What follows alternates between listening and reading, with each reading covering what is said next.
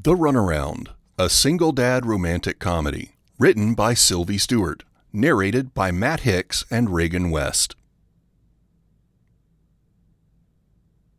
Chapter 1.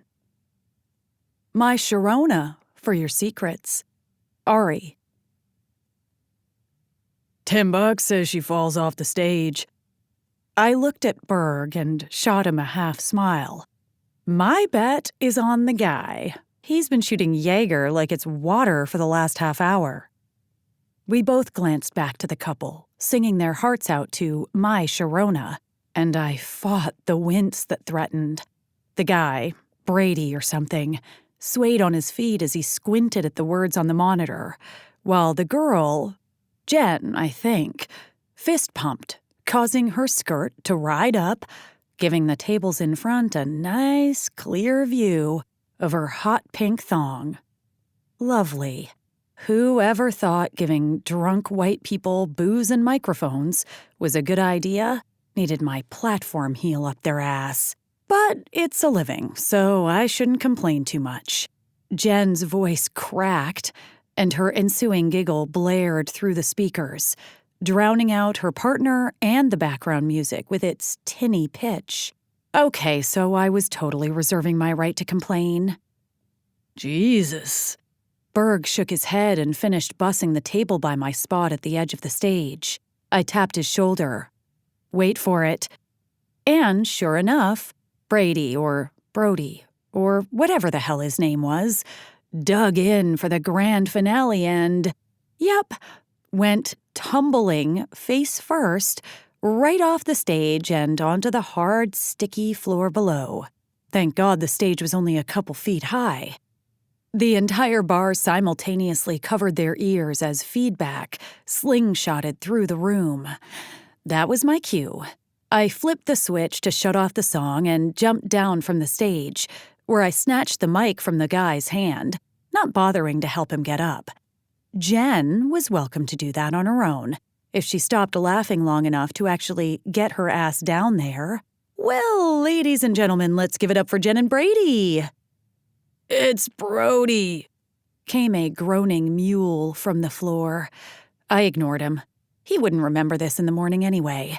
A few weak claps sounded from the tables, followed by a series of catcalls and whistles, when Jen climbed down and bent over to help her boyfriend up. How did my life end up here? Back at my post, I called the next group up and switched the music on, hoping maybe this couple was sober enough to leave a tip. At least I had the tenor coming from Berg, who just happened to conveniently disappear behind the bar. Great. I blew my hair out of my face and stood up straighter, looking down to make sure my boobs hadn't fallen out of my dress in the chaos. Nope, still there. I didn't mind showing off what my mama gave me, especially when it increased my tips, but I wasn't exactly a fan of the nip slip. A guy had to work a little harder for that shit. This couple wasn't so bad. They picked an old Air Supply song and were kind of killing it.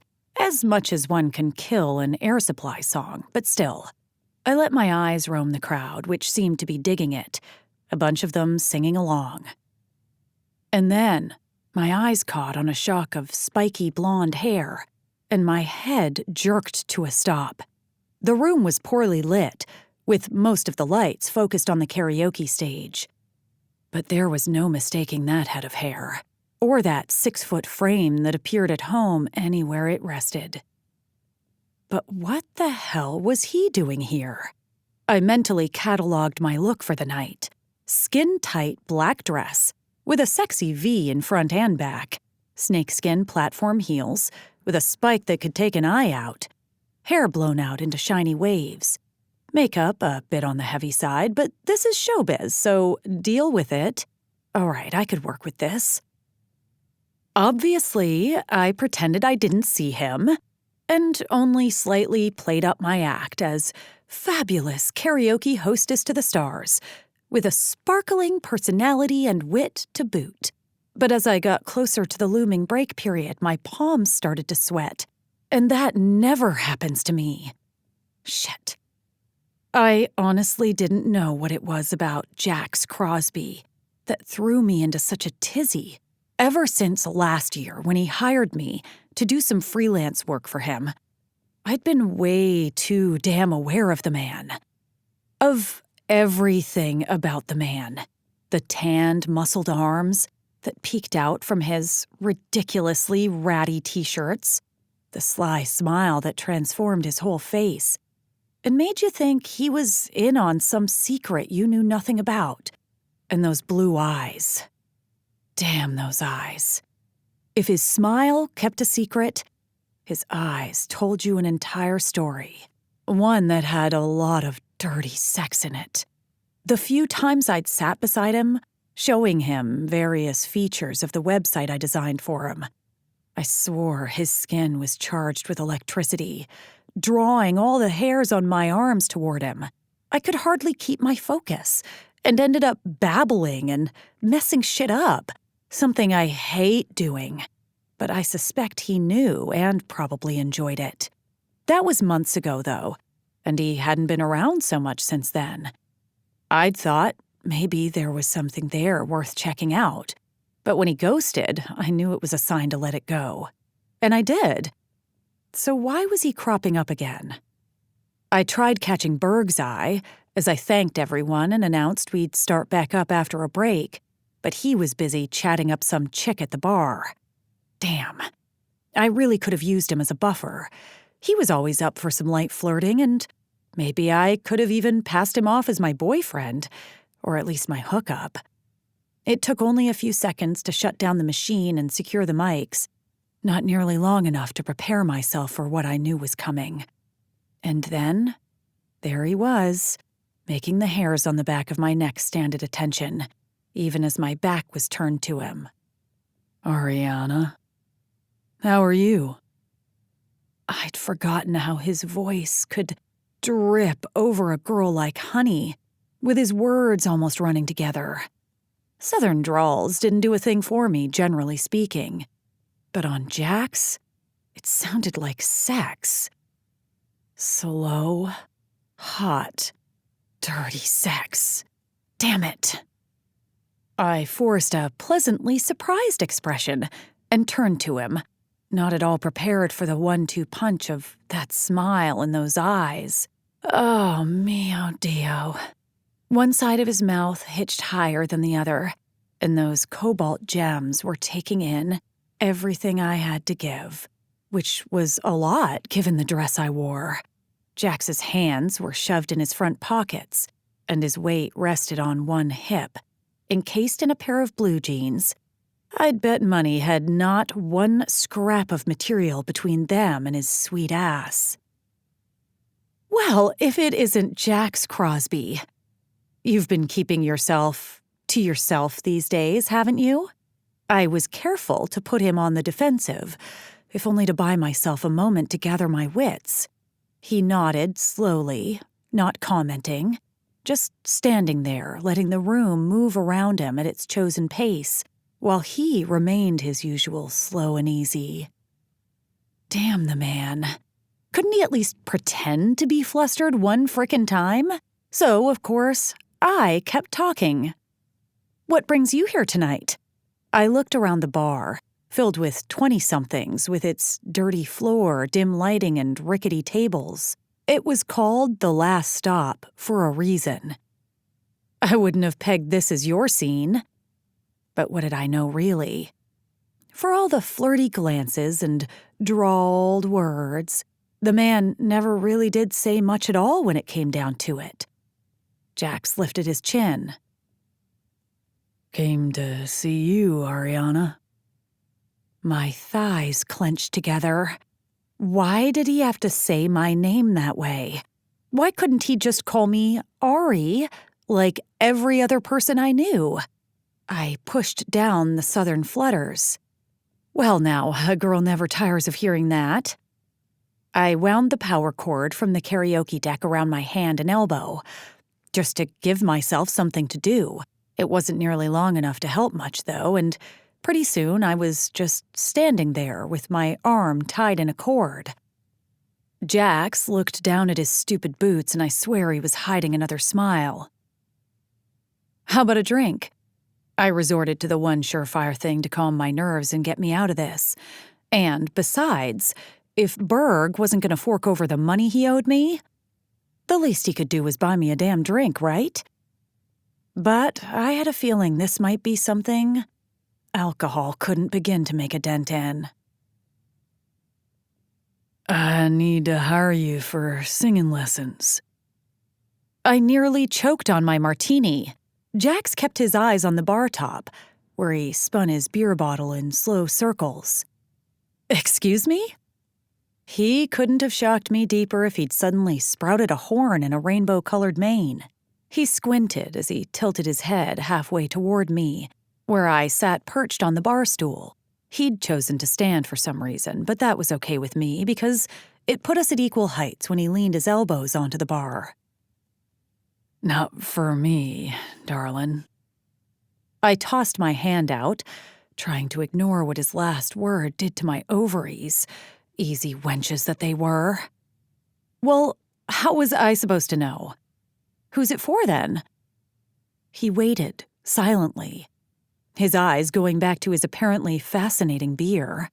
3 sips of martini later, he finally responded with an answer that couldn't possibly be less helpful. Just somebody I know. Wow, Jax. I shoved my drink aside for the moment and swiveled toward him. Don't share all at once. My movement bared a decent slice of bare thigh, and I didn't miss the way his eyes lingered for a moment.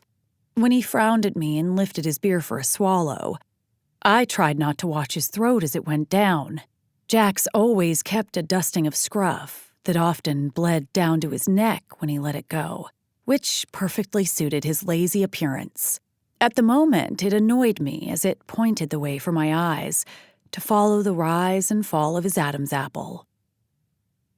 Okay, fine, don't tell me. But you do realize I'm going to meet this mystery person if I agree to the lessons, right? Why was I even considering this? I'd never given singing lessons in my life. Oh, right, the cash. His bottle settled on the bar again, and he finally turned all the way to me, the few lights above the bar making the tips of his blonde hair almost translucent. I'm just trying to do something nice. Can you do the lessons or not? I'll pay you, of course. It would be a bald-faced lie to say I wasn't intrigued. I really didn't know all that much about the man, despite meeting him numerous times. So it could conceivably be anyone he was hiring me for. Hell, he could have an entire harem he was planning on sending out on a European tour for all I knew. But I was afraid he'd gleaned enough about me to know I wouldn't turn him down. I loved singing, and everybody knew it. I also loved money, another thing I didn't hide. I'd been working as many jobs as possible since I was 16, trying to secure my future and be smart. I charged $75 an hour. I pulled the number out of the air, but it sounded about right. Time was a commodity, one that ran low in my life. Done. He didn't even hesitate, just tipped his beer up again and polished it off. I was guessing that was a signal that the conversation was over. But again, it felt important to maintain the upper hand.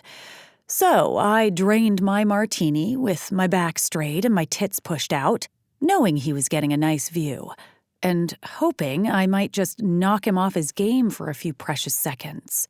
I slid off my bar stool and licked a drop of the bitter liquid from the corner of my mouth before letting my eyes hit his face again. He was watching my mouth. Well, I need to visit the ladies and get back to work. I'll text you some options for times and we can schedule something for your lessons. I finished. He squinted at me again. It was nice seeing you, Jax. I shot him a forefinger wave and strutted to the back hall toward the nasty-as-hell bathroom, knowing he was watching my ass. While, at the same time, I wondered what the hell I was doing playing with fire. Chapter 2. The Trouble with Women. Don't even think about it, asshole. I muttered into my empty beer bottle before dropping it back to the bar top, completely disgusted with myself. She had turned me so inside out I was sucking on an empty beer, for Christ's sake. My eyes stayed on her full ass until she swung it around the corner, and all I had was the sweet memory of it to keep me company. Ariana Amante had a way of fucking with my mind even when she didn't mean to. Not that I didn't see the clear delight in her eyes when she purposely challenged me, which was often.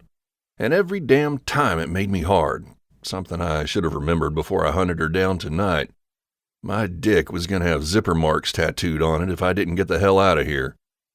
I flagged down the bartender, the same one who'd been sending Ariana puppy eyes all night, and asked for the check. "I got hers. You can pay for yours," the kid said. I gave him my best no fucking way glare and held up a 20 between my fingers before dropping it on the bar between us. "This'll cover us both." Then I pushed back from the bar and walked off before he could respond. I couldn't blame the kid for panting after Ariana. She was every man's wet dream, with her golden bronze skin, long silky hair, and banging body with more curves than a Formula One circuit. But he didn't stand a chance in hell with a girl like her. She played with boys. This much I knew already. I'd considered letting her try her game on me, then showing her what it was like to date a man for a change.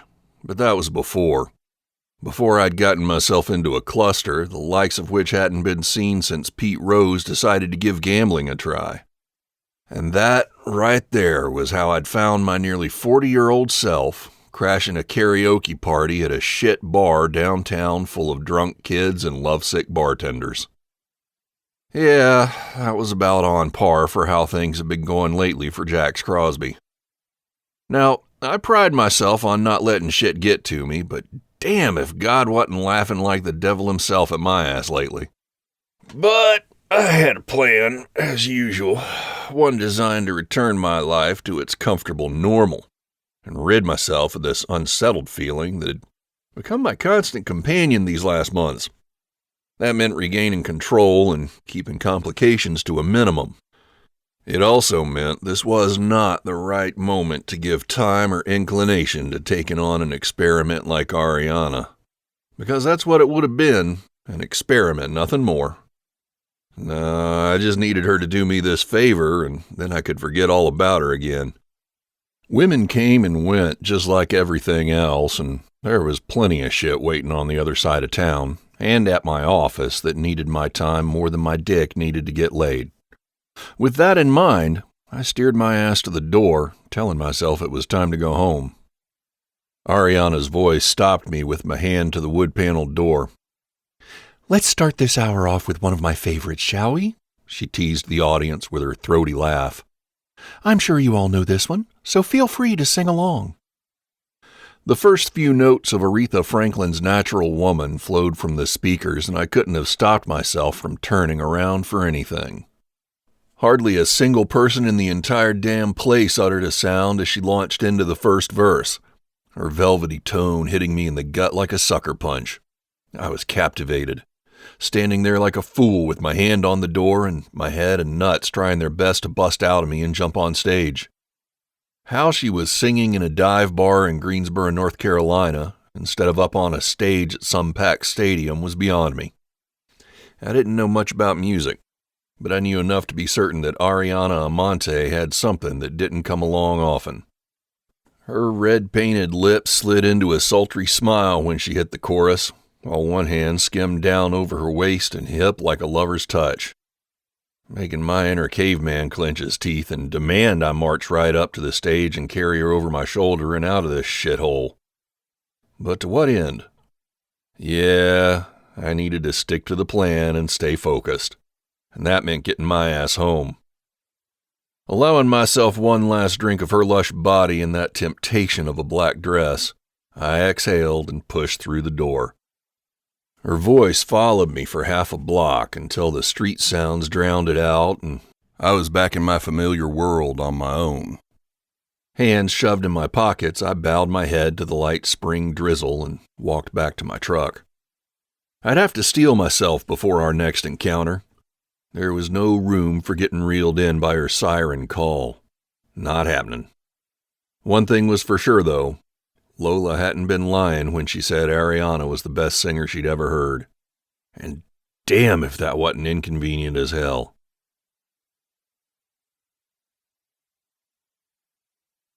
The door creaked as it swung open, reminding me that I still needed to give it a healthy dose of WD-40, but that would have to wait until next time. I'd fully intended on driving my ass home after the bar, but my truck had a mind of its own as it rolled over the rain-slicked roads and ended up parking itself in the driveway of the old house on Coode Road. I loved this house with every fiber of my being and hated that I'd let it slide this past year. A flip of the light switch revealed dusty oak floors peppered with scratches, mostly souvenirs of my time as a wild kid tearing around the place with no thought for the damage I was doing. My mind solely on whatever trouble I was causing. What can I say? I've never been one to behave, strictly speaking. Papa always said I came by it honestly, though. That and the Crosby charm that served to balance out the hell-raising side and keep me out of detention or jail depending on my age. The old man felt it his duty to teach me how to harness that charm for my benefit, something I'd become skilled at from about the time I could talk. He used to joke my first words were, "Hey, darling." I can't say that was entirely true, but I clearly recall it only taking me 1 week in elementary school before I swindled the guidance counselor into buying me ice cream on the regular, due to my proclaimed lack of parental attention and the unfortunate and fictional diabetes diagnosis of my grandfather. Papaw threatened to skin my hide when he found out, but it was just for show. Something I knew when he wouldn't quit chuckling on our ride back home. The memory made me grin as my boots cleared tracks in the dust coating of wood. They'd probably buff up real good once I set my mind to it and settled into fixing the place up. The couches would have to go, as well as the moth-eaten area rug. Papaw insisted it was a genuine bearskin, but was really just a poorly made knockoff from China. He always did love trying to pull a fast one on me. I preferred my own furnishing, though, so most of this worn-out crap would go when I finally moved my ass in here. I'd been hoping to be in by now, but plans had changed and my focus had shifted. The shuffling of my boots on the wood was the only sound as I walked to the kitchen, where I knew I'd find the beer I stashed in the fridge the last time I was here. When was that? A month ago? Shit. I popped the top off the can of hop, drop, and roll and leaned my ass against the black laminate counter. I'd replace it with quartz eventually, or maybe a butcher block top, but it served its purpose as it was for now. I was keeping the kitchen table, even if the damn thing was ancient. Too many good memories to throw it out with the rest of the junk. Papaw would probably tell me to stop being sentimental and just gut the place, but there was no way I was doing that. This place deserved careful attention and a loving hand when it came to fixing it up. Some of it I could do myself. I've always been handy and a quick study, and it wasn't as if it was a dump. I'd hire an electrician and a plumber for the shit I couldn't do, and knowing just about everyone in construction and real estate here in town would buy me a nice discount on any structural work. But there was nothing keeping me from replacing cabinets and refinishing a simple floor. I was used to getting my hands dirty on account of my years in the landscaping business, so working up a sweat didn't bother me. Besides, the Crosbys were hardy stock, and it was in my blood to work with my hands. Papaw worked in lumber for as long as I knew him and never once thought himself too good for any job, big or small. I took a swallow of the cold beer just as I felt my phone vibrate in my pocket. I cringed when I glanced at the screen. It was either that or laugh at the mess my life had become. "Hey, Darcy." There was no avoiding it, so I dove right in. "So?" It seemed she wasn't bothering with pleasantries tonight. Deciding to let her have her way, I responded simply with, "All worked out. She's going to give me some times to choose from." Since there was nothing else to say, I got off the phone as fast as possible and brought it back down to stare at the screen. My thumbs twitched, and I scrolled until I came to my photo app where I tapped my thumb. Looking at the fresh-faced girl in the picture while standing here in the kitchen where I'd grown up had something uncomfortable shifting in my chest. It was like Earth was spinning on its axis for everyone else, but my world had been bumped a couple inches off center, making the whole thing shake and rattle. I tore my eyes from the phone and moved them to the ceiling, tilting my head back and letting out a sigh. You better not be laughing at me, old man. In fact, if you've got a minute, I could use some serious assistance down here. My phone vibrated in my hand, and I looked down, half expecting to see a text from Papaw. But it was from someone else entirely. Ariana. You can have me next Tuesday or Thursday, any time between 6 and 9. I shook my head and groaned at her word choice, almost letting that laugh out. The girl knew exactly what she was doing. I'd just about managed to put her out of my mind, and there she was, nosing her way back in with one carefully worded comment. Me. Best offer I've ever heard. We'll be there at 6:30 on Tuesday. Flirting was the absolute wrong move, but something in me wouldn't allow her sass to go unanswered. I blamed it on Papaw and those jeans. Ariana. I'll be ready and waiting. My brain immediately conjured an image of the woman sprawled out on my sheets, beckoning with her full tits and a crooked finger. My dick twitched in my jeans, and I swore to myself, then dropped the phone on the counter before pushing myself upright and draining my beer. I tossed the empty can in the bin under the sink and rubbed my hands on my thighs. The smartest thing would be to go out to another bar and pick someone up so I could work out this restlessness between a stranger's thighs. But I wasn't a kid anymore. So I picked the phone back up to check the time. It wasn't even 10.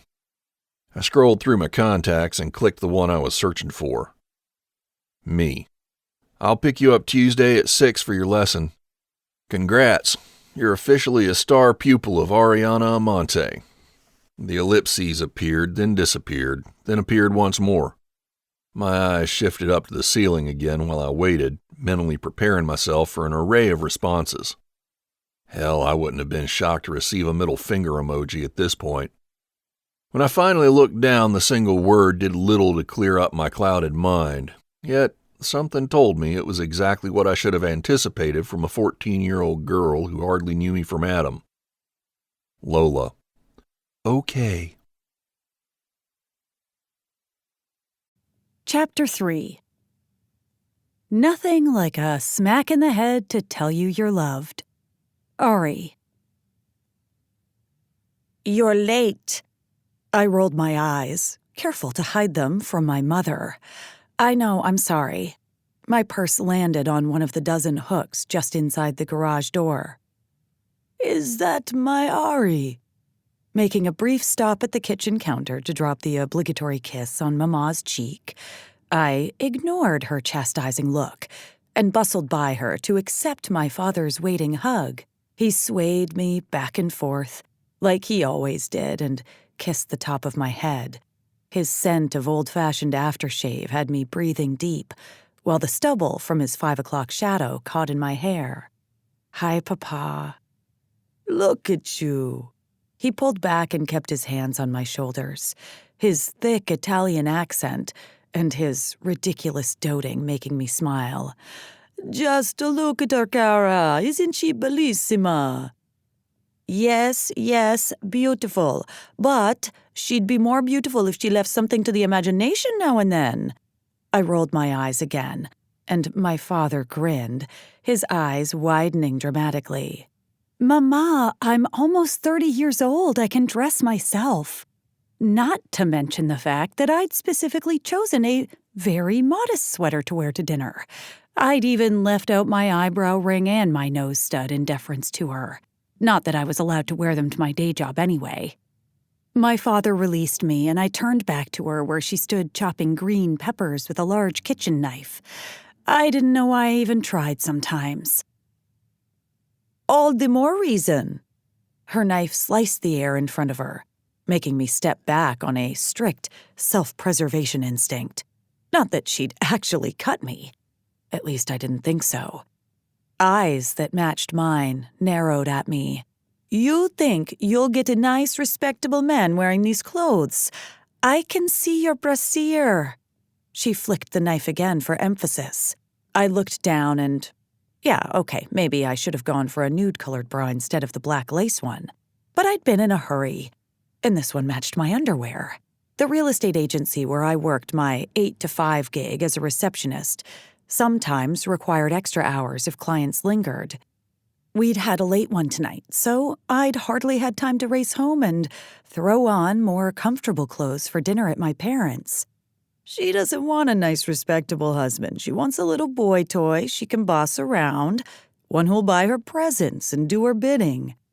Mama dropped a pepper and used that hand to smack my brother Paunch on the back of his idiot head as he sauntered by.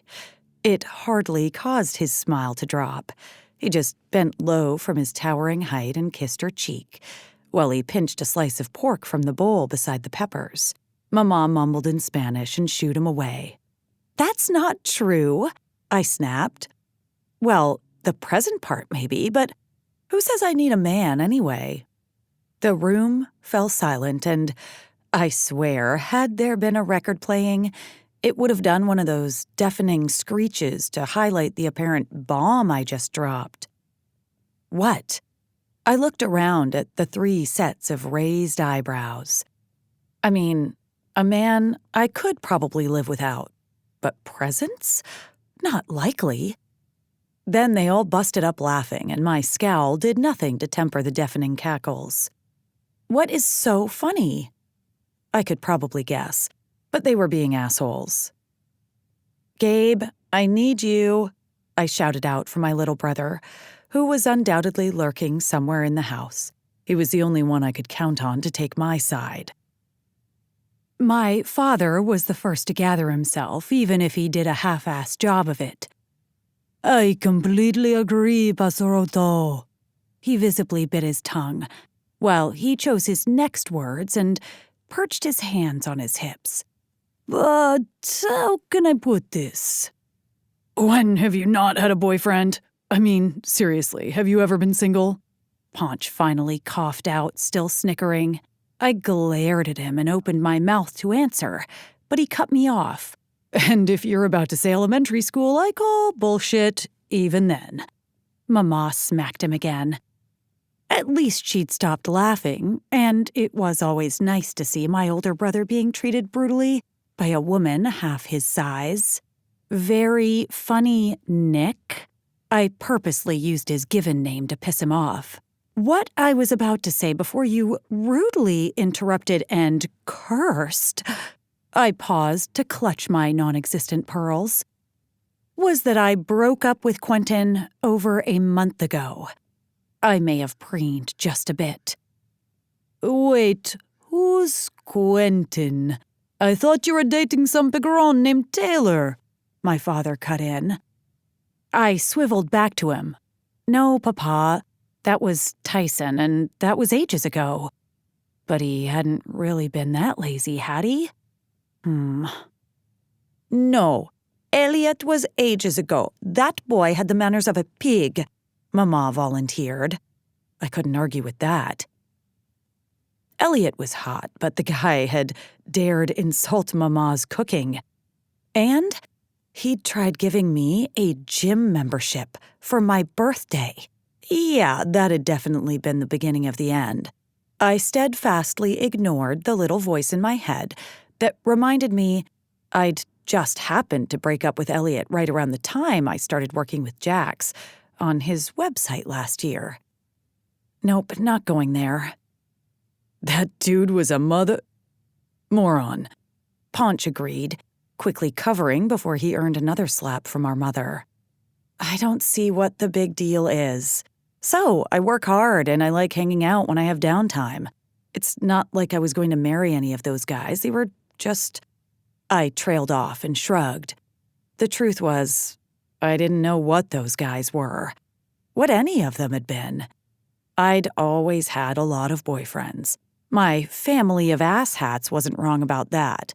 But I'd never given it much thought. And they were totally delusional if they thought I'd never gone without a man for any length of time. My family didn't know everything about my life. Mama would be in church 7 days a week if they did. I could feel Mama watching me, but I was done being the center of attention. Enough about me. I moved toward the sink to wash my hands so I could help with dinner. I heard Raella is trying to get back with Tony. And that was all I needed to say. Gossip about the brother who wasn't here was highly preferable to picking apart my love life right in front of me, I was off the hook. For now. How you really doing? It was 2 hours later, and I was gathering up my things to head back out when Gabe stopped me. I shoved my phone in my purse and looked up to see him leaning a shoulder into the door jamb. Gabe was the quiet one of the family, never much for the constant bickering and nagging, which pretty much made him everyone's favorite. He was also the baby, so that never hurt. I'm good, G, really. You work too hard, Ari. Nah, I work just enough.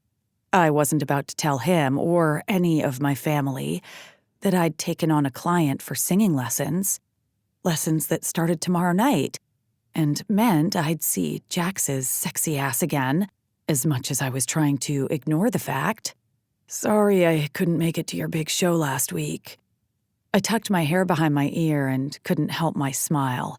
A few weeks ago, I'd been approached by a local band I used to be a part of years back. We were still friendly, and their lead singer was in rehab, leaving them in a pinch. They'd asked me to fill in for one show, and it had been such a rush, even if it was just a local bar. But seeing my friends in the crowd and getting that energy back from the audience had been intense. I'd almost forgotten. That's okay. I had plenty of support, so you're off the hook. Still, he shrugged. I shoved him in the arm. You worry about grad school, and I'll worry about my illustrious singing career. He sighed and shot me a half grin, which faded at his next question. What's this about Rayella and Tony? Trying to sink her claws back in? I shook my head. Rayella was a bitch, plain and simple. But for some reason, probably a golden pussy or something equally repulsive, Tony kept taking her back. You think she's after more money? Gabe's dark brows pulled together. I shook my head and hiked the giant purse up on my shoulder. Who knows with her? I'm guessing he doesn't have much left to give, what with the child support he already pays. Rayella and Tony shared custody of our nephew RJ over in Raleigh, and had been playing this same damn game since the stick turned pink 6 years back. Gabe returned my headshake. I'm never falling in love. Too much of a headache. I couldn't help but smile because Gabe had a soft heart, and I had no doubt some lucky girl would steal it sooner rather than later. Still, I responded, I hear you, because he wasn't wrong. I wrapped him in a hug and started for the garage, but I paused at the last minute and turned back. Gabe? He looked up at me, eyebrows arched and hands in his back pockets. Not every guy I've dated has been a loser, have they? His panicked expression was the only answer I needed. Damn it. Don't worry about it, G. I let him off the hook again. See you next week, yeah? He bit his lip and nodded. I went out to my car and drove home, composing a mental list of all the guys I'd dated since first grade. This was going to take a while. I have a problem. I dropped into the chair across from my best friend Emerson, startling her and almost making her drop her Americano in her lap and her phone on the floor. Geez, you scared me. She set her phone and paper cup on the table and smoothed her napkin. What's the problem? I'm the problem. I dug both index fingers into my chest. Her mouth formed an O. She dipped her chin down to study me, causing her auburn hair to fall across her cheek. And what did you do? Emerson was a lawyer and a very practical person by nature. She'd have sound advice, I was sure. I'm an asshole magnet. I slapped the table, perhaps a bit too hard, making the couple at the next table turn our way. Emerson sent them a weak smile before addressing me again with her usual tolerance. Does this have to do with Quentin? I thought you two broke up. We did. I glanced to the counter and the baristas in their green aprons. I think I need coffee. She said nothing and resumed typing on her phone while I got in line. Last night had been eye-opening, to say the least. I'd spent the entire ride home ticking off names like I was doing roll call at Army boot camp. It appeared I was their #1 recruiter. I finally had to resort to jotting down the list in my song notebook when I got home. And I'm embarrassed to say I turned the page more than once. By the time I got to Quentin, I threw down the notebook and cussed at the empty room before ditching the whole thing and immersing myself in a website design I needed to finish. Dwelling solo on my apparent slut bag status any further wouldn't have been helpful. But it wasn't even really that. I wasn't one of these women who insisted sex required an intimate personal connection. Sometimes sex was just about sex. The problem, I'd realized last night, was that was the only thing sex had ever been for me. There had never been any real intimacy.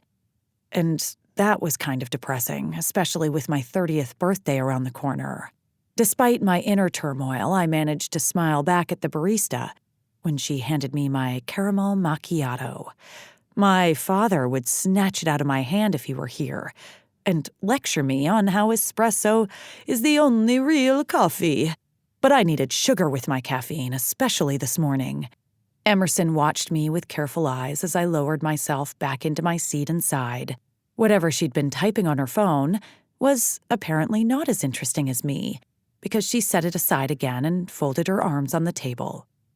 I knew she was waiting for me to talk, but I sipped my drink, letting the hot liquid roll down my throat and warm me before I said a thing.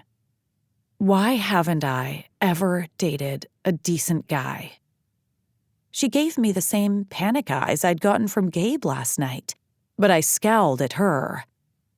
You're supposed to be my best friend. If you can't be honest with me, who can? She took a breath and then held it while she grimaced. I gestured for her to hurry the hell up. Ari. She scratched her cheek, stalling, so I stole her coffee and held it hostage behind my back. Hey, give that back. Not until you answer me, honestly. Her lips thinned. Fine.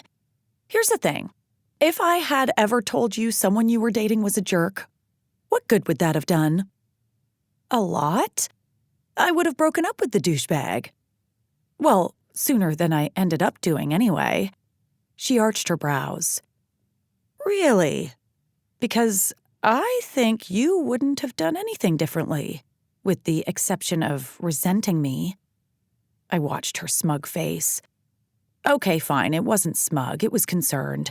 Because she's the very best of friends, and she's had my back since we were toddlers, living next door to one another, making Ken and Barbie do the nasty.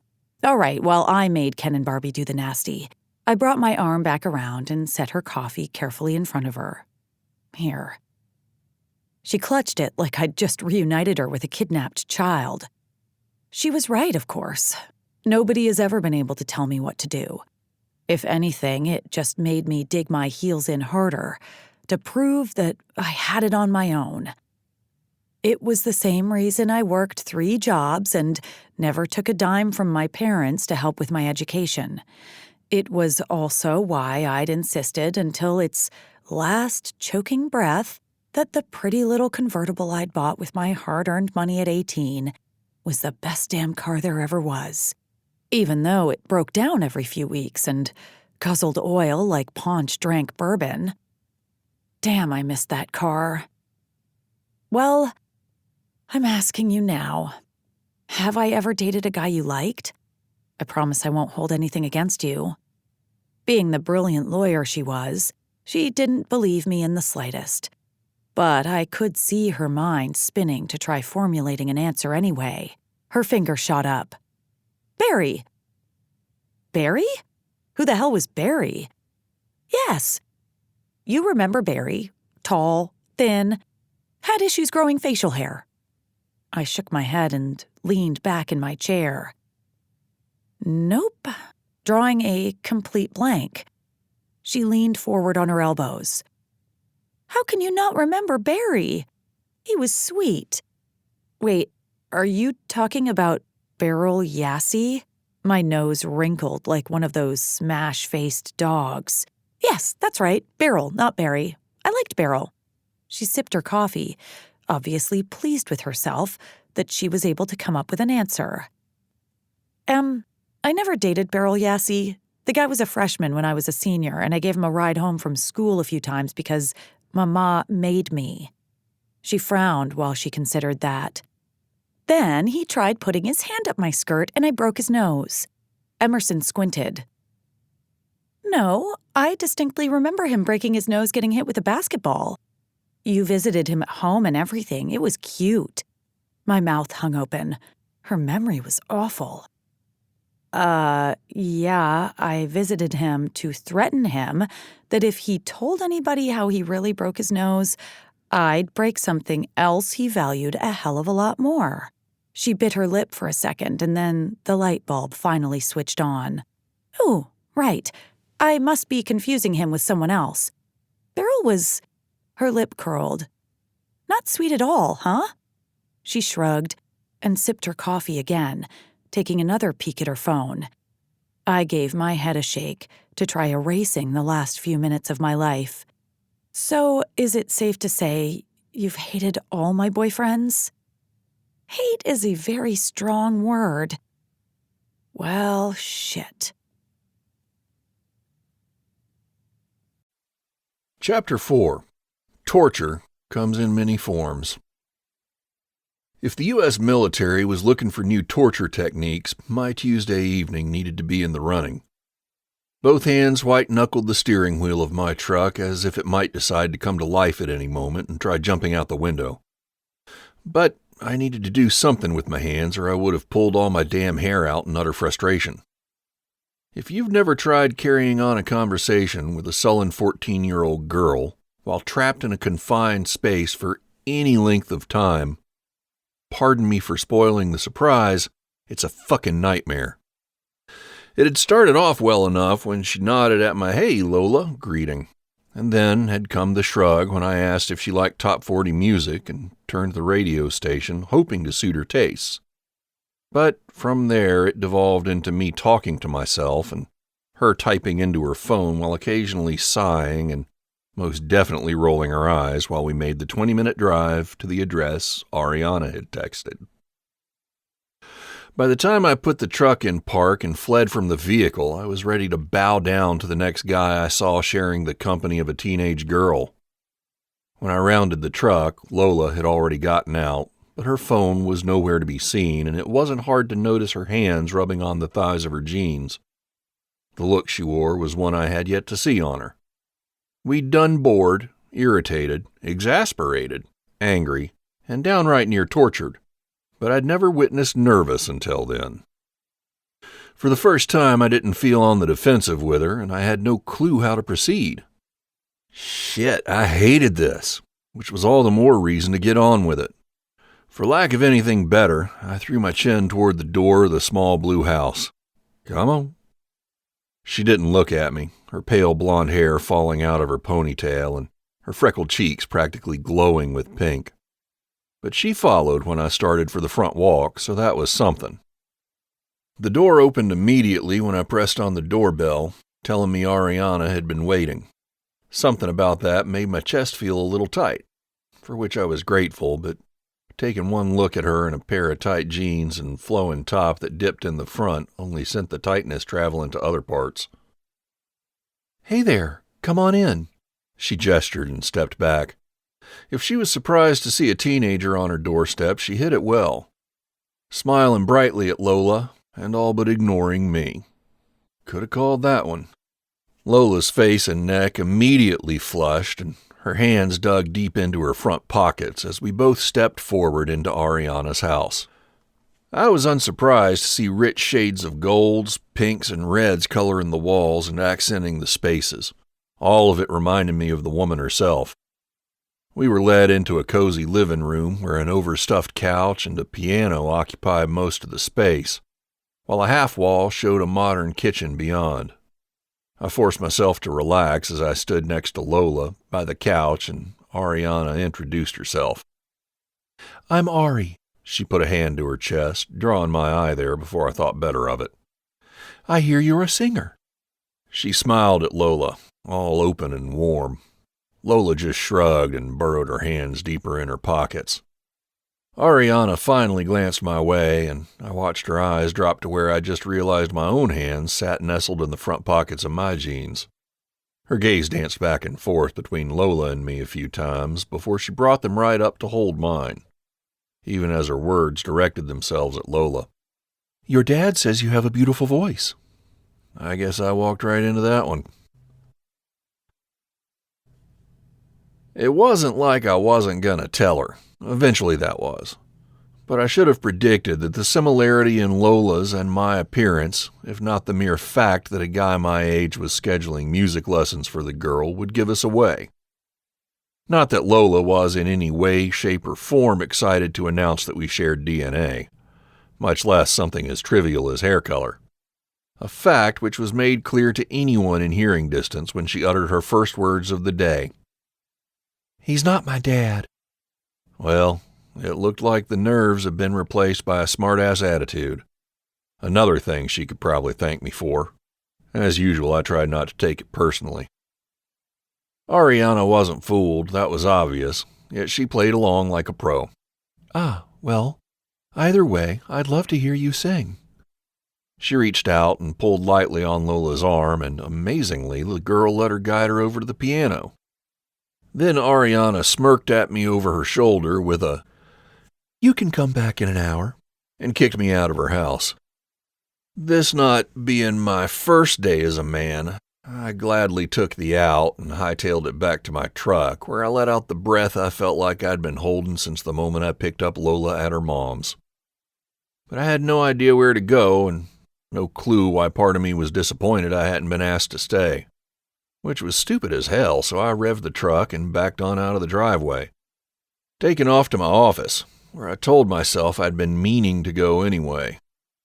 I flipped the radio to the country station and off the sugary sweet pop song that had been assaulting my ears, ignoring the inner voice that told me the song would be worlds better if a certain dark-haired beauty had been singing it instead.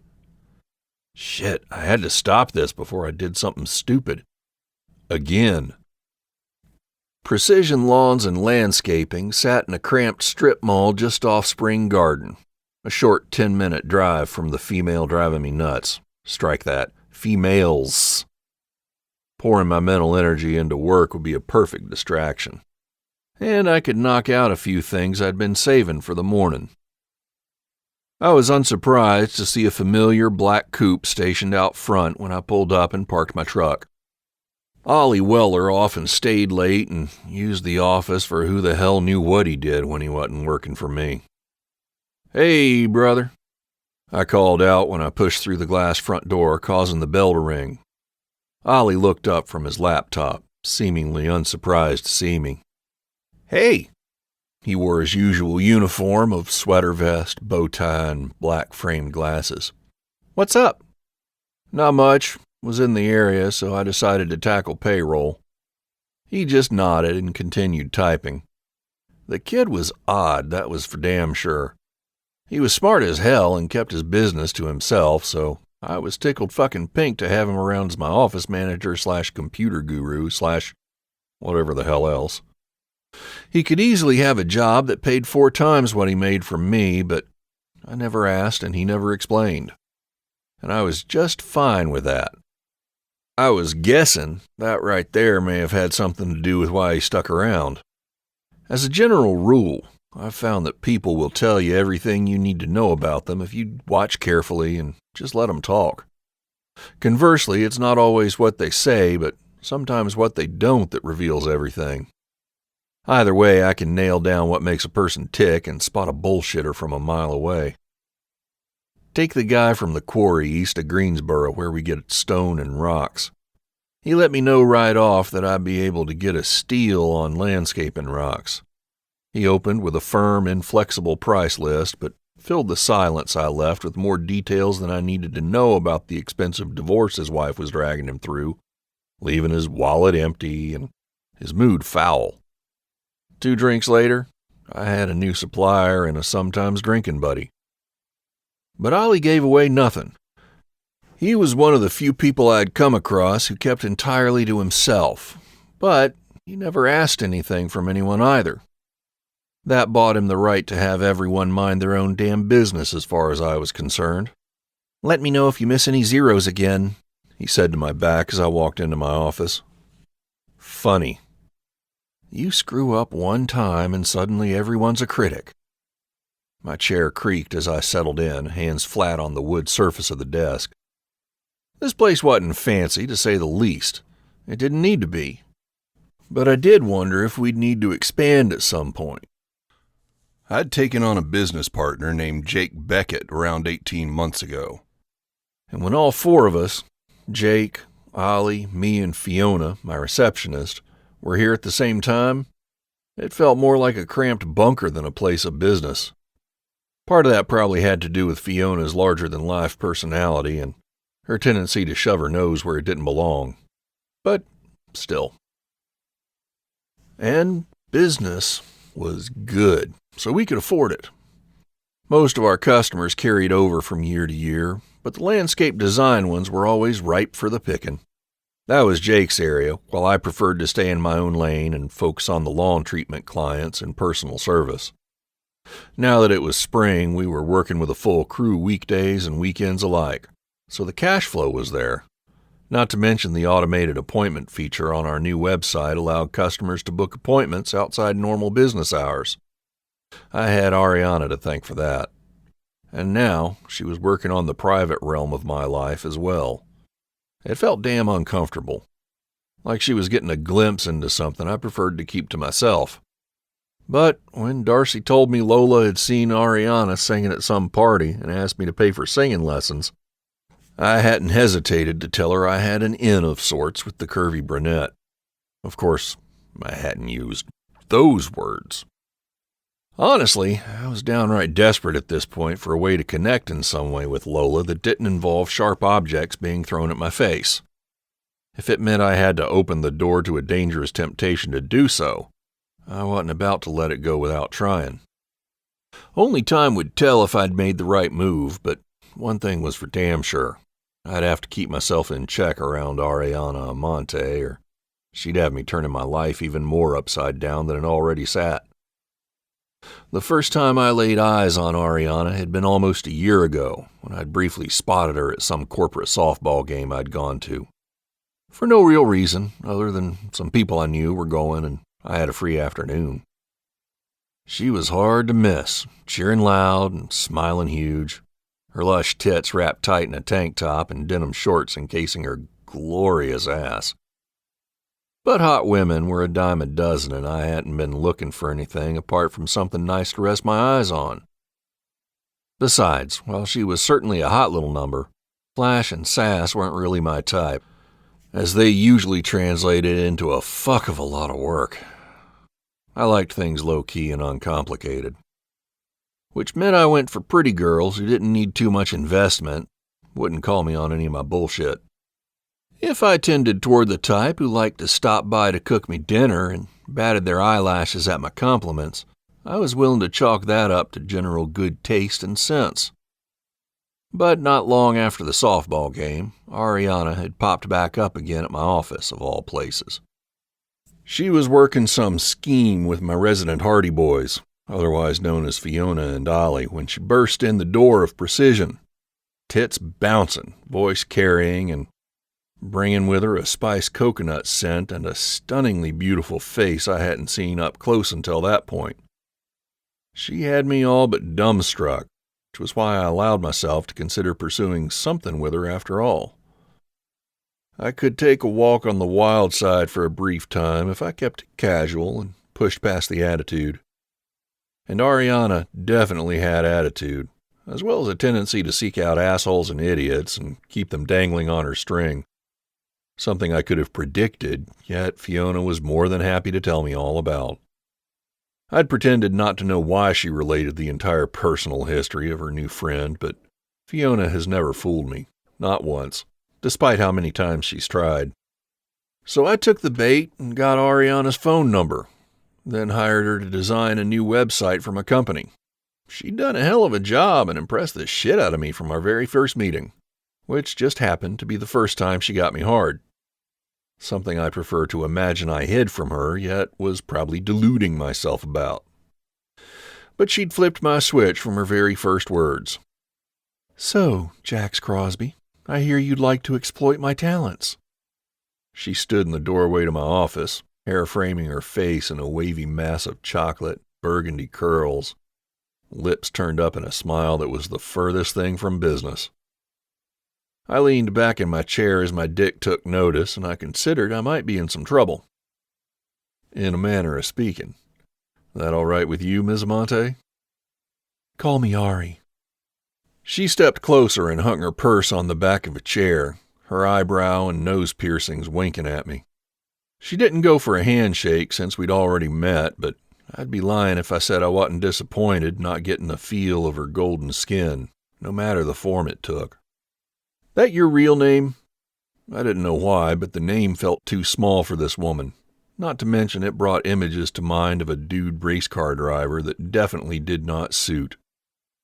She narrowed her eyes, still maintaining some of the playfulness, but shooting me a warning nonetheless. "No, I always go around lying to clients."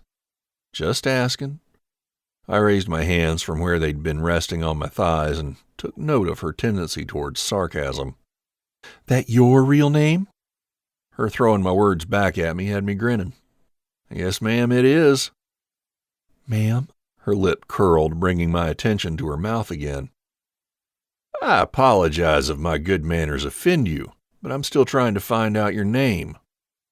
At that, she took a seat across from me and carefully crossed her long legs, knowing exactly what she was doing and making me hold back a groan.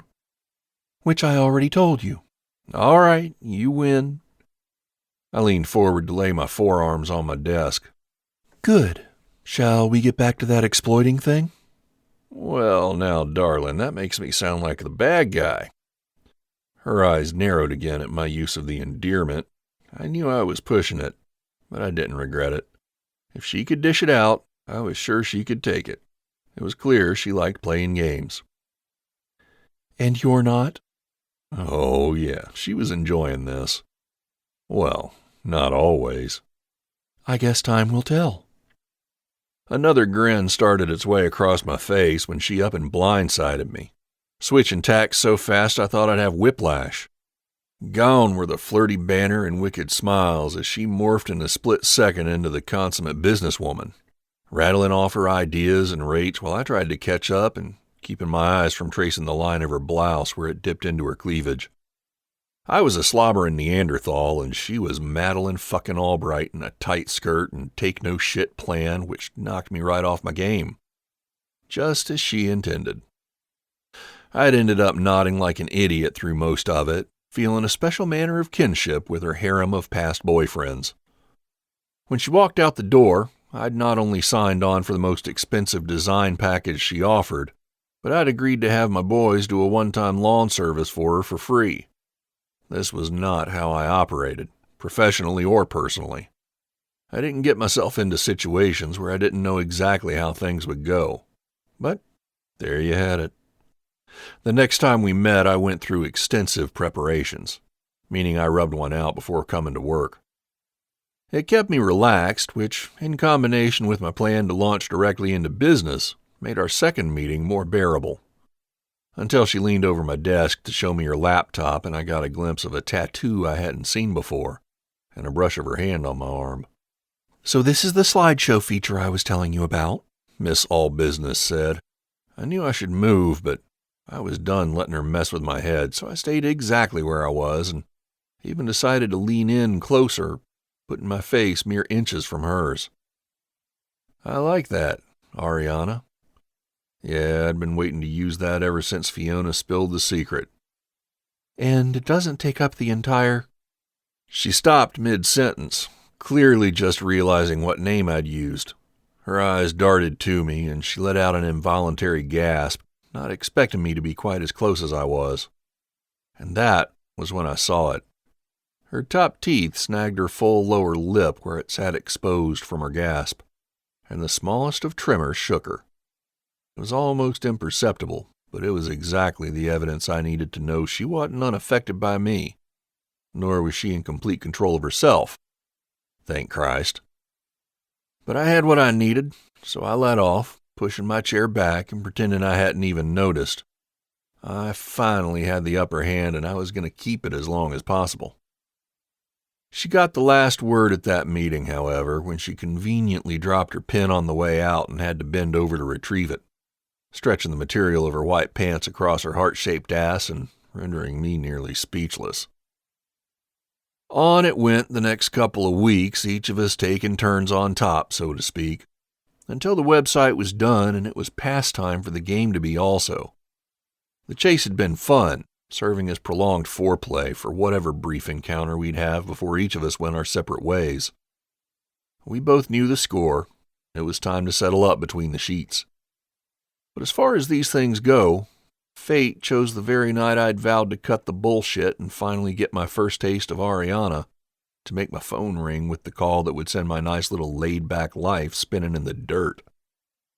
I shook my head and brought my eyes back into focus, realizing I'd been sitting there staring at my open laptop for God knows how long, my mind taking me back into that temptation I'd purposely set aside.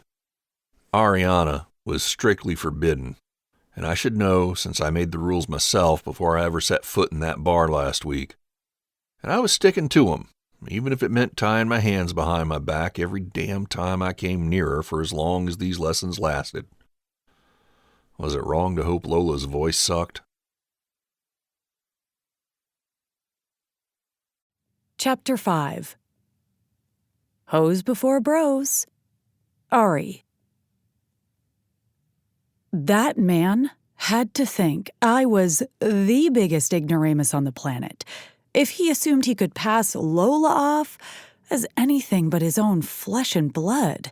I had to pat myself on the back, though, at mustering the focus it took to hide my shock at seeing the two of them standing in my living room like carbon copies with their light blonde hair and identical eyes and mouths, hands shoved in their front pockets. It was downright adorable, if I were being honest. Not that I'd ever admit that out loud. But the tension in the room was harder to ignore than my exposed cleavage on date night, which was why the first thing I did was kick Jax's ass out of my house. No way Lola was going to loosen up with him in the room. I had no idea what was up between the two of them, but it didn't take a rocket scientist to understand Jax was on Lola's shit list. Not that that was particularly surprising. I imagined he occupied a top spot on many such lists, with that naughty-ass smile and tendency toward throwaway endearments. I was completely ignoring the fact that he'd looked all kinds of fuckable in his vintage motor oil t-shirt that hugged his pecs and biceps. The man was no stranger to physical labor, and it showed. Like that? Lola's stilted question turned my focus back to her, where it belonged. Exactly. I smiled at her, pleased at her careful completion of the last set of scales. See, you're a pro already. She stood next to my piano stool and shifted on her feet at my compliment. Now that we're warmed up, tell me, can you read music? Her panicked expression had me regretting the question, so I quickly amended. No worries if you can't, I just want to know where to start.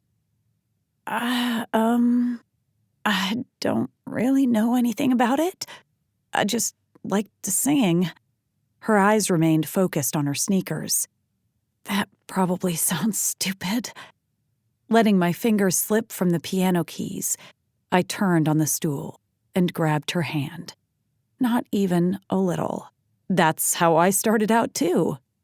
What I didn't tell her was how I'd spent my early childhood regularly embarrassing the shit out of my entire family by bursting into song at the smallest provocation, that often being the ill-timed broadcast of a Christina Aguilera song over the sound system at Walmart.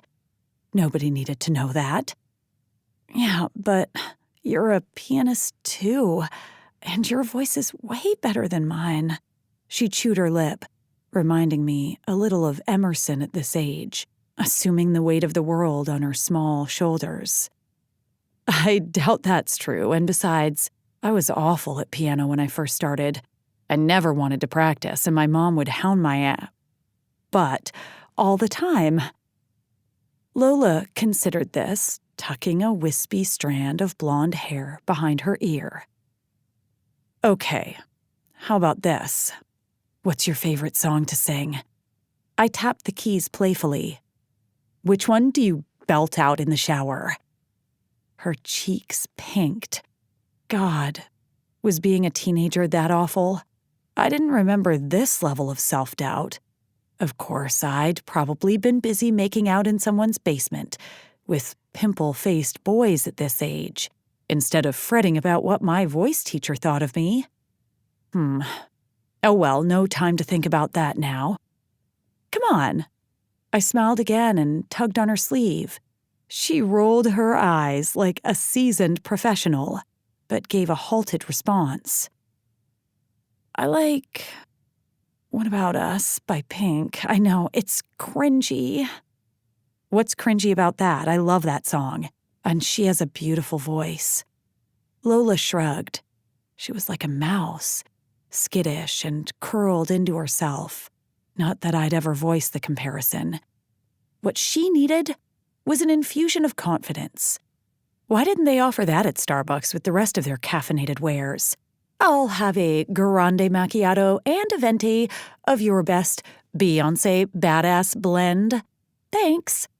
But the best I could offer was a smile. Go ahead, give it a try. She looked like I'd just backed her into a prison cell while brandishing a freshly carved shiv. Okay, let's try it together. I switched tacks, starting in on the first verse. By the time I was 2 lines in, Lola's lips were moving. Not that I could hear her, but when I reached the chorus, the faint sound of her voice began to break through.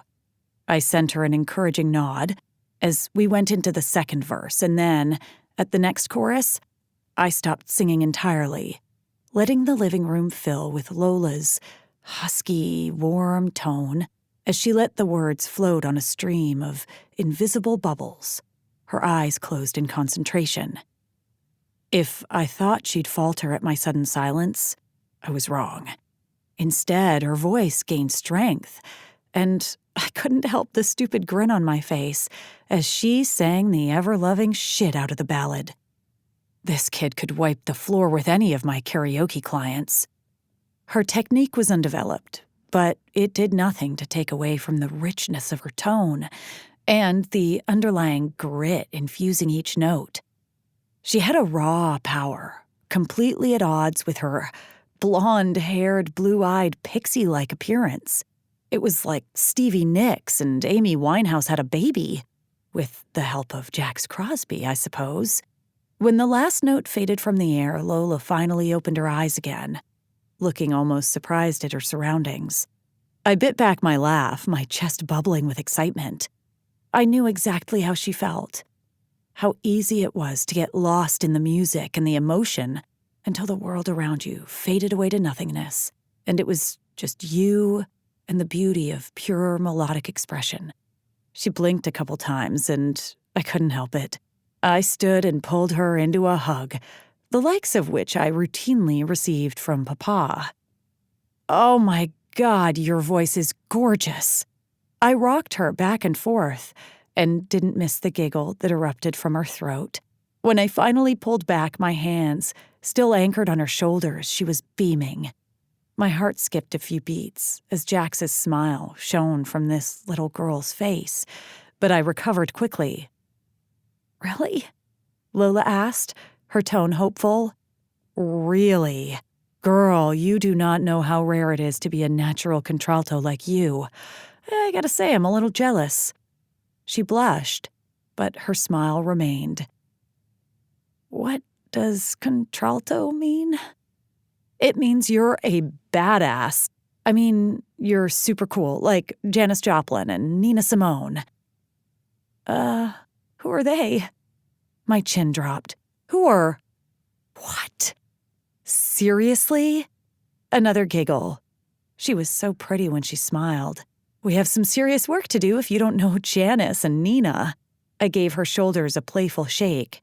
but it means you have a low, rich, beautiful tone, and we're gonna have a great time exploring it." Lola grinned and nodded, and then we got down to work. So maybe my opening line of, "Where have you been hiding this girl?" when I opened the door to Jax 40 minutes later wasn't the wisest choice, but I swear I'd only meant it to be a testament to Lola's talent. The uncomfortable shift to both their expressions, however, confirmed that I'd just shoved my entire shoe rack in my mouth. Gone was the joyful vibe of the lesson, as tension stretched itself across my living room once more. Tight as Henry Cavill's ass in a pair of jeans. My bad. Curious as I was, I pushed through. "You were beyond right about Lola. Her voice is amazing." I volleyed my smile back and forth between the pair, who kept their distance from one another. What we had here was a firm case of level 5 awkwardness. "He's never heard me sing before," Lola sniped. I looked at Jax, who just shrugged, his expression telling me nothing. Of course, Jax hadn't ever actually told me a thing about Lola's voice, much less who he was booking a lesson for, but I figured he'd at least heard her sing, especially with that voice. The idea that her own father hadn't heard her made my heart hurt for both of them. I took a breath as they each looked to their shoes like the twins they were. "Well, we'll have to change that then, won't we?" "No!" Lola's head snapped up, her jaw tightening as she shifted her gaze to Jax in the doorway. I'd seen eyes like that before, and they meant nothing but an oncoming shitstorm in my experience. But there was no time to do much of anything about it as Lola stalked to the door, shooting me a strained smile and a small thanks on her way out. She was careful not to make contact with Jax as she slunk by him, leaving him a tight-mouthed and fairly pathetic sight in my doorway. This was not the Jax I was used to, at all. "Want to clue me in?" I asked, folding my arms over my chest. His brows pinched, but he finally looked up and met my eye again as he drawled. "Not particularly. But damn, this was none of my business anyway. I was just giving lessons to a talented girl who happened to be the daughter of a guy I found distracting. Big fucking deal." "Fair enough. Same time next week?" Jax sent a pained and entirely fake smile my way, nodding before ducking back outside and closing the door behind him. Tonight was the first time I'd seen him anything but supremely comfortable, and I had no idea what to do with that. Stick with the lessons and the extra income, Ari, and stay away from the drama. Too bad I'd been a drama whore since the womb. What can I say? The struggle was real. I mean, there I was, sitting on a potentially enormous piece of gossip, and my stupid conscience chose that moment to rear its ugly head. Had Jax asked me not to share about Lola? No. But the clear awkwardness of the whole situation left no doubt as to his desire to keep things simple, as usual, which meant me keeping my giant trap shut, and on girls' night of all nights, I deserved a frickin' medal. "Lainey needs another glass of wine," Fiona declared from her spot on the faux patinated stool. "Everyone needs another glass of wine." Lainey rose a swaying finger to the server, her voice just this side of slobbery drunk. "Wine is good." She gave the word an extra dozen syllables and then hiccuped. "Just bring her a water," Emerson stage whispered to the server, who responded with a relieved nod and retreated to the bar to fetch our drinks. I sipped my martini and looked around the place. We'd snagged a long, raised table by the bar of the Bearded Goat and had been enjoying our cocktails and conversation for the last hour or so. It was one of my rare Friday nights off, and I was taking full advantage. I lived by the motto, work hard, play hard. Of course, I was also fond of always check the size of his shoes and women who don't eat don't deserve orgasms. That was just a short list. "How the hell did that happen?"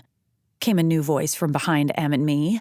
We turned to see our friend Bailey moving toward an empty stool, lip curling as she watched Lainey trying to pull Fiona onto her lap, while she laughed her ass off and almost fell off her stool. "You guys have only been here for an hour?" Bailey looked at her watch, one of those fitness ones I wouldn't be caught dead in. But it worked on her.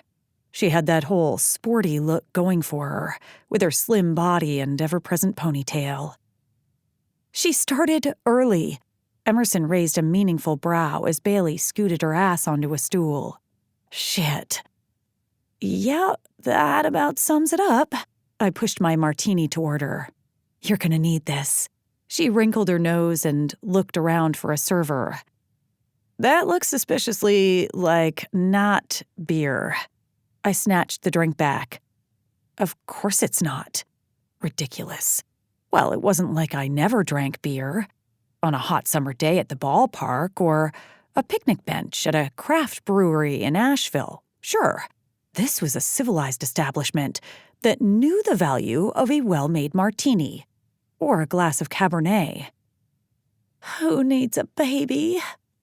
"You can be my baby." Lainey used her heavy metal concert voice while she stroked Fiona's hair. "Jesus," Bailey murmured. "This has officially entered Nick Cage territory."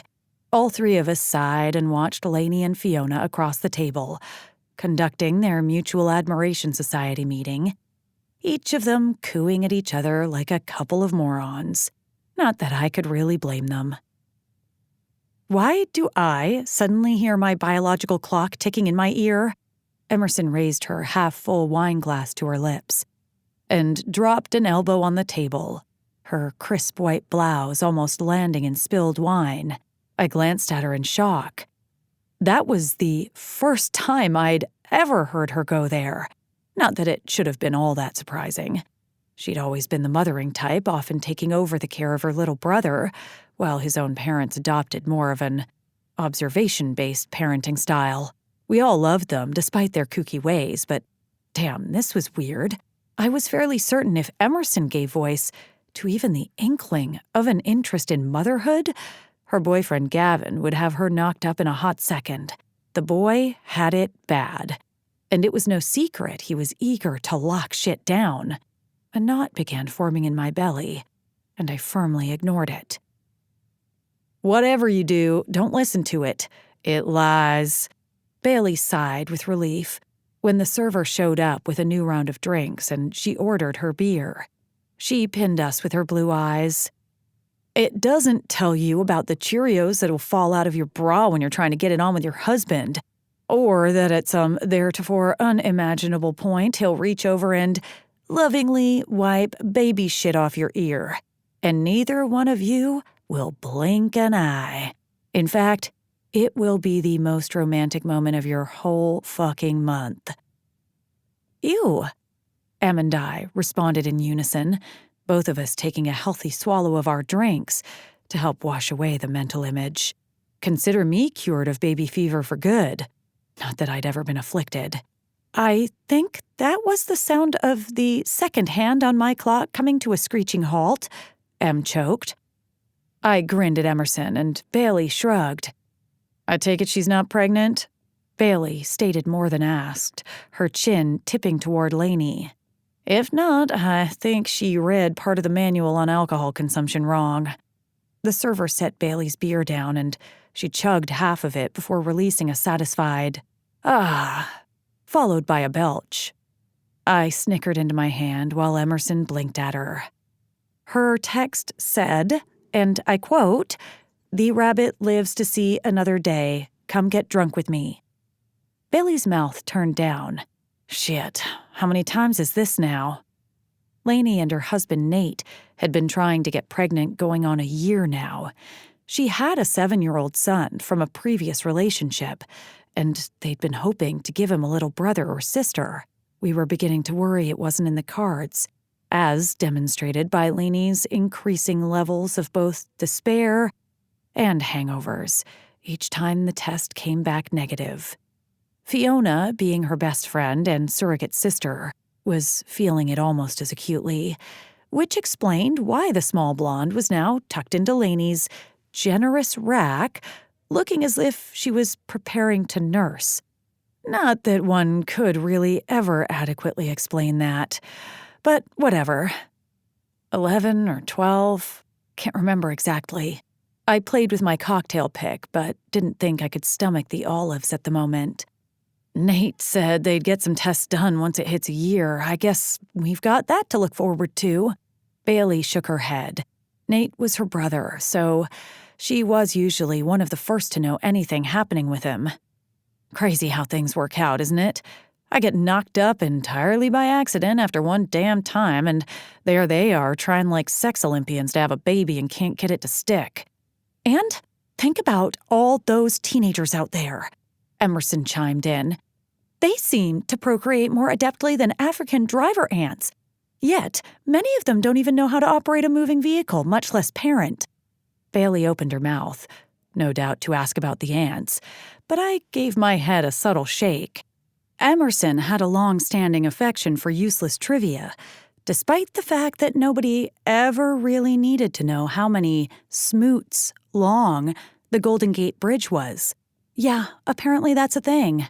My mama always says some people just weren't meant to be parents, while others surprise themselves by how well-suited they are. My thoughts swung directly to Jax and Lola, and I wondered where he stood on that spectrum. Then I cursed my conscience again for keeping me from spilling Lola's existence to the table. Surely it would be a much-needed distraction from Lainey's predicament. Instead, all three of us shifted our gazes again to the insane couple across the table. Fiona had her forehead pressed to Lainey's, her hands holding her friend's cheeks on either side of her face as she whispered to her. Lainey nodded and smiled, her eyes falling shut, and then Fiona leaned in to kiss her forehead before releasing her. My heart ached watching them. These two clearly fell on the well-suited end of the spectrum.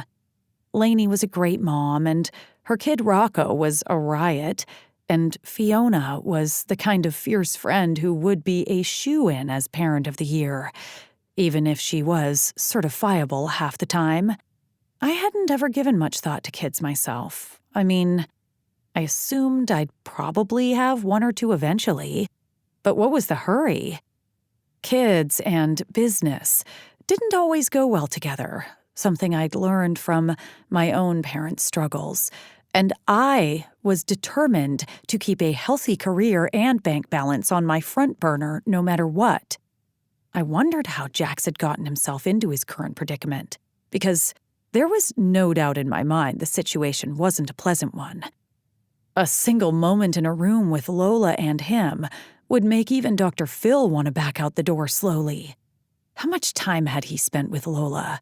Had he ditched her mother and been a deadbeat dad? My stomach churned at that thought, but a part of me refused to even consider it.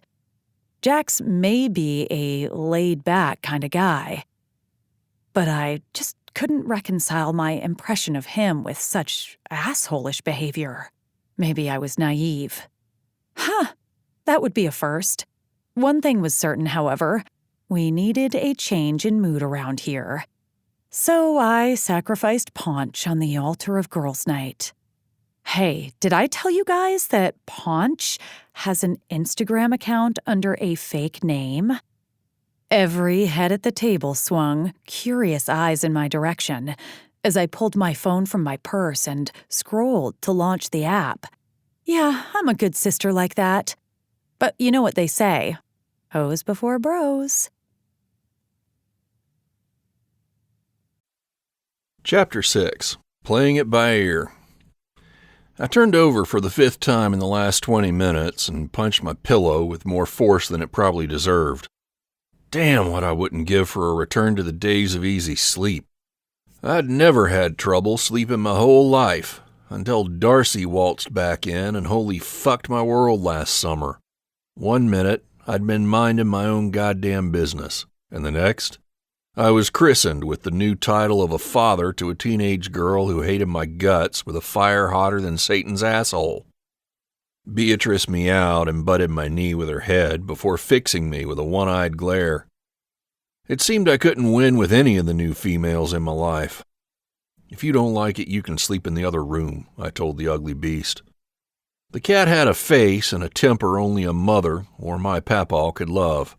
She was the ugliest damn cat I'd ever seen, with patches of missing fur, a lazy eye, and a tongue that was too big for her mouth, so it hung out all the time like she just trekked across the Sahara. But, mean and ugly or not, there'd been no way I was sending her to the pound after papaw passed. So, I'd become something else I'd never have pegged myself to be.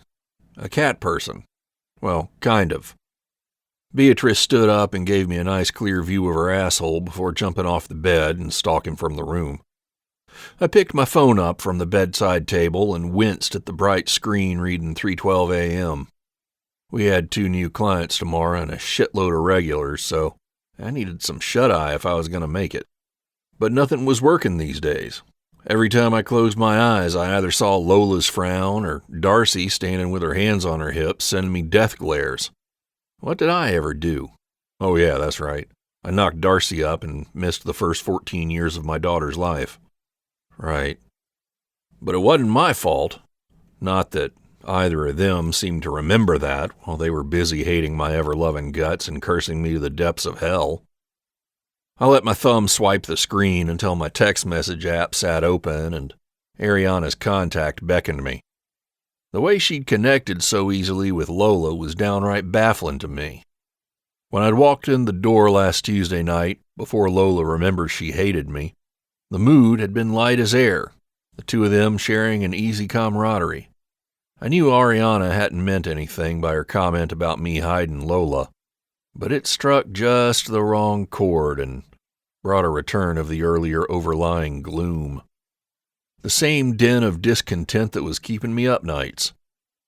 Without thinking too hard about it, I tapped on Ariana's name and typed out an entirely unnecessary text. Me. Still on for tonight's lesson? Why I felt the need to reach out to her was beyond me, apart from me needing something to do before I drove myself completely nuts staring at the ceiling. So my breath caught, and I almost coughed when the ellipses appeared telling me she was responding to my text. What the hell was she doing up at this hour? Ariana. Of course. What are you doing awake? My lips curved at reading my own thoughts tossed back at me. Me. Trouble sleeping. You? Ariana. Working. Me. Working? On what? Ariana. Just a website that's supposed to go live on Thursday. Me. And you can't do that during non-vampire hours? Ariana. Very funny. I've got Lola's lesson tonight, a karaoke gig tomorrow night, and my regular day job. Guilt stabbed its pointy finger at me. Me. Hey, if you want to reschedule the lesson, it's no big deal. Not that I'd look forward to being the bearer of unpleasant news to Lola and Darcy, but the woman deserved sleep. Ariana. No way. Besides, something tells me it would put you, not me, in the doghouse with Lola. She'd completely read my mind. Again. I frowned at the ceiling and readjusted myself to a seated position. My back rested against the wall. Me. Oh, it's my permanent address, darling, I can assure you. Ariana. Even on text messages, huh? Me. You lost me. Ariana. The whole darling thing. I didn't know it extended to text conversations. I grinned, despite being dog-ass tired. Me. Damn, you trying to hurt my feelings? Ariana. Eye roll emoji. I highly doubt I could have such an effect. Me. You're underestimating your power, then. I live to make pretty women smile. I couldn't help it. I hit send and bit my lip waiting for her response, liking the feeling of riling her up way too much. Ariana. Does that whole thing really work on women? Me. I don't know what you're talking about. Ariana. Right, so this whole Southern Charmer thing you've got going on isn't the least bit calculated? This had me smiling outright. Me. Now you're just being insulting. I'll have you know I was born this way. Ariana. You were born flirting shamelessly? Me. In a manner of speaking. And it's not flirting. It's called being friendly. You should try it. I was really asking for it now. Ariana. Oh, I'm plenty good at flirting, but I don't pretend that's not what it is. Ha! I knew that to be a bald-faced lie, but I was having too much fun to call her out. Ariana. As for friendly, I bailed your ass out with Lola, didn't I? Me. That you did, and I'm very grateful. But that's not the same thing as being openly pleasant. It's part of my innate nature to be charming. Ariana. Oh, I can't wait to hear this. Me. If you think I'm lying, you can ask my papaw. Soon as I popped out, I winked at the doctor, and that was all she wrote. She didn't need to know papaw wasn't actually around to corroborate my story. Ariana. I feel sorry for the women who fall for this routine. I frowned at my phone. Me. Why? I quickly typed a follow-up. Me. And hey, it ain't a routine.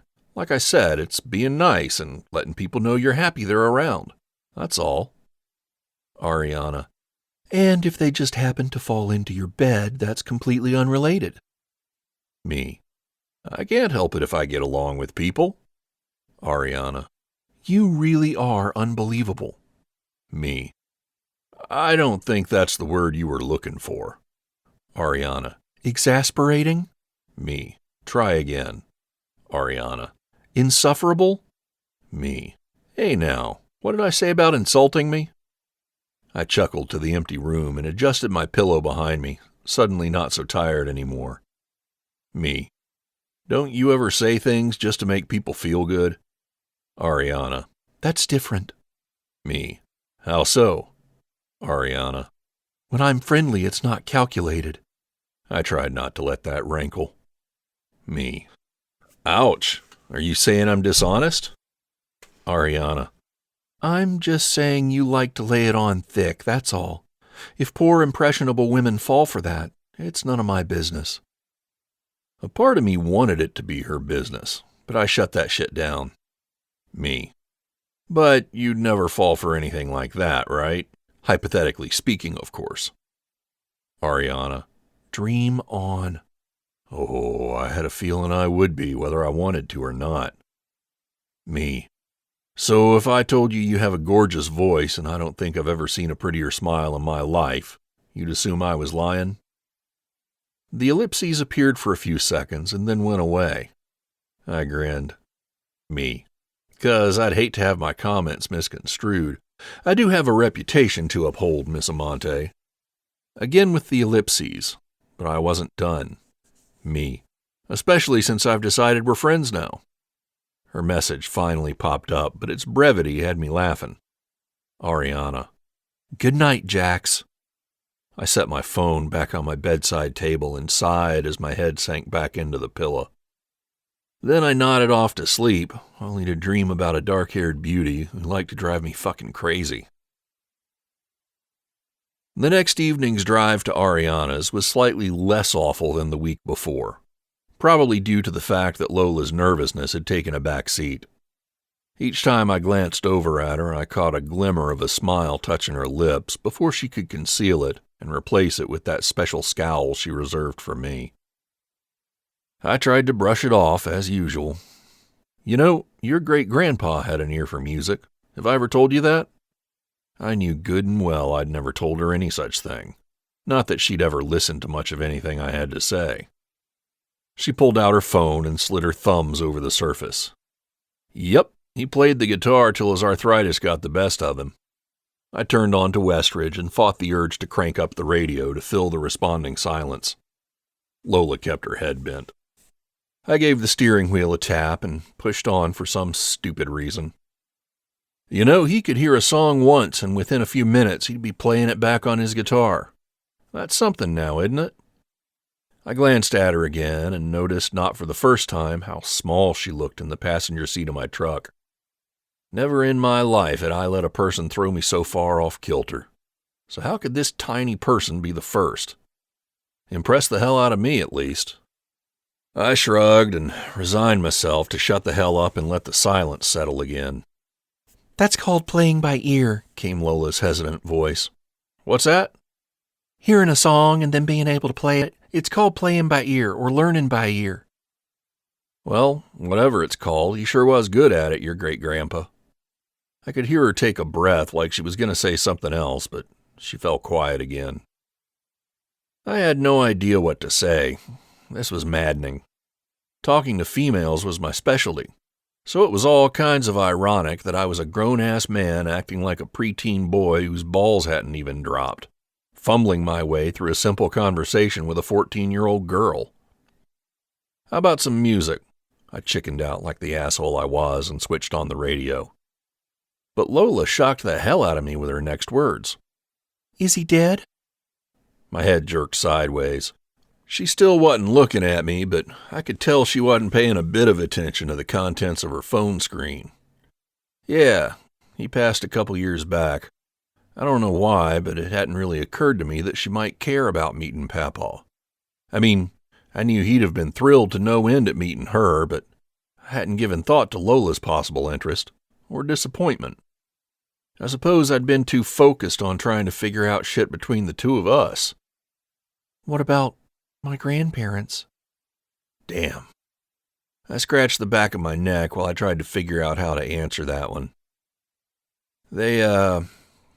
Well, I'm not really sure. That should clear it up. Lola finally turned to me, and I glanced over to see her brows pulled together. I cleared my throat. Papaw, your great-grandpa raised me for the most part. After my grandma died, that is. Her eyes widened. You mean you didn't have a mom? Damn. This was not the conversation I would have chosen as our first. Regardless, it was the one I had to work with. Of course I did. I went for a reassuring smile, but it probably fell short. She and my dad just weren't all that great at parenting, you could say. I hoped that would suffice. Oh. Lola's eyes dropped back down to her phone. But I didn't miss the mumbled, "Kinda like you," that followed. My grip tightened on the steering wheel, and it took everything I had not to turn the goddamn car around and go right back to Darcy's and rip her a new one. I knew she hadn't been singing my praises, but what exactly had she told Lola about me? But taking it out on Lola would do no good. It wasn't her fault. That didn't mean it didn't make my chest burn and my jaw clench tight. Hell, I knew I was a shit parent, but I hadn't exactly been given much of a chance yet. I'd forgotten all about Darcy right around the time she kicked me out of her apartment 15 years back for some reason I can't remember anymore. And I didn't even know Lola existed until 7 months ago. But if I thought that bought me some slack from those two, I was sorely mistaken. They both acted like I willfully ignored my child's existence for 14 years and then suddenly showed up at their door to accept my Father of the Year trophy. I knew I needed to step up, but I hadn't the foggiest idea how to go about doing that. Apart from the singing lessons, any attempts I'd made thus far had been spurned by the mostly mute creature sitting next to me. And I'd been told, for all intents and purposes, to fuck off. This shit was exhausting to the point where it made a guy just want to give up. Not that that was an option. I'd just have to pivot, figure out a new plan of attack. I kept my mouth shut for the rest of the drive and then stayed in the car in Ariana's driveway while I watched Lola trot up the steps and into the woman's waiting hug, not even waiting until the door shut behind them to drive away.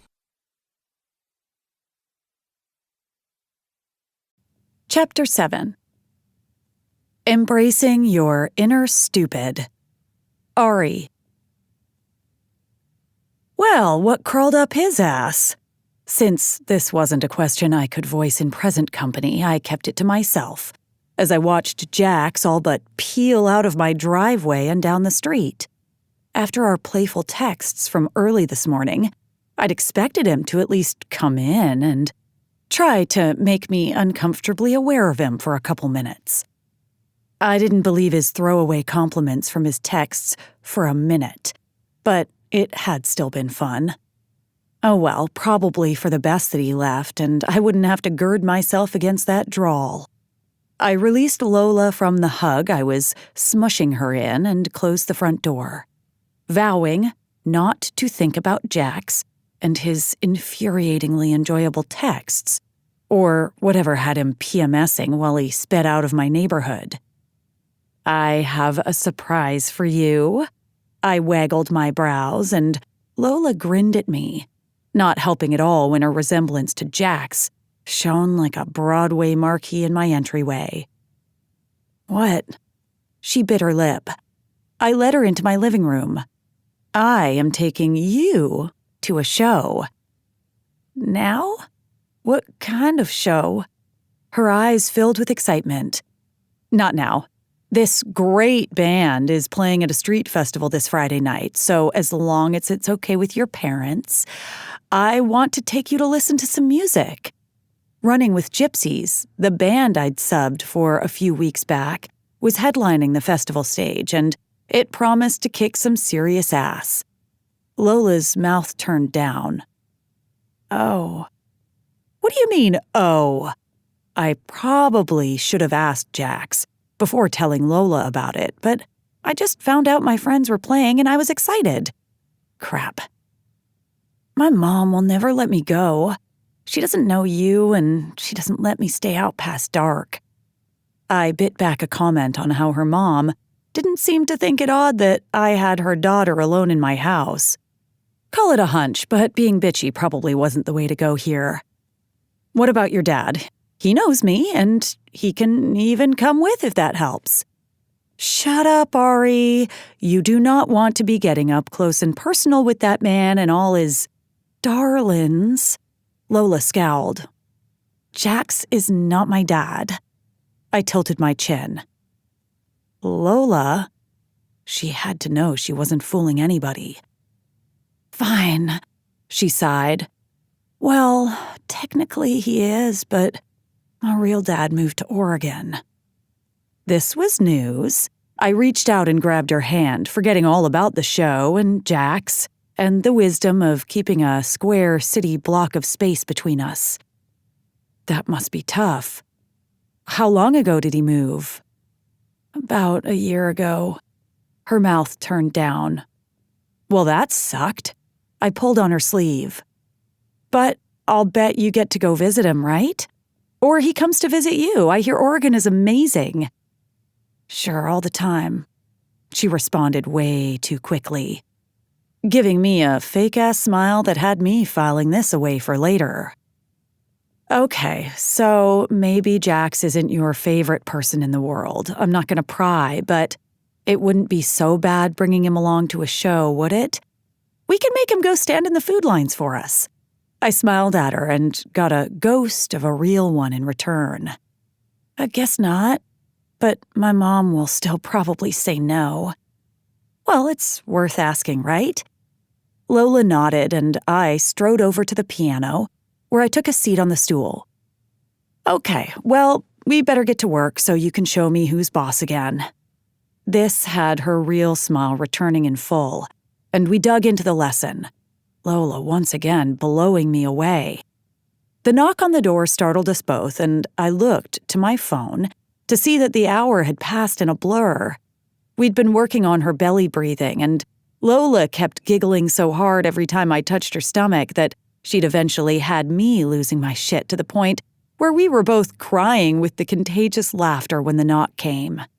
I have never in my life met someone as ticklish as you, I said as I headed for the door, while wiping my eyes with the heel of my palm. With my blurred vision, I tripped over the ottoman, letting out an unintentional squawk that only served to send Lola into another fit of giggles. My playful glare had little effect as I swung the front door open to a waiting Jax. What happened? His sharp voice cut through the entryway.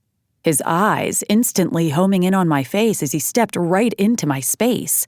What do you mean?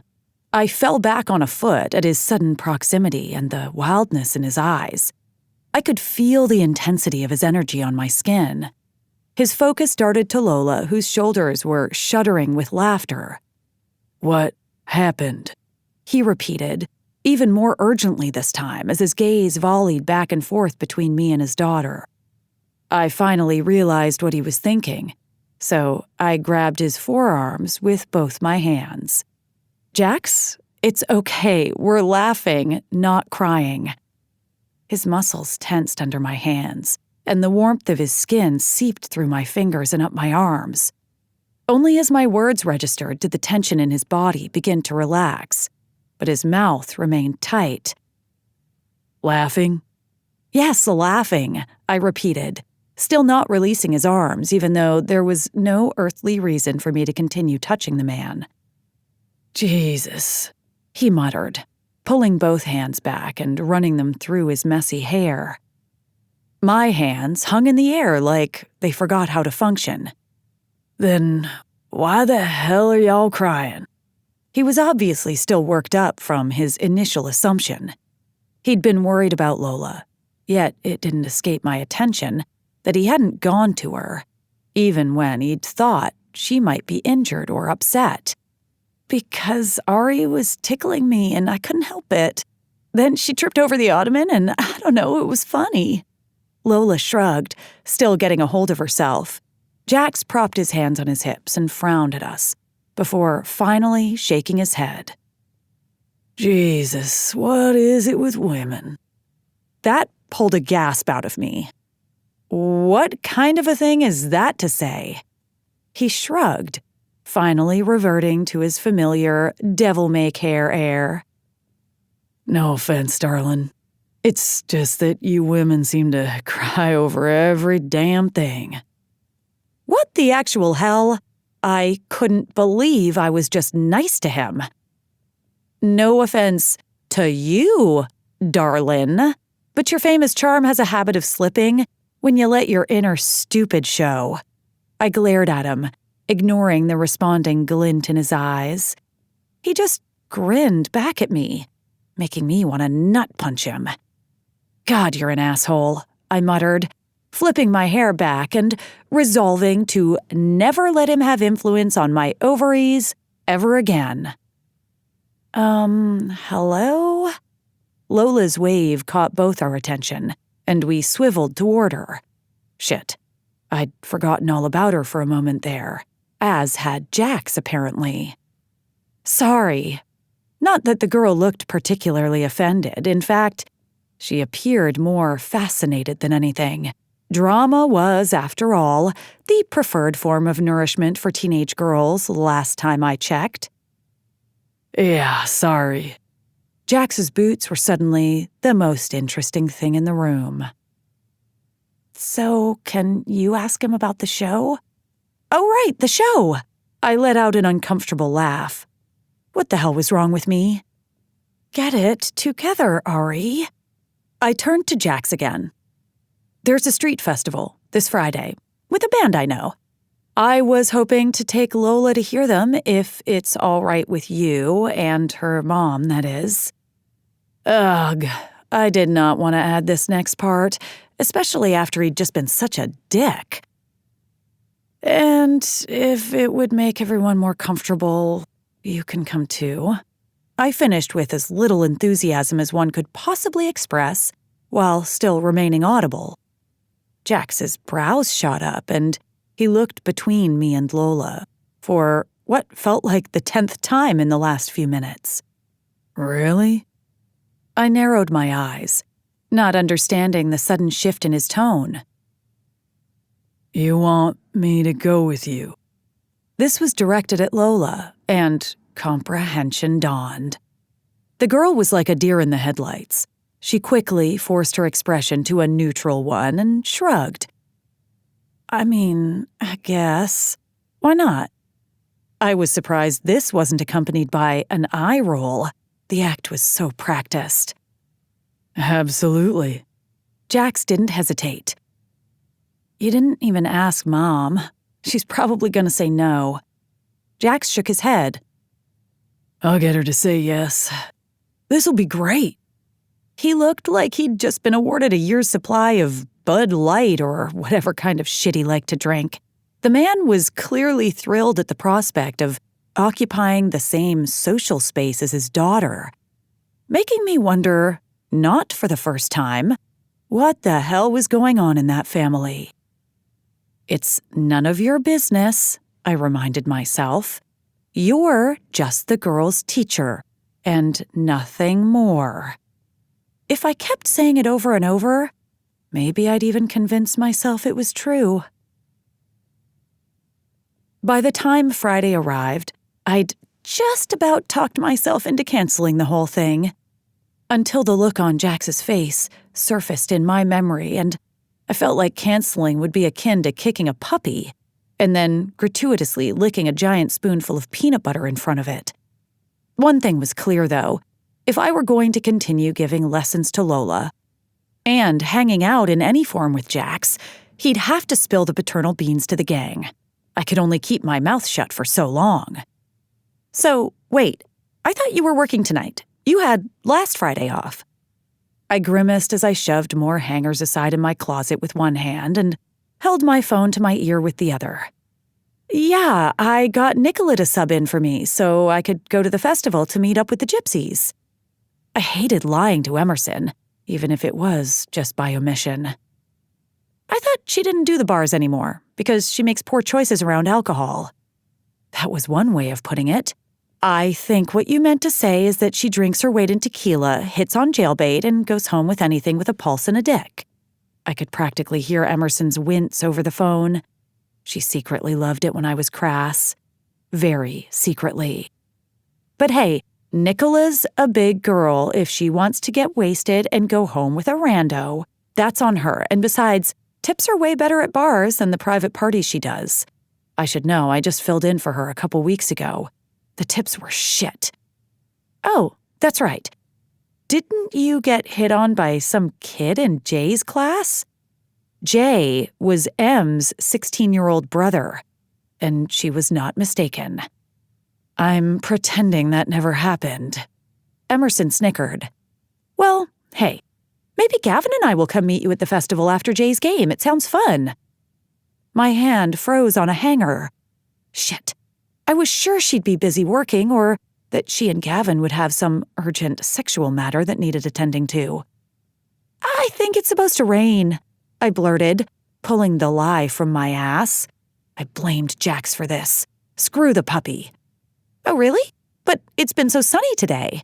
I know, right? You guys should go to a movie. That way Gavin can feel you up and you'll have the thrill of some heavy-duty PDA. There is something seriously wrong with you. I like to embrace my faults. I wrapped up our conversation as quickly as possible and addressed my wardrobe choices in earnest. I didn't want to try too hard, but at the same time, my ego wouldn't let me look like a slob in front of a hot man, even if I wasn't interested in him.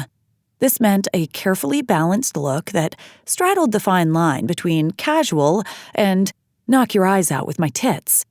Finally settling on skinny jeans and an off-the-shoulder top, I trudged to the bathroom to get ready, steadfastly ignoring any butterflies that threatened to shove their way out of their cozy cocoons. This was for Lola. It had nothing to do with her dad. I set about doing my hair and makeup in a way that communicated I was in no way trying too hard. Ironically, this took a virtual eternity. I was just shoving my feet into my ankle boots and looking for my purse when a knock sounded at the door. Who the hell could that be? Looking through the peephole, I was baffled to see Jax standing on the other side. What in the world? I swung the door open. I told you I was meeting you there. He shrugged, looking not only ridiculously at home on my porch, but all kinds of hot in a ratty Sunoco t-shirt, jeans, and a backwards ball cap. My blood burned with inexplicable annoyance at his haphazard appearance.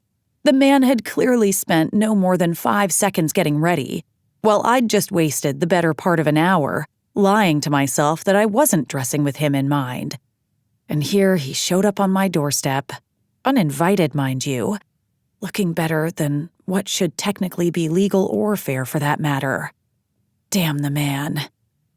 I figured parking might be an issue, so I thought we could ride together. I seethed inwardly, choosing to ignore that he was probably right about the parking.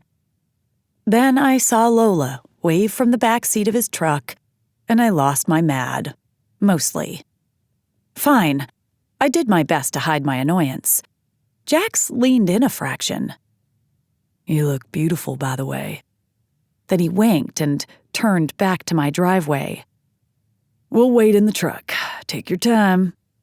I repeat, damn the man. Chapter 8. Your Biggest Fan. I had it all figured out.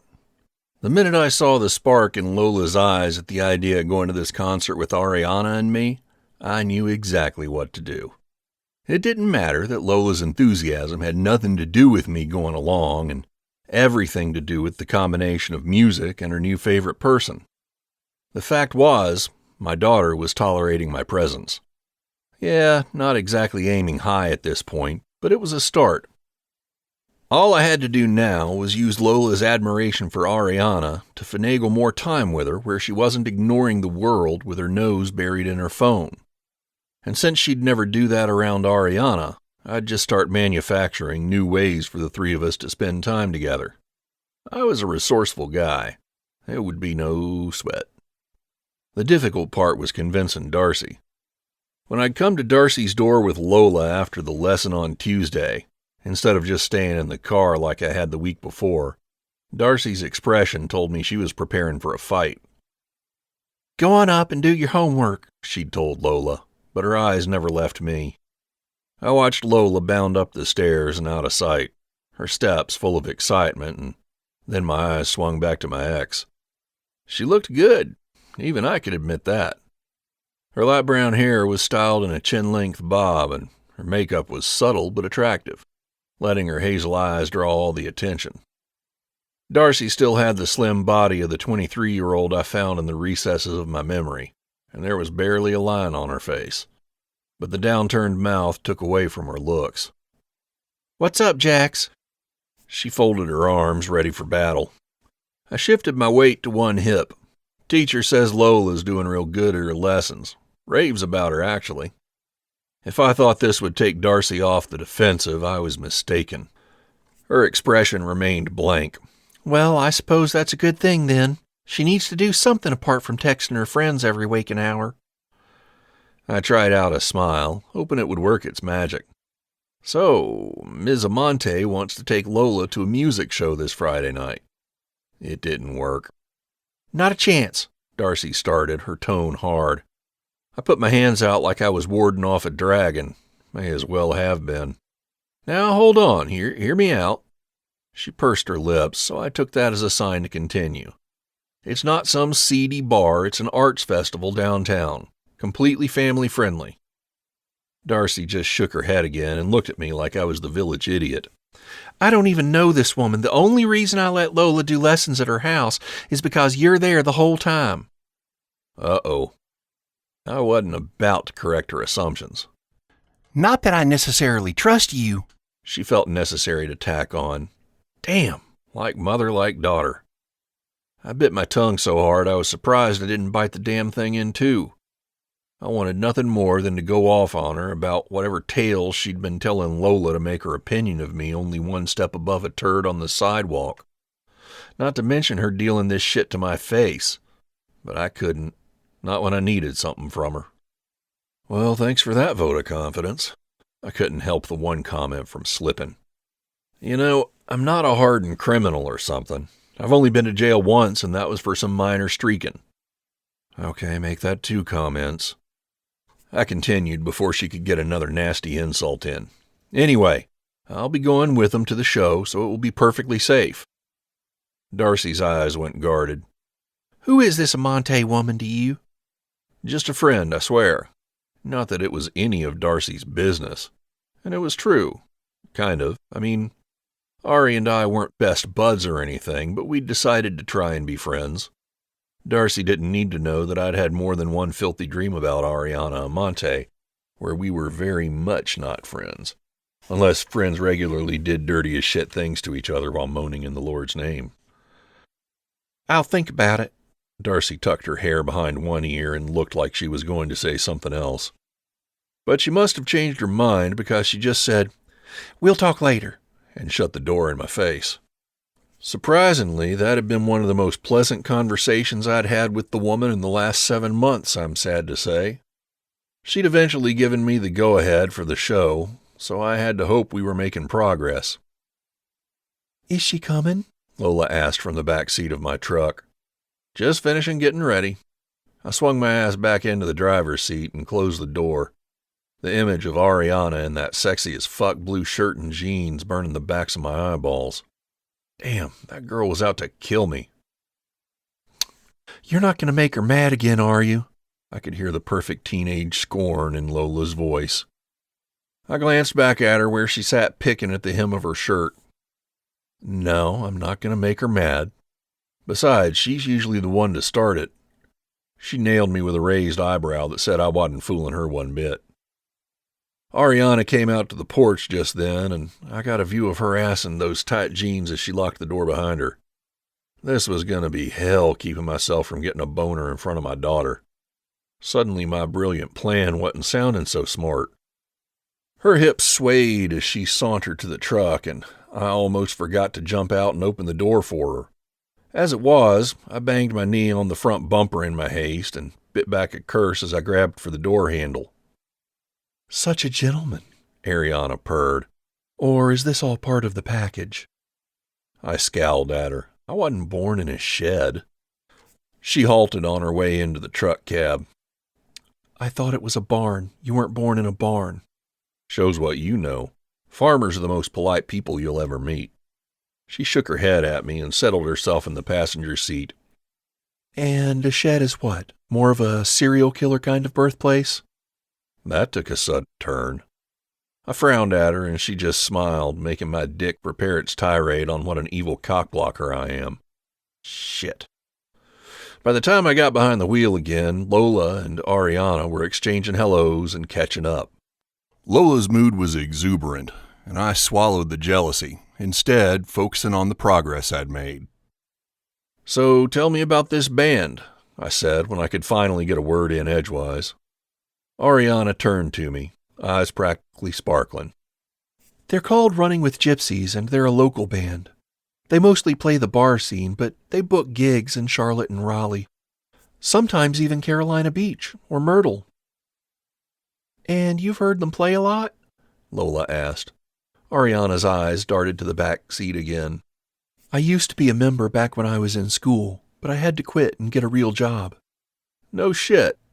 My eyes swung sideways, although why exactly I was surprised a talented singer like Ariana had sung in a band was beyond me. "You're not supposed to cuss around me," Lola scolded. Damn. Sorry. Sufficiently chastened, I refocused on the road in front of us. "Give him a break, Lola," Ariana laughed. "He's a work in progress." While I appreciated the support, I didn't necessarily enjoy the backhanded nature of it. "I actually sang with them again a few weeks ago. Felt like old times." "Are you going to sing with them again?" Lola resumed her anyone but Jax voice as she addressed Ariana. "That'd be rad to watch you on stage." "Probably not. They were in a bind and needed someone last minute." I could feel the power of her smile without needing to see it. "But it sure was fun." "Well, if you ask me, I think you should form your own band. Your voice is hot." My eyes flashed to the back seat. Not that I didn't agree with Lola, but was that how a young girl should talk? Hell, what did I know? "No time for that, girl. I've got bills to pay and a career to build. Despite what you might think, most bands are broke. And besides, you've hardly heard me sing a note." "Sure I have. Scales don't count." "No, I mean the karaoke party, the one at Kennedy Pennington's house." "You were there?" Ariana turned in her seat again. "Yeah, that's when I asked my mom to see if you could teach me to sing." I realized I hadn't told Ariana exactly how I'd come to seek her out for Lola's lessons, but I just assumed she and Lola had talked about it by now. Ariana smacked the truck seat with her palm and laughed. Are you serious? Why in the world didn't you come up and sing? You would have blown that party up. We definitely could have used you. I glanced at Lola in the rearview mirror and didn't miss the blush crawling up her face. I was busy. What the fuck did that mean? Ariana must have seen me tense. Hell, my grip on the steering wheel just about ripped it from the console. She put a hand on my thigh. I'm sure it was meant to calm me or signal me to keep my mouth shut, but instead it lit my nerve endings on fire. Her hand was mere inches from my dick, and even if she didn't realize it, my dick sure did. And he was asking to come out and say hello. God, I was such a fuck-up of a parent. One second I was imagining ripping off a teenage boy's head for getting busy with my daughter, and the next I was imagining screwing her voice teacher in the cab of my truck. You mean you were shy? Ariana suggested. Another look in the rear view told me I was an idiot. Ariana was the only rational adult in this car. No matter, she continued, without waiting for confirmation. You'll get 'em next time, right? Lola looked like she wanted to respond with a protest, but instead she just sighed. Yeah. The cab filled with Ariana's chatter the rest of the ride, preparing us for what to expect from the band, but my mind wasn't on the show anymore, and I suspect Lola's wasn't either. What I wouldn't give for a glimpse into that girl's mind.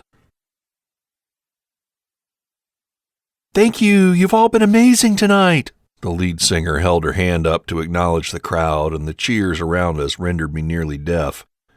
If I'd thought this was just some little sideshow at a corny festival, I was dead wrong. The blocked-off street was packed body to body and had been almost the entire time, as Running with Gypsies nailed the shit out of both covers and original material. The lead singer was a lanky, purple-haired woman with 2 full sleeves of tattoos and a voice that rang clear and strong. The last hour had flown by, and their set was coming to a close sooner than the crowd wanted. That was apparent. I looked over to see Lola with her hands cupping her mouth as she hooted at the band. Next to her, Ariana pumped her hands in the air with devil signs as she shook her head and screamed even louder. I couldn't help my smile at the sight of the two of them. Before we go, we have a special treat for y'all, announced the lead singer. There's a kick-ass musician in the crowd tonight, and if you haven't heard her sing yet, you've been missing out on one of life's great pleasures. The cheering surged again, but Ariana's voice ground to a halt and her hands dropped. One look at her face told me they were talking about her, and she knew it. Excitement and inexplicable pride burned in my chest, causing me to bring my own hands to my mouth and let out the loudest whistle I could manage. Lola clearly didn't understand what was happening because her eyes were still glued to the stage, but mine were on Ariana. Ari, get your ass up here, the singer beckoned her, and Lola finally looked at her teacher before launching herself at Ariana and jumping up and down. Oh my God! People started looking our way, and Ariana was shaking her head with her lip caught between her teeth, looking like a fucking dream with a touch of pink to her cheeks I never thought I'd see in this lifetime. Caught off guard like this, she didn't have time to throw up her attitude and hide it from me. She was feeling vulnerable. Well, I'll be. A split second later, her flashy smile locked in place, and it would have been so easy to believe I'd imagined that brief glimpse.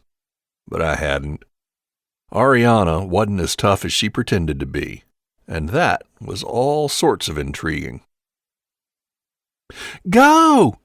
Lola yelled at her, releasing her, and I helped clear the way for Ariana to begin her walk through the crowd and up to the stage.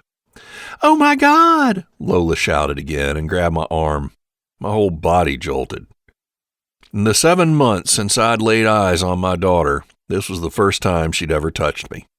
The first time she'd shown any shred of affection or familiarity. Right from our first hello, when I'd stuck out my hand for a shake and gotten an angry scowl as my only response, I'd vowed to step back and wait for her to come to me. The dozens of times I'd wanted to reach out and run a hand over her fine blonde hair or pull her in for a tight hug, I'd resisted, reminding myself of all the times one of my own parents would roll back into town expecting me to melt into their hugs and forgive and forget while Papaw stood tight-jawed to the side where my eyes would seek him out. No, I told myself Lola deserved the time to come around on her own terms, but that day had never come. Until now. She pulled on my sleeve, her eyes to the stage where I assumed Ariana was greeting the band, but I didn't take my eyes off my daughter. And when Lola kept her hand there as the first notes of a Yeah Yeah Yeahs song rang out over the crowd in Ariana's sweet, sultry voice, I sent a silent thank you to the beautiful songbird on stage, officially becoming her biggest fan.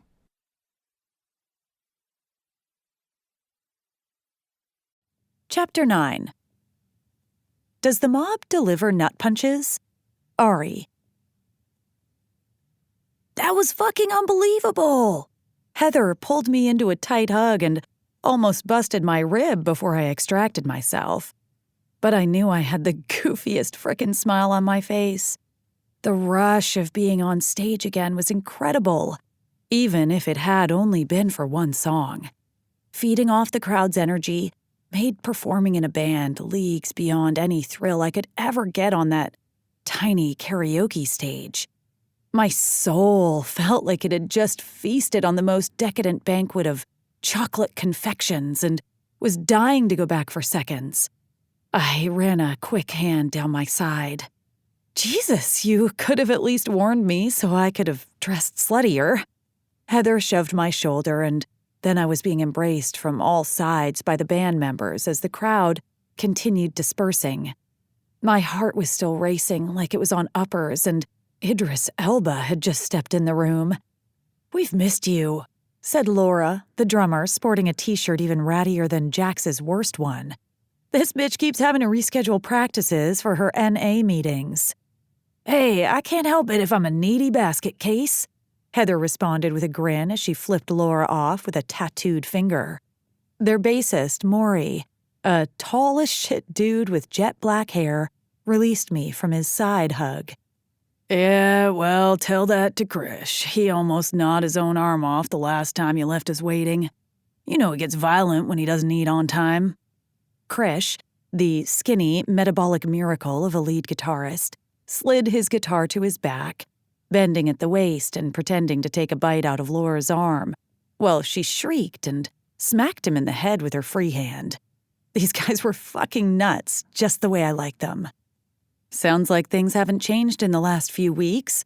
I looked around at them, reminded of the easy camaraderie I'd basked in for the week I was part of the band. "You're all still certifiable." Heather coughed out a laugh. "Some of us more than others."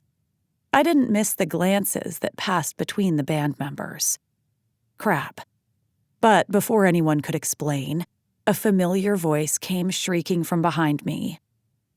"Oh my God!" And then Lola's thin arms twisted in mine, and she was jumping up and down and talking way louder than was strictly necessary. "You were so good. I love that song. That was amazing. Oh my God. I kept wanting to tell everybody that I know you. I can't believe that just happened." I couldn't help my laugh at her stream of babble and the blissed-out expression on her face. She was feeling even more of a rush than I was from the whole thing. I squeezed her hand. "Thanks, Lola. That was crazy, right?" "I'm pretty sure Jax lost his voice yelling when you finished." She pulled back, and I used all the restraint I possessed to keep my eyes from seeking the man out. To provide more distraction, I shot my gaze to the band, who were all grinning at Lola's antics. "Do you want to meet the band?" Lola's mouth snapped shut, and her eyes went wide. I laughed outright and took her by the shoulders, turning her around to face the four musicians whom she'd clearly forgotten were there. "Guys, this is Lola, future Grammy winner and voice student of mine." Heather rose an impressed brow. "Is that so? Well, it's nice to meet you, Lola." Maybe I should ask for an autograph now. I put an arm around Lola's shoulders while the band all said hi, and Lola looked like she wanted to sink into the floorboards of the stage. She's just saying that to be nice. I'm nowhere near as good as any of you guys. Are you calling me a liar? I cocked my head in mock indignation. Ooh, I wouldn't go there. Laura made a fake cutting motion across her throat. Yeah, so maybe she'd witnessed me getting into an argument or two over the years, but hey, I have 3 brothers. I don't take shit. Lola responded with a shy smile, and then I felt the hairs on the back of my neck stand straight.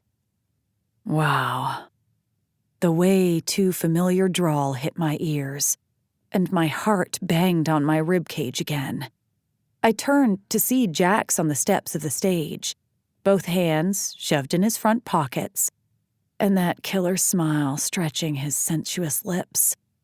That was freaking-tastic. He took a quick glance at Lola, and then his eyes were back on me, looking me over like he was seeing me for the first time, and possibly stripping me bare-ass naked in the process. I felt my nipples go tight, and I prayed to God I'd thought to wear a padded bra. "Who's this?" Maury asked. Lola saved me the trouble of answering. "That's Jax," although her explanation was only marginally helpful. Krish stepped forward as Jax made his way up the last 2 steps and approached the group. "Nice to meet you, man. How do you know our girl?" Good God. Krish clearly didn't realize I already had 3 bodyguards too many. Or that Jax could crush him like a tiny bug if he had the notion. But Jax just tilted his chin toward Lola. "That's my daughter." Lola stiffened next to me, and I hoped Jax didn't see it. "We hear she's got pipes," said Laura. "Maybe we'll have to get her up on stage one of these days." The blood drained from Lola's face, to the point where she could have passed for a Cullen. "No way, not me." She shook her head like it was crawling with fire ants. I pulled her into my side again, willing my libido to ignore the man staring at me. "We'll work on it." "You guys are great," Jax said. "Ariana says you play all around the state." Laura and Heather exchanged an amused glance, and I wanted to punch someone. "Ariana is right." Heather grinned at me, and I flipped her off behind Lola's back. "Well, maybe we'll catch y'all again sometime." Jax completely ignored any jackass undercurrents. "Sorry to steal your guest star away, but I've got to get Lola home before her mom beckons the state patrol." I'd completely forgotten about Lola's mom. From what Lola had intimated, it had probably been a minor miracle getting her permission for tonight in the first place. The last thing I wanted to do was piss her off. "Oh, right, but let's get a quick picture first." I knew Lola would never ask herself, so I went ahead and commandeered a bystander to take a quick shot before I pushed Lola toward the stairs and waved behind me. "I'll catch up with you guys sometime soon."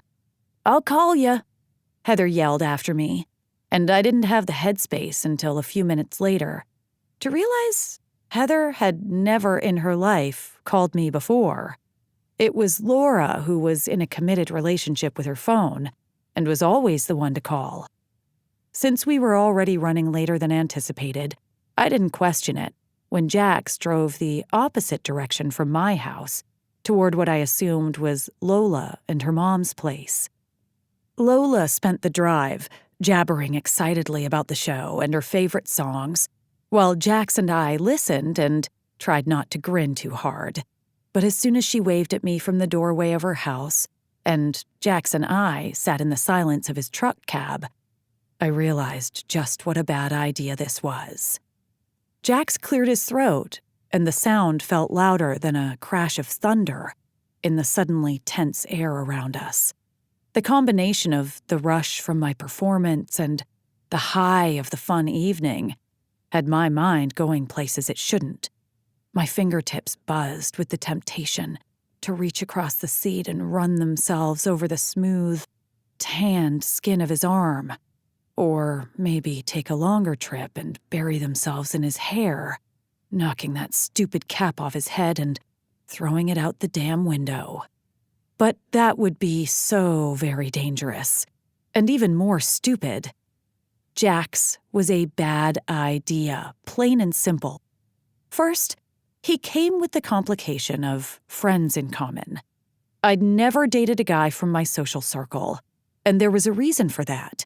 More often than not, my relationships ended on less than pleasant terms. Don't judge me. And I wasn't going to be that bitch who made her friends choose sides. We were too old for that shit. Which brought me to another reason this idea sucked worse than the time in high school when I decided letting a stoner pierce my belly button would be a swell idea. I was almost 30 frickin' years old, and despite how hard I'd worked to this point, I still hadn't reached my goals. I only had 2 more years before my self-induced deadline of a full-time web design business, paying all my bills and bringing in a healthy cash flow. I wasn't going to get there by losing my mind over some guy just because his voice made me want to hand him my panties. And besides, my recent self-reflection had me reconsidering the kinds of guys I wasted time on. When it came time to choose my next boyfriend, I was going to be smart and make sure I chose a guy who would put me first and not be a dick. That was the only way I'd ever find a real relationship that wasn't just a pathway to emotionless orgasms. Not that I didn't enjoy those immensely, mind you. Even when the right time came, Jax wouldn't ever be a candidate. He had enough on his plate with Lola, and that was where his attention belonged. Not to mention, he was annoying as shit. But all of this was moot anyway, because when it came to women, as well as many other things it seemed, Jax was an easy come, easy go kind of guy if I ever saw one. He'd never be interested in anything more than a roll in the sheets or two. And then I'd have to see him at Lola's lessons and whatever shit Fiona or Lainey would surely plan over the coming months and years. And all I'd be able to think about when I saw Jax was how it felt to have his dick inside me. No thanks. My imagination was just fine without the added benefit of real-life dick experience. So I clenched my hands together on my lap to make them behave, while Jax put the truck in reverse and backed out of Lola's driveway. Lola seemed to have a good time, Jax said, finally breaking the silence. Oh good. Teenagers were safe territory. Yeah, I thought she was going to knock me over when she ran up on stage afterward. No offense to that lead singer, but you were way better than her. And that's saying something. Shut up. Heather is the heart of that band. I waved him off, although his drawl, combined with his compliment, did things to my stomach. I clearly needed to eat. I'm serious. Jax glanced over, his expression open and earnest, and way too damn attractive. Yeah, I was headed for serious trouble, so it was time for a detour. I almost forgot you live to make women smile. I made a gagging motion. Pretty women. His lips curved in a naughty grin. I live to make pretty women smile. And what about all those poor souls who were born without the benefit of good genetics? A man can only do so much. I couldn't help it. I laughed. Good God, you're a piece of work. He grinned again and flicked his eyes back to the road as we sped down Bryan Boulevard. Speaking of, I continued, Lola seemed to hate you a little less tonight. My inherent busybody nature kicked in, despite my inner mantra that it was none of my goddamn business. But he could always choose to ignore my comment if he wanted. I noticed that too. I'm starting to think you may be my lucky charm. He took a left at the stoplight, his hands sliding over the steering wheel and making my stupid nipples perk up again. I'll leave the charm to you, thanks. I turned to look out my window so my boobs didn't get any more ideas. I know it's not my business. But why exactly does she look like she's been volunteered for a rectal exam every time your name comes up? Ouch. I just shrugged, and he glanced at me again before saying anything else. Then he sighed. She's angry because I wasn't around for the first 14 years of her life. And I don't blame her. I'm pissed too. But the truth is, her mom never told me about her, and I only found out last year. Shit. That was more than I'd expected him to say. And worse. That about sums it up. So why isn't she mad at her mom instead of you? If I had to guess, I'd say it's partly because Darcy and her husband just got divorced and he skipped town, leaving Darcy as Lola's only familiar parent around. Combine that with whatever bullshit Darcy's been feeding Lola about me and voila, I'm the asshole. Not a whole lot I can do about it but be patient. You could kick Darcy and the ex's asses. I scowled at the windshield, suddenly feeling sorry for Mr. Charm over there. Scratch that. I don't think you'd look good in orange. It's not exactly my signature color. Lola told me the ex moved to Oregon. I almost called him her dad, but I didn't want to make Jax feel even worse. I'm not surprised. That he moved, or that Lola told me? Not that I don't understand the inclination to move 3,000 miles from Darcy, but I meant that Lola told you. Y'all are like two peas in a pod. The thought made me want to smile and cry at the same time. It had to be a special kind of torture to watch Lola bond so easily with a stranger, while keeping her own father at arm's length. Do you know if he and Lola see each other? I almost dreaded the answer. Jax shook his head. Anytime I ask about him, Darcy tells me to mind my own business. I haven't had the nerve to ask Lola yet. Poor girl. Jax didn't respond, my comment being only a statement of the obvious. I chewed my lip for a minute. I have no doubt Fiona knows some people. We can hire someone to rough them up and threaten them. Hell, my dad's Italian. I'll ask him. Jax smiled at that. You know, you're feeding a terrible stereotype, right? Hey, I'm Italian, so I'm allowed to. It's like calling my brother an ugly bastard. If I do it, it's fine. If someone else does it, they'll get a black eye. What is it with you and all this violence? I shrugged again. I'm a demonstrative person. Jax frowned and took another left. I would think that means you like to hug people a lot, not kick them in the balls. Potato, potato. Jesus, he murmured, making me smile because it was proof I'd cheered him up a little.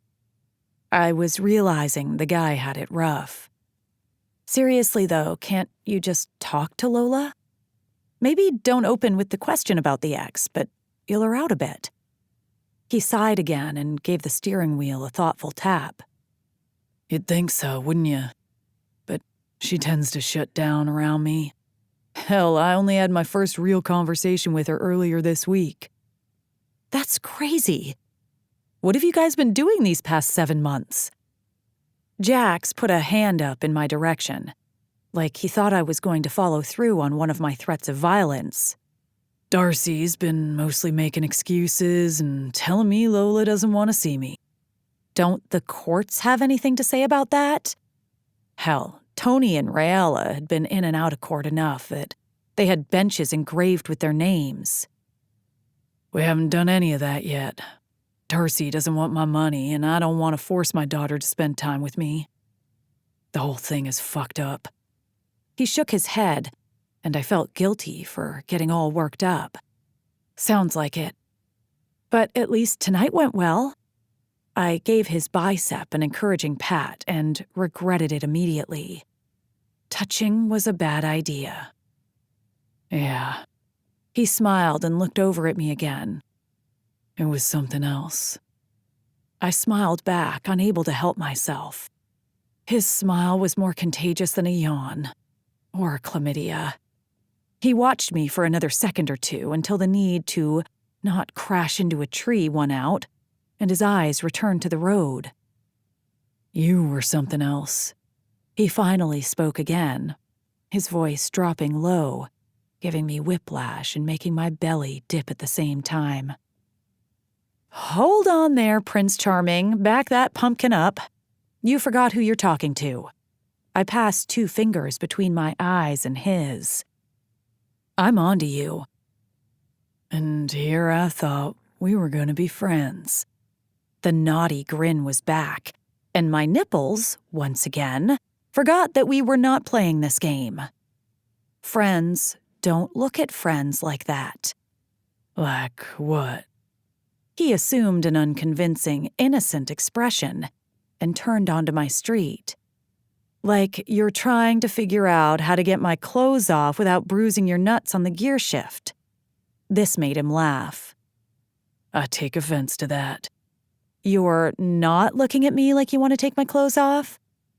He pulled into my driveway and put the truck in park, before turning to me and hitting me with a smirk. I had the urge to smack right off his face. No, ma'am. I'd prefer you take them off while I watch from the bed. Christ on a cracker.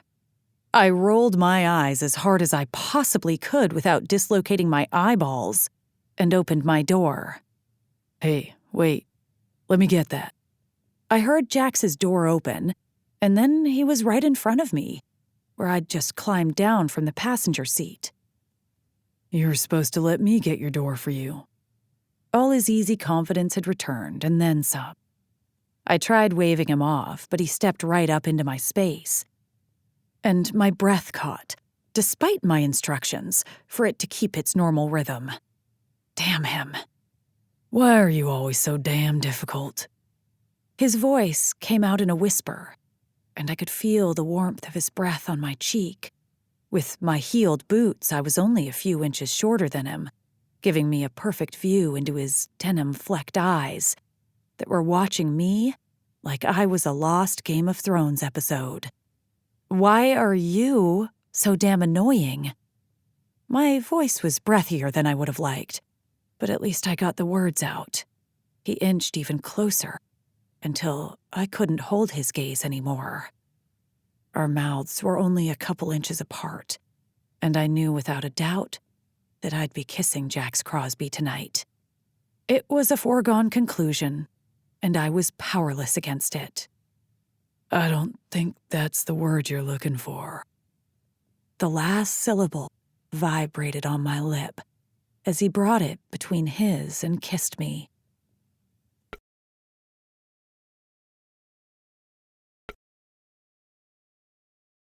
And God, I was dying to strip down and order him to take me right there on my driveway.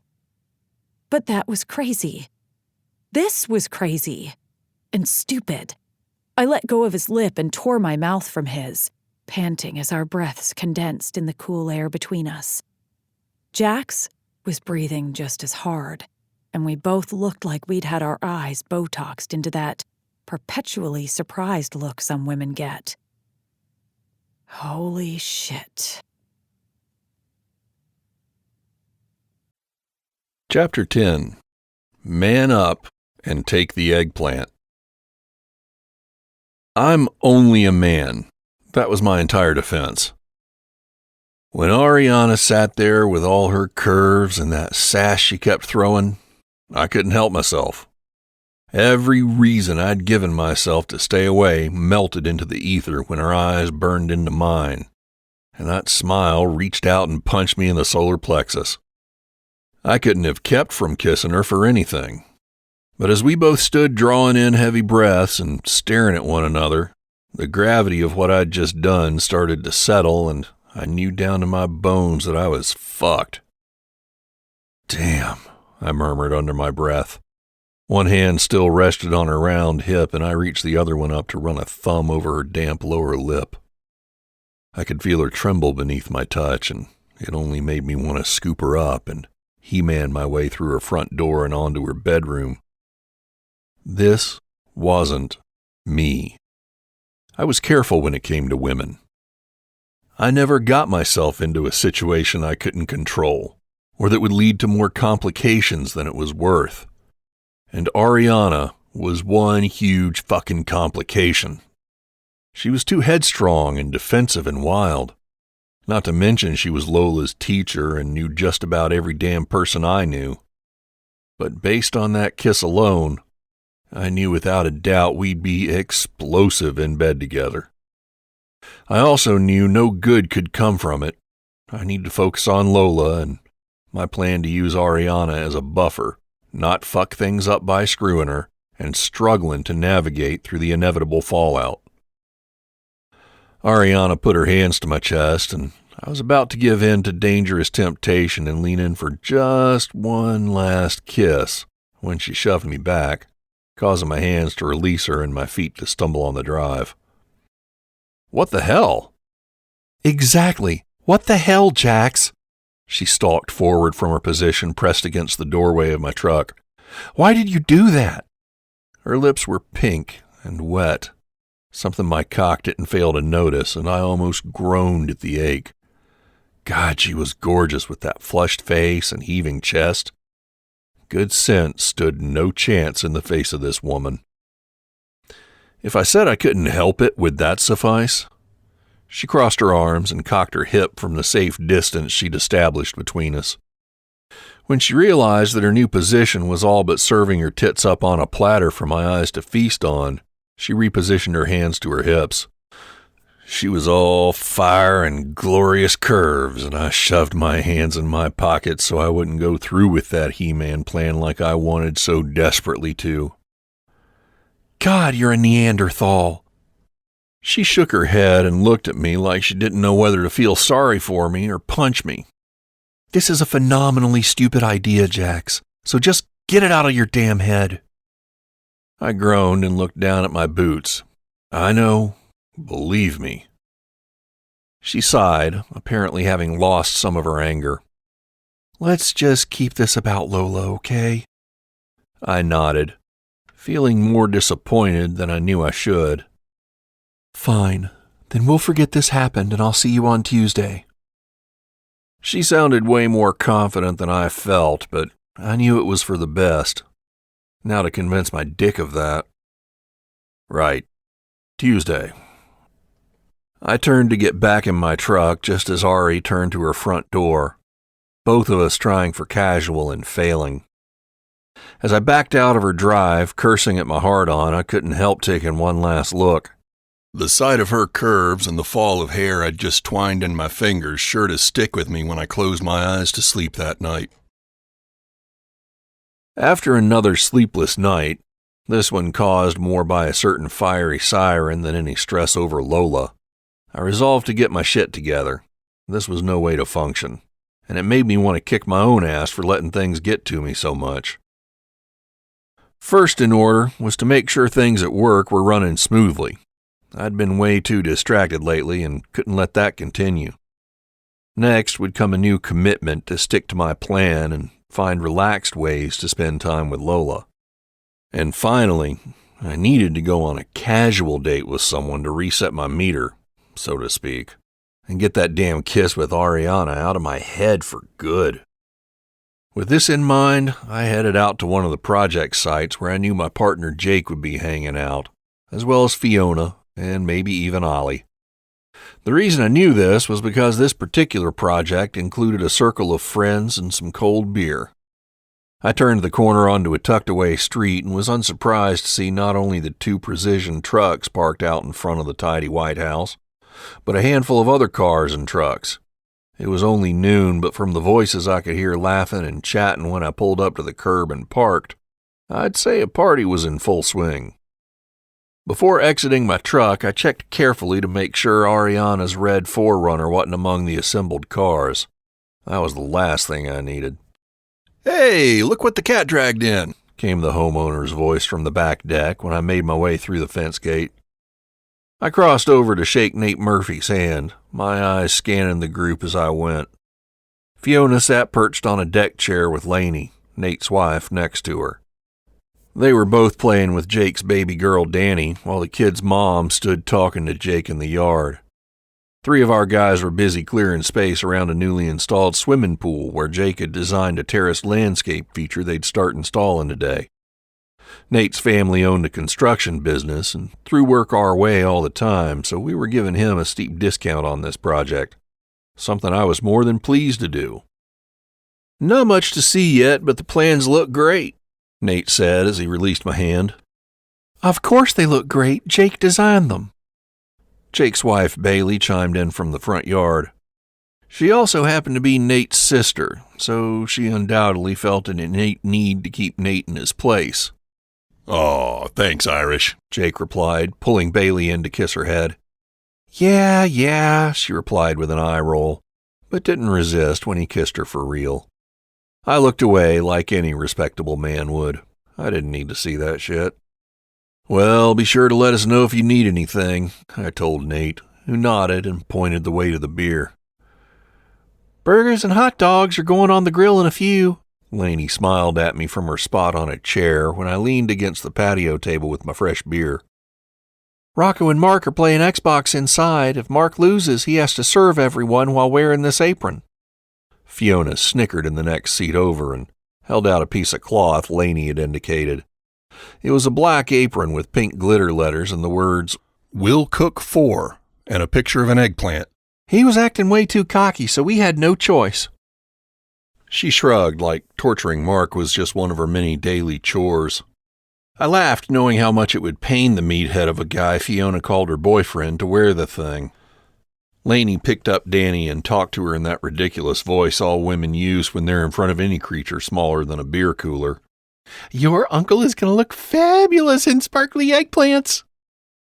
I shook my head and made my way out to the lawn, deciding to focus on my reason for being there in the first place. Bailey gave me a wave and jogged back to the deck where Danny was starting to make a fuss while I approached Jake. "I had another look at the plan. Gotta say, I'm a bit jealous you aren't doing my yard." Jake smiled his superhero smile. His grin rivaled Papaw's for its charm as he ran a hand through his dark hair and looked over the area the crew was clearing. The guy could probably bench press me, so I kept my mouth shut instead of calling him a pretty boy like I wanted to. "Just say the word." Yeah, not even on my top 50 list of priorities right now. Danny's getting big.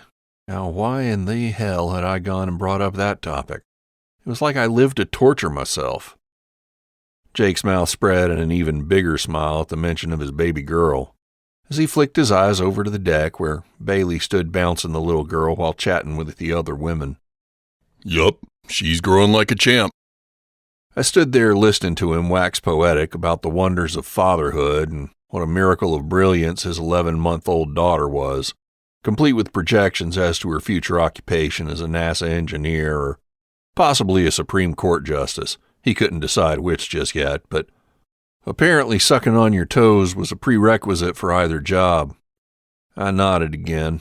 I was genuinely pleased for the man. He was a stand-up guy and a hell of a business partner, so it was nice to see him enjoying some happiness in whatever form it came. But it hit a little too close to home just now, so I was relieved when talk transitioned to business. "So, what's the next few weeks looking like for you?" I had a handle on the lawn care side, but I needed to take his pulse on the landscape design part. He rattled off some projects I already knew about and then filled me in on some new appointments I hadn't been aware of yet. We talked about some staffing adjustments to accommodate the schedule, and I asked him to copy Ollie on some of the new decisions. It all sounded like we were heading into a profitable summer season, exactly how I wanted it. Got another couple of referrals from the Vaughns for Irving Park, so that should pretty much fill up the schedule till late fall. Nice work, brother. I took a swig of my beer and squinted at the bright sunshine filling the backyard. I'd never actually intended to take on a business partner, but when Jake rolled into my office a couple years back with his detailed business plan and a list of references longer than Heidi Klum's legs, it had been hard to turn him down, and I'd never once regretted the decision. He was not only a good partner, but he'd slowly become a trusted friend. I watched through the course of our conversation as his eyes periodically darted to the deck where Bailey stood swinging their little girl around, and I felt a stab of guilt. Jake was pretty much an open book where I was a bit of a miser, keeping my shit tight and being stingy with what I chose to share. I wondered, not for the first time, how he might react when he found out about Lola. It wasn't that I planned on keeping Lola a secret forever, but I hadn't exactly been excited to share the news only to have everyone ask when they'd get to meet her. The idea of admitting the kid didn't want to be anywhere near me wasn't a thought I relished. In fact, the stark difference in Jake's relationship with his daughter and mine with Lola was downright depressing. There was little doubt that as soon as Jake knew, word would filter out from there, and I'd be the recipient of attention I didn't particularly need or want. I'd been reasoning to myself that my position at the periphery of this social circle gave me a bit of an out. I made a habit of staying in the background and coming and going as I pleased, much to Fiona's frustration. But I'd never been one to get too close, preferring instead to keep my friendships casual. The last thing I needed was everyone in this posse all up in my business and pressuring me from all sides about Lola. No, I preferred to just keep things on the down low for the moment. It was bad enough Ariana knew, and frankly I was a bit surprised she'd been able to keep it to herself. But it was just a matter of time. And maybe now that I seemed to be turning a corner with Lola, that time would come sooner rather than later. As if reading my mind, Jake turned back to me and lifted his beer in a mock salute. You should try it sometime. Fatherhood, that is. Shit. I just lifted my own beer and took a slow swallow, only responding with a grunt so I didn't have to lie to the man. Misinterpreting my response as a dismissal of the idea, he laughed. You don't know what you're missing, man. Then he took a swig of his own beer, not understanding how acutely I understood exactly what he was talking about. It hadn't escaped my attention these past months that I'd never see Lola's first smile or throw her up on my shoulders for a ride or get to do any of the countless things I'd seen Jake do with Danny. I'd missed it all, which made me all the more determined not to waste any more time. I rule the Xbox! Came a small but booming voice from the deck.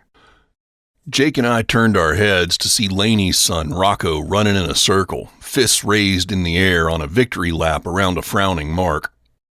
Fiona stood and threw the awful apron at Mark's head while Laney laughed maniacally from her chair.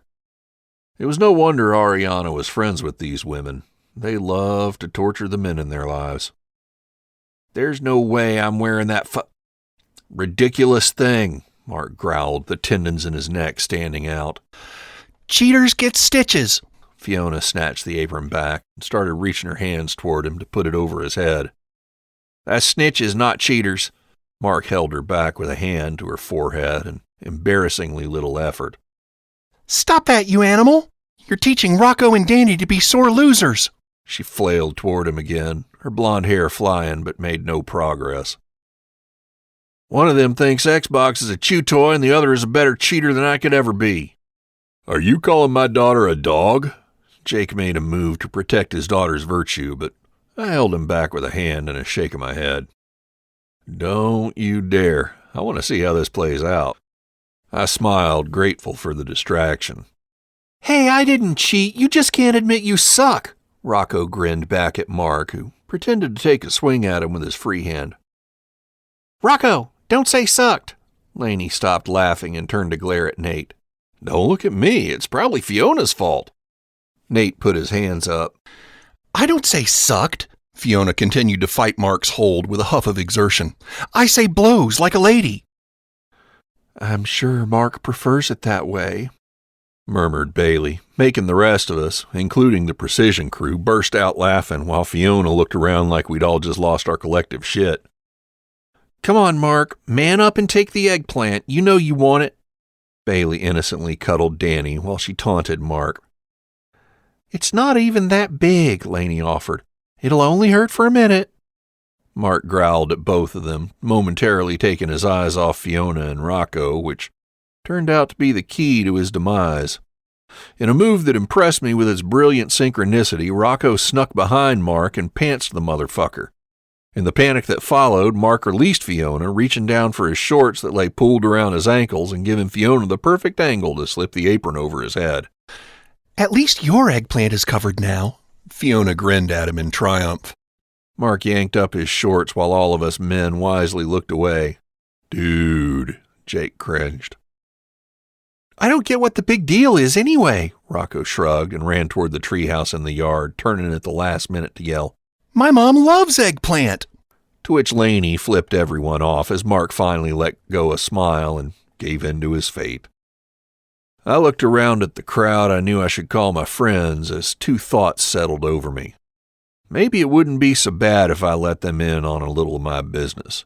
And my daughter may be surly, but at least she wasn't an idiot.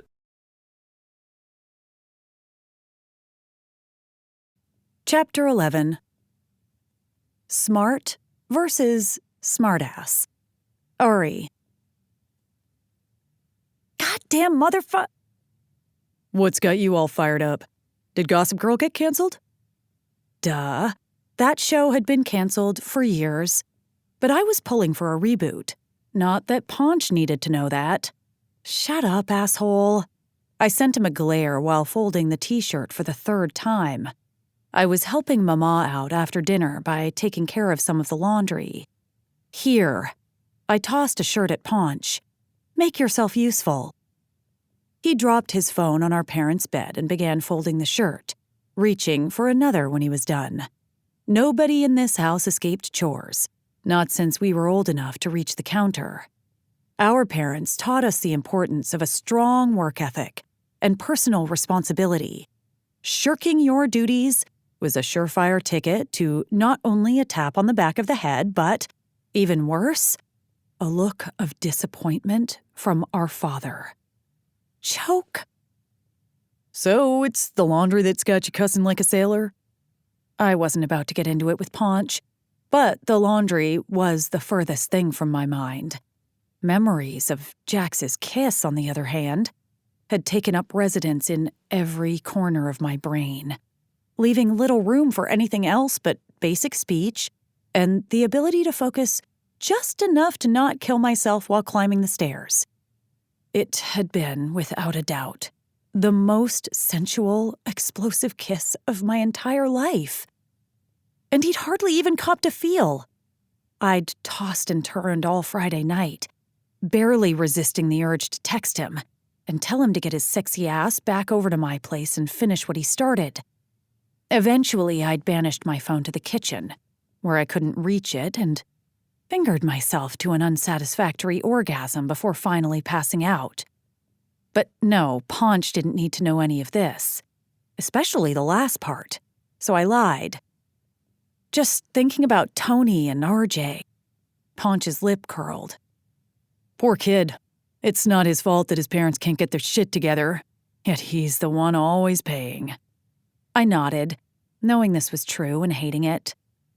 Mama said Rayella and RJ officially moved back in. Huh.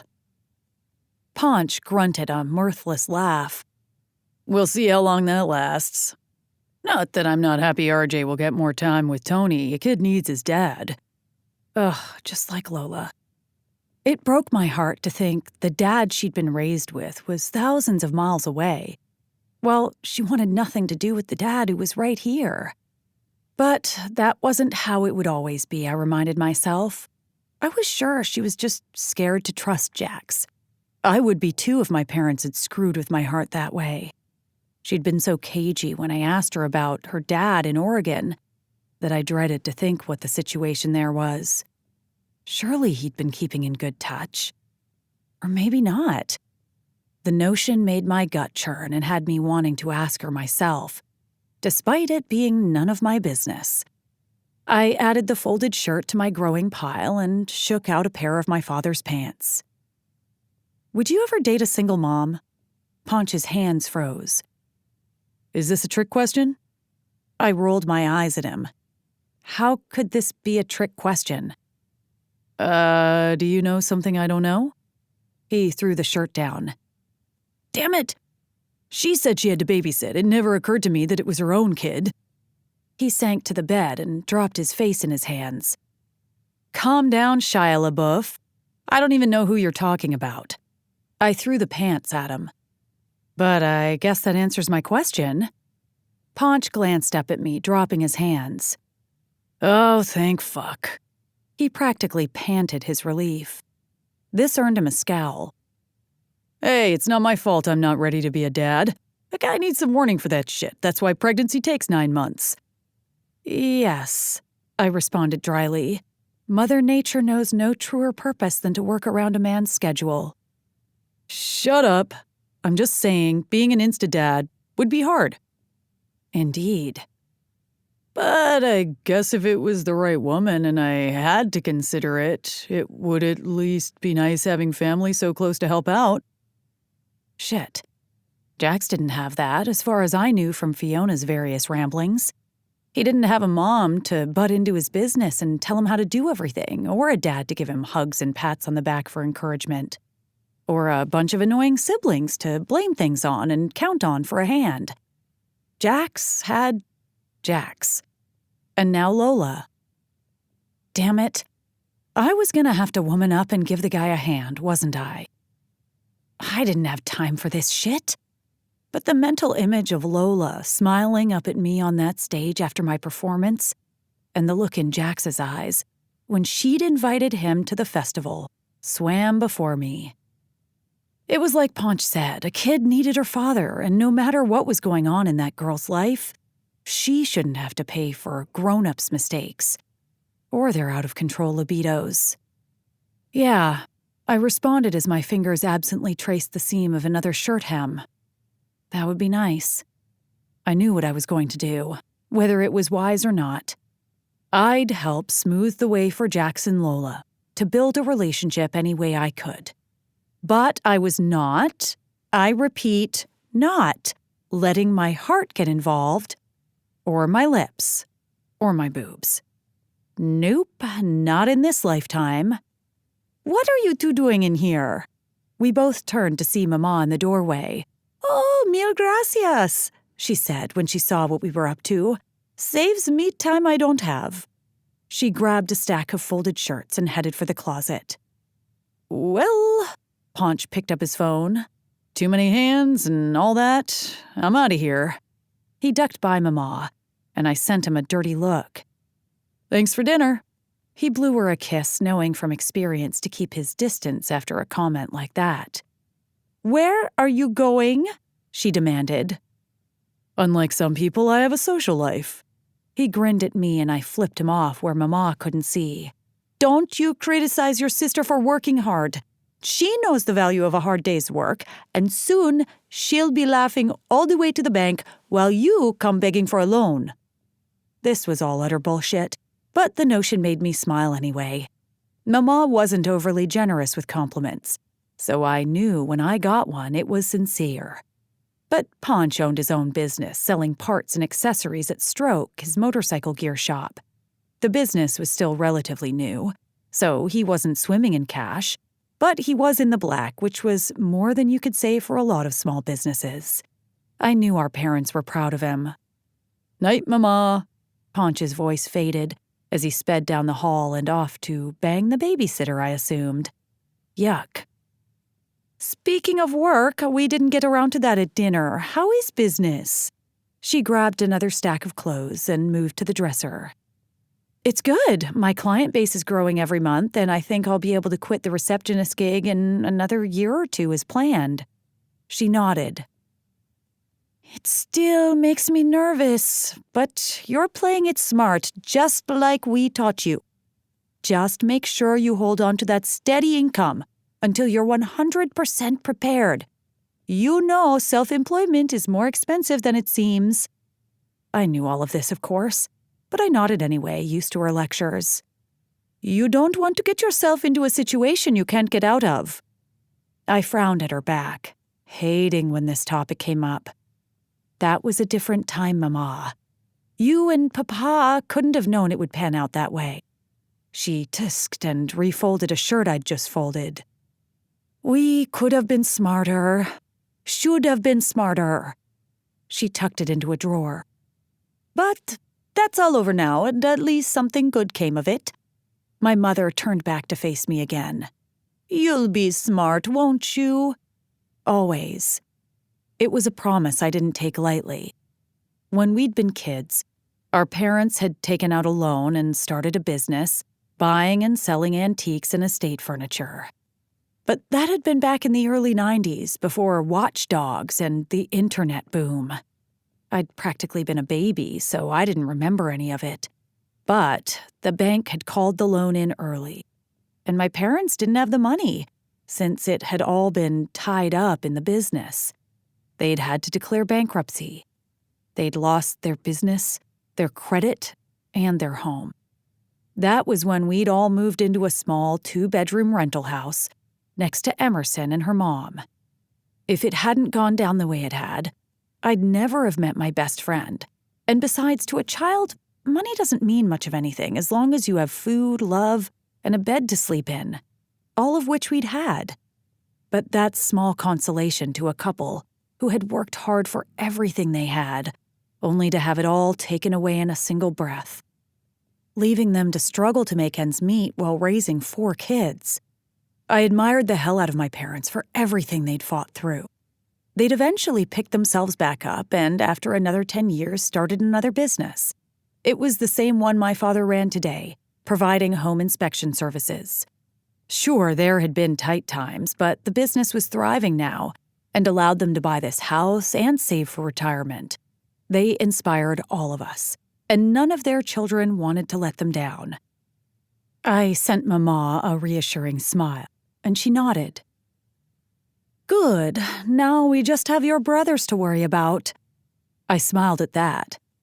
"Gabe's gonna blow us all out of the water. You wait and see." "Oh, I know. It's the other 2 hermanos Algaret we need to pray for." I laughed at her choice of words and returned to my folding, reaffirming in my head the need to stay smart in all areas. "Yo, bitch stick, what's up?" I covered the receiver of my cell phone and glanced to my boss's office to make sure she hadn't overheard. Only when I was sure all was clear did I let myself smile at the ridiculous term of endearment. My affection for red lipstick, combined with Heather and Laura's affection for dirty language, had earned me the nickname years ago when we'd started hanging out. "Same old grind, what about you?" I signaled to Crystal that I was taking my break and made my way down the hall to the back door of the real estate office, where I pushed it open and stepped out into the spring sunshine. The days were getting longer and heating up, but the nights were still blessedly cool. This was my favorite time of year in North Carolina. "You know, booking more gigs and trying to kill it when we can," Heather said. "You sounded great on Friday." "You sounded great on Friday. I sounded like shit." "Shut the hell up, whore." What can I say? Heather preferred affectionate insults, as did I. "That's actually why I'm calling." My stomach tied itself into a bowling ball-sized knot. This was a phone call I'd somewhat anticipated in the back of my mind, behind the musty reminders to start working out and the guilt-induced notion to maybe be nicer to Paunch once in a while. But like those, I never actually expected it to happen. I stayed silent and let her continue. "This whole situation is a clusterfuck, but we had a band meeting last week and I told the guys I was gonna have to step down." I swallowed hard. "Oh." "Yeah, I let things get way out of hand, and now that I'm getting my shit together, Chris and I just decided my health and our relationship had to come first from now on." I knew her husband, Chris. He was a gruff, muscular guy with a wicked beard and more tattoos than I could count. He didn't take shit from anyone apart from the violet-haired singer, who turned him into the biggest softie on the planet. It didn't surprise me that he'd put Heather's health above all else. "The asshole wants to start a family, if you can believe that." What was it with everybody having kids around here? Jesus. "And what about you?" I couldn't help the small laugh that escaped at the notion of Heather with a tiny human. What can I say? I love the asshole, and you only live once, right? Yeah. Warmth oozed through my chest, and I wondered if I was spontaneously bleeding or something. I was becoming a sap. Music will always be there when I'm ready for it again. Right now, this feels right. Well, if you're at peace with it, I guess that's all that matters. So, her no bullshit tone returned. That means you're a lead singer. The knot pulled tighter and I felt the need to sit down.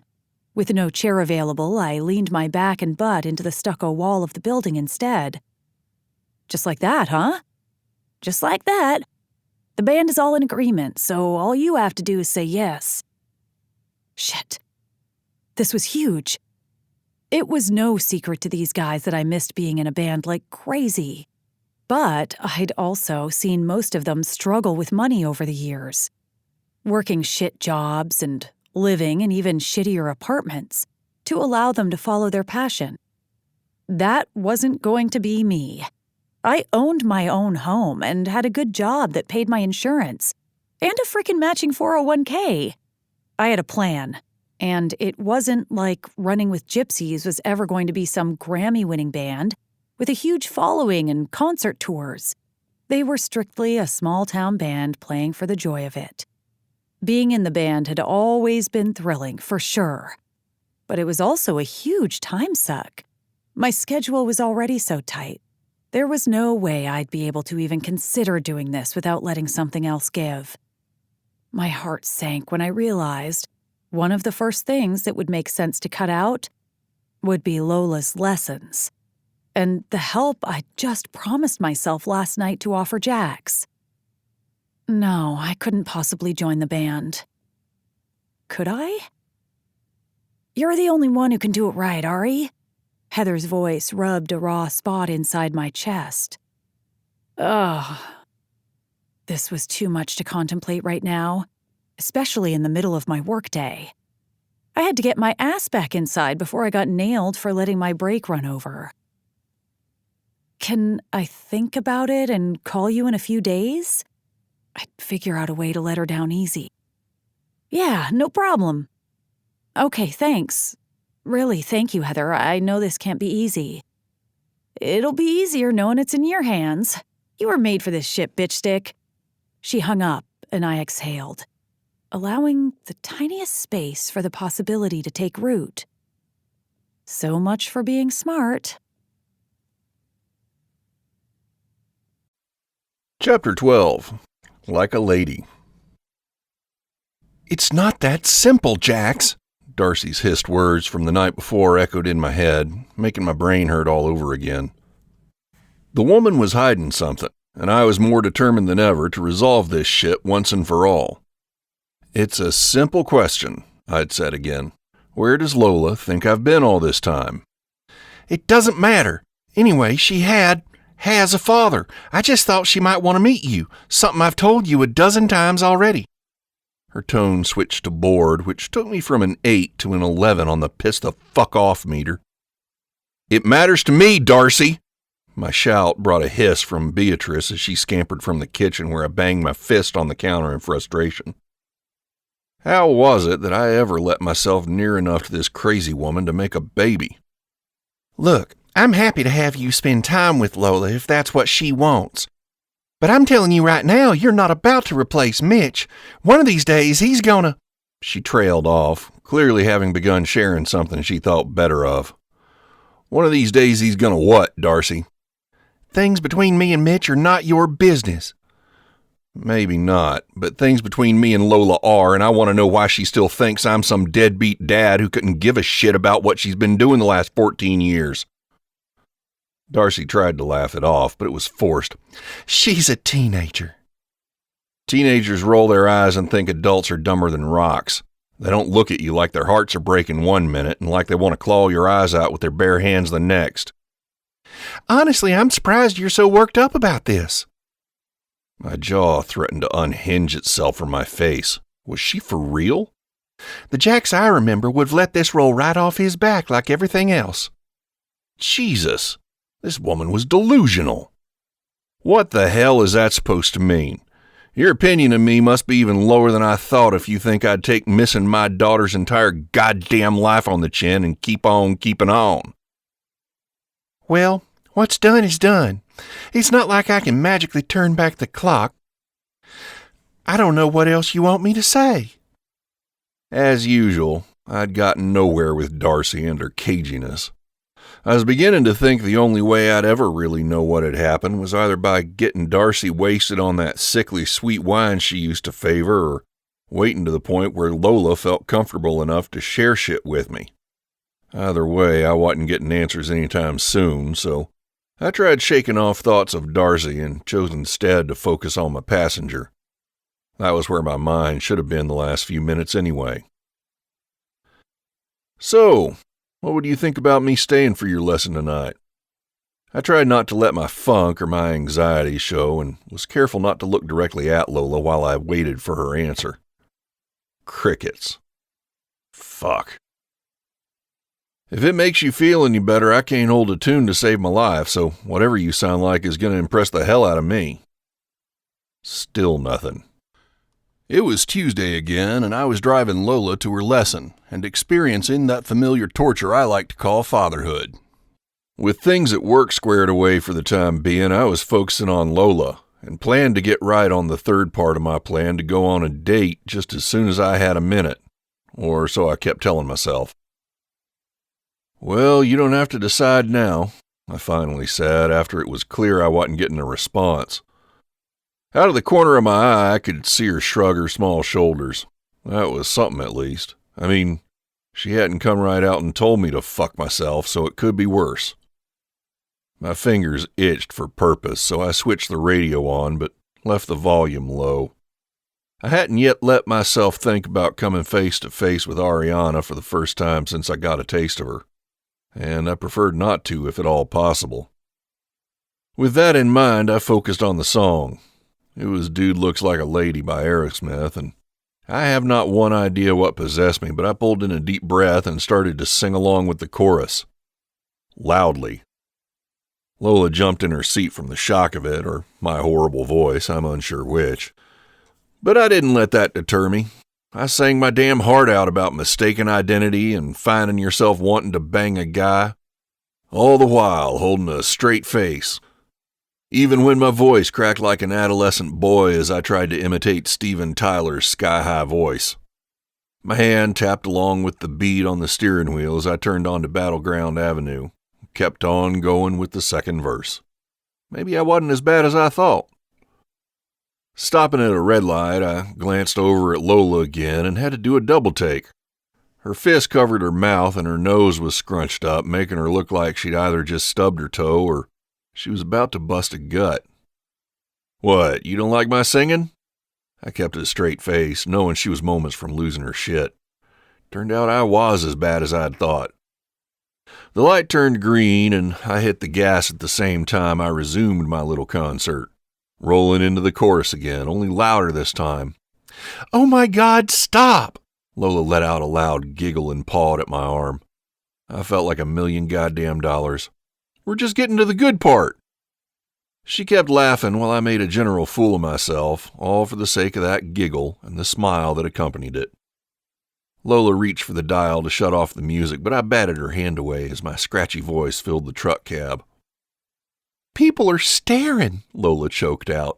And sure enough, several people on the sidewalk watched in either fascination or horror as we passed on by, and I gave them a friendly wave from my open window. I turned into Ariana's neighborhood just as the song was coming to a close, the last note fading as I pulled into the driveway. I did my best to hold the note for as long as possible, until I either had to drop it or die from asphyxiation. When I cut the engine, I looked over at my daughter again and felt my heart tip sideways in my chest. Her smile was bright and genuine and aimed right at me. It was the sweetest fucking sight I'd ever seen in my whole life. Turned out, the way to a teenage girl's heart was to make a complete idiot of yourself. Sounds about right. So what do you think? I asked. Lola just shook her head and laughed before hopping out of the truck. I followed after her, hoping this was the beginning of a new chapter. I didn't know what the hell was wrong with me. At first I thought it may have been the early warning signs of a heart attack, but after reviewing the mental checklist and remembering that feeling like you might cry girl tears was not on the list, I recognized it for what it was. Turned out I was a complete softy when it came to Lola. And that girl had the voice of an angel that smoked 10 packs a day, but an angel nonetheless. I couldn't believe this was the same girl who giggled and stewed and grumbled in her quiet way. Belting out a pop ballad in Ariana's living room, she sounded like a seasoned performer, with a low, smoky, confident voice that sat in such wild juxtaposition to her small, timid person. Ariana hadn't been exaggerating. Not that I knew the first thing about music, but when I heard my daughter sing, it was like listening to Ariana, even though their voices were so different. She sounded like a star, which, apparently, turned me into a pussy. Yes, loved that. Ariana pulled her hands from the piano keys and gave Lola a high five. Just be sure to watch your timing on the second verse. And don't let the enunciation drop out when you hit the last line. Right, Lola nodded, focusing on the instructions.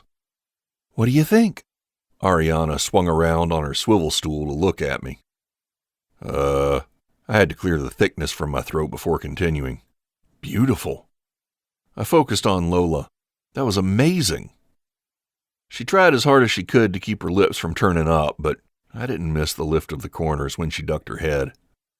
Ariana winked at me, and for the 10th time today, my heart took a hit. After my sweet serenade in the truck, I had followed Lola into Ariana's house, and at the sight of the brunette, did my best to pretend I didn't want to throw $20 at Lola and tell her to go take my truck for a spin while I dragged Ariana to her bedroom. The woman knew exactly how to torture me. Her hair was up, this time in one of those messy balls on top of her head, revealing that long, silky neck that begged for my mouth. Shiny gloss polished her pouty lips and took my mind on a journey to places so very inappropriate for our present company. My dick had a lot of ideas and wasn't shy about sharing them. But if I was a tortured mess, Ariana appeared completely unaffected, making me wonder for a split second if I'd imagined the entire kiss from Friday. After a quick wave hello, she and Lola dove straight into the lesson, neither of them bothering to tell me to get lost, so I'd lowered myself into a soft leather armchair and had been watching and listening ever since. They started in on the song again, and I scrubbed my hands over my face. I was beginning to think I'd need a lobotomy to get my head back on straight. The girls ran through another song after that, and then Ariana gave Lola a homework assignment while I pretended to go look through some emails on my phone. Okay, we're all set. Great. I stood from the chair and looked at Lola, carefully avoiding Ariana. You want to grab a bite on the way home? The confidence I'd gained from the car and the lesson spurred me to ask without considering I might be pushing it. No thanks. Lola's terse tone was back. 1 step forward, 2 steps back. I could feel Ariana watching me while I summoned up a casual response. She beat me to it. I could totally go for some pizza, she said, shocking the hell out of me. Lola's eyes darted to her teacher. Yeah? I've been craving Elizabeth's. What do you say we all go? Lola glanced back at me and had the good grace to blush. Okay, I guess, but I'll have to call my mom. I'll take care of it, I offered, quickly typing out a text to Darcy telling her, not asking her, about our change in plans. She could take it out on me later if she felt the need. Hitting send, I said, "Come on, ladies, pepperoni awaits." Ew, I'm a vegetarian. Lola preceded us out the door, and I tipped my head back with a sigh. Ariana patted my arm. You'll get there, Mr. Charm. Chapter 13. The Lies We Tell Ourselves. Thanks for this, I set around a bite of gooey cheese and pepperoni. Ariana poked her tongue out to gather a stray drop of sauce from her lips, and I purposely looked away, my eyes following Lola as she made her way to the restroom. For what? Letting you feed me? I could see her grin from the corner of my eye. I took a sip of my soda before responding. Now, for working your magic on the ambassador of sunshine over there. She laughed and wiped her mouth with a napkin. Teenage girls are a special breed, if it makes you feel any better. I'm discovering that. They were much nicer to me when I was a teenager. Ha, I'll bet. Really, though, I've made more progress with her in the last 2 weeks than in the entire time I've known her, thanks to you. Those lessons are a godsend. Ariana frowned, making my brows pull together. What's wrong? She shook her head and took a sip of her own drink in an obvious stall tactic before saying, Nothing. Liar. You don't know me well enough to know when I'm lying. It doesn't take a genius, and I'm an expert at reading people. The person will tell you everything you need to know if you're patient. Watch them long enough. Jesus, is this another one of those things you were born with? She let her eyes sweep the room, confirming what I already knew. Right there, I pointed at her with what I knew was a smug expression. You can't even look at me. Her eyes darted back to meet mine. Maybe it's because I find you repulsive to look at. I grinned. No, that ain't it. She shook her head again. Unbelievable. Well, shucks. Thank you. I laughed when she flicked soda at me with her straw. I thought we agreed to forget about that kiss, but I'm glad it's been on your mind, darling. She studied me with narrowed eyes, and damn if she didn't look sexy as hell sitting there with her casual style and pieces of dark hair falling around her face. What? I asked again. She pursed her lips. Just trying to figure out how long it would take for you to choke on your own dick. I coughed and had to take a long drag on my straw to regain my composure. Had I just been thinking how sexy she looked? Good God, woman, that's not even a little funny. Ariana shrugged. I got a good chuckle out of it. I scowled at her. Anyway, like I was saying, I can tell you're lying, so you may as well tell me what's wrong. She watched me for another minute while I ate more pizza and let the silence settle between us. Fine. She leaned in and rested her elbows on the table. Heather is stepping down, and the Gypsies asked me to take over as lead singer. Well, all right. I shot up straight in my chair and rubbed my hands together. That's unbelievable. Congratulations. She held a hand out to shut me up while the frown returned to her face. I'm turning them down. What? Why? I had to imagine opportunities like this didn't come around too often. Not to mention, she was perfect for this. This sounds like a no-brainer to me. Jax, I have a job. I have jobs, plural. I can't just ditch everything and go run away with the band. You'd be running away with gypsies. That was my #1 childhood dream. That and becoming a professional race car driver. They get more tail than... Never mind. Her scowl told me she didn't appreciate my comment, so I tried again. Surely you can do both. The other band members must have day jobs. I raised a brow. That's different. Krish's wife is some executive at an investment firm and makes $1 gazillion a year. Laura actually prides herself on living the starving artist lifestyle. And Maury... I don't even know how Maury keeps a roof over his head, but he seems content. She balled up her napkin and looked at me dead on. I thought you said they play local bars and only travel a couple hours when they have out-of-town gigs. How much time can that really take? I hated to see her turning this down when it was clear she belonged on a stage, singing her heart and lungs out.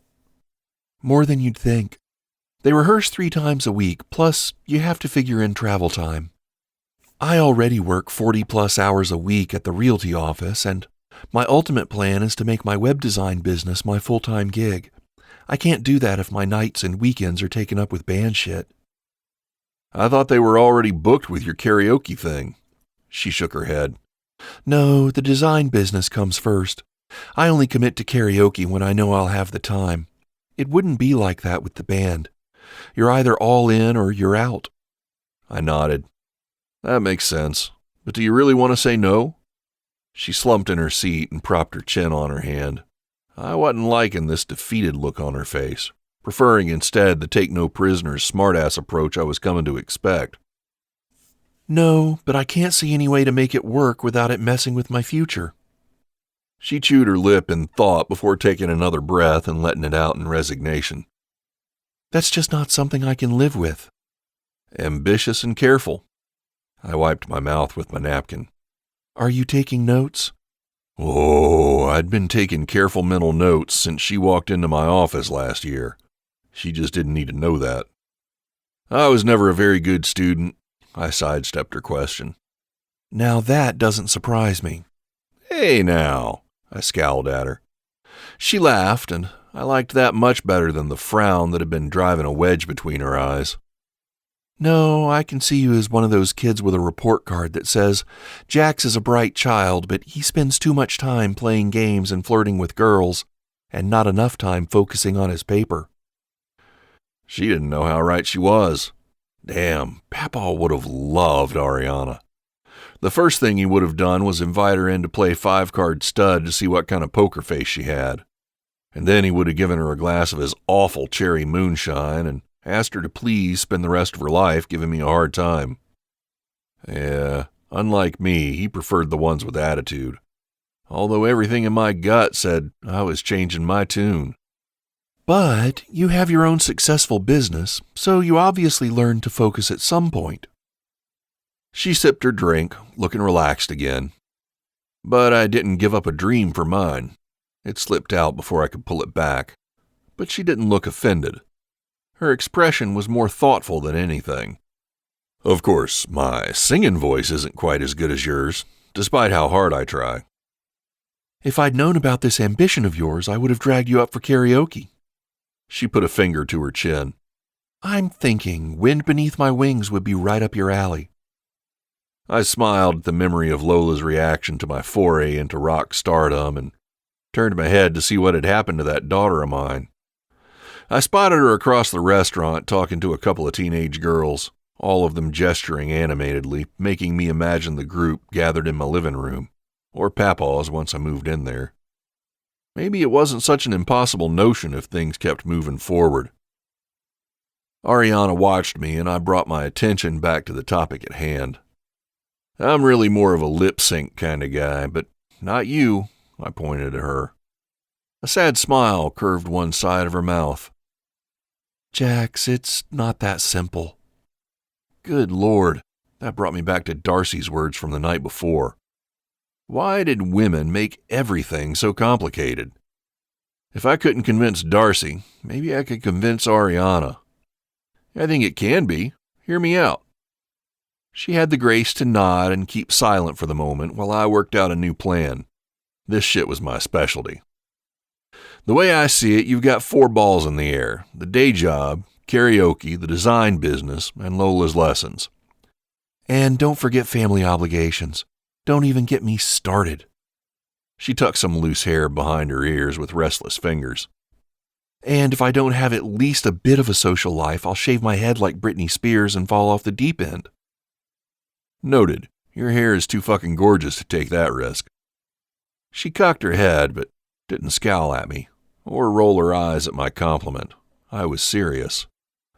Ever since I felt that hair on my palms and between my fingers, all I'd been able to think about was having it spread around her head on my pillow while I sank into her, over and over. I swallowed hard to rid my mind of the image, as there were more pressing matters to deal with than my erotic fantasies. The first thing to go was karaoke. I ticked it off on a finger. Then I stopped short as the obvious settled over me, and I realized the next logical thing to cut would be Lola's lessons. The woman once again read my mind, explaining the sad smile and making me feel like a first-class idiot. My new permanent status, it seemed. God, I miss the old days when I was on top of my game. I readjusted my ball cap and scratched my cheek. Shit. The last thing I want to do is disappoint Lola. Ariana's voice dropped low. I have a feeling she's had too much of that already. She didn't know the half of it. Hell, I didn't even know all of it.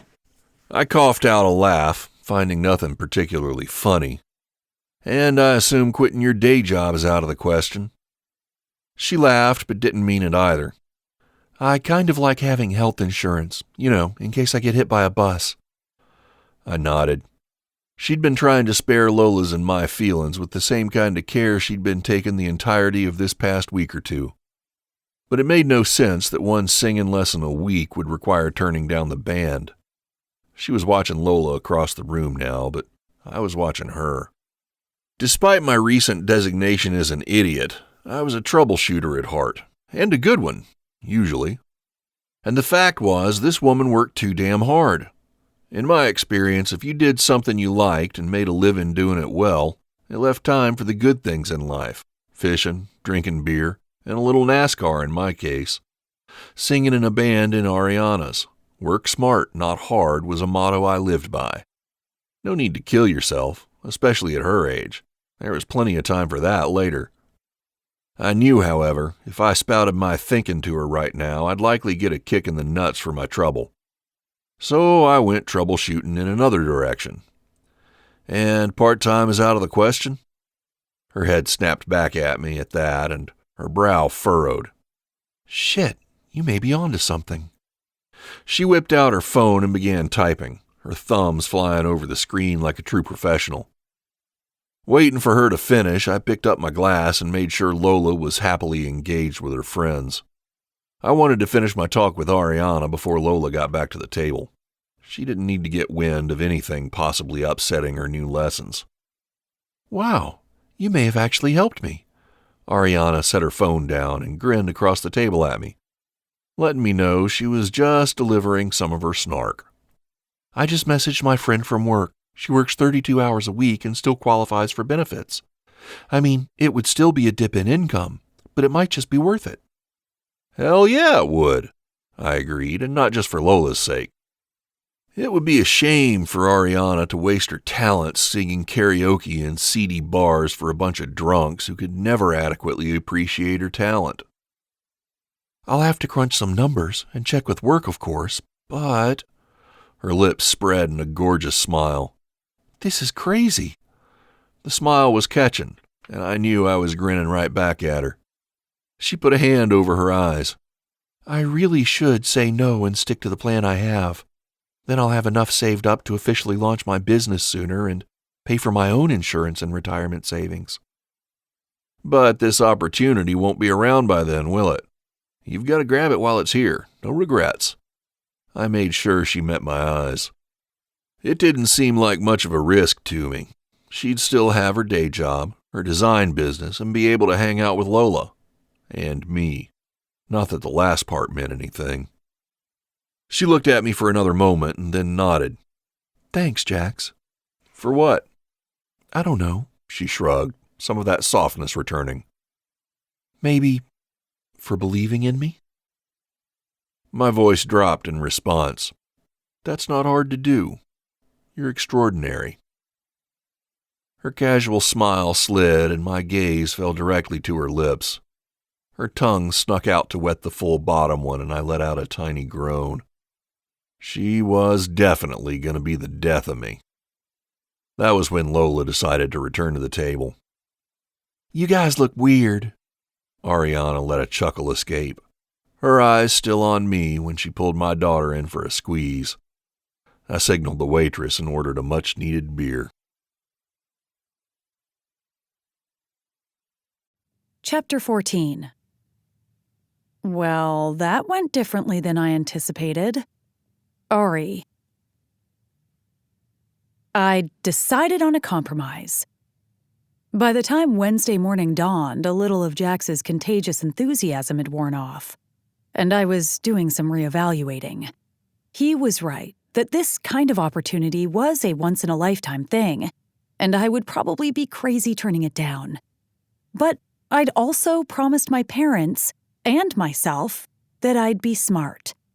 With that in mind, I worked things out with my boss for a trial period at 32 hours, and I called Heather to tell her I'd love to join the band, with the caveat that I'd try it for a month to make sure we all meshed together and everyone was happy with the situation. She agreed, and I was officially the lead singer of Running with Gypsies, at least for a few weeks. Then we'd see. My heart hammered against my ribcage every time I thought about it, and I was dying to sink my teeth into the roll. It was nuts, but so damn exciting. What I didn't do was tell my family. I wanted to, I really did, but all I could see was the mental image of Mama's disappointed frown and Papa's worried eyes. I resolved to wait and see how the first month worked out, and then tell them once everything was official. For all I knew, the band would hate me and I'd be back to my normal routine in a week's time. No sense in rocking the boat. My new schedule was set to start on Monday, and our first band practice was the day before. I'd already committed to karaoke for the weekend, so I was following through on those gigs before I handed it all over to Nicola. She'd apparently started dating a bouncer who worked some of the local bars and was more than happy to keep an eye on her. She also told me that his dick was so big, the temptation to stray would never be an issue, and besides, she was too sore to even contemplate it.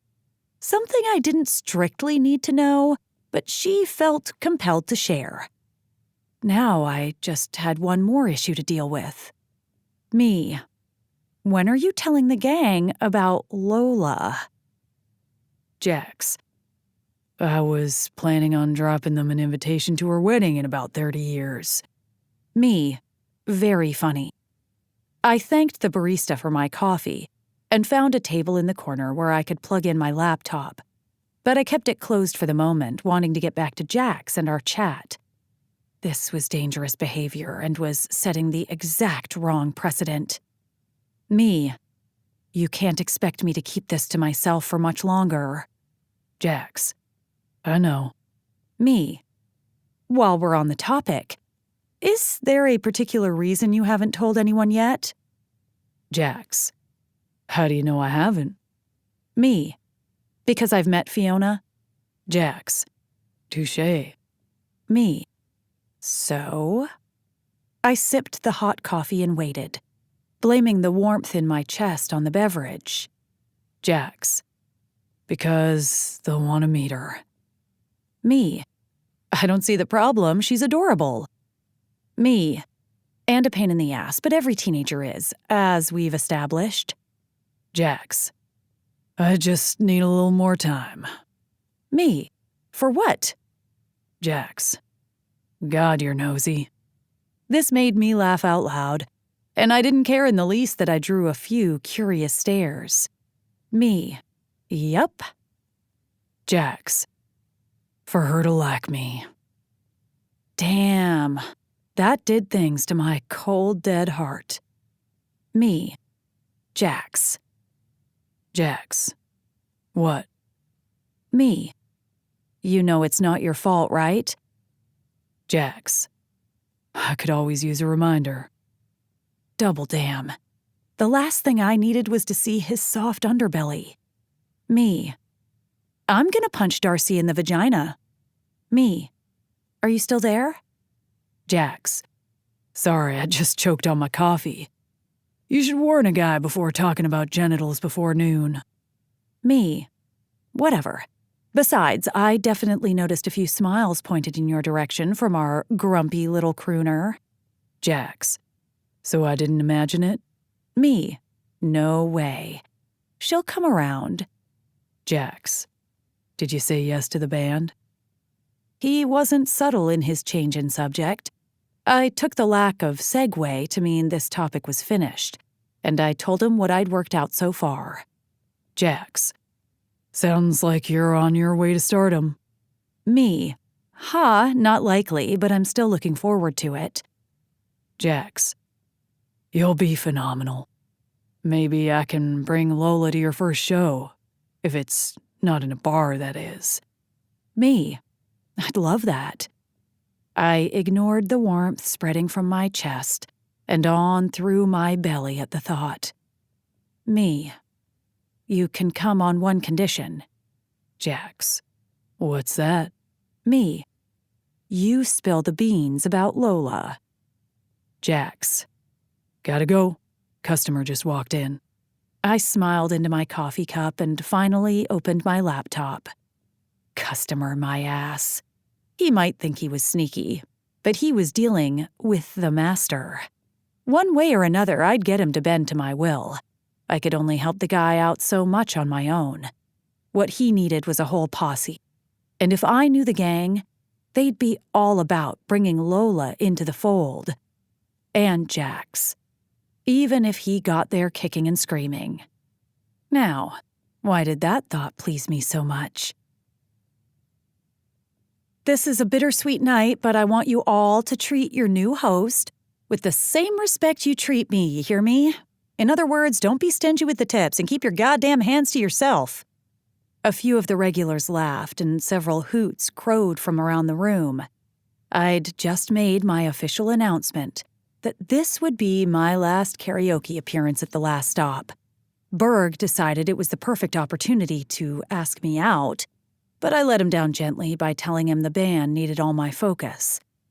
I also told him I knew he'd been sleeping with 2 of the waitresses, and I wasn't about to subject myself to the cat fight that would undoubtedly unfold in the coming days. He took it in stride and even managed to look chagrined at me calling him out. "Free bird!" Some idiot yelled from the crowd, and I ignored him. "Everybody make sure you're signed up for your turn, and I want to see asses shaking and the walls rattling, okay?" I got more shouts at that, and launched right into one of my favorites to start the night. A line began forming at the sign-up sheet, and I gave each participant a smile, unable to tamp down my good mood. This was my last night, before I'd be singing live on a stage, with a real band, instead of singing along to a damn bouncing ball on a screen. Somebody needed to pinch me. Once the song wrapped up, I welcomed the first couple to the stage for a duet, and went to say hi to my special guests for the night. "When's your first show?" Gavin asked, throwing an arm around Emerson and leaning back in his chair. He wore a green ball cap that reminded me of Jax, his brown hair sticking out in all directions from underneath it. "Next Saturday, which means I've got to get my ass in gear." "Well, it's about time. I've been telling you for years you should pursue singing. It's so exciting." Emerson shot me a warm smile and leaned into her man.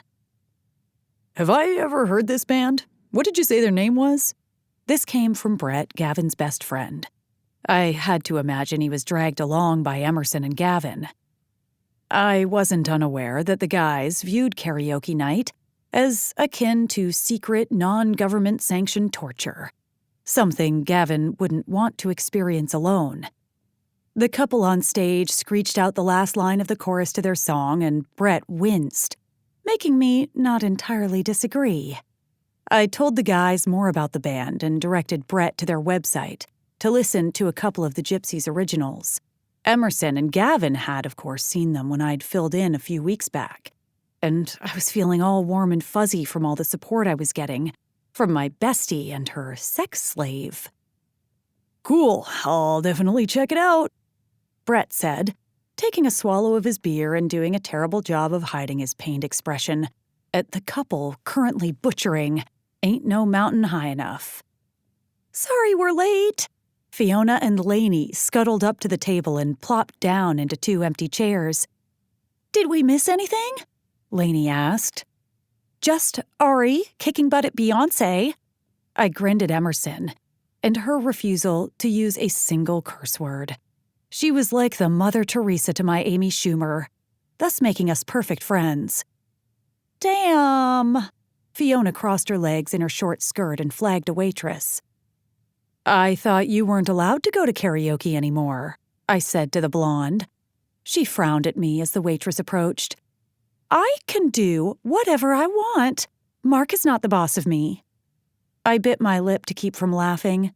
Every time Fiona got up to sing at karaoke, she managed to choose the dirtiest songs possible and practically perform a striptease on stage, much to Mark's consternation. He'd carried her off the stage more than once, so I loved it when the 2 of them came. It made for excellent entertainment. "She told him she had an evening gynecologist appointment," Lainey said out of the corner of her mouth. I smiled huge at that. This would be a great send-off for my career as a karaoke hostess. Well, that went differently than I anticipated. It was 2 hours later, and I was taking down the mic stands while Lainey and Fiona helped.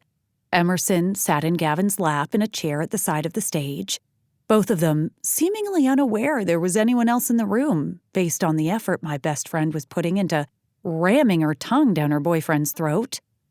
Who knew she had it in her? Fiona shook her head with a bright smile on her face. Lainey nodded with appreciation. You know, I already loved her, but now I'm going to kick Gavin's ass if he doesn't marry her and make her an official member of the Monroe family. I wound one of the cords up and secured it with a tie. Hell, I'd marry her after that. We all looked over to where Emerson was molesting Lainey's brother. In true best friend fashion, the girl had given me the perfect send-off, with the absolute worst rendition of I Touch Myself by the Divinals I'd ever heard, complete with hand motions in case we were in any doubt as to the meaning of the song. By the end, I think Gavin probably came in his pants, but I preferred not to find out for sure. Emerson had been completely shit-faced, of course, but that just made it even better. When she'd reached the last chorus and fully grabbed her crotch with one hand, I thought the entire bar was going to go up in smoke and flames. Everybody was laughing and cheering so loud. It was the best karaoke performance I'd ever seen as a host. God, I loved that woman. Jesus, what did I miss? My head whipped in the direction of the familiar drawl.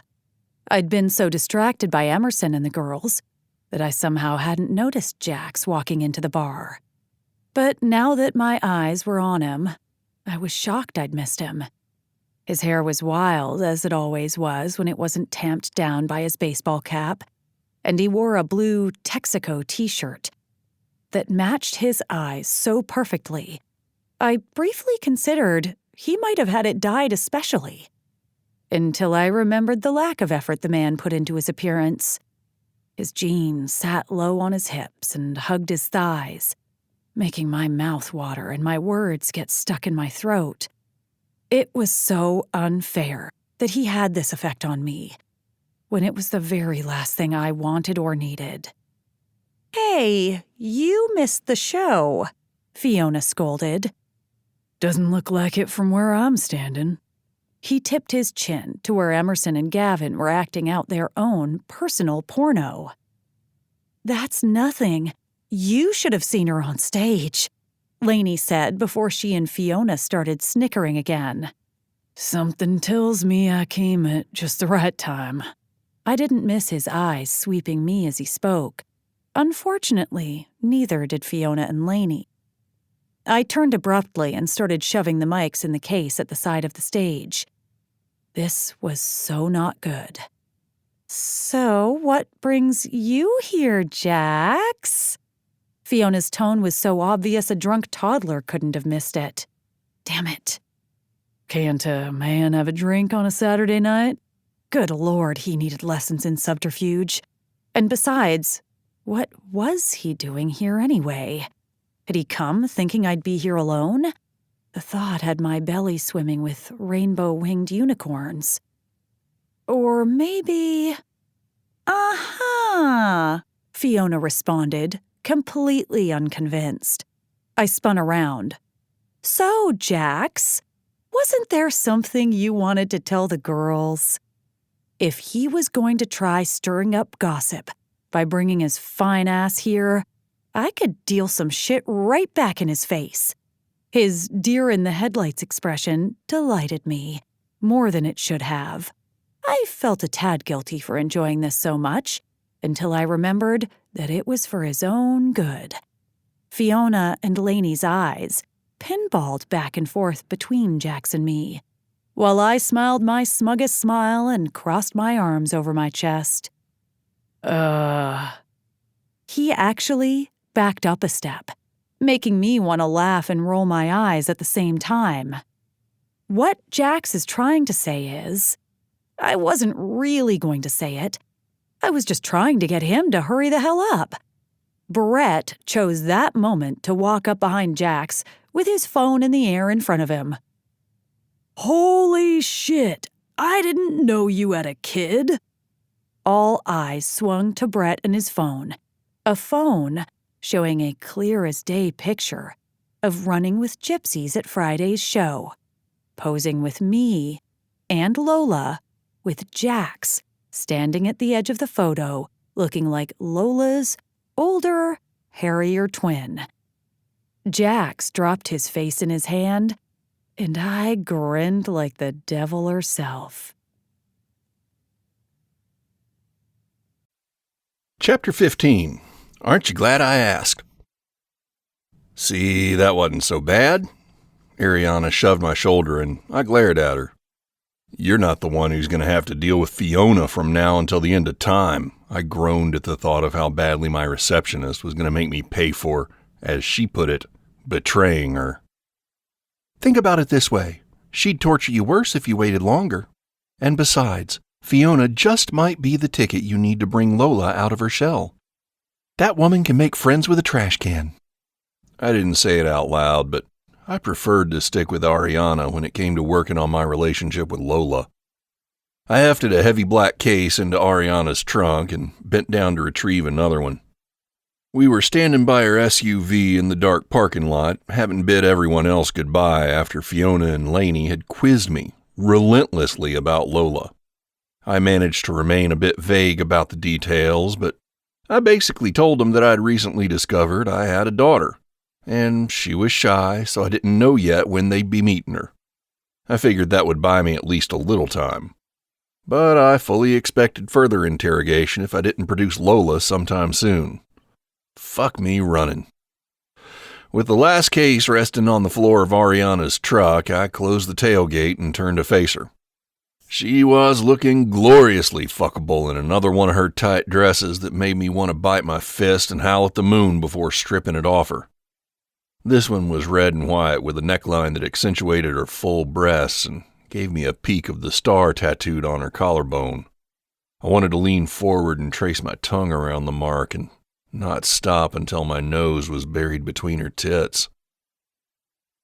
Despite what I'd told myself, I really had no business showing up at the bar tonight, but it hadn't taken too much to convince myself that I owed her at least a token show of support on her last night doing her karaoke gig. I knew exactly when and where she'd be performing thanks to Fiona's endless chatter, and I found my car headed straight toward the last stop when I'd climbed in it tonight after breaking down some cabinets at Papaw's. So, Ariana said, calling on her power of mind reading, why did you show up tonight? Was I imagining things, or did she look happy at the thought I'd come to see her? This girl had a special talent for fucking with my head. I felt like I was chasing her and my own tail at the same time, not understanding how I'd even begun to do either. I shrugged. Thought maybe I'd exercise that friendship muscle you mistake for disingenuousness. She had the grace to look at least a little chagrined and scrunched her nose. I hadn't known it was possible for a woman to look both hot and adorable at the same time. Maybe I was kind of a dick with that one. I chuckled and leaned my ass against her bumper. I never thought I'd say this, but I kind of like arguing with you. Her lips curved at the corners and she mimicked my pose next to me, the spikes of her black stilettos grinding into the gravel. Right back at you, Mr. Charm. I scowled at her. Would you stop calling me that? It makes me sound like a 1960s prep school teacher. I'll stop calling you that if you tell me why you really came here. You had to know some of the crew would be here and raise an eyebrow. Why was she asking me this? I didn't want to think about it, much less talk about it with her. Why? They know you worked on that website for me. And besides, we've socialized a time or two before. Yeah, but never intentionally. Until Lola, that is. She wet her lip with the tip of her tongue and my balls tightened at the sight. So tell me the real reason. Jesus, why is it you always think I have a secret motive for everything? And I accused her of being defensive. Nice. Because you're in the possession of a penis. She threw her arms out, one of them brushing my bicep. I was reminded again that not everything was as it appeared when it came to this woman and the things she liked to hide. I'd assumed she'd always been the one in control of her romantic entanglements, dangling those pretty boys on her string. But now, I was wondering if I'd had it all wrong. Her defensiveness and antagonistic attitude toward my gender signaled maybe there was something more.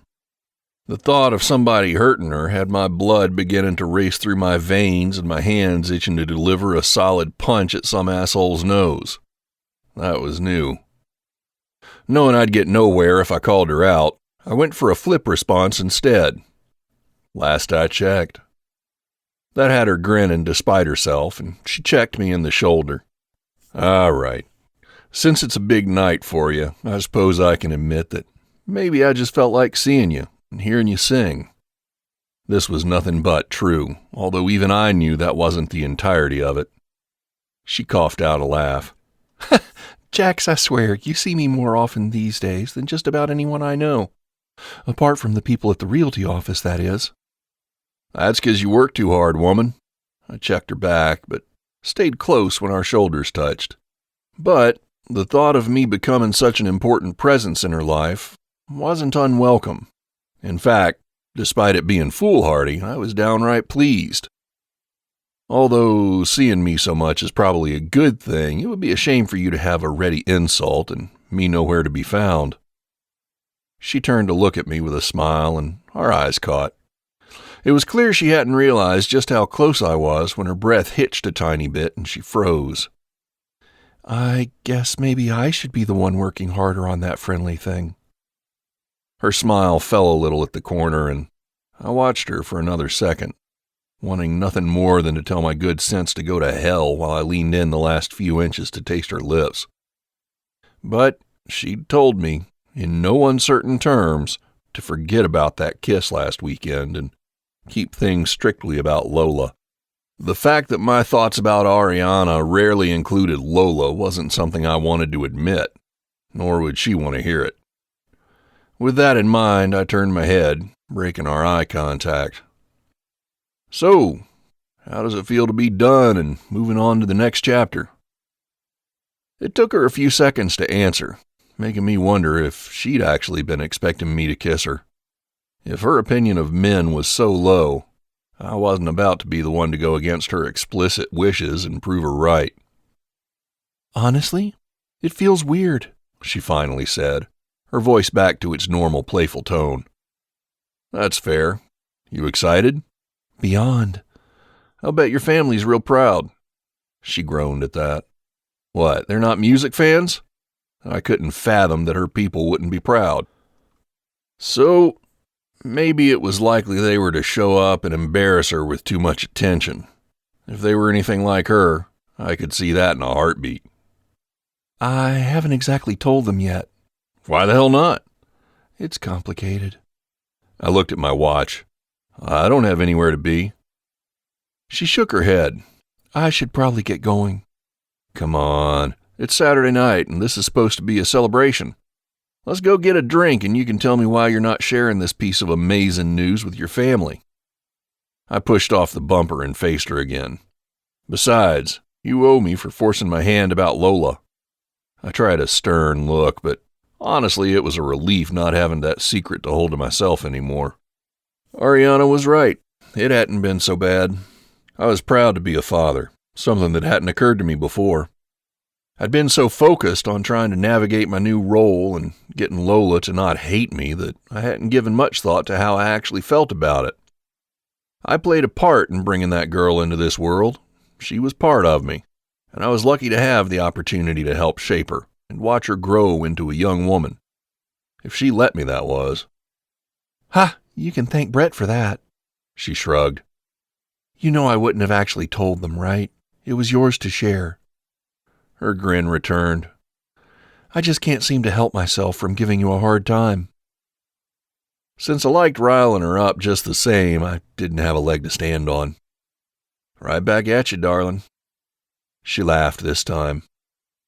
One drink, I said. She eyed me for another moment. One drink. She stepped toward her driver's side door.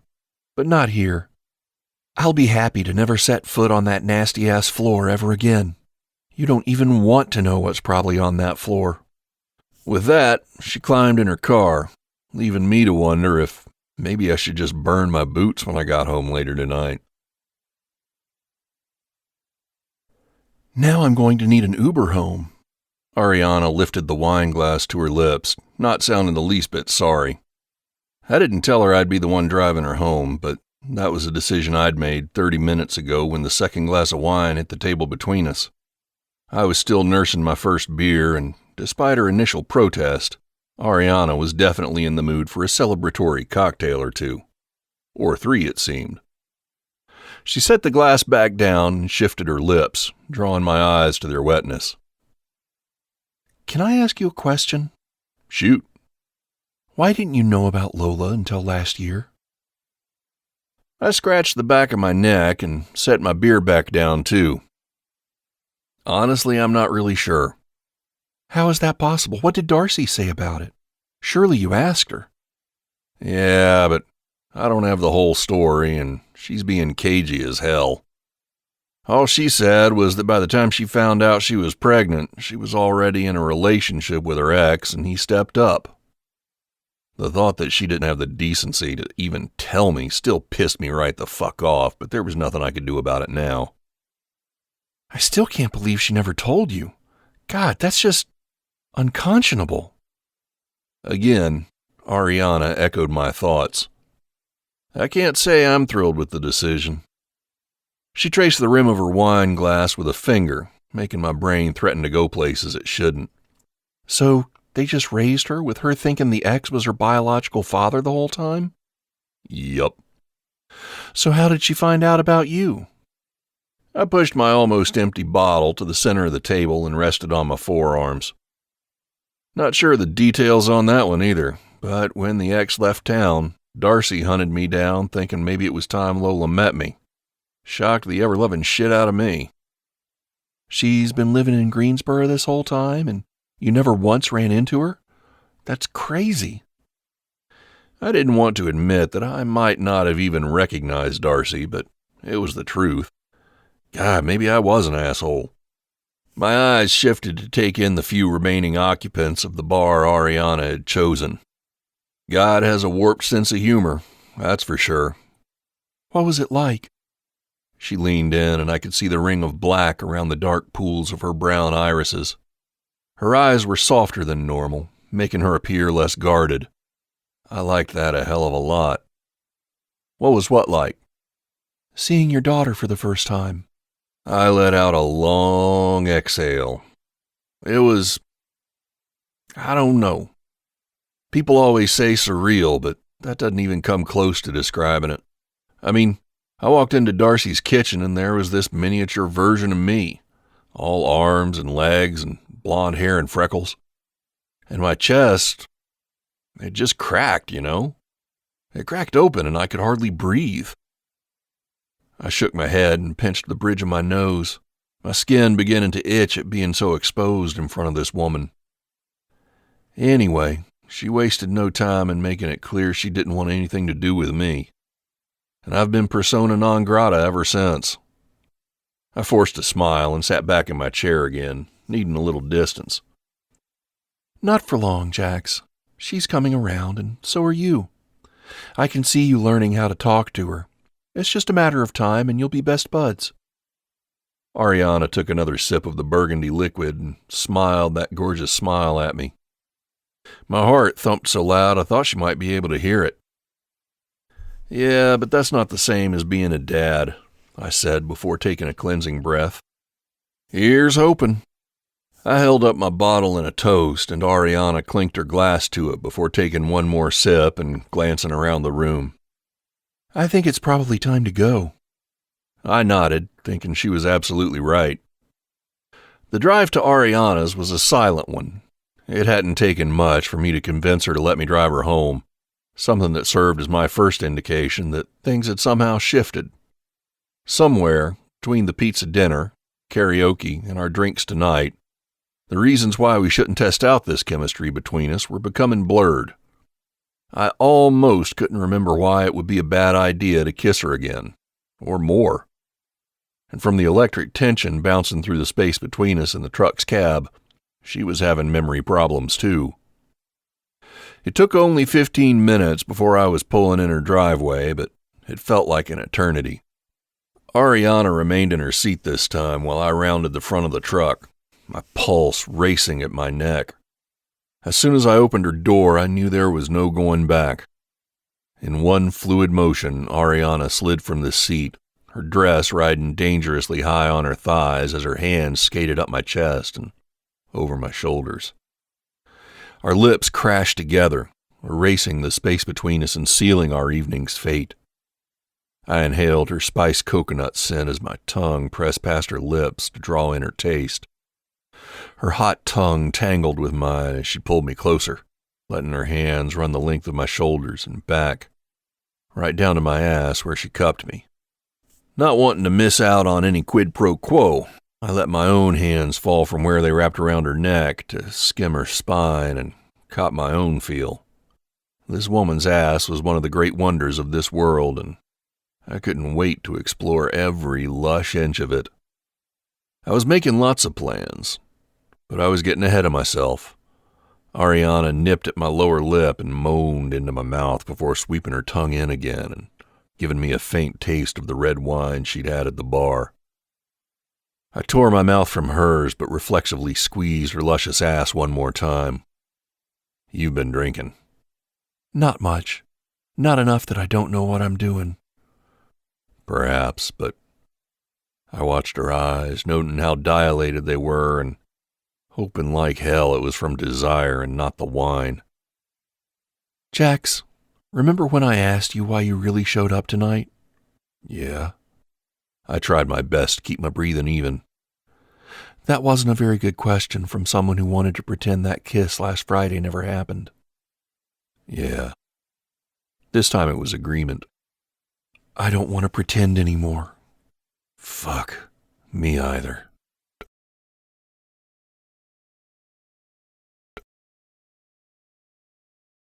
Did you know? You hog the bed. His lips vibrated against the skin of my neck, and I shivered. My teeth snagged my bottom lip. I'd been told that by more than a couple guys. The same ones who'd learned that waking me up in the middle of the night to tell me to shove over was the wrong move. Unsurprisingly, Jax hadn't made the same mistake. You were a giant X. Or maybe a K is more accurate. I had to pin you down so I could sleep. I chuckled, before realizing that I had probably spent the majority of the night wrapped up in Jax's arms, something most unusual for me. I wasn't a snuggler. Sex was awesome, but then move off and let me have my space. But I'd slept like a cat in Jax's arms, a fact that made my stomach drop a little. I would apologize, but you seem comfortable where you are. Good morning indeed. One shower and some hot against the tile wall sex later, I threw my hair up into a high ponytail and did my normal Sunday morning routine in the bathroom, while Jax made all sorts of noise in my kitchen. Despite what I'd feared, it hadn't gotten weird yet in that way a morning after had a tendency to do. Maybe it was because we were already friends before we slept together, although that had all the potential to make it even more awkward. I honestly didn't know if this was a one-night stand or the start of something else, nor could I decide which one I'd prefer. It was inconvenient, but the deed was done, so to speak. In hindsight, I suppose it had been inevitable. I padded my way to the living room and watched from there, while Jax scrambled eggs on my stove, whistling as he did so and bringing what I knew was a dopey grin to my face.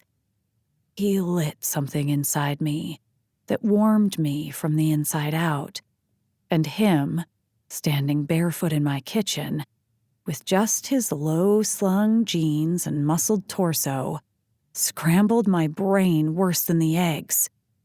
There was a point, the night before, when we'd been leaning against my trunk, that I just knew we'd end up here. I'd put up a token protest, but it had been weak at best. This wasn't supposed to happen. This wasn't smart. Jax turned, sensing me in his peripheral vision, and that secret smile spread across his handsome face. "Hey there, darling." No, it wasn't smart, but it sure felt good. Even the darlin'. Maybe especially the darlin'. "How bad is she?" I asked when Gavin answered Emerson's phone. The smile in his voice was audible even through my car's speakers. "Let's just say she has a grid pattern embedded in her cheek from sleeping on the bathroom tile." Ouch. I was driving to band practice and wanted to check up on Madam Drunkface. I'd kicked Jax out after breakfast, even though the majority of my parts just wanted to hang out in bed with him all day. But if I couldn't focus on the first day of my new schedule, I was screwed. We didn't talk about what had happened, nor did we make plans to do it again. But I didn't have time or mental power to mull over it. I'd spent the rest of the morning and the better part of the afternoon knocking out some design work before I left for practice. "Here, I'll put her on." I heard Gavin tell Em I was calling, and eventually her croaky voice sounded on the line. "Hello?" "Hey, Paula Abdul, how's it going?" "Too loud," I snickered and looked at the clock on my dashboard. "It's 4:30. You should be well past the headache stage and onto the greasy cheeseburger and fries part." "I already threw that up." I winced. Man. Well, if it makes you feel any better, you are the absolute best friend in the entire universe for sending me off like that. You killed it. "Great," she said with no enthusiasm. "Now, come over here and kill me." "I already hid the knives," came Gavin's shout from the background. I smiled, but tried not to let on. "Gatorade and ibuprofen are your friends. You'll be good as new by morning." "I'd better be. I've got to be on my game tomorrow," I heard her yawn. "Speaking of, why are you so darn cheerful?" I looked at my hands, where they were tapping happily on the steering wheel, and realized she was right. I was disgustingly cheerful, and I knew exactly who I had to thank. "Oh, you know," I stalled, and she thankfully filled in for me. "Band practice. I forgot you have your first band practice today." "Uh-huh. Phew. On my way right now." "That's awesome." She yawned again. "I need more sleep. Do me a favor and tell anyone who may have videoed me last night to destroy any copies." Seemed I had a couple calls to make. "You got it." Fiona had already sent it to me, and I was keeping it forever. Em could pry it from my cold, dead hands. "Good luck at practice. And make sure you tell me the minute you find out when your first gig is. Gavin and I will be there. If I'm still alive, that is." "Thanks, girl. And you'll be the first to know." I pulled into the parking lot of the old mattress warehouse the band used for practice. "Feel better?" She'd been too drunk to probably even realize Jax had shown up last night, so I hadn't expected her to ask about him. But I knew I'd tell her about last night at some point. I'd rather wait until I knew exactly what was going on first, though. We hung up, and I took a deep breath before hauling my ass out into the sunshine and moving toward the building and my new side career as lead singer of Running with Gypsies. I could channel my good sex vibes into singing, right? Chapter 17. The Power of a Woman's Smile. Since part 3 of my brilliant plan was now a moot point, I was back to focusing on the first two, work and Lola. After my night with Ariana on Saturday, there wasn't a woman in the world who could distract me from thinking about her soft lips and softer thighs. And I had no desire to even try. I was properly fucked in every sense. I'd practically had to tie my hands behind my back to keep myself from calling her last night or driving over to get comfortable between her thighs again and feel her heat surrounding me. But she'd made it clear she needed yesterday to focus on work and the band, so I'd behaved myself. Mostly. After all, I'd been the one to convince her to take on this new schedule, so it was the least I could do to respect it. I spent the day on Papa's cabinets and even sent a few texts to Lola. She didn't text back.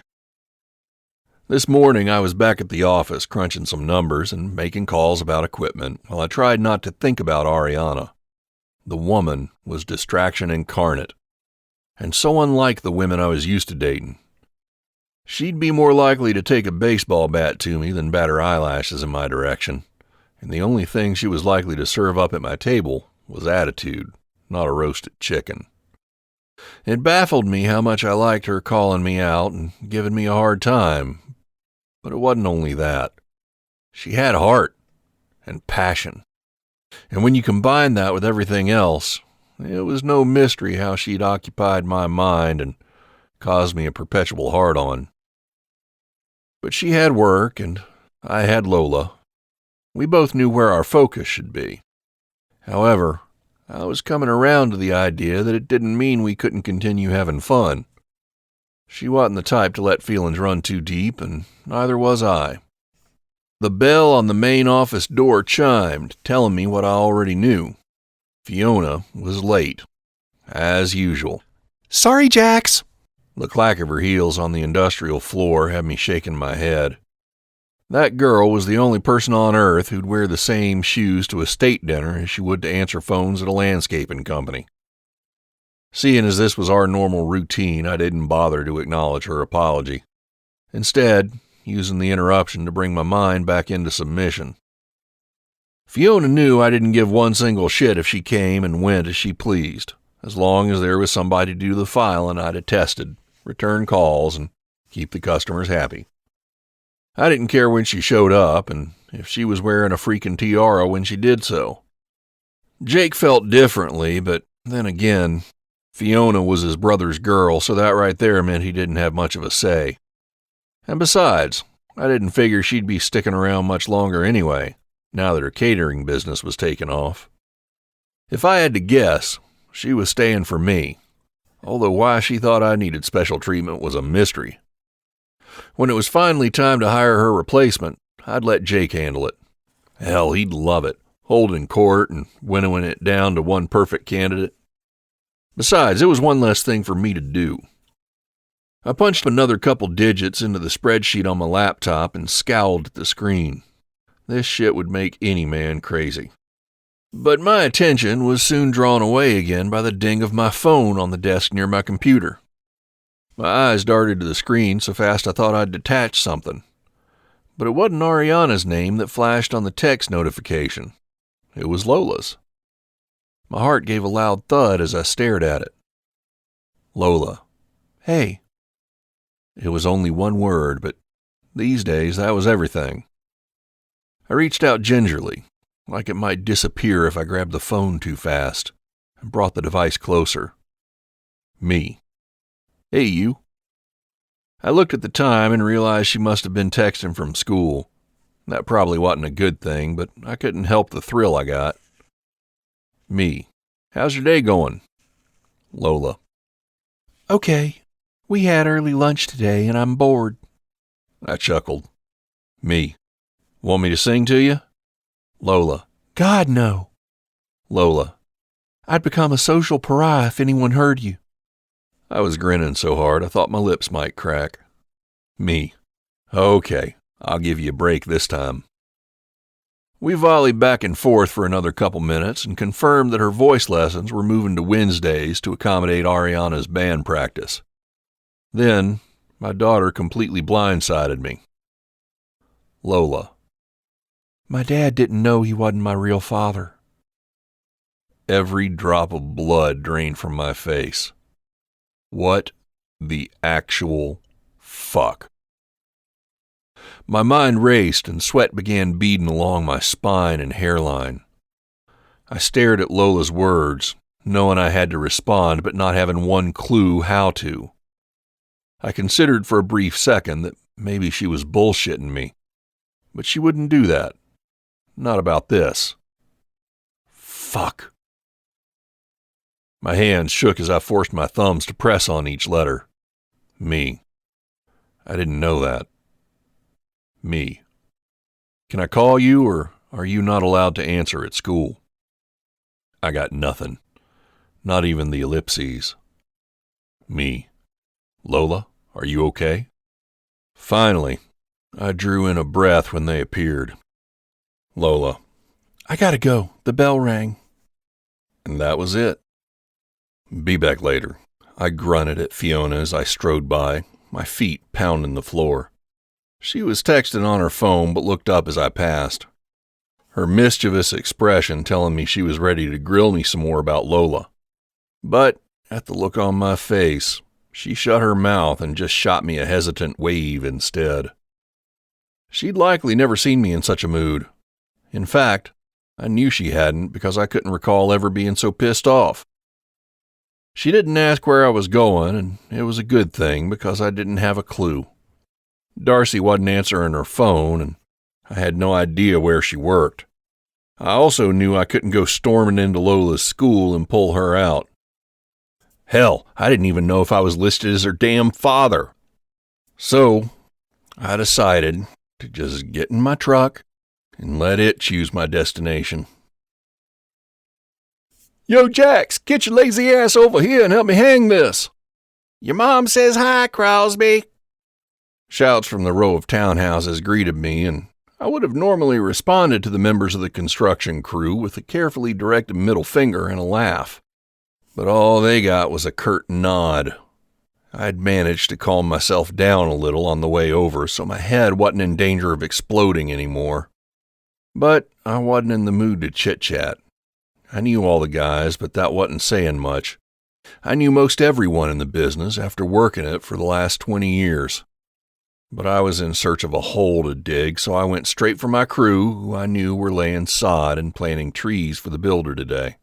Just in time, Jake said, unfolding his tall frame from the crouch he'd been in next to a juniper bush. The boys are wrapping things up. He shoved a drop cloth at me. You can help clean up. I took the cloth and balled it up, squinting my eyes at the sun.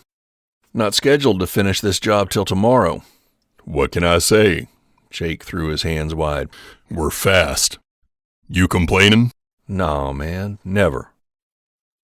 It was the only response I could give, despite my need to work myself until I was sweat-drenched and exhausted. I half considered taking the guys up on their request for me to hang light fixtures just to give my hands and mind something to do. Releasing a breath, I tucked the drop cloth under my arm and tried out my rusty smile. How's the kid? Jake raised a brow. Word is I should be the one asking you that. Before I could respond or react, he put both hands in front of him. But unlike some people we know, I'm not going to pry. Just know I'm happy for you. I nodded, trying not to let my frustration show. Jake saved me the trouble by sprouting a dumbass grin and saying, and Danny is perfect. Glad to hear it, brother. You tell Bailey I said hey, will you? I need to go check on something. He gave me a chin lift and went off to load shovels into the back of one of the work trucks. I knew I couldn't avoid talking to him forever, but I was grateful he'd given me an out today of all days. I doled out a few stiff fist bumps with our crew as I continued down to the last set of townhouses where I looked out over the work they'd completed.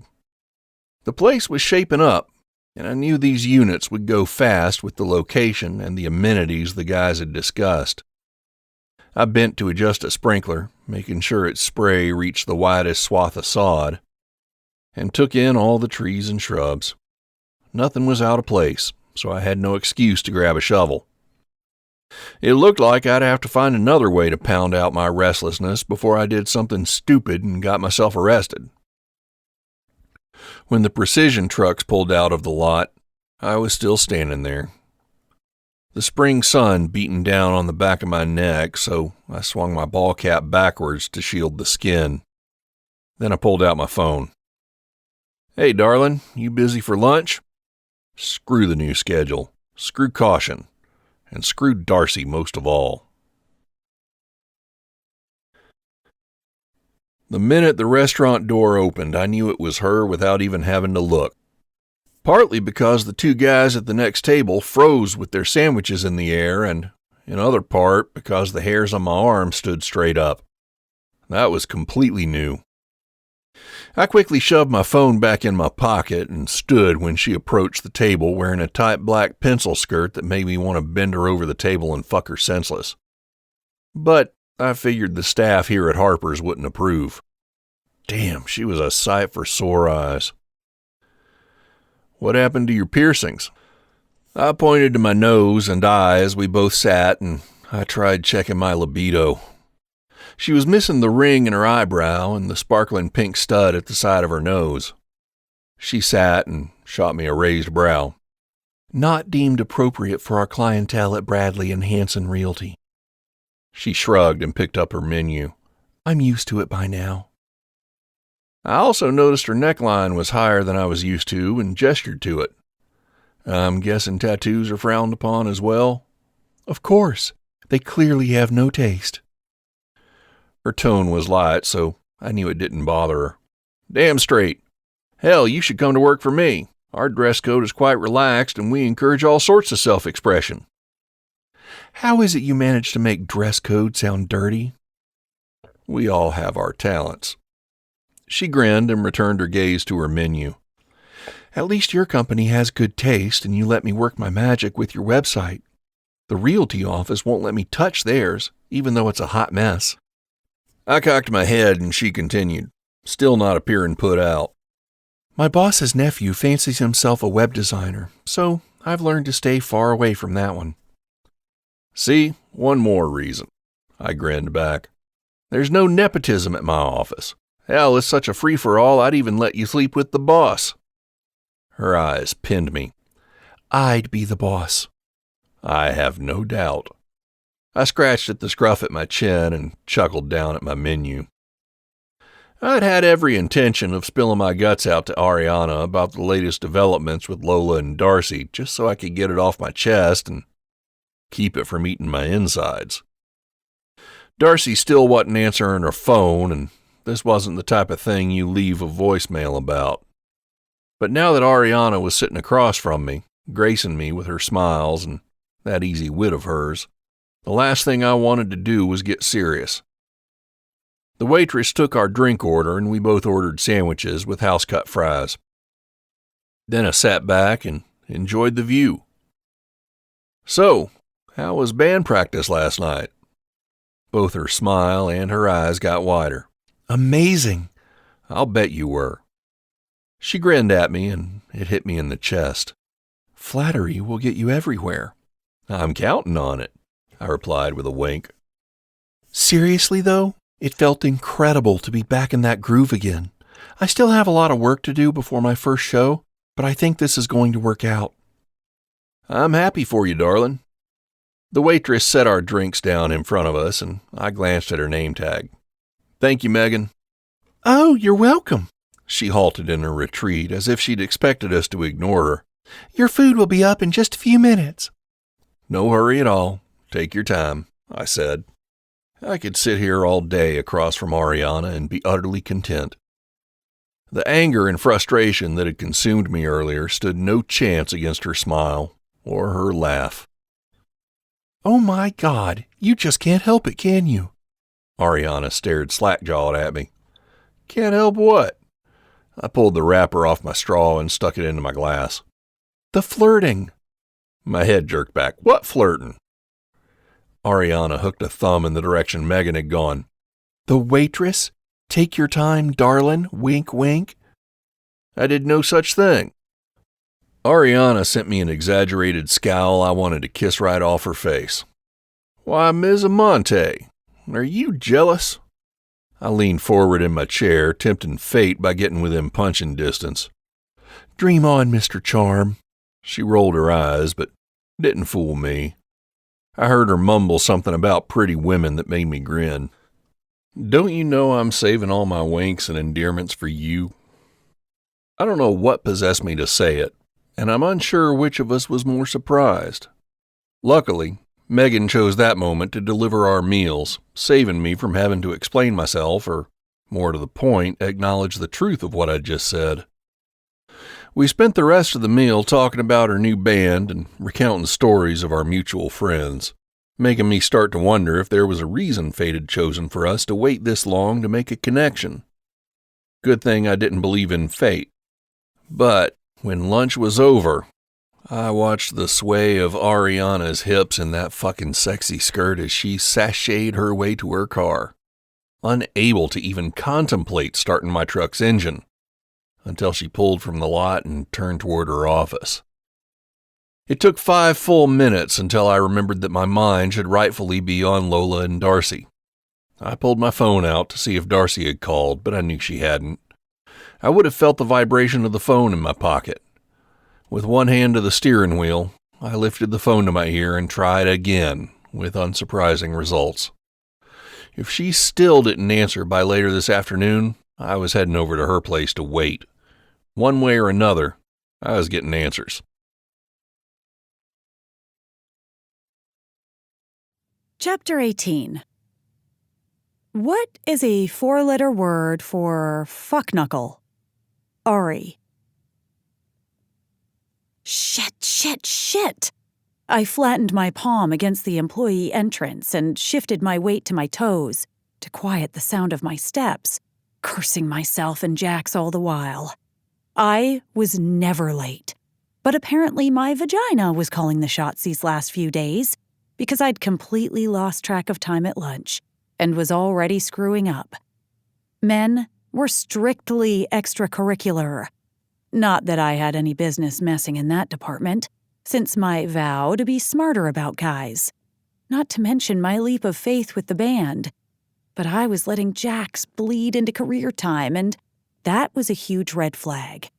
10 seconds later, I slid into my seat and got a conspiratorial grin from Crystal, although I wasn't feeling like smiling.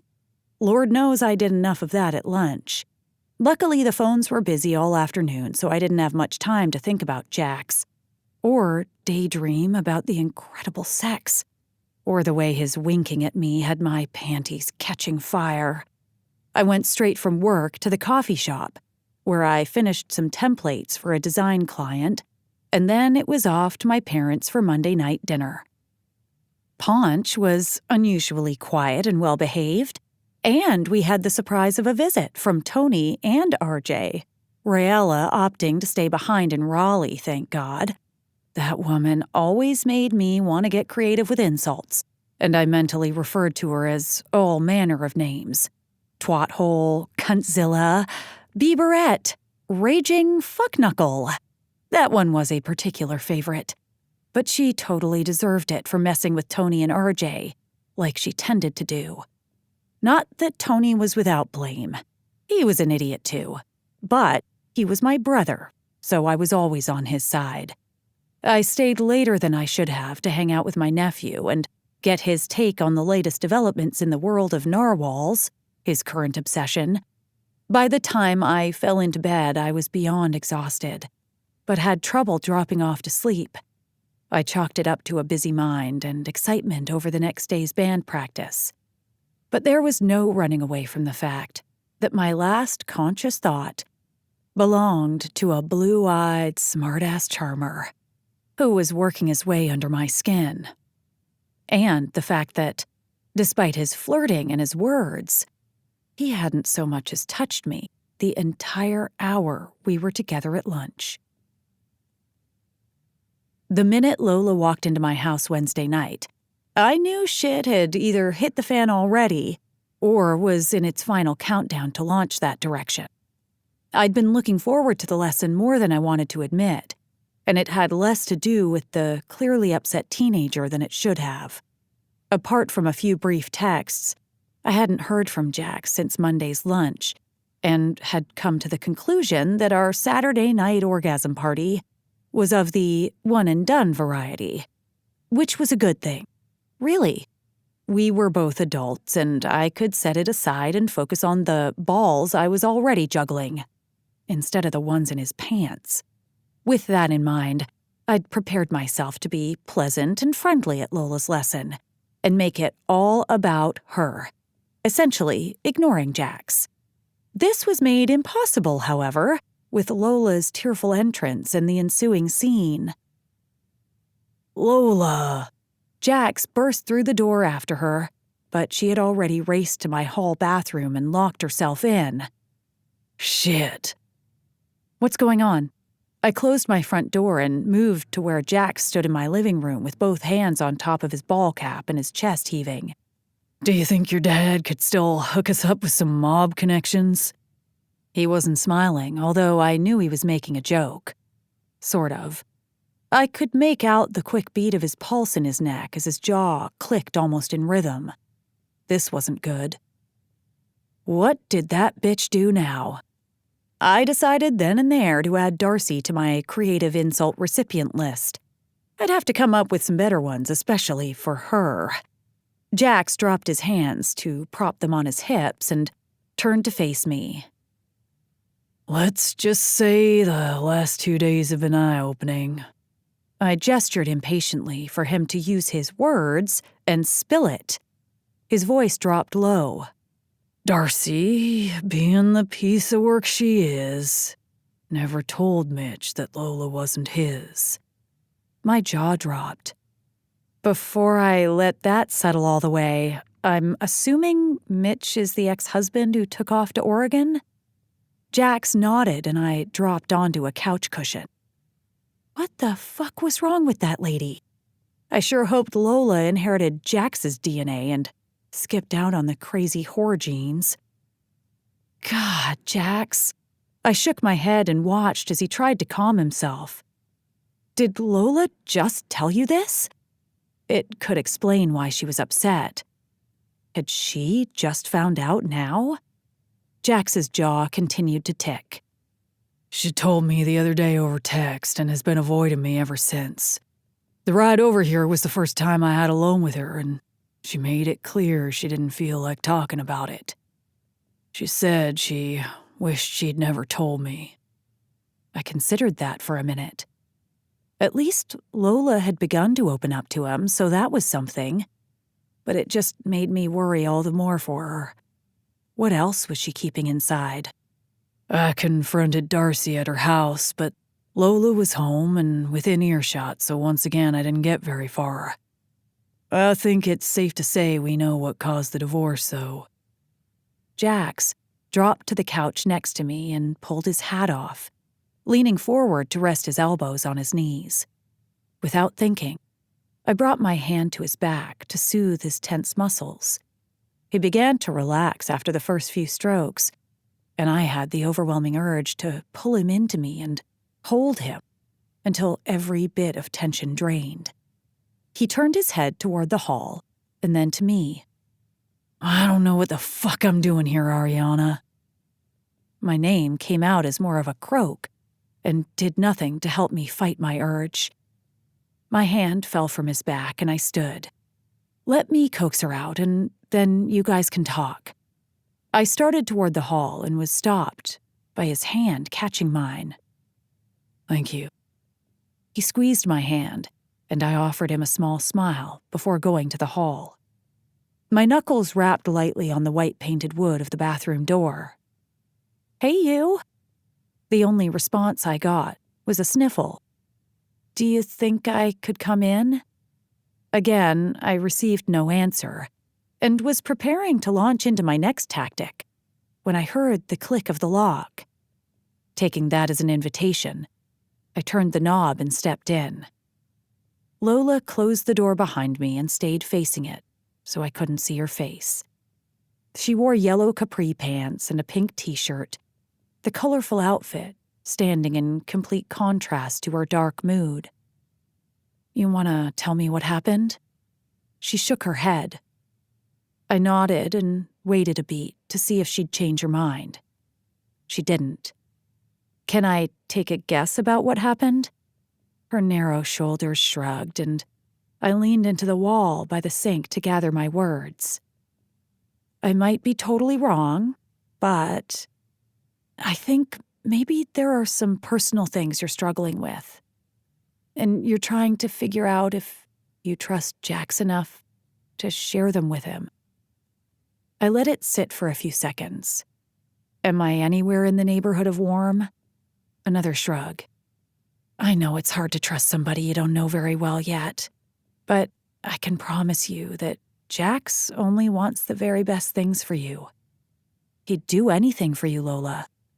You just need to give him a chance to prove it to you. I'd rather talk to you about it. Her voice was almost a whisper.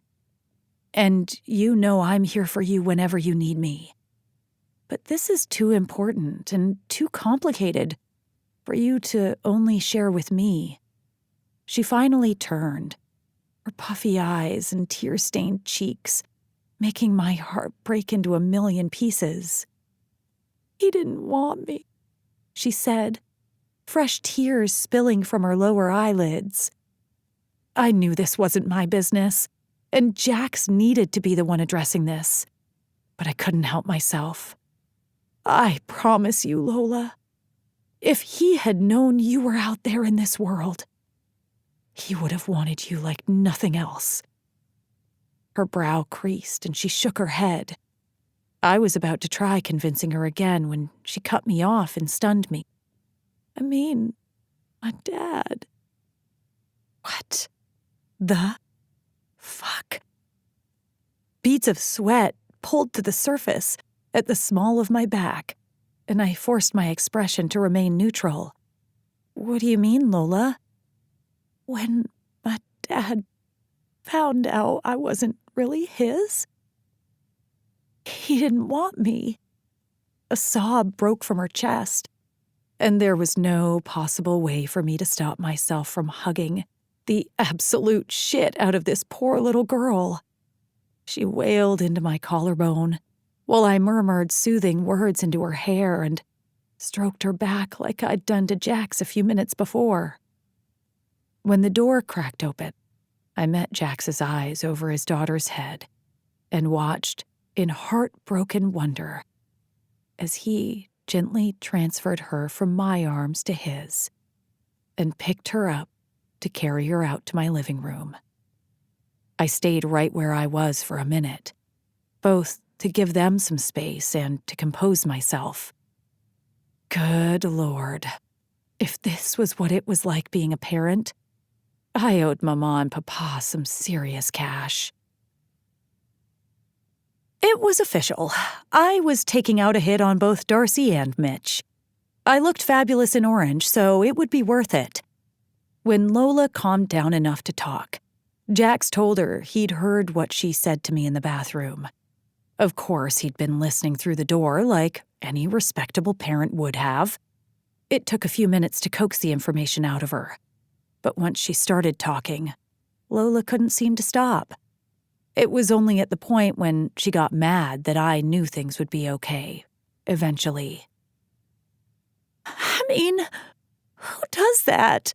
She shouted to the ceiling. Who says, hey, it's been nice knowing you, but now that I know I'm legally off the hook, I'm out of here? She perched her hands on her hips and paced in front of the couch. What a bastard! Neither Jax nor I were about to scold the girl for cussing. If anybody had earned it, Lola had. In fact, I had to bite my tongue at the litany of other names I could suggest adding to her vocabulary. According to Lola's story, shortly before the divorce, she'd overheard her parents fighting and her dad saying their whole marriage was a lie. Since they didn't normally fight, she found it alarming and moved closer to hear the details. That, ladies and gentlemen, was how Lola found out her dad wasn't her biological father, and that her mom had lied to him to get him to marry her. Now, I already didn't like these people, But who in their right mind holds a discussion like that down the hall from their kid? This story had them topping my list of biggest idiots in all of mankind. Kanye could officially hand over the trophy. Suffice it to say, all hell had broken loose. Lola had tried freezing out Darcy and asked her dad if she could move with him to Oregon, and the man had said no. He'd turned his daughter down flat, claiming he needed time to think on his own. Fuck him and the horse he rode in on.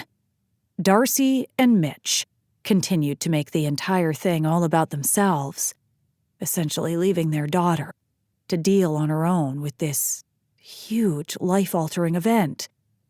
In my opinion, the only thing Darcy did right was use her brain enough to finally call Jax and give him a shot at giving Lola someone she deserved. But even that she obviously did poorly. You know what? I'm glad he's not my dad. Lola stopped her pacing to face Jax. You're hired. I had to hold in my smile at the way she had transformed before our eyes, from the shy, sullen girl to this outspoken badass. It was damn hard. Jax bit his bottom lip from his spot on the couch, obviously struggling just like I was. Even though today had been hard, this clear breakthrough was a blessing. And now that Lola was done crying and had said her piece, she declared she was done with the topic for the night and asked if we could all go for ice cream. I dare anyone in the world to say no to that. But I didn't miss the way Jax watched Lola while she licked her double chocolate cone, taking no notice of his focus. He let her have her way and put the subject on hold. But there was no doubt in my mind it would dominate his thoughts in the coming days. 2 hours later, I was brushing my teeth, trying to decide if I wanted to work late or crash and get up early to put together a proposal for a potential client. I knew I should just get it done, but the sugar rush from the ice cream was long gone and I was crashing fast. That was when I heard the knock on my front door. There was only one person it could possibly be. Something my nipples figured out before I did, if their sudden finishing school posture was anything to go by. I looked down at my camisole and short sleep shorts and decided, what the hell? The guy had already seen me naked. Sure enough, the door opened to reveal Jax, leaning against my front pillar, looking sexier than any man had a right to.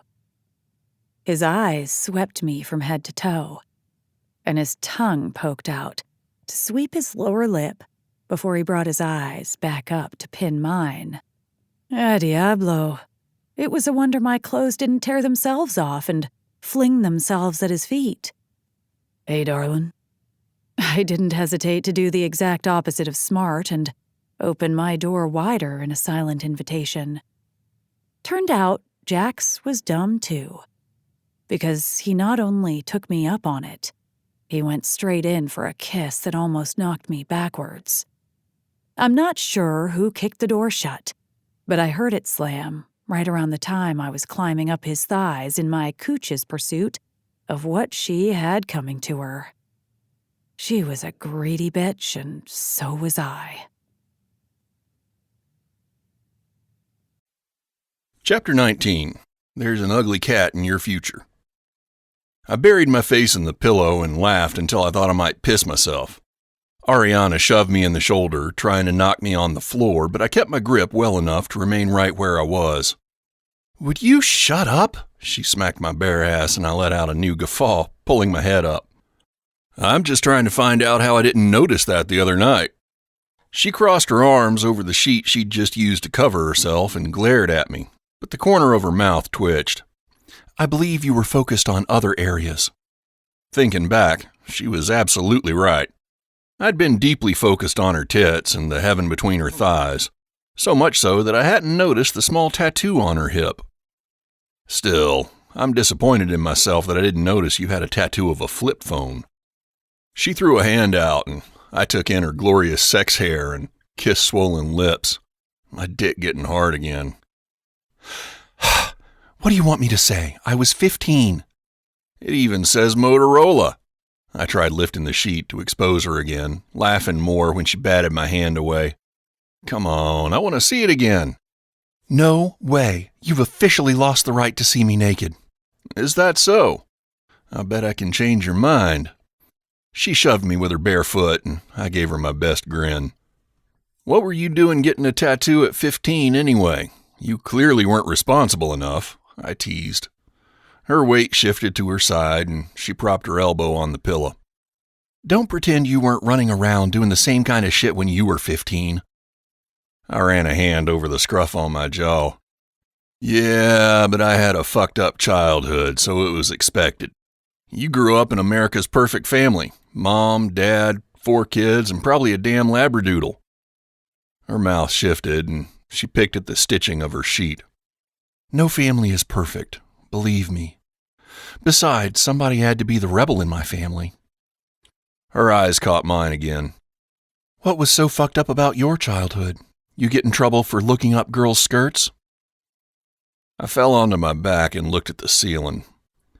Let's just say I know a little too much about what it feels like to be unwanted. We both knew I was referencing Lola, but neither of us said it out loud. Damn, Jax. I mean, Fiona's told me a little about you from what she's been able to snoop, but I didn't realize it was that bad. What is wrong with people? Some people weren't meant to be parents, mine being 2 of them. That's exactly what my mama always says. Some people weren't meant to be parents, and others surprise themselves with how well suited they are. She bumped my shoulder and had me turning to look at her again. I wondered if she could possibly be talking about me, but I didn't ask. What about your grandpa? You've talked about him before. That brought a smile to my lips. Papaw. He was the best. Of course, he had no idea what to do with a pissant like me, so he treated me like an adult from the time I was young. I'm glad you had someone, Jax. I reached out my hand and traced the tendons at her wrist, marveling at how soft her skin was. I learned everything I know from him. There was no better role model out there. So he was the source of all that smooth talk, huh? Her smile was soft. Absolutely. He would have taken a shine to you, I can promise you that. I'd have had to fight him for you. Ha! Well, I'm sad he's gone then. I might have taken him up on it if he was the original. I leaned in closer and kissed her shoulder. You'd have given him a heart attack at the sight of your ass alone. She shivered at my touch, and I used the distraction to whip the sheet off of her. She didn't protest this time. It didn't escape my attention that once again I'd stayed the night in Ariana's bed. After round 2, she mumbled something about needing to get up early to work and then dozed off. 20 minutes later, she sprawled out in the form of another letter, this time an E and an I. Once again, had to wrap her in my arms and throw a leg over her to keep her from kneeing me in the nuts or dumping me on the floor. Holding this woman was no hardship, though, and I slept like a baby.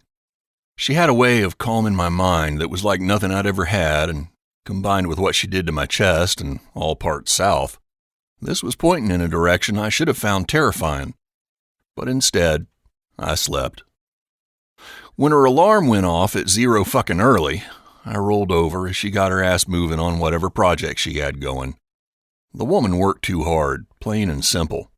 When it was time for her receptionist gig, I kissed her senseless and headed home to shower and change for work. Me.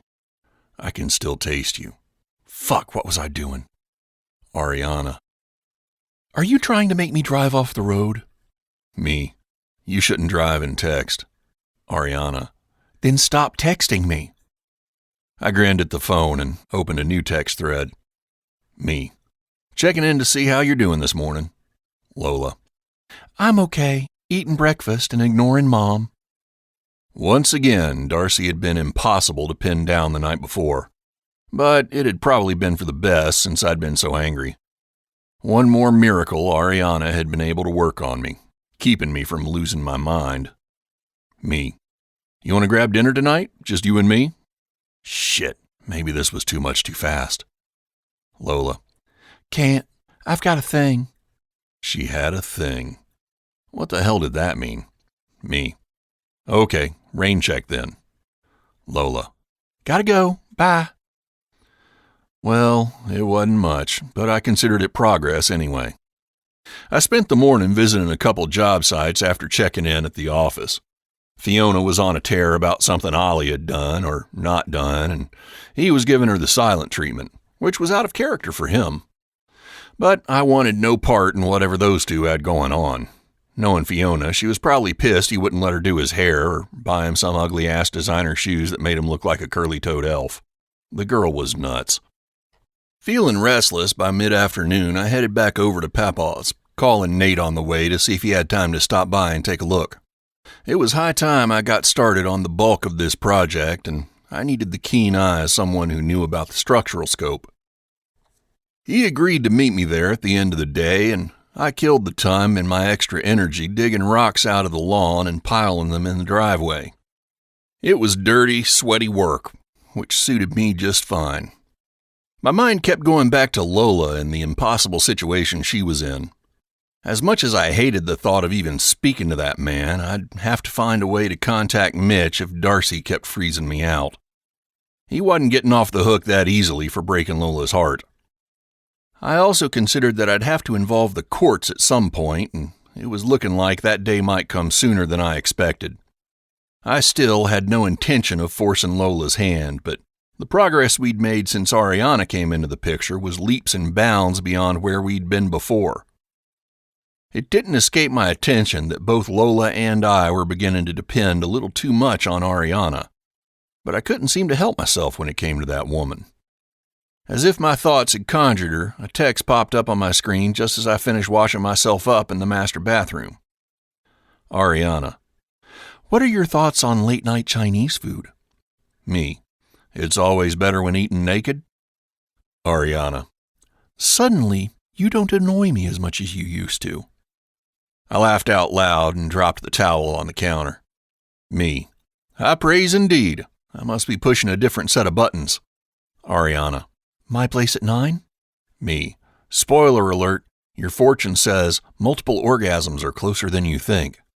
Ariana. That's funny. Yours says your hard work will be rewarded. Me. To reach the nuts, you must climb the tree. Not the best, but not awful. Ariana. A tight spot is where you do your best work. Me. No job is too hard when you use the right tool. Ariana. This cookie isn't the only one you'll eat tonight. Me. You win. You should really ditch the day job and become a fortune cookie magnate. The crunch of gravel alerted me to Nate's arrival, and I shoved the phone in my back pocket, anxious to eat up the few hours until I'd see Ariana again. I knocked on the door, but there was still no answer. Maybe her band practice had gone late, but a check of my phone showed no contact from Ariana, so I typed out a quick text. Me. Hey, I'm on your front porch. You running late? No response came, so I figured she must be driving. I knocked one more time, but the windows were dark, so I knew it was a waste of time. Sitting my ass down on her porch step, I used the time to go over the numbers Nate and I had discussed earlier. The project was going to cost more than I'd hoped, but it wasn't beyond the realm of what I could handle. Besides sentimental value, Papa's house sat on a good 2 acres of land just outside Greensboro city limits. It'd be nice to have a big piece of land like that. Before I thought about what I was doing, I looked up the school district for the area and felt my mouth curve up when it showed the high school Lola was already set to start in the fall. Not that it made any difference. It wasn't as if Lola was ever going to live with me, but I liked the idea that if she did, she'd get to go to her same school. Shit, I couldn't think about crap that was never going to happen. I had enough to think about as it was. Headlights approached from down the street, and I stood again, expecting them to pull into Ariana's driveway and reveal the very woman, probably cussing about road closures or whatever was making her late. But they passed right on by. When I looked at my watch, I realized a half hour had gone by and there was still no text and no sign of her. I pressed the call button and the phone rang a few times before going to voicemail. Hey, it's me. I'm at your door. I'm getting a little worried about you. Give me a call. I refused to let my brain go anywhere dark, knowing that was a rabbit hole best left unexplored. Instead, I checked baseball scores and read a little news until I finally got a return text. Ariana. Sorry, something came up and I can't make it. I'm fine and I'll talk to you later. Sorry again. My brows pulled together. What the hell? Me. What happened? Are you sure you're okay? But I got nothing back. This wasn't like Ariana. Setting aside the fact that she apologized twice in one text, she wasn't a flighty person in the least. A rock made itself at home in the pit of my stomach, but there wasn't a whole lot I could do for it at the moment. She wasn't here, and she obviously wasn't intending to include me in whatever she had going on. I scratched my chest at my discomfited feeling and looked up and down the street again, that rock getting heavier.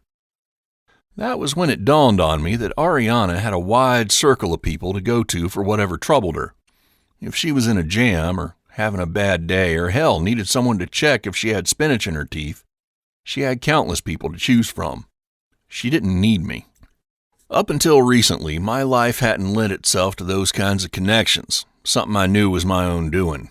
Sure, Papa had always been there until he passed, but he and I were cut from the same cloth, preferring to spend time we had together bullshitting and watching sports, not pouring our fucking hearts out. The idea had never troubled me before, but as I stood there with the phone in my hand and the knowledge that a woman I was coming to care about didn't need me, I saw it in a new light. Even if I liked to take care of my own shit and avoid opening myself up, it was possible there were people out there who genuinely wished I'd let them lend me a hand and be there for me. Just like I was aching to do for Ariana this very minute. But she had her people. I, on the other hand, had an empty house and an ugly cat waiting for me. And for the first time I could remember, it wasn't enough. Chapter 20. Australia is usually to blame. Ari. Thanks for doing that for me. Emerson set my phone back on her coffee table and picked up her wine glass. I still can't believe you didn't tell me you and Jax are a thing. Were a thing. Past tense, and it was only for about 5 minutes. I tilted my head back into the couch cushion and wished I could afford to get drunk. I just need a day to work myself up to breaking it off. Are you sure? I, of all people, understand what it's like to see your career potentially blowing up in your face.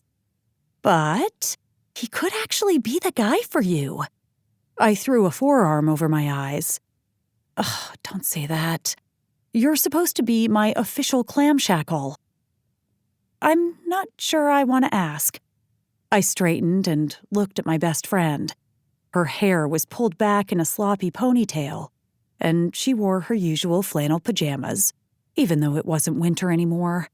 The girl had a hot bod, but preferred to keep all her goodies under wraps, beneath her conservative clothes and sweater sets. I secretly think Gavin enjoyed his little naughty librarian fantasies. So it obviously worked for him if the constant boner he sported around her was any indication. The need for me to explain myself to my best friend was nothing new. So I went ahead and helped expand her vocabulary. Clamshackle. You know. Clam jammer. Twat swatter. Lady cockblocker. I need you to be my beaver dam. Her glass froze at her lips. This may call for liquor. Whatever it takes, Em, I'm counting on you, because I can't even begin to tell you how good that man is in the sheets. He worked my body like it owed him money. I think it's time to call Gavin in, so I don't have to endure any more of this. You think I wouldn't talk about sex in front of Gavin? How long have you known me? I reached for my own wine glass and sighed. As soon as I'd finished gritting my teeth through band practice tonight, I'd headed straight for Emerson's house on the northwest side of town, desperate for a hug and an outlet for my emotions from the day. I was a bit of a mess, and the last place I could go was my house, since I knew Jax would be waiting there. Yet I hadn't been able to bring myself to call the evening off. until Emerson did it for me just now. It was a bitch move to let him stand on my porch, but it felt so final somehow that my thumbs hadn't been able to type it. Emerson pulled a throw pillow into her lap. "Look, if you really want to break things off, I'll do my best to be your—" She gestured toward my crotch with a hesitant wave of her fingers. "Lady blocker, but you said yourself you've always chosen jerks in the past, and I hate to see you throw away a good one." "It's just sex, Em. It's not like I'm in love with the guy. And if today proved anything, it's that I can't trust my own judgment when it comes to men. Even the good ones. Because I knew Jax was a good one, despite how much I liked giving him shit. But good or not, he wasn't worth losing my job over. And he clearly wielded way too much power over my good sense.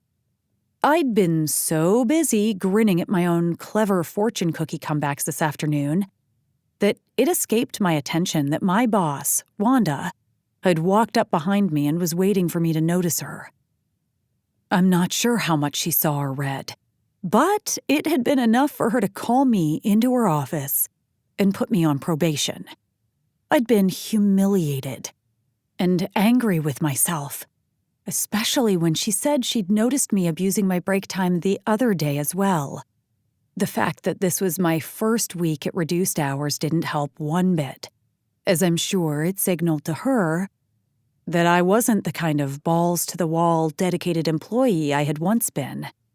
The whole thing was a mess, and it had me seriously questioning the wisdom of taking this chance with the band.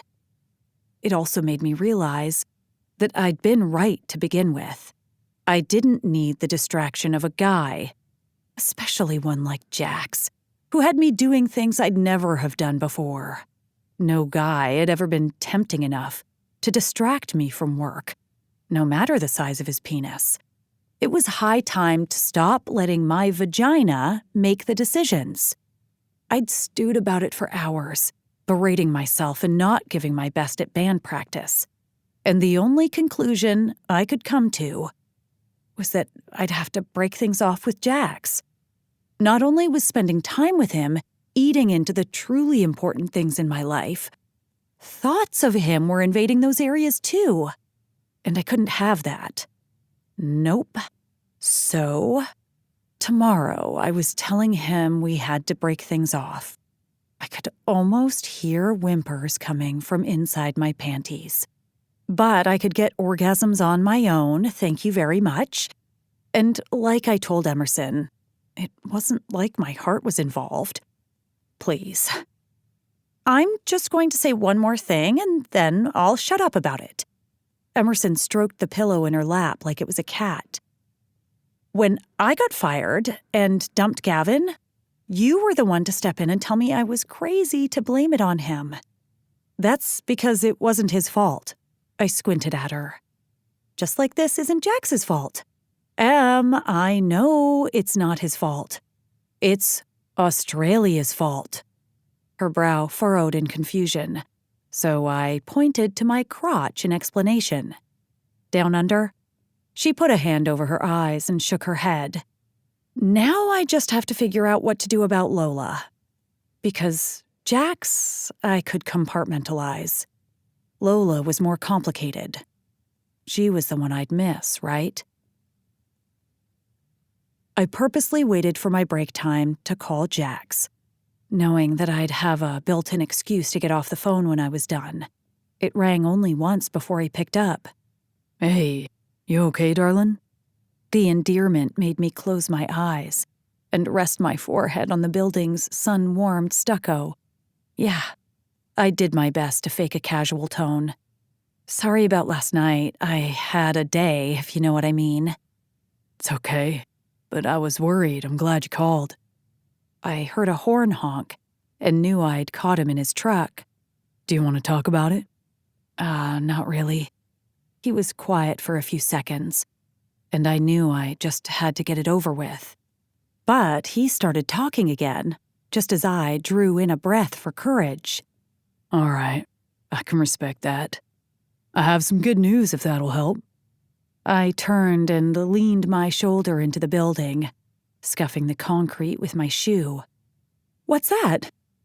"You big coward, Ari." Stalling wasn't going to make this better. "Lola texted me again this morning with zero prompting."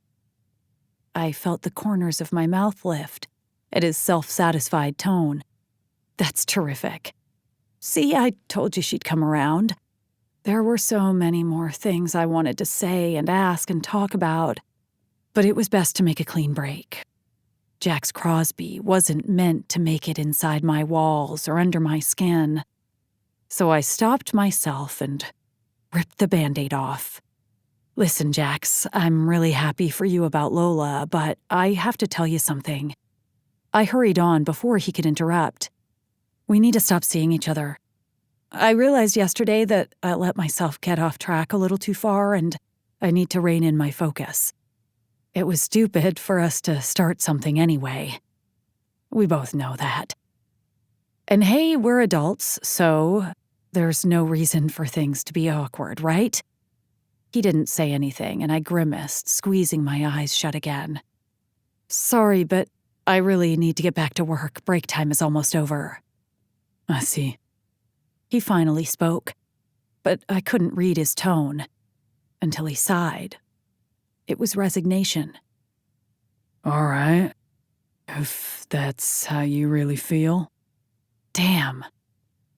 That had been easier than I'd thought. I'd be lying if I said part of me wasn't hoping he'd be a little more disappointed. What was wrong with me? This way made it so much better, right? Damn it. "What about Lola?" He asked, this time letting some of the distress I'd been looking for leak through the phone. Of course he was worried about Lola, and rightly so. His focus belonged on her well-being and happiness. That was more important than whether or not he got laid by the voice teacher a few more times. God, I needed to get over myself. Nothing changes there, I promise. I'll keep her scheduled for Wednesday nights if that still works for you. "All right, I guess that's that," he finished. Yeah, I guess so. Neither of us said anything. Like we were waiting for the other one to speak until I finally worked up the nerve to drive that last nail home. Goodbye, Jax.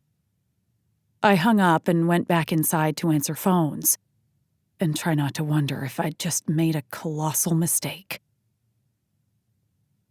I hit reload for the third time in the last few minutes, cursing myself for my sloppy coding.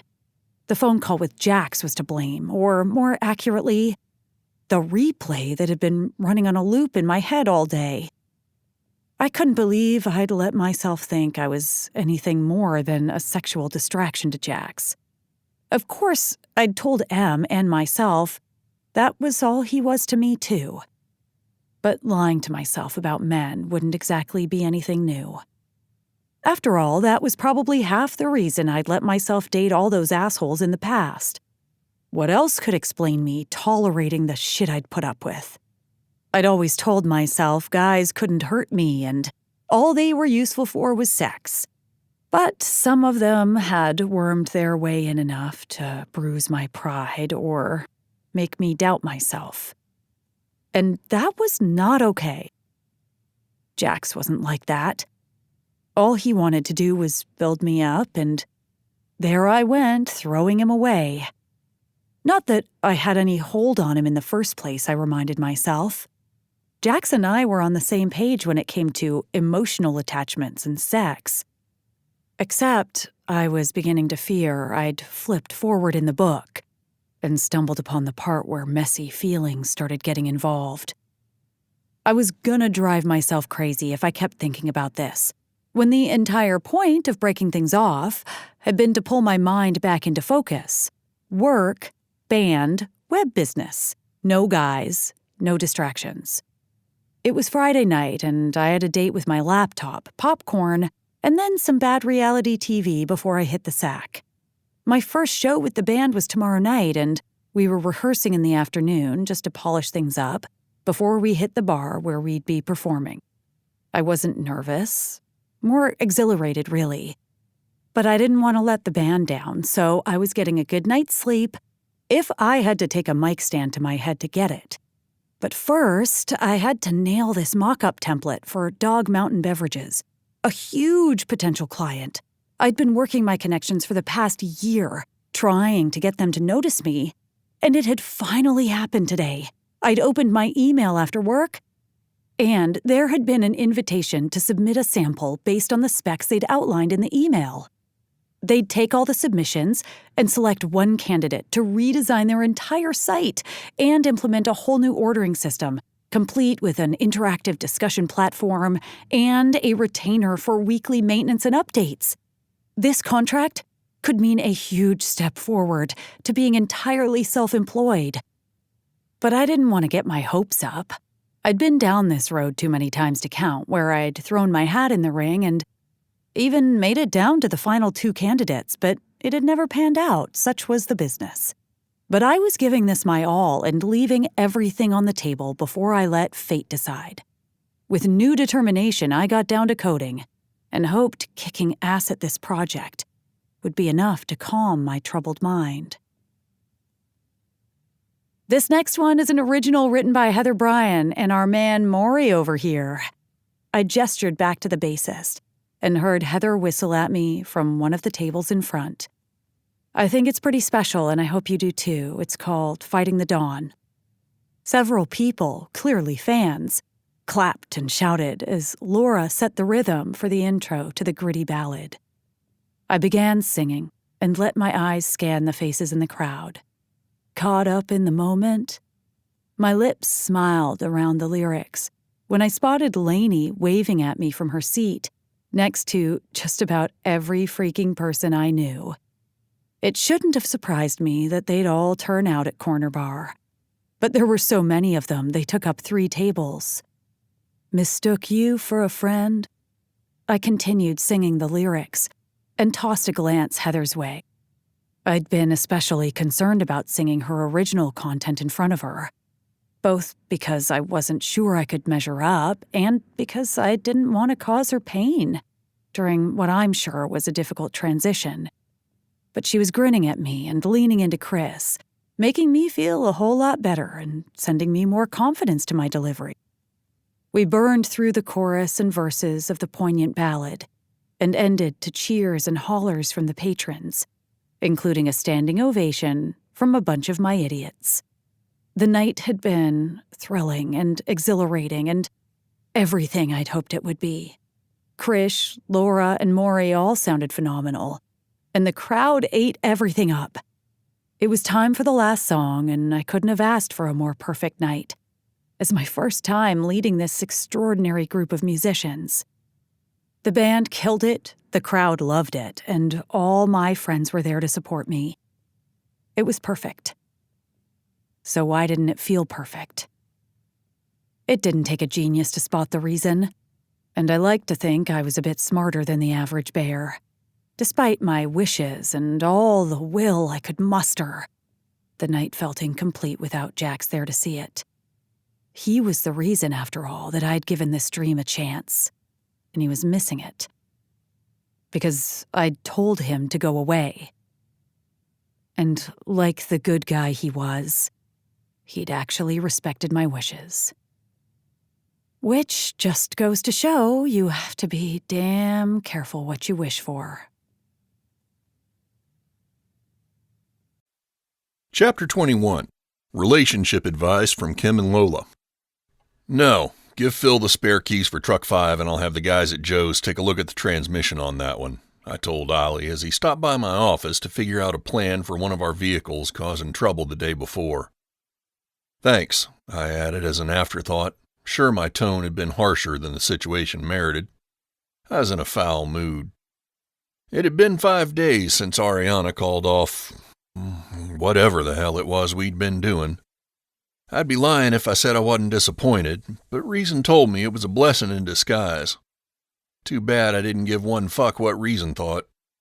I tore off my ball cap and scratched at my hair with both hands, staring out the window for no particular reason at all apart from it being a better alternative to throwing my laptop through the glass. I missed the woman more than I had a right to. waking up in the middle of the night from dreaming of her and catching myself about to send teasing texts before tossing my phone back on the nightstand with a curse. It made no sense. I'd been in countless short-term affairs and had never given it much thought at all when they'd come to an end. Even the few longer relationships I'd been in over the years hadn't smarted like this when they'd ended. It had always felt like the closing of a chapter that wasn't meant to drag on any longer. But Ariana dumping me had apparently turned me into a pussy. I'd even gone so far as to solicit gossip from Fiona earlier in the week. Of course, I disguised it as a passing inquiry out of politeness, but I'd been downright hungry for news of the beautiful brunette. It had taken everything in me not to go busting into her show at Corner Bar on Saturday night. Yeah, I stalked the band online and found out where they were playing. Then I purposely stayed home and got myself too drunk on cheap booze to drive a car so I wouldn't risk crashing her party and making a fool of myself. But it was too late. I was a fool regardless. What else could explain the pining I was doing, acting like some love-sick kid who'd had his heart busted in two? I could hardly look at myself in the mirror without shaking my head in pity for the poor son of a bitch staring back at me. Each time I reminded myself that it would have ended eventually anyway, it did zero good. There was no help in the situation, so I had to chalk it up to experience and move on. Ariana had asked me to keep it strictly about Lola, and I was determined not to make myself yet another clueless asshole punk in her long line of past disappointments. It was kind of like me giving Lola her space. I wasn't the kind of man to try forcing a woman's hand, even though for the first time in my life I was tempted. But, no, it wasn't worth it in the long run. Nothing good ever came from giving someone the power to hurt you. Something I'd learned the hard way. And maybe, just maybe, Ariana had done me a favor and I'd escaped just in time. Mom said it would be okay if we grab pizza or something afterward. Maybe we can get Ari to come too and go back to Elizabeth's. Their crust is literally so good. My hand stilled on the steering wheel as I tried to figure out what in the hell to tell Lola. I faked a cough to give myself a few seconds. What would you think about maybe just you and me doing dinner? You know, some Jax and Lola time. I sounded like an after-school special. I ran my thumb and index finger over the whiskers on my jaw and glanced over to catch her frown. Or not. Why don't you want Ari to come? Did you guys have a fight?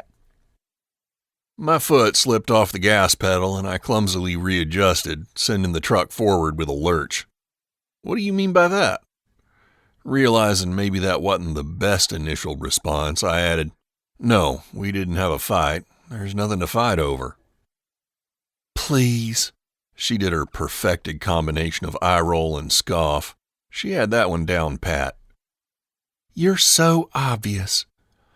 It seemed I wasn't the only one to reach the conclusion that I was a pathetic, pining idiot. Still, I played stupid. This wasn't something I was discussing with a 14-year-old. Have you been drinking? You know the drinking age in this state is 21, young lady. Lola didn't buy it. Whatever. Just tell her you're sorry for whatever you did. That'll fix it. Who says I did anything? She tilted her chin at me, her brows practically spiking to her light blonde hairline. Where had this girl come from, and what did she do with the aloof little rabbit I'd become so used to? I shook my head and scowled back at her as I turned at the light. I didn't do anything. Doesn't matter, the pint-sized Dear Abby said. You should apologize anyway. That makes not one bit of sense. Why would a person apologize for something they didn't do? It's called a relationship, Jax. My head jerked back and I had to re-grip the wheel before I veered into oncoming traffic. First of all, there's no relationship, so that's a moot point. Second, where in the world are you getting your information from? This sounds like something you learned from a cartoon. The Kardashians. There's a Kardashians cartoon? Why did this not surprise me? No, Keeping Up with the Kardashians. It's a show. I know it's a show, and you're not old enough to be watching that kind of crap. I glanced over. Wait, are you? What the fuck did I know? I'm not some little kid. Yeah, this was no newsflash. I'd missed way too much, and now I was grabbing the baton just when she was old enough to dispense relationship wisdom gleaned from a bunch of vapid reality stars. Great. I know things. Lots of things. Her tone was ominous, and frankly, it had me quaking in my boots a bit. Jesus, teenagers were scary. Like every time you look at Ari, you get this goofy look on your face like she totally owns you. I hit the brakes a little too hard at the stop sign. She doesn't own me. What are you even talking about? Ariana's your teacher, and she and I are acquaintances. That's it. Keep telling yourself that. I blinked hard and drove ahead, trying to come to terms with this new side of Lola. At the same time, wondering how the kid got so goddamn smart. Thankfully, she went along as I changed the subject to school and managed to avoid any more relationship advice from the fount of wisdom that is reality TV. But my pulse quickened the minute we set foot on Ariana's porch, and no amount of internal cursing could slow it down. The door swung open, and there she was, this time in a denim skirt and a sleeveless top that covered her tattoos. Her welcoming smile was as beautiful as ever, but it was missing that extra knowing spark I'd told myself she reserved for me. Hey, Lola. She pulled Lola in for a quick hug and turned briefly to me. Hi, Jax. Her voice and posture were stiff. Ariana? Shit, this was awkward. He's sorry for whatever stupid thing he did, Lola said, volleying her gaze between me and Ariana. I immediately turned on my heel. I'll be back in an hour. And so it went for the next 2 weeks. Me dropping Lola off and pretending I didn't miss the hell out of the time I'd spent with Ariana. When we'd come face to face, she was always cordial and polite, and that was the problem. The Ariana Amante I knew wasn't polite. She was all fire and brass, always looking to challenge me and bring me to my knees. I went out a couple of times to grab beer and see if maybe a woman could pique my interest, but they were all dull and colorless in the shadow of Ariana's brilliant vitality. It seemed my type had changed. Hell, I was beginning to think I no longer even had a type. Just a need for this one woman that nothing else could satisfy. Looked like I was officially screwed. Lola didn't help matters, talking incessantly about one thing or another Ariana said or did, and I swear the girl knew exactly what she was doing. But she was talking to the wrong person. I wasn't the one who needed convincing. While I was trying to wrap my head around what a pussy I'd become, work started on Papa's house. Nate didn't mess around when he recruited a crew to fit me in around other projects, meaning that I could focus on my job instead of the house. I didn't have the heart to tell him I'd rather keep myself busy, so my thoughts didn't drift to a certain smart-mouthed brunette. So, instead, I started packing up my condo so I could get it ready to put on the market when Papa's place was ready. Lola even came over once when Darcy had to go on a day trip for work and wasn't sure what time she'd be home. My kid still had many moments when she seemed to remember I wasn't her favorite person. But thanks to the damn cat, her visit was guaranteed not to be her last. Lord knows how she did it, but Lola had Beatrice eaten out of the palm of her hand. Literally. And then there was Darcy and that asshole, Mitch. Darcy kept pretending she didn't know what I was talking about, always calling things more complicated than Lola understands. But I was done with her and set Ollie on the task of finding the douchebag's phone number. It took him all of about 5 seconds, after which I called the guy and got his voicemail. 3 attempts later, I left him a message telling him who I was and that if he cared about Lola, even the tiniest bit, he needed to call me the fuck back. That had been yesterday, and I still hadn't heard from the son of a bitch. I tried to broach the subject with Lola a couple times as well, but she shut me down before I could get more than a sentence in, claiming that she'd come to terms with it and was fine. Fine my ass. So this was my new life, working, getting ready to move, and trying to gain ground with my kid. It was amazing how the things that used to satisfy me had no power to ease the restlessness inside me. Thank God I at least had Lola. Chapter 22. Balls. Ari. Are all men stupid? No, I laughed and looked up at Lola from the stack of sheet music I was rifling through. I mean, don't get me wrong, there are plenty of idiots out there. And assholes. But I wasn't going to share that. Why? Is there a stupid one giving you trouble? She sighed and leaned her butt against the piano. No, I was just wondering. That's an odd thing to randomly wonder about. Finding the song I was looking for, I tucked the rest of the papers away and came back to sit on the stool by Lola. For a second, I thought maybe she was talking about Mitch, who certainly fit both the stupid and asshole descriptors. But her demeanor was too casual for that. Alas, I couldn't have her thinking men were nothing but walking penises with jizz for brains. There are plenty of good guys out there who know what they're doing. Like Jax? Damn it, I fell right into her trap. The kid was too smart for her own good. For the last 2 weeks, Lola had been casually bringing him up in conversation and hinting that she knew there was something going on between us that had careened off the tracks. She was turning us into a project, God knows why. Her prodding wasn't helpful in the least to my campaign to move the hell on. Wow. You must think that I'm as stupid as these losers you're talking about. She grinned. I went in for the kill too soon, didn't I? Just a bit. Listen, Lola, there's nothing going on between Jax and me, and there won't be anything. Whatever you think you know has been blown out of proportion by your clearly stellar imagination. Now, let's get back to music.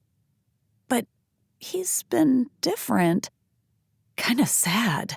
She crossed her arms. If there's nothing going on, why hasn't he been coming in to watch my lessons or taking us all out to pizza? She had me there. Because my schedule recently became incredibly busy and I don't have a lot of time for going out. What about the lessons? What about this song? I shook the sheet music at her. Fine. But it was better hanging around him when it was the three of us. You make him happy. My heart slammed against my ribs. Nope, not going there. Jax, of all people, can look after himself. He's fine. You're just imagining things. Denali ain't just a river in Egypt. I narrowed my eyes at her and pointed to the music again before playing the first notes. Was it possible she was right? And Jax really did miss me?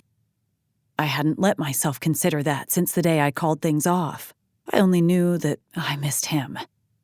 Every time he dropped Lola off or picked her up, I wanted to grab him and pull him into my house, telling him I'd made a terrible mistake, then take him to my bedroom and do very dirty things to him.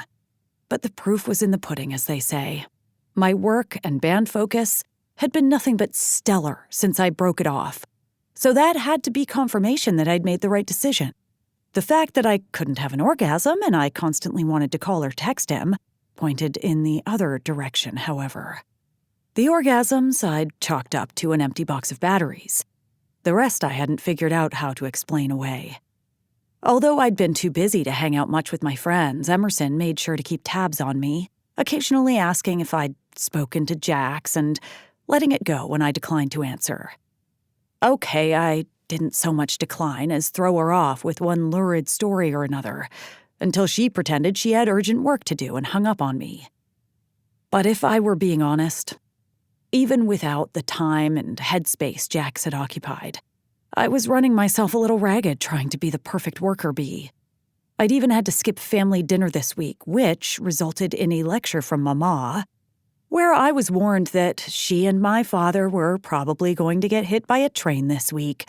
And then wouldn't I feel awful I hadn't taken this one last chance to visit them, when I reminded her the closest train tracks were 10 miles from anywhere she frequented. She told me she was regretting ever teaching me how to talk. Work had never bothered me before, since I'd always viewed it as a means to an end.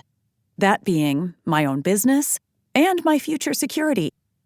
But a niggling voice in my mind was playing with the notion that the perfect future I'd envisioned paled to the colorful life of passion and music and friends I could be enjoying now.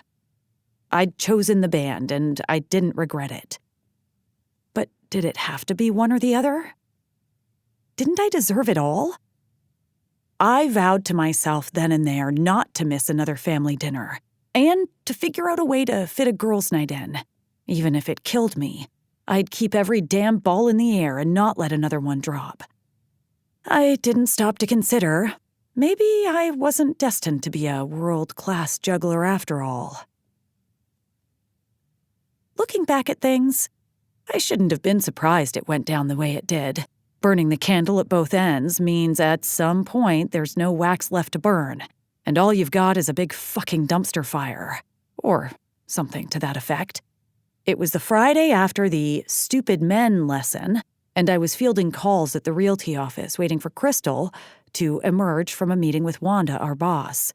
Wanda had been in a bit of a mood over some huge contract we were in danger of losing to our biggest competitor. So everyone in the office was walking on eggshells around her, including me and my on-probation ass. I'd just hung up with a client after helping her make an appointment, when the phone rang and I answered as usual. "Bradley and Hanson Realty, how may I assist you today?" "Lloyd Cummings for Wanda Bradley." An impatient grumble hit my ears. My spine went straight. This was the client with the contract. "Of course, she's been expecting your call, Mr. Cummings. Please hold for just a moment." I launched my ass out of my chair and click-clacked right to my boss's door, where I knocked firmly. There was no answer. I knew better than to barge in, especially when she was in a meeting. But I also knew she'd want to take this call. With that in mind, I raced back to my desk and tried buzzing her, even though Wanda hated it when I did that. Still nothing. Damn it. Back to her door I went, getting my exercise for the month. Still nothing. So I reversed course again to make sure the client hadn't hung up. "I apologize, Mr. Cummings. It will just be one more moment. I'm tracking her down just now." All I got back was an impatient sigh, but I had a lot of practice dealing with dickheads, so it didn't faze me.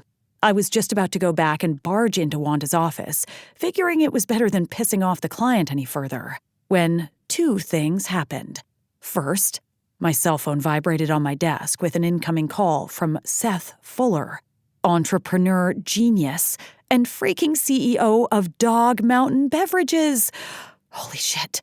The only reason I'd be getting a personal call from Seth was if I'd made it to the final round, and they wanted to talk to me about my designs for their site.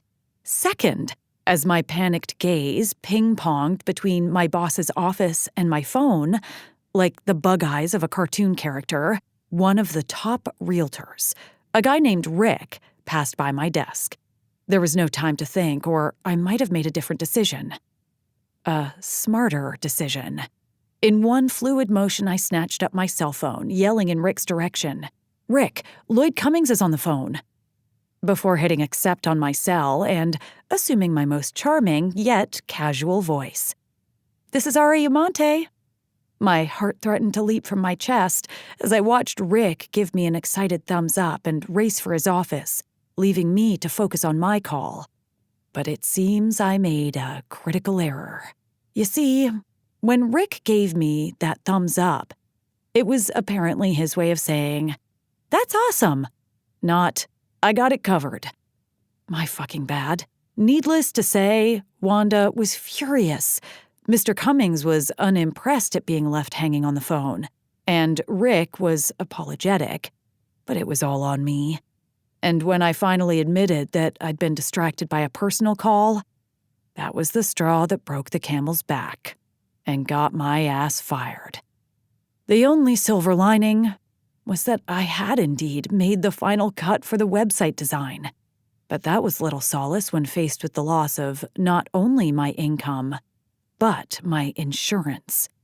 Not to mention the monumental task of figuring out how in the hell I was going to break the news to my parents. All in all, not my best day. "What's your plan here, Richie Rich?" Nicole Richie. Anna Nicole Smith. No, wait, she's dead, isn't she? R.I.P., you curvy goddess. Fuck, I'm drunk. Way to state the obvious. And my name is Fiona. If you must, you may call me Lady Fiona, Duchess of Drinks. She slid a glass toward me. We occupied a corner table at one of our usual haunts, a bar called Jake's, where our sole mission was to fix my life. I think. I accepted the drink and tilted my head at Fiona. Okay, Lady Gaga, what's your plan? Are you gonna pay my bills for the rest of your life? 'Cause that shit won't fly with me. I am an independent woman who doesn't need no sugar mama. Although you are pretty. I watched someone's hand pet Fiona's hair, and it took me a moment to realize it was mine. I snatched it back and grabbed my new drink again. Ah, sweet elixir of oblivion. Good God, if it's not one of you, it's another. That was Bailey, I think. My vision wasn't what it had once been in my days of cold sobriety, but I liked it here in Drunky Town. I like it here in Drunky Town. Yes, and I can see you've been elected mayor. Bailey slid into a chair. She was really the only eligible candidate, offered Lainey. Fiona tsked at me. I'm only buying you a few drinks, not paying your mortgage. Unless you need a loan, she hurried on. I'd be happy to help. Let's get married. I can learn to like pussy. That, unfortunately, was me. Bailey covered my mouth with her hand. Jesus Christ. Would you pipe down? Every guy in this bar is about to pull up a chair. I tried prying her fingers off, but eventually settled for French kissing her palm, which got her to let go. As enchanting as that offer is, I'll stick with Mark, Fiona demurred. Now, let's make a plan. Everyone looked at me, while Emerson pulled out her phone, no doubt to open her notes app. You're so smart, I cooed at her. Way smarter than me. Okay. She grabbed my drink and handed it over to Mark, who was sitting one table over with Brett. They'd apparently been deemed our chaperones for the evening, but their expressions indicated they hadn't been fully briefed on what to expect. Hey, I was drinking that. Let's maybe try talking in something other than shouty caps, huh? Lainey patted my hand. Right. I dropped my voice to what I was pretty sure was a whisper. I don't want anyone to know I got fired. They all exchanged concerned glances, making me want to marry them all and start our own sister wives' homestead. Sister wives for the win, I whisper shouted around my cupped hand. We can still hear you, Brett said. You, my friend, have the hearing of... I turned from Brett to Emerson. Name something with really good hearing, like Bangladeshi fire kitten. She shook her head. That's not a thing.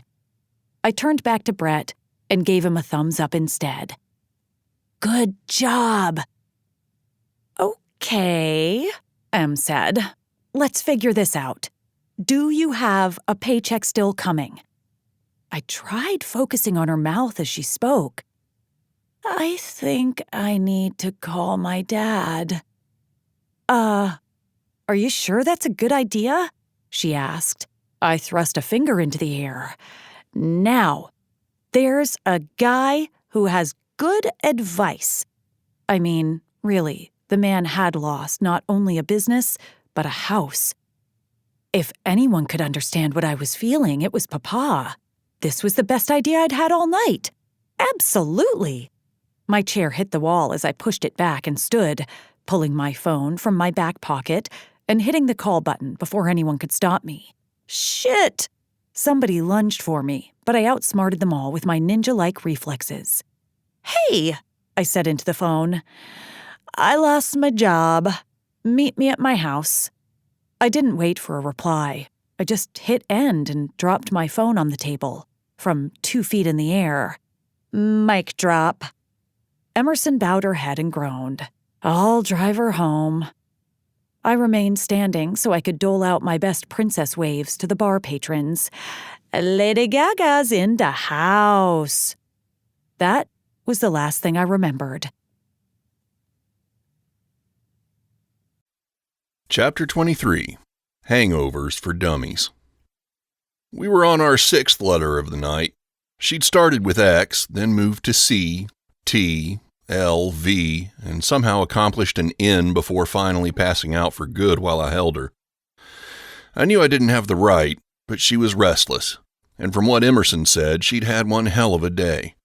For once, I wanted to be the one to be there for her when she needed someone to prop her up, whether that be literally or figuratively. It had taken a bit of convincing, Emerson that is, not Ariana, when the white Volvo pulled into Ariana's driveway and the slim redhead got out. Jax, what are you doing here, and where is Mr. Amante? I had zero clue what she was talking about, but it didn't take long for us to figure out that while Ariana had told her friends that she was calling her dad, she'd actually called me. I was hoping it was a deliberate ruse as opposed to a misdial, but I'd take what I could get.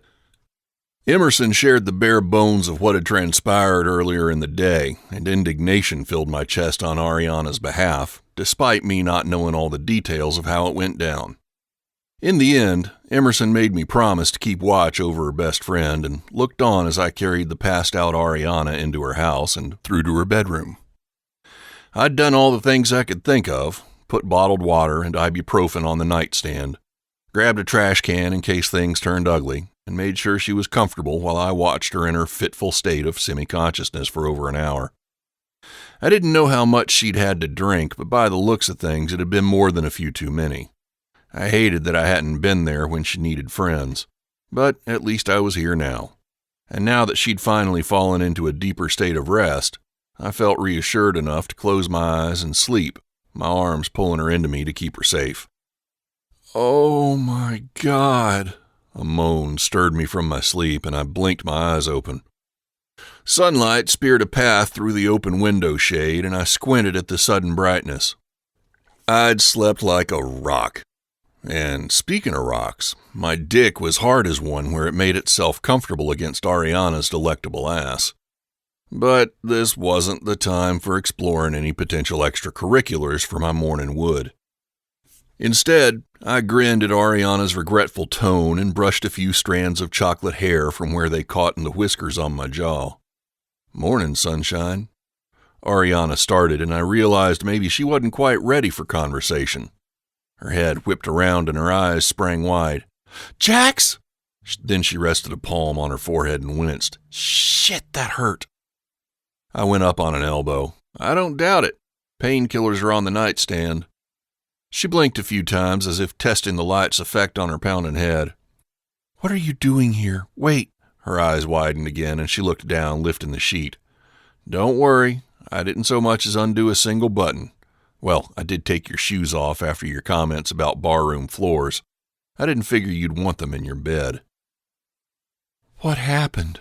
She relaxed back into her pillow, and I was surprised and pleased she didn't try to punch me or seem the least bit angry to see me.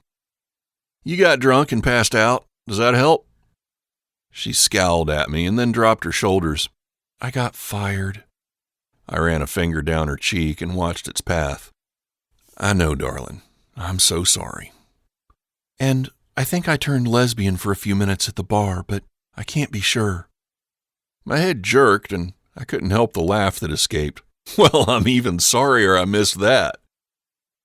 She tried for a half smile and failed. What am I going to do? "We'll figure it out." I stilled my finger and looked her straight in the eyes. They were bloodshot, but still the most beautiful eyes I'd seen. Jax, there is no we. Knowing this wasn't the moment to try and win an argument, I shifted forward to grab the water and pills. "Here, take these and I'll go make you some toast or something."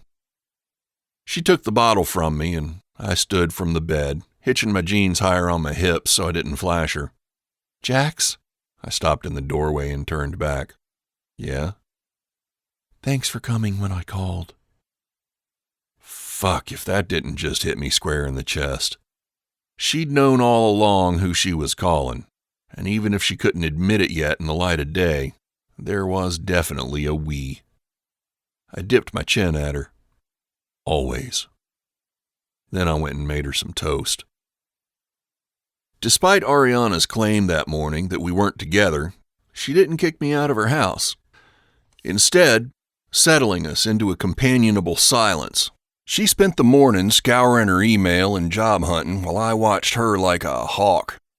Her features were drawn, but she was still so goddamn beautiful sitting curled up in her kitchen chair, her brow furrowing at her laptop while she took careful sips of coffee from a mug that said, "Coffee makes me a lot less murdery." I'd chosen a plain black mug myself. Finally, around lunchtime, she'd recovered enough to share all the gory details of the day before while I nodded along and managed to only cringe a couple times. With such a big personality, it shouldn't have surprised me that she wouldn't approach a career fuck-up in half measures. Go big or go home. I still wanted to tell her boss where she could shove her self-righteousness, but there really was no going back. It was time to troubleshoot. We looked at her finances, and she put in a message to her accountant while I called mine on his personal line, an advantage born from throwing business his way for nearly 15 years. Not to mention my status as his preferred NASCAR viewing buddy. We got along well since both of us knew when to shut up and watch the race. That, and neither of us liked to overcomplicate shit. Mike was a shark when it came to money, so I knew he could set us on the right track. After that, there was nothing to do but worry, so I did the only thing I could and cut that shit off at the pass. "Come on," I stood from the kitchen chair. "Let's get you dressed." She didn't budge, instead gripping her coffee cup like it would keep her rooted to her spot at the table. "Jax, I can't go anywhere. I need to find a new job and hustle for some new design clients." I shook my head and grabbed her arm to pull her up. "Nope, that can wait for a few hours. What you need is a battery recharge, and I know just the thing." "I got one!" Lola's excited shout echoed over the water as she spun her hand, winding the reel in frantic motion. "Atta girl!" I dropped my own rod in the mounted holder and shuffled to the back of the boat to help her. "What do I do?" Her wide eyes swung my way, and I wanted to laugh at the panic warring with the excitement on her face. "Exactly what you're doing. Set the hook. Keep reeling him in, nice and controlled. Hand me that net, will you, darling?" I turned to Ariana, knowing my grin was goofy as hell. She shook her head at our antics and passed me the net, using only as many fingers as strictly necessary to keep the thing from tumbling into the lake. I took it from her with a wink and guessed she was rolling her eyes at me from behind her huge sunglasses. "I think it's a big one," Lola grunted with effort as she kept winding the reel. A few seconds later, the fish came into view, and I dipped the net in under it to ensure it didn't spit the hook and get away from Lola. I needed a picture of this. "Look at that! You caught yourself your first largemouth bass." I nudged Lola's arm and presented her with the fish. It was a small one, probably only 10 inches, but that didn't matter one bit. We both turned automatically to Ariana as if seeking her approval, and she snapped a picture with her ready phone before either of us could strike a pose. "Wait, we need one where you can see the fish or it doesn't count." I showed Lola how to hold the fish, and when she reached her hand in to mimic my movements, the fish jumped, making her screech and throw the damn thing back in the water. "Ugh, so gross."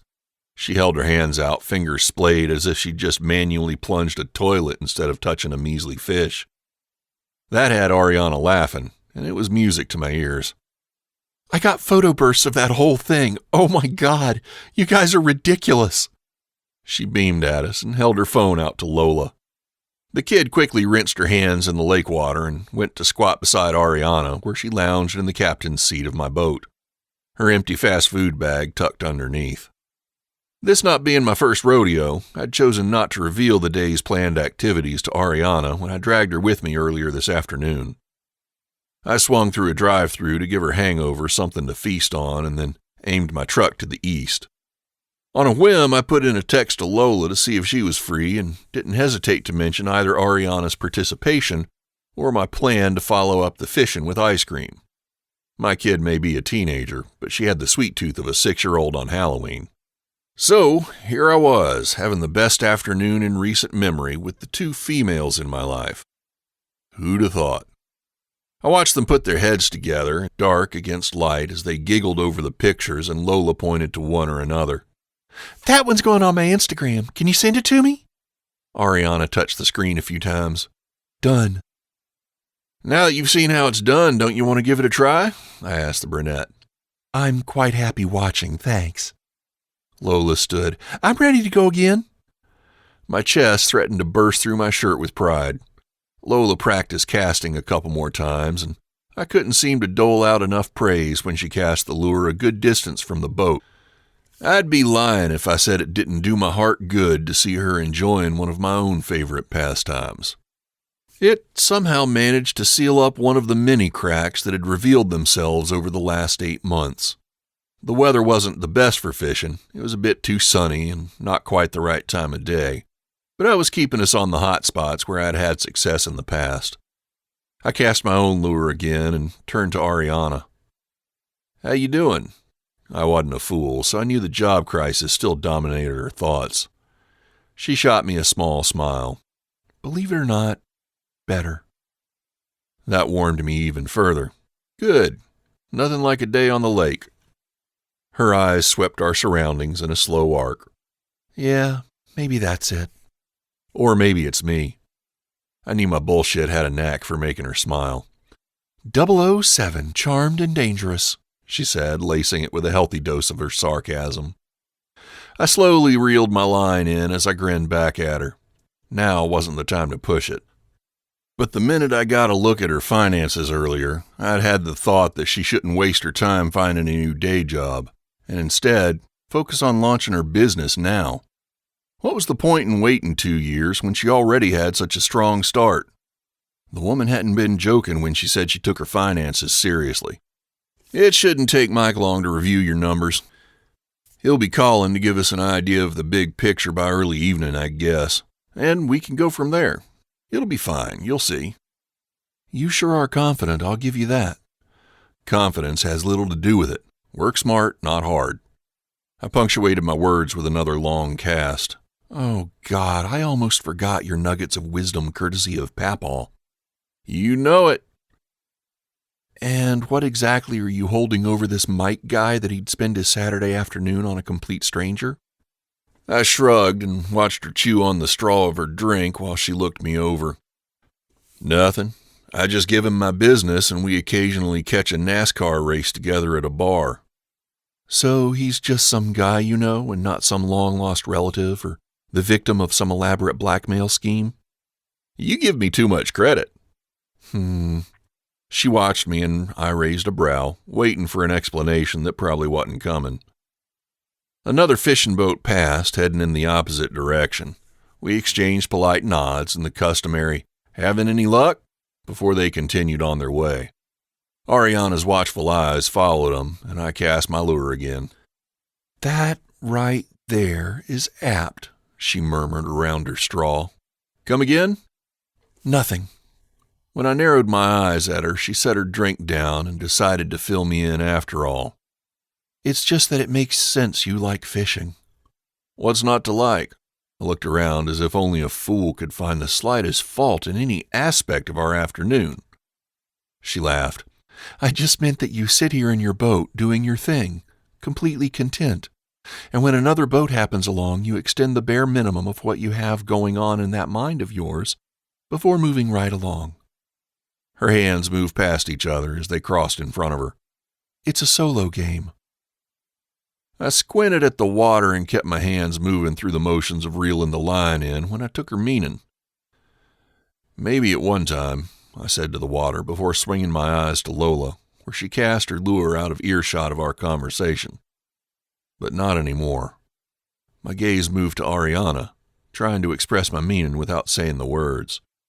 She nodded and looked at Lola, making me think she'd completely missed the fact that I was very much including her in my commitment to ditch the solo gig I called my life.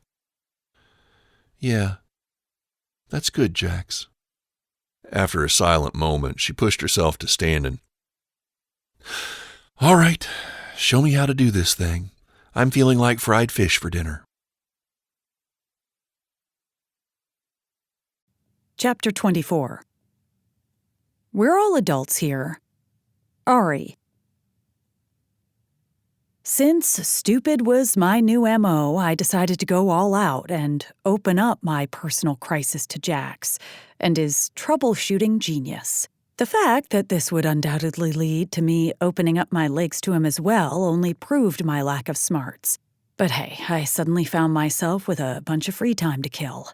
I was also up to my old tricks of lying to myself again, because spending time with Jax had little to do with boredom and a lot to do with pesky feelings. But I'd do well to remember Jax was probably just exercising his newly developed nurturing muscle, along with that knack for problem-solving. He liked sex, but I doubted true intimacy was within his wheelhouse. Hell, I hadn't even known it was in mine before he came along. First things first, however, I needed to rescue my career from where it was currently circling the drain. It was crucial I have a plan by the time Monday night dinner at my parents' rolled around, because news traveled fast, and I couldn't have them finding out about this on their own. This meant all hands on deck. If those hands happened to belong to someone who knew exactly how to wring toe-curling orgasms from me, so be it. I'd have to look at your business plan in detail, but from what you've told me so far and the numbers you've put up, I'd say you're headed toward a lucrative small business.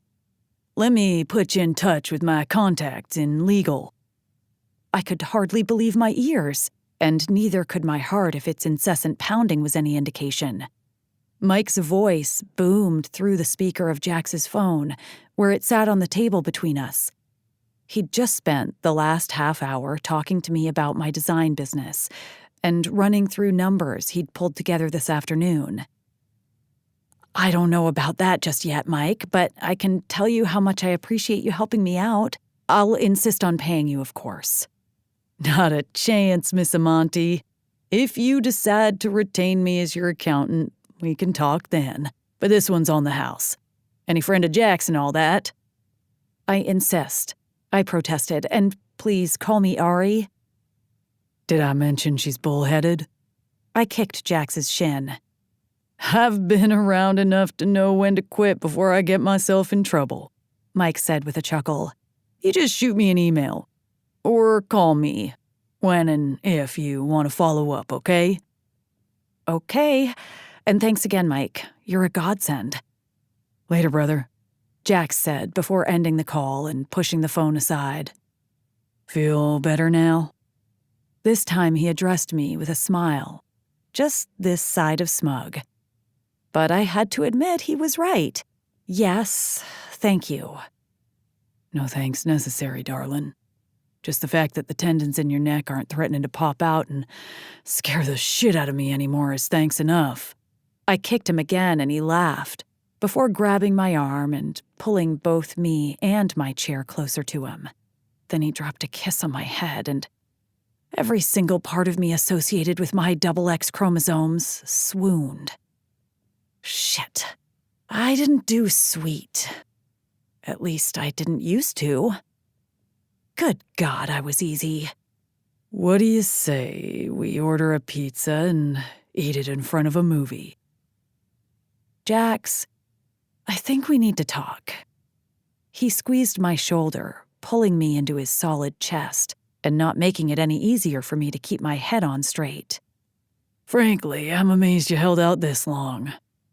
Just because I lost my job doesn't mean I can slack off in other areas and spend all my time hanging out. It's just pizza, and it's only been one day.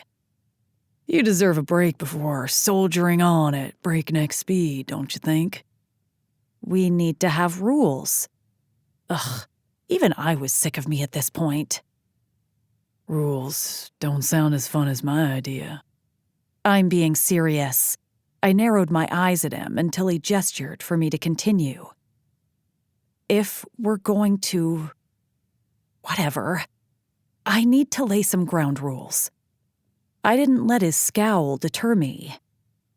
Last time we did this, I let my attention slide way too much, and I can't have that happen again, especially now.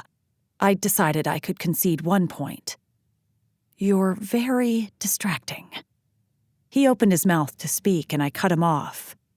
I know Mike said I could start my business now, which I'm still skeptical of. But even if I do, it will take a ton of hours and razor-sharp focus. I can't just Netflix and chill at the drop of a hat. Can I say something now? At my nod, he continued. You do realize I'm an adult, right? I grimaced. Yeah, I'd gone a bit too far, hadn't I? It was a wonder he had any interest in putting up with me. We can just work around each other's schedules. No big deal. You work when you need to work, and we'll Netflix and chill when the time is right for us both. Easy. Easy is not normally how things are in my experience. All the more reason for you to hang out with me. I'll show you the ropes. His grin had its desired effect. I think I'd rather you show me something else. He moved in, and I put a finger to his lips before he could kiss me and make me lose my mind. After, I send about a dozen more emails. You've got yourself a deal. He stole a short kiss anyway, and it left me wanting more. When he pulled back, I met his eyes. Their blue depths inviting me to dive right in. I'm not sure what I would have done without you today, Jax. You managed to turn one of the worst days of my life into something I won't forget. Are you calling me unforgettable? Shucks, darling. I pushed him to standing, but not before he stole another kiss that knocked the breath from my lungs. Now go find something to do and come back in a couple hours. I'd known Jax had magic hands. That was more than clear from the way his touch so easily worked my body into a frenzied mass of heat and lust. But his magic had now extended past my body, and onto not only my career, but apparently my entire personal life as well. What else could explain how he ended up walking into my parents' house on Monday evening behind me? His hand on the small of my back could only do so much to quell my nervousness. The last time I'd brought a guy to dinner had been that dickhead Elliot, and he'd been lucky to escape the night with his junk intact. But I had every confidence Jax wouldn't be stupid enough to insult Mama's cooking. Not that anyone should ever have a reason to. She could bring Martha Stewart to her knees with her rellenos del papa alone. We're here, I warned from the entryway. A glance back at Jax told me he wasn't the least bit nervous. Clearly, he had no idea what he'd gotten himself into. He had, however, chosen a button-down to pair with his jeans instead of something from his homeless men's line of t-shirts, so he wasn't completely clueless. "Is that my Ari?" came the accented voice of my father. Who else he thought I could possibly be was beyond me, yet I always warmed at his familiar greeting. "Hi, Papa." He stood at the entrance of the living room with his dark hair, neatly combed, and casual pants paired with a collared shirt. I got most of my looks from my mother, but Papa and I shared the same smile and love of music. "And who is this?" He nodded to Jax with a warm smile as he extended his hand. "This is Jax Crosby." "Jax? This is my father, Stefano." "Mr. Amante, it's a pleasure to meet you." "Please, call me Stefano. Come and meet my beautiful wife." Jax winked at me and my dad's words as we followed him to the kitchen. "Cara, meet Jax Crosby. This is my wife, Marisol." She eyed my dad for a second, taking in his smile, and then looked Jax over and said exactly what I knew she'd say. "It's lovely to meet you. You may call me Mrs. Amante." I wanted to groan, and Papa actually did. But Jax took it completely in stride, doling out one of his killer smiles that would normally charm any sane woman's panties off, but had zero effect on my mother, which, in retrospect, was probably a good thing. Yuck. Jax didn't do what I expected after that, however. I assumed he'd launch into a campaign to win her over with his practiced smooth talk and comments like, "I can see where your daughter gets her good looks," or, "You have a beautiful home." Nope. Instead, the man clapped his hands together once and said, "Put me to work." Work smart, not hard, indeed. Chapter 25. Meet the Master. Ari. And when we finally found her, she'd fallen asleep in the back of the theater in some actress's dressing room, my father said, digging his fork into the slice of lasagna al forno in front of him. It was an hour later, and we were all gathered around the dinner table playing my very favorite game of Who Can Embarrass Ari the Most, hosted by my entire family of assholes. So far, Paunch was winning with his reenactment of my very dramatic breakdown when I hadn't managed to make the finals in the Win a Date with Chad Michael Murray contest in 4th grade. Well, I'll admit, trying to fake my age by transposing the numbers of my birth year hadn't been the best move. The fix turning the year from 1990 to 1909, I had been a 10-year-old in love, and nothing could have stopped me from pursuing my man. It wasn't my fault Chad didn't have a thing for senior citizens. Exactly what was your plan there?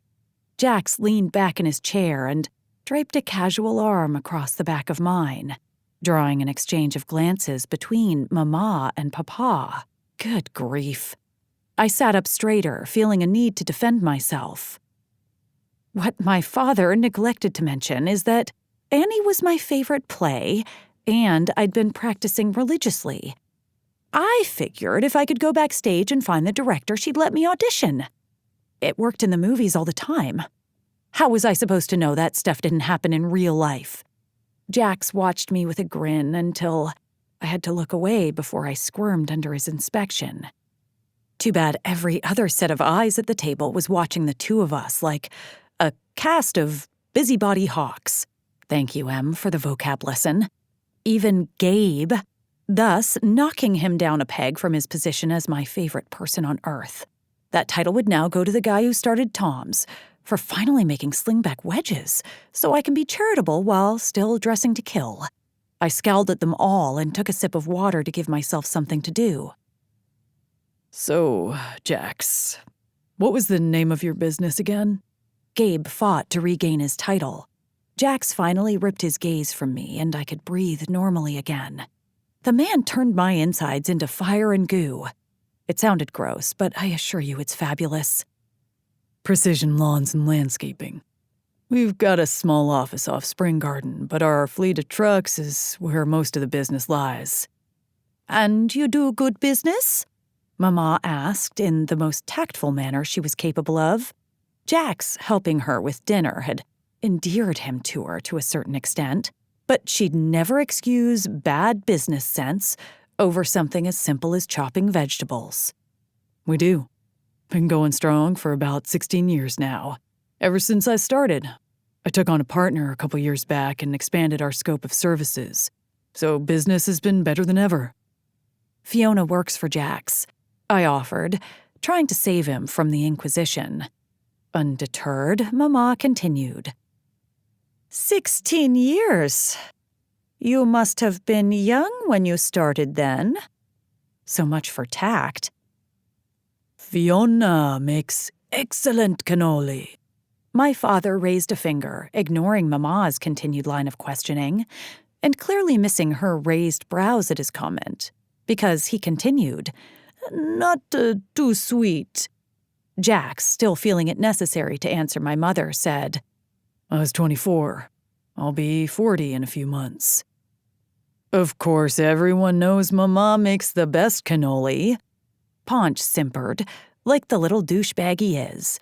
I wanted to laugh when Mama completely ignored him, her attention still on both Jax and my clueless father. And you've never been married. How she managed to skewer Papa with a glare and keep up her nosy inquisition with Jax at the same time was beyond me. You know, I wonder if she'd make some for me to give to clients, Papa thought out loud, digging his own grave as everyone's eyes but his swung to my mother. No, ma'am, I haven't. I do have a daughter, though. She's 14. Jax couldn't help his smile, and I gave his knee a squeeze under the table. Unbelievably, Papa continued as if no one else was conversing. I'll bet she has some Italian in her blood. What did you say her last name is? Her name is Lola, I supplied, raising my voice to pull Mama's attention. Fiona Lola? Papa asked. I gritted my teeth. No, Jax's daughter is named Lola. She's lovely. I looked back at Mama, but couldn't read her expression, as she looked from me to Jax and back again. Oh, well, what's Fiona's last name? I need her cannoli. My father's words drew Mama's eyes from us again, as they settled on him in a death glare. Honestly, I was surprised he didn't burn to a pile of ash right there in his seat. I bit my lip and Jax filled in for the rest of us who'd gone silent. Pierce. Her last name is Pierce. And then he pulled out his magic fucking wand. But I hate to break it to you. I have it on good authority that she buys those cannoli from a bakery in Durham. Now, Paunch may think he corners the market on wooing women and working his game on them, but he'd just met the master. We all watched in awe as Mama's expression settled into a self-satisfied purse, and she forked a bite of salad into her mouth. All of us but Jax, that is, because his eyes were freaking twinkling at me instead, and all I could do was grin. Oh my God, you are so full of shit, and Fiona is never going to forgive you. I laughed and shoved at Jax's chest where he stood next to me in the kitchen 10 minutes later. She'll never find out. Anyway, I'll buy a few dozen of her cannoli to make up for it. Those things are unbelievable. He pulled me into him and touched his lips to mine. I couldn't help but sink into his kiss, my lips opening to his seeking tongue and sweeping against it with my own. His mouth slanted for a better angle, and I moaned as my fingers sought the warmth of his skin, but couldn't reach due to his shirt. Who'd have thought I'd miss those tattered t-shirts? But reason dawned, and we both pulled back after a few moments. The last thing I needed was for a member of my nosy family to walk in the kitchen and catch us making out. I'd never hear the end of it. We need to get this coffee and dessert out to the table before they come looking for us. Jax groaned, dropping another quick kiss behind my ear and pulling back, but not before letting me feel the effect our kiss had on him. Save that for later, Mr. Charm. I still have to tell my parents about my job, and I'm gonna need something to look forward to. He shot me a lopsided grin and grabbed the tray of dessert and plates, while I got the coffee pot. Coming to this dinner without a plan in place would have been both foolish and possibly deadly. That much I'd learned over the years. But it didn't mean I was looking forward to the next portion of the evening. After I'd done more research on Saturday and sent at least 24 emails to contacts who might be able to connect me with design gigs, I forced myself to set work and worry aside, to spend time relaxing with Jax and feeding my soul with a trashy horror movie and greasy pizza. This was followed by a spectacularly distracting feat of oral acrobatics, which caused me to not only forget my troubles but my name as well.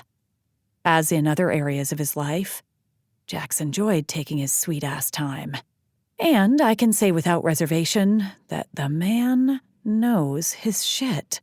If his oral was listed on Google, I'd be giving him 5 fucking stars and a glowing review highlighting his level of expertise, quality of service, and my likeliness to call upon his services again.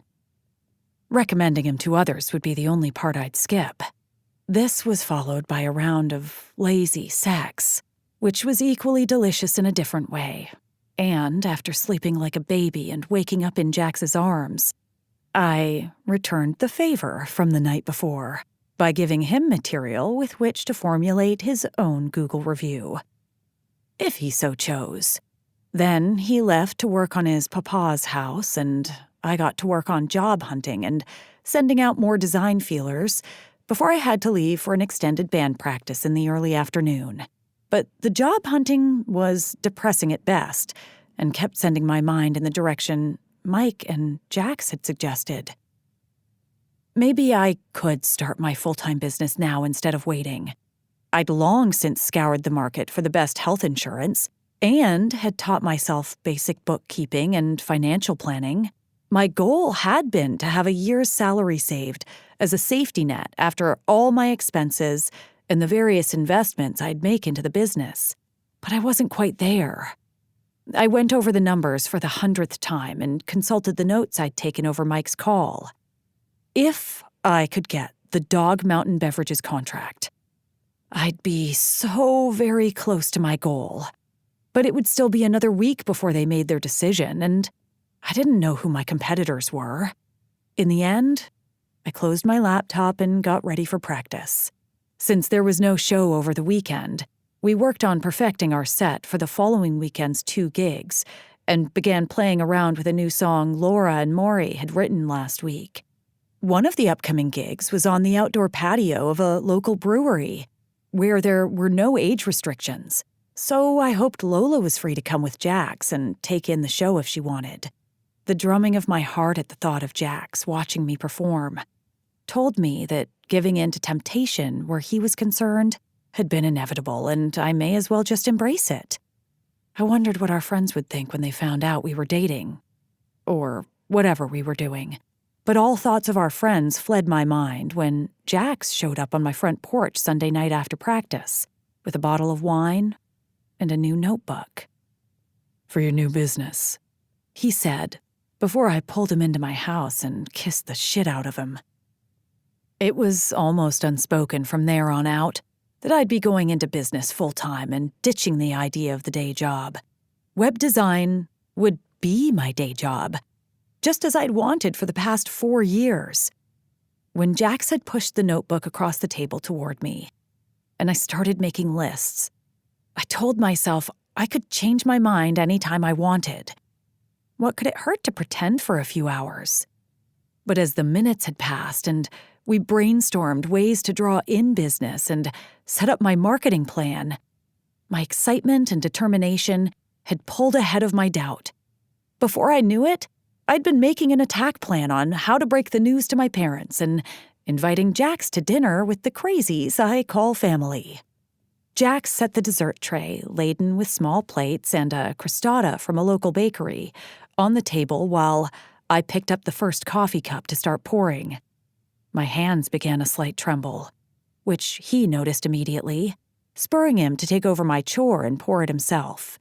I smiled gratefully at him and took my seat, pulling my chair in and smoothing my napkin on my lap in a pathetic stall tactic. Then I told myself to grab my lady balls. With a straightened back and a lifted chin, I dug in. "I have an announcement." I was proud of my clear, confident tone. "I knew you were asking all that single mom stuff for a reason." Paunch pointed at me. "You're pregnant." If I'd had a heavy object handy, I would have thrown it at my brother's face. "Lord Jesus!" Mama looked to the ceiling and crossed herself, while Papa pushed to standing, his chair scraping the wood floor with a screech, and his narrowed eyes going straight for Jax. Gabe sat silently, eyes wide, looking ready to bolt the moment things escalated to violence.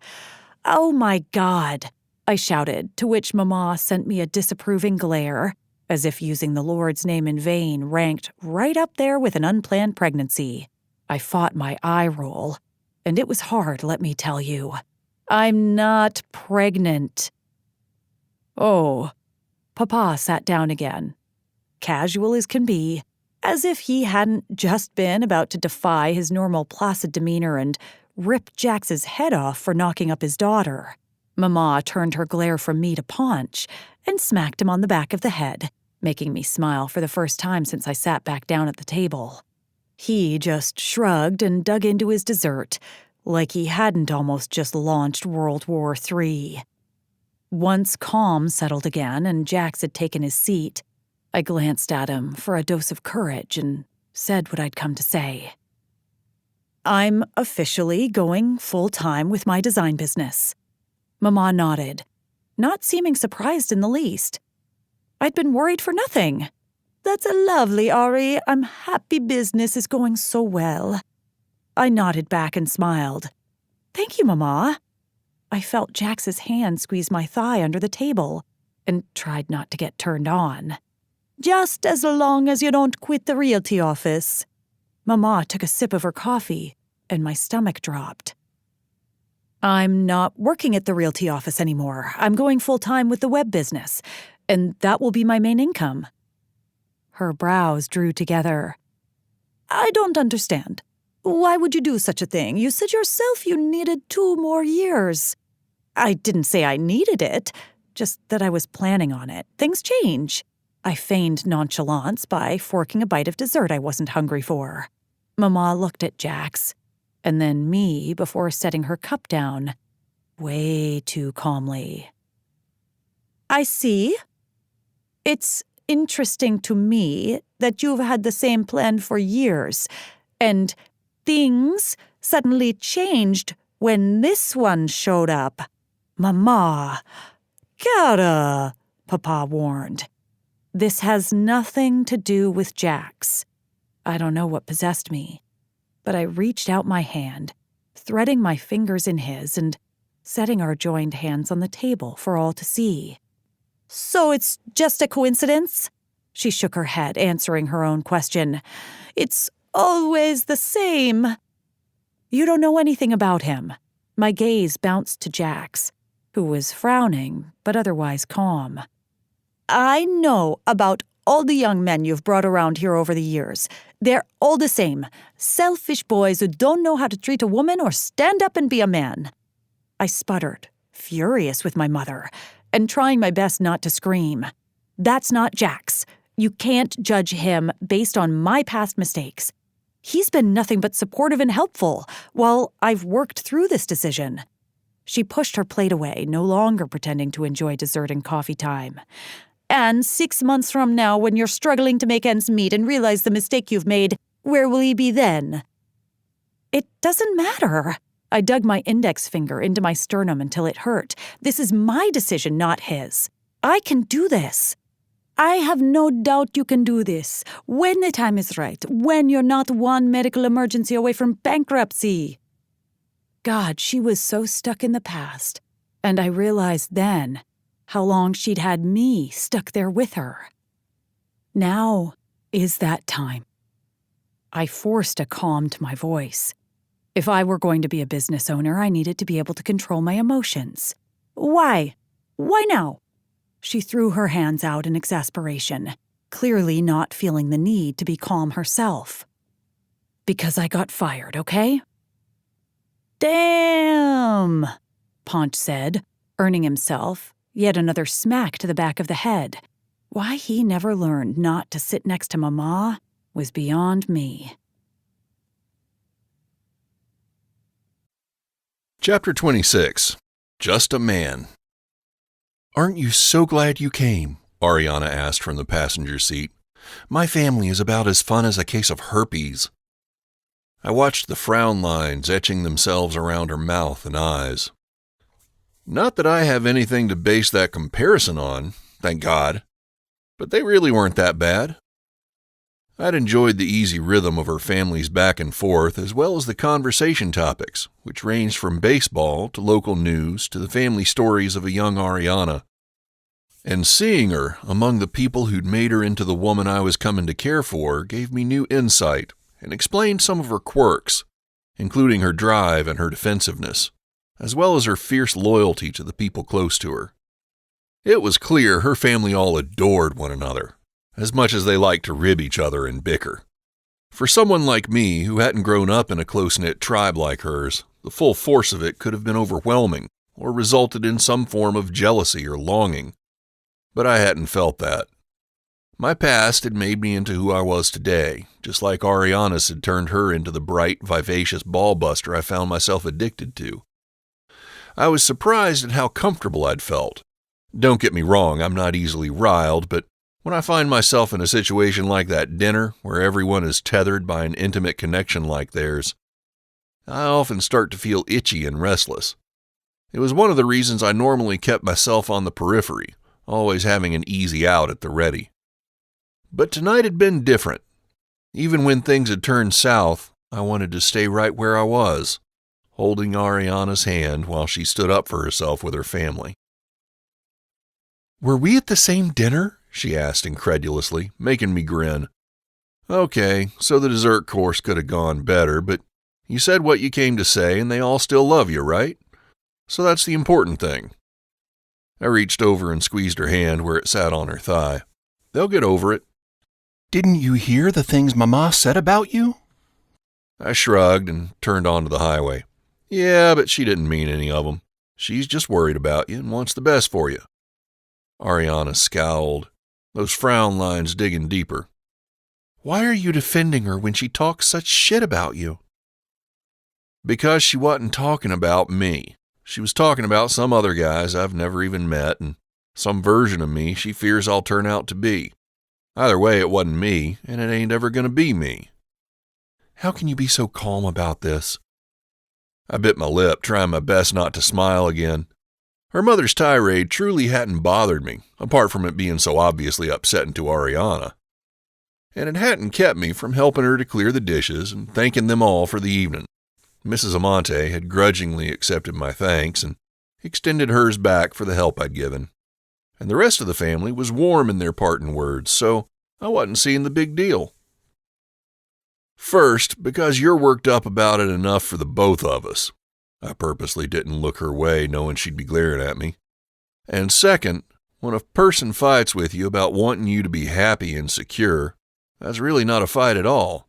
It's expressing how they feel in a way that just happened to ruffle your feathers.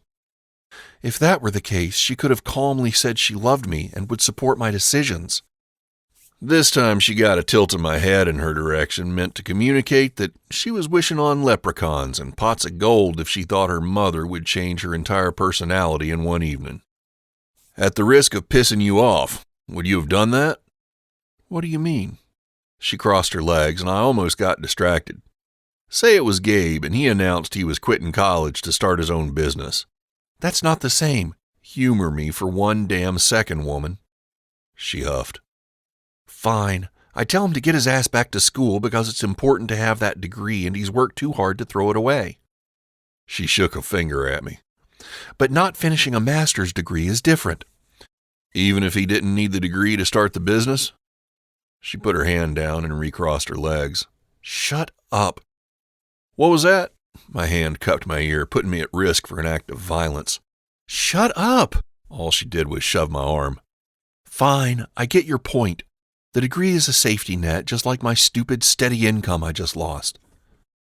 Silence settled for a few more moments as I changed lanes and got off on our exit. At the risk of never getting late again, I have to point out that you and your mother have a lot in common.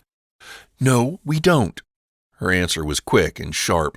I'm more like my father. No, darling. I hate to break it to you, but you're not. You met them once. God, you're annoying. I ignored that. You and your mother love fiercely. You'll claw out anyone's eyes who dare hurt someone you care about. She sighed and dropped her head back. I suppose there is some truth to that. A laugh escaped her, making me turn to catch her cheered expression.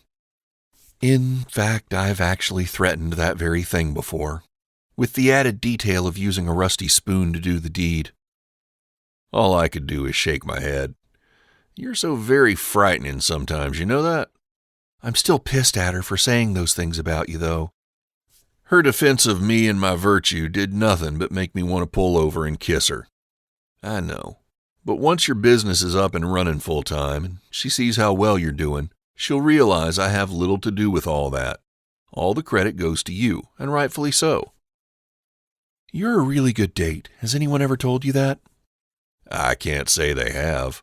I'll take the compliment and tuck it in my pocket for later. I mimed doing just that. She shook her head at me, and her smile was the full version this time, threatening to knock the wind out of me as it settled itself in my chest. The next few weeks passed as we easily slid back into both intimacy and constant contact. There was no official discussion about it or label put on it, and that was fine with me as long as I got to touch her, talk to her, and taste her on the regular. We didn't feel the need to spend every waking hour together, which was a good thing since we were both busy. And I wasn't anxious for a repeat of getting dumped for distracting her.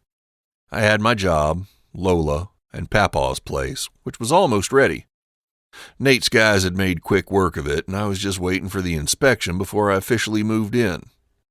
Ariana's business was taken off, although she had a setback of not receiving a big contract she'd been banking on. In a twist of fate, however, Mike stumbled across a few clients needing more modernized websites, so she temporarily had a full schedule while she kept up the hunt for larger customers who needed a designer on retainer. She tried not to let the stress bother her, but I could see when it did, and I always did my best to quell it. Usually by trying to fuck it out of her, something that caused her to declare sex as an official medication deserving of FDA approval. I hadn't rejoined Ariana for any more family dinners. Figuring her mother needed a bit more time, and I was fine with that. And from what Ariana said, Mrs. Amante was remaining mostly quiet on the subject of the business. I knew she'd come around eventually, and I was a patient man. Lola was in her last month of school and couldn't wait for the summer to hit, even though it was always hot as balls here in Greensboro over the summer months. But it would offer more time for Lola and me to hang out together, so I didn't care if Satan himself set up shop in my front yard. I knew Lola suspected there was more going on between Ariana and me than friendship, but we were both careful not to be physical around her when the three of us were together. The last thing I wanted, given all that had happened to Lola this past year, was for her to feel like she didn't own the right to every bit of love and attention I had to give. So it just felt right to not add confusion as she and I forged ahead in our new father-daughter relationship. Despite my instinctive determination to protect Lola, my head knew the manner of my relationship with Ariana was really of little consequence to Lola's relationship with either of us. Ariana was her friend and teacher, no matter what she was to me. That was the big question, though, one that came to mind more often than I would have liked. When I gave the matter room to bounce around my mind, I knew my feelings for Ariana ran deep, which made me nervous as hell while I was simultaneously powerless to stop it. She was winding her way inside my heart and gut and mind, tendrils of her very soul rooting themselves under my skin and taking hold. I'd gone and broken the cardinal rule of not giving someone the power to hurt me, but there was little I could do about it. They're starting in just a couple minutes. Lola slid onto the picnic table bench beside me, practically vibrating with excitement. We were on the deck at Joymonger's with the sun beating down on our heads and cold drinks on the table in front of us. Running with Gypsies was getting ready to play, and I watched as Ariana threw her head back and laughed at something Krish whispered to her. I sipped my beer and enjoyed the show, even though they had yet to play a note. I'd told Darcy I was taking Lola to dinner, not feeling like explaining how important the evening was to both Lola and Ariana. Darcy had taken to almost sulking when faced with evidence that Lola had begun enjoying time we spent together, and it pissed me right the hell off. I knew deep down that she only wanted Lola's happiness, but she sure had a funny way of showing it. I still hadn't heard from the asshole in Oregon, but Darcy had stopped making a secret of her fight to get him back. I wasn't sure how I felt about it, only wanting to protect Lola and her impressionable heart. Slowly but surely, I was getting this father gig down, having finally realized that the most important part was just loving your kid and making no secret of it. That and not letting her get away with murder under your watch. Lola squinted at the sun while sipping her soda, and I stood to adjust the umbrella near the table so it partially covered us. I'd take anything I could get. Wait till you hear their new song, Lola practically preened as she exposed her inside knowledge of the band to our table mates. It didn't matter that she hadn't seen them perform since Ariana took over as lead singer. Her teacher had sung the new song at their last lesson after Lola's incessant begging, and now she was privy to all the goods, apparently. Can't wait, Lainey smiled at Lola. I'd love to be able to sing like Ari. Me too, said Lola. Although it hadn't come out as self-critical, I still felt the need to interject. You sing as well as she does. Your voices are just completely different. Lola rolled her eyes and Lainey met my eyes over her head, winking at me. Today was the first time Lainey and Nate had met Lola, and the ease of it had me wondering why the hell I'd turned it into such a big deal in my head. Fiona had, of course, been the first to meet her, since I'd never have heard the end of it otherwise. Then had come Jake and Bailey. Lola lost her shit over the baby, and I thought I'd never get her home to Darcy. What the hell was it about babies and small animals that had teenage girls losing their minds? I've been known to do some singing, although nothing near the caliber as you two, Lainey volunteered. From the seat next to her, Nate coughed out something sounding remarkably like understatement, which earned him an elbow in the ribs. Please don't dance. That was from Rocco, who sat perched on the seat next to Lainey's other side, playing something on Nate's phone. Lainey pretended to be offended for a few seconds, but then shrugged and rubbed her son's dark head of hair. Too bad about that dog you wanted, kid. Ooh, they're starting. Lola shushed us all and sat as straight as a nun in church. Good evening, everybody. Ariana's sultry voice drifted from the speaker in the corner of the patio where they'd set up. She wore a long, flowing dress, a bit of a departure for her, but the way it skimmed her curves when she moved and showcased all the golden skin of her shoulders, arms, and chest made my mouth water for a taste. How are you doing tonight? This was met with claps and a few shouts, the loudest coming from our table, making Ariana grin at us from her spot behind the mic. We're running with gypsies, and we're going to start out with a little tune I think you'll know, so feel free to sing along. She proceeded to perform the band's own unique arrangement of Bright by Echo Smith, while half the crowd sang along and the other half drank their beers and enjoyed the atmosphere. This was followed by a couple more familiar tunes and then some originals, including the one Lola had been going on about. When Ariana dedicated it to my kid, I thought she'd fall off the bench in a combination of thrill and embarrassment. For someone who'd come out of her shell and become so damn sassy, she hadn't shed a bit of her self-consciousness when placed in the spotlight. Teenagers were complicated as shit. After a particularly impressive performance of one of their originals, Lola leaned her elbow on the table, propping her chin up and looking like she was half in love with Ariana. I knew the feeling. Wait. Shit. She's such an icon. Lola had stars in her eyes. But even better, you know. She glanced my way for confirmation. I could only offer a small nod, suspecting her use of the word had some elevated or alternate teenage meaning I hadn't been clued into. Since her decision a few weeks back that I was safe to actually speak to, Lola had opened me up to an entirely new vocabulary I hadn't known existed, making me feel like I needed Urban Dictionary on speed dial. Apparently, I was both old and clueless because I depended on Merriam-Webster for my understanding of words like extra, dank, and ship. And that didn't even count the made-up words like Visco girl, whatever the hell that was. Lola sighed. I can't wait until you marry her. She'll be the sickest stepmom ever. I choked on my beer, setting off a coughing fit that had her leaning away from me. And it wasn't because I didn't understand her meaning this time. I understood it all too well. A glance at Lainey and Nate showed they hadn't heard, a fact that quelled my panic to a small degree, but didn't keep me from responding to Lola in the dumbest way ever. I'm not getting married, Lola. Not to Ariana, not to anyone. My mind conjured images of tuxedos and white dresses and a whole lot of pomp and circumstance hiding just around the bend, ready to pounce and put me in exactly the kind of situation I'd avoided my entire life.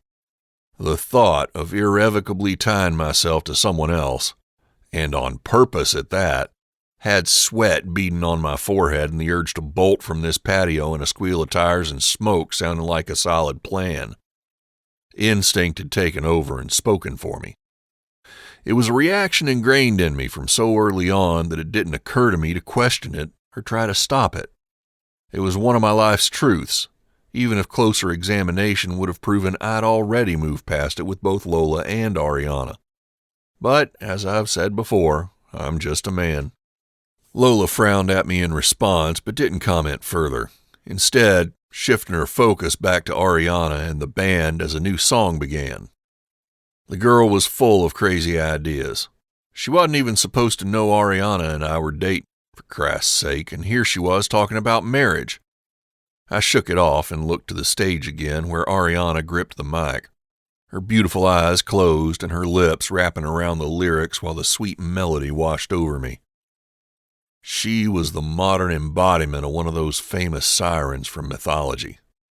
Yeah, if anyone had the power to tempt a man into dangerous, uncharted territory, it was her.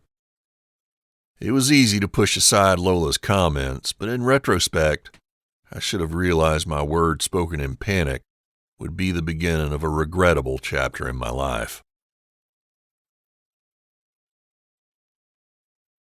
Chapter 27. Nothing to see here. Ari. Lola embraced me with the same enthusiasm as the last time she'd seen me perform, and I squeezed her right back, pleased that she'd finally been able to come see the band perform in a place that allowed underage patrons. This gig at Joymonger's didn't pay as well as some of our other ones in traditional bars and clubs, but it was a refreshing change, so we didn't mind. I'd also taken to doing some writing with Laura, resurrecting some of my old song notebooks and taking a trip down memory lane to an earlier time in my life, when music had been my only dream. That was before I understood how the world turns at the whims of money, not fanciful childhood plans. But the balance I'd finally established made me happier than I'd been in a long time. I wasn't quite willing to admit yet that Jax had more than a little something to do with that happiness as well. But when my guards were down and he was moving above me, whispering sweet words that cut right to the heart of me, I couldn't deny it. I was falling in love with him, and it scared the shit out of me. Therefore, I did my level best not to think about it. He'd become the person to occupy most of my time and attention, with Lola coming in just about level with Emerson, which was saying a lot. Outside of my best friend, I doubted anyone knew there was more to Jax's and my relationship than our shared connection to Lola, and that suited me fine for now. We were existing in this bubble of perfect balance I was loath to upset, and we hadn't ever addressed our relationship in any official sense, a fact that was right on par with what I'd always known about Jax. And I was fine with that. I had no desire to change the person he was or try passing judgment on emotions he'd earned from his life experience. It was beside the point, really, because I could feel what I meant to him. In every touch, every word, every naughty wink and playful tease, that smile that had always held secrets had opened up to let me in to the point where I could almost read his every thought. He'd let me in, and I'd done the same for him. This I knew.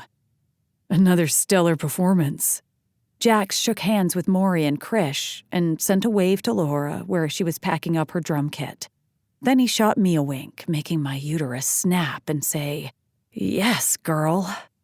Yeah, I wouldn't be able to live in this state of denial for too much longer. "This was so fun. I'm so glad we came," Lainey said, pulling Rocco in front of her and wrapping her arms around him from behind. I thanked her and introduced her crew to the band, all the while feeling Jax's eyes on me. He was always extra horny after watching me sing, something that pleased me way too much. And I was looking forward to whatever he had in store for me later. His sexual enthusiasm matched my own post-performance high every time, giving me another reason to consider our growing compatibility. I'd caught a ride earlier with Laura in her beat-up SUV. What it lacked in style and cleanliness, it made up for in the storage space it offered, enough to haul around the band's equipment and her drums. But I was riding home with Jax and Lola. Since it was a school night, we had to get Lola home right after, or we'd risk drawing Darcy's ire. The little I'd learned about her from Jax and Lola gave me more than enough evidence to know she and I were never going to be best buds. I had yet to officially meet her, but I wasn't about to push the issue. After all, Jax and I hadn't even told Lola we were a thing, despite her obvious suspicions, and that satisfied look she got when she caught either one of us watching the other from across the room. But it was probably just as well. I had no idea what Darcy thought of me, but if I had to guess, I'd say her getting wind of Jax and me dating could only cause more trouble than good. I could just see her giving Jax a hard time and making an issue out of something that was nothing but good to the two of us. No thanks. It would wait until the right time, whenever that may be. We finished packing up and said our goodbyes to the band and our friends before Jax opened the doors to his truck for both Lola and me. We were becoming our own little posse. Just the thought of it warmed my heart. I had no desire to be a parental figure to Lola, but she and I had developed a strong friendship, one that ran deep for both of us, I suspected. "Can we stop for dessert?" Lola asked from the back seat as Jax was pulling from the parking lot. "Not tonight. School night." She didn't protest, which just went to show how far she and Jax had come in the past couple months. The old Lola would have mumbled something under her breath and given him the silent treatment. Hell, the old Jax probably would have caved and taken her to get 10 giant ice cream sundaes in an effort to win her over by any means possible. "Have you thought any more about that talent show?" I turned in my seat to see Lola bite her lip at my question. "You'd be so good, and I'd help you practice, of course." "What talent show?" Crap. I'd assumed Lola had mentioned it to Jax as well. I raised a brow at her. "Just this thing they're doing at my school. It's gonna be cringy." "Not if you sing in it," I encouraged. "You should definitely do it, Lola." Her nose crinkled. "No way. I don't even know why I mentioned it in the first place." I knew. Not that I was going to call her out on it. When she'd brought it up a couple weeks ago, she'd done an awful job of making the comment casual. Instead of sounding bored about the talent show, her desire to perform was almost palpable. Her confidence was the only thing standing in her way. "Well, either way, you could prepare something even if you decide not to do it." "When's the deadline to sign up?" "Next Friday?" Or something like that. She was quick to cover her ready answer. "You'd kill What About Us? Or we could practice something new just for fun." I wasn't going to push her past her limits, but she needed encouragement. She shrugged and looked out the window, effectively ending the conversation. Recognizing just that, Jax changed the subject to Beatrice and some act of evil she'd recently committed until we reached Darcy's house. This was only the second time I'd been to the house, and like the last time, I had no intention of moving my ass from the passenger seat of the truck. But Jax surprised both Lola and me when he put the truck in park and turned to speak instead of getting out. "Hey, kid. I need to have a short word with your mom. You mind hanging here with Ariana for a few minutes?" I knew Lola and I wore twin frowns as we looked back at him, but Lola just nodded, while I watched Jax saunter his fine ass up to the front door and ring the bell. What do you think they're going to talk about? I had several guesses, all of which would require me to use colorful curses in front of my young friend. So I just shrugged. Boring adult stuff, probably. I'll bet they're going to talk about Mitch. My eyes almost bugged out of my head at that, and I was happy I was facing forward so Lola couldn't see me. This was the first time I'd heard her refer to Mitch as anything but my dad. I wasn't sure if I should be concerned or glad that she was clearly trying to put some emotional distance between her and the man who'd raised her and then ditched her. She'd been getting so much closer to Jax, something everyone but Darcy seemed pleased about. But it was foolish to think Lola could just swap one parent out for another in her heart. Do you want to talk about it? It was the only way I could respond. No, it's fine. Fine? Yeah, that was the response I should have expected. Are you sure? I had to try one more time. Yeah, I don't really know why Jax is bothering. He has the right idea. Mom and Mitch never should have gotten married in the first place. Then we wouldn't be in this mess. Jax said that? I couldn't imagine him being that careless. Not about Mom and Mitch. My pulse began to slow to its normal rhythm, until her next words registered. About marriage in general. He's never getting married. My heart skipped a beat, and then took off in a sprint, spurring me to physically cover it with my hand over my chest. What the hell was that all about? Feeling a need to respond while my body chose to freak the fuck out, I murmured a non-committal, This was utterly ridiculous.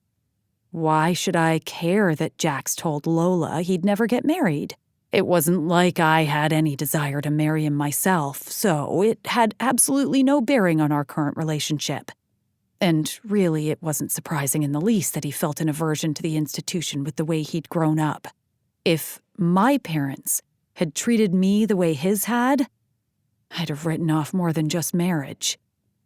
I can see his point when I think about it, Lola continued as I half listened.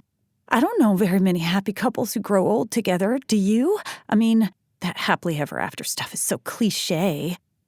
I didn't answer at first, my head still grappling with the idea. Well, actually, my parents have been happily married for 35 years. It was Lola's turn to say, And then it hit me. What was so alarming about Jax's statement? It wasn't the notion itself. It was the fact that he was always so careful about what he chose to share with Lola. And he'd chosen to share this. He knew she suspected we were dating, yet refused to confirm it. Was this his way of proactively protecting her from disappointment? Did he already have a deadline for our relationship's end in mind? No, that wasn't possible. I plucked memories to the surface to re-examine them. Jax smiling at me in a way he never did to anyone else. Him being my biggest champion and defender. The way he sighed when he slid inside me, letting me know that this was more than sex between us. I was just being paranoid. She was 14 and had probably taken his comment out of context. That was all. I forced a smile and glanced back at Lola. Speaking of, what about you? Any romantic prospects on the horizon? She scrunched her nose in disgust, making my smile a genuine one. Have you seen 8th grade boys these days? I thought back to the karaoke party I'd done for Nicola and felt my lip curl. Point taken. Chapter 28. Tom Cruise ain't the only one who can't handle the truth.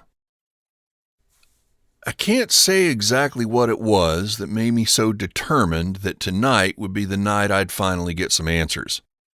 I just knew that somewhere in between the comfortable camaraderie of our little table at Joymonger's and Ariana looking good enough to eat while belting out familiar songs and smiling my way, Something in me snapped.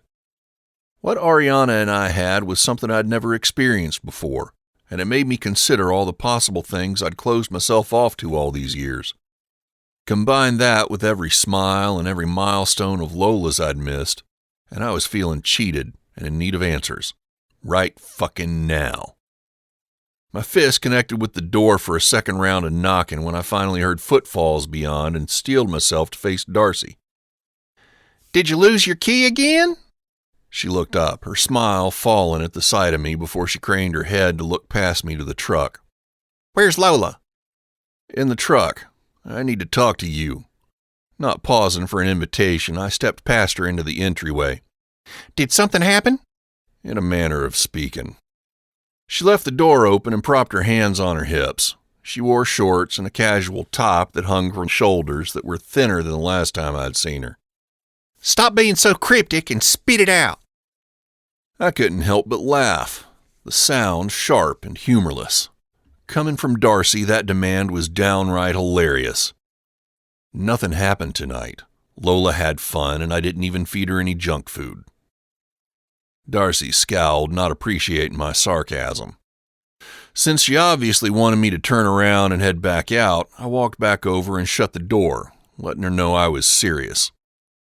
"Look, I need you to be up front with me. No more ducking my questions, Darcy." "Fine. What do you need to know so badly that you're leaving my daughter to swelter in your truck?" "Our daughter." I stepped closer again. "Our daughter," she said with a put-upon sigh. I invited myself into the den off her entryway and stopped by the mantel where a framed picture of Lola sat among a group of other photos. It looked to be recent and captured her unawares as she laughed at something off camera. I picked it up and held it. And she's not sweltering. I left the truck running with the AC. "You left an unsupervised child in a running vehicle?" "Are you serious with this right now?" I turned to find she'd followed me into the room. "Who's in there with her?" She tilted her head toward the driveway. "Ah, I see what this is about. This woman was unbelievable. It's Ariana, her voice teacher." Darcy sneered, highlighting the sharpness in her features. "God, you don't change, do you? Chasing skirts wherever you can find them. Banging her teacher is a new load, though, don't you think?" I had to set the picture back down before it cracked in my tightened grip. "Jesus, Darcy. First, it's none of your business. Second, you don't even know what you're talking about. She's a friend of mine. Someone Lola cares about. What's so wrong with her spending time with someone who makes her happy?" "Nothing, until you fuck it up and the teacher is no longer around to make her happy. You'll do what you always do, and then this Ariana will do whatever it takes so she never has to set eyes on you again. You never think of anyone but yourself." "That's rich coming from you." Darcy's head shook so hard her hair caught in her eyelashes until she swept the strands aside with an impatient hand. "You have no idea about me or what I've done or who I had in mind. You don't know anything, Jax." She stormed past me into her kitchen and directly to the sink where she switched on the tap with a hard jerk. It had me surprised the handle didn't break clean off. I was right on her heels. "Then tell me. It's what I've been asking for almost a year." "Fine, ask." I took a breath. "What have you been telling Lola about me?" She swiped a perfectly clean-looking glass from the countertop and began scrubbing it. It was no secret she was avoiding looking at me. "It may come as a surprise, but we don't talk about you." "I know that's a lie. How else would Lola have formed such vile opinions of me?" Darcy coughed out a bitter laugh. "Her opinions are the farthest thing from vile, I can assure you." I moved to lean against the counter so I could at least catch her profile. "No thanks to you, I'm sure. What did you tell her about me? And why did you go to the trouble of finding me if you were just going to poison her against me?" "It wasn't my idea, okay?" Her tone was clipped and reluctant. "What wasn't?" "Finding you." She spared me a quick glance as if she couldn't help it. "It was Lola who found you." "What?" Why had Darcy bothered telling me it had been her idea when it had been Lola all along? The first glass went to the drying rack and Darcy started on another. "She went and paid some service out of her own savings to hunt you down after Mitch left." I had to let that settle for a moment. Lola. Fuck. I snatched my cap from my head and worried it between my fingers. Why did you say it was your idea? Why do you think? I nodded, so you could be the good guy. It was a wonder my jaw didn't crack with my words. You told her not to contact me, didn't you? Yes. I remained silent for a moment, not quite believing that Darcy had finally been honest with me about something. The fingernails of one hand scraped over my scalp as I scrubbed at my hair. Why, Darcy? What did you say to try to convince her? My need to know was stronger than my dread of the answers. This time, she turned her eyes to me, her hands falling limp in the hot, soapy water. All I did was tell her the truth, that you're a selfish bastard who doesn't consider other people's feelings and that she shouldn't expect too much from you. That you give her a few crumbs and then ditch her like you do everyone else. What had I done to make this woman not only think these things in the first place, but hold on to them with such an unwavering strength for all these years? Jesus, Darcy! My words escaped in a breathless rasp. Who are you to play God in my relationship with my daughter? Her voice dropped low to match mine, as if exhausted. I'm her mother, and it's my job to protect her no matter what that means. She doesn't need protecting from me. I put a fist to my chest, feeling the slow thump of my heart behind my ribs alongside the knot I feared would never go away. All evidence to the contrary. You seem to forget that she'd just been abandoned by one father. She didn't need a repeat. I was doing what I thought was best. Her chin tilted up in superior defiance. I'd never abandoned Lola. My voice was a growl this time. Darcy scoffed and resumed her unnecessary scrubbing. You don't think Mitch thought the same thing once upon a time? I shook my head, doing my best to try and comprehend and failing. She'd affected so many people's lives and happiness with her lies and rash decisions. I stared at her hands at work in the suds, not really seeing anything. You know what you said to me the night I kicked you out? Her change of topic had my head spinning. No. The single word was sharp. I hardly remembered that night at all. Hadn't even thought about it until her call about Lola last year. Well, I won't ever forget it. Darcy set another clean glass on the rack and walked to the counter opposite me, drying her hands on a kitchen towel. Then she turned and rested against the counter, crossing her arms and essentially establishing a standoff between us. You were watching some sitcom with a married couple and the wife told the husband he had to come with her to a family wedding or something instead of a football game. You shook your head at the TV and said, "Thank God I'm never getting married. There are advantages to not having a family." Her eyes skewered me. Shit.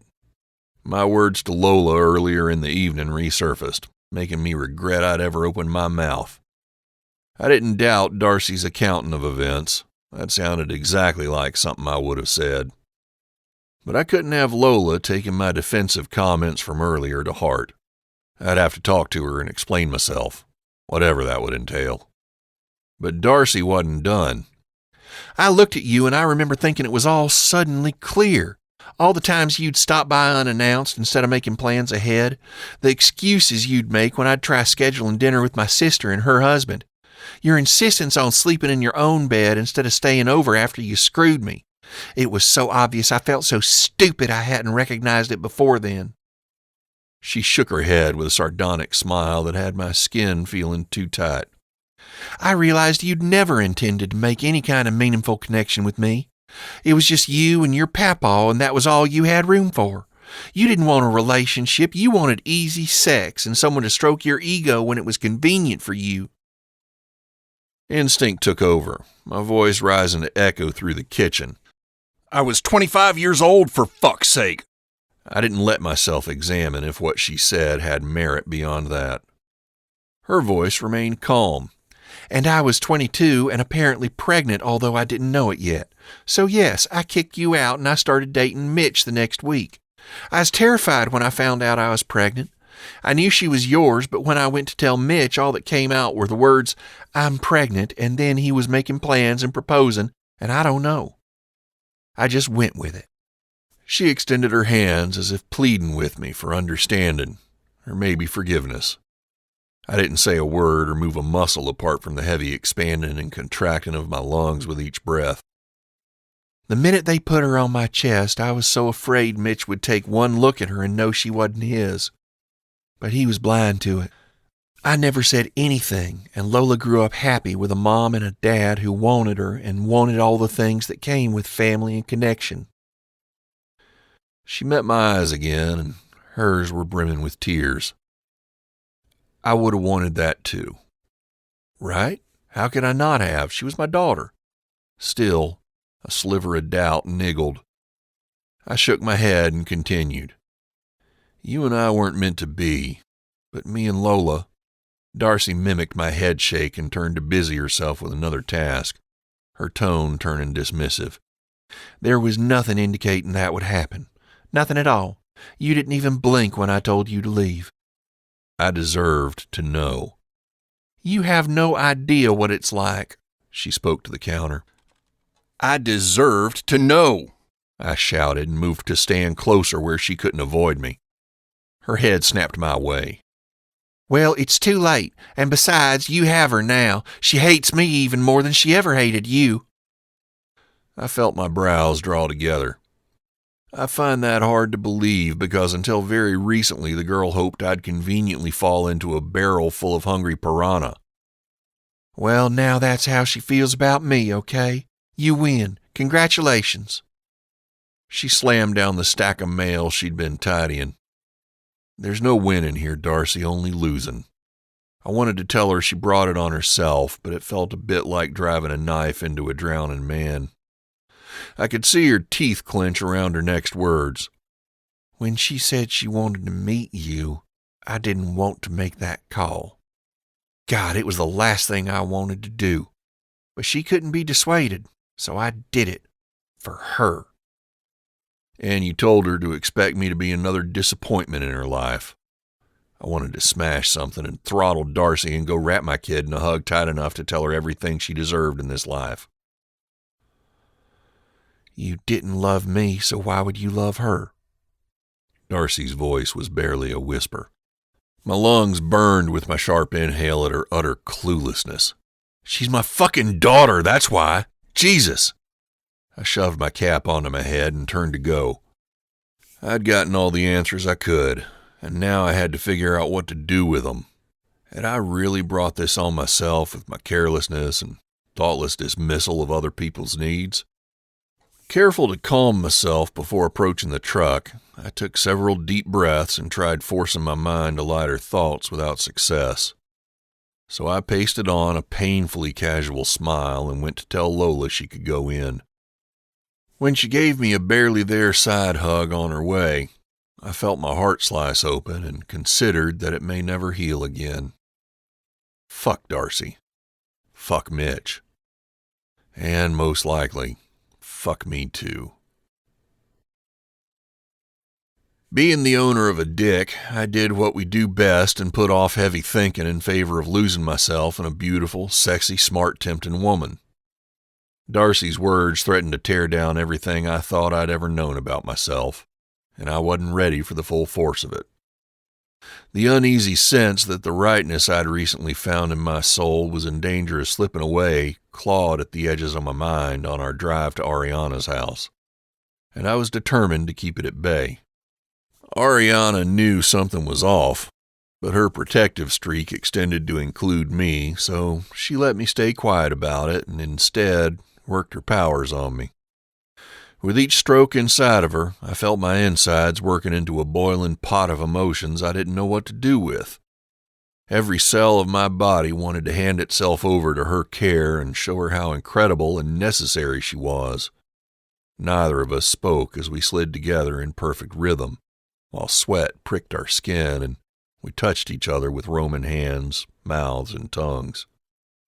There was an intensity to it I couldn't name, but it felt more primal than in the past, almost like we were claiming one another. When she cried out her orgasm, mine couldn't be held back any longer, and we came together on a wave of unspoken emotion and longing for something neither one of us was willing to identify. Afterward, We lay in an exhausted, panting heap sideways on her bed, the sheets tangled about our feet and the scent of sex and sweat on the air. I think my boobs are getting smaller from all the regular fornication. Ariana looked down at her naked breasts from her spot beside me, her chest heaving and offering a visual I wanted to capture for all time. This worked a much-needed laugh out of me. How does that even make sense? It's exercise. Everybody knows the first place you lose weight is in your boobs. Sounds like a crime against nature if you ask me. We'll have to make sure you eat more. She laughed and turned on her side, her rounded hip hitching up and making me hard again. Her utter lack of self-consciousness was the sexiest fucking thing I'd ever seen. Ariana's full breasts, round ass, and soft thighs were every man's fantasy. And it pleased me to no end that she didn't subscribe to some runway standard of a woman's body. It always baffled me how sports stars and wealthy celebrities who could have any woman in the world tended to go after women without any tits or ass to speak of. I found it hard to believe they'd never found themselves with a face full of naked double Ds and seen the face of God. I bent for a taste of one of Ariana's pretty brown nipples to show my appreciation, causing her to arch her back and let out a little moan. She squeaked when I bit down, something that made me smile against her skin. Fuck, she tasted good. I, on the other hand, planned to only eat you. I'm absolutely on board with that. I could hear her responding smile in her voice. We made out some more until Ariana insisted on checking her emails, and I made myself busy cooking up a late-night snack to help keep my favorite tits in the world up to their peak fullness. Every time darker thoughts threatened, I turned to watch Ariana where she lounged on her kitchen chair, one leg bent under her while she propped her chin up on the knee of the other one. The fact that she wore only my Sinclair t-shirt made the view one I'd be filing away for safekeeping. Just as I was flipping the grilled cheese sandwiches in the pan, her voice drew my attention again. Oh my God! Her head popped up from its resting place and her legs uncurled. Oh my God, good or oh my God, bad? More like oh my God, ew! She grimaced at her laptop screen. That girl Crystal, the one I used to work with at Bradley and Hanson, she emailed me earlier today. Her rumpled mess of sex hair shook as she laughed. Listen to this. Ariana girl, I've been struggling with whether to tell you this, but the guilt has been eating at me, and I really owe you an explanation. I stepped closer as she read from the email. That day you got fired, I heard you knocking at the door to Wanda's office and buzzing to try and get her attention.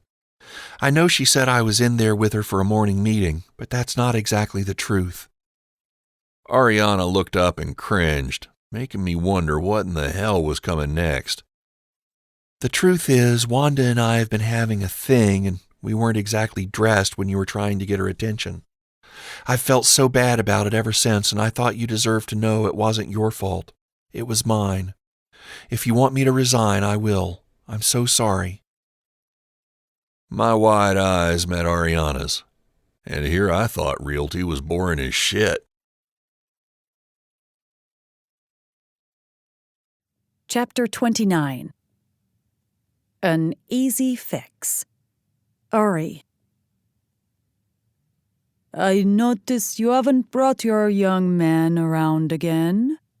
Papa pulled his chair up to his desk and propped his readers on the end of his nose. I laughed and dropped in the seat across from him before resting my elbows on the desk to watch him at work.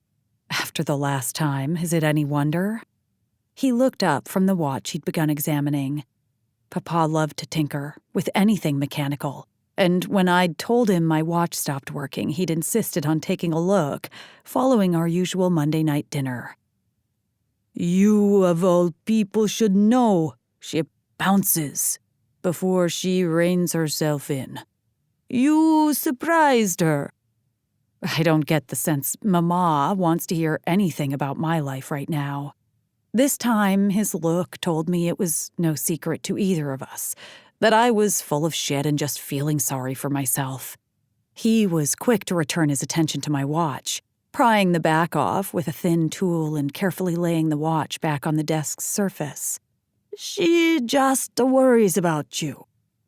That's exactly what Jax said.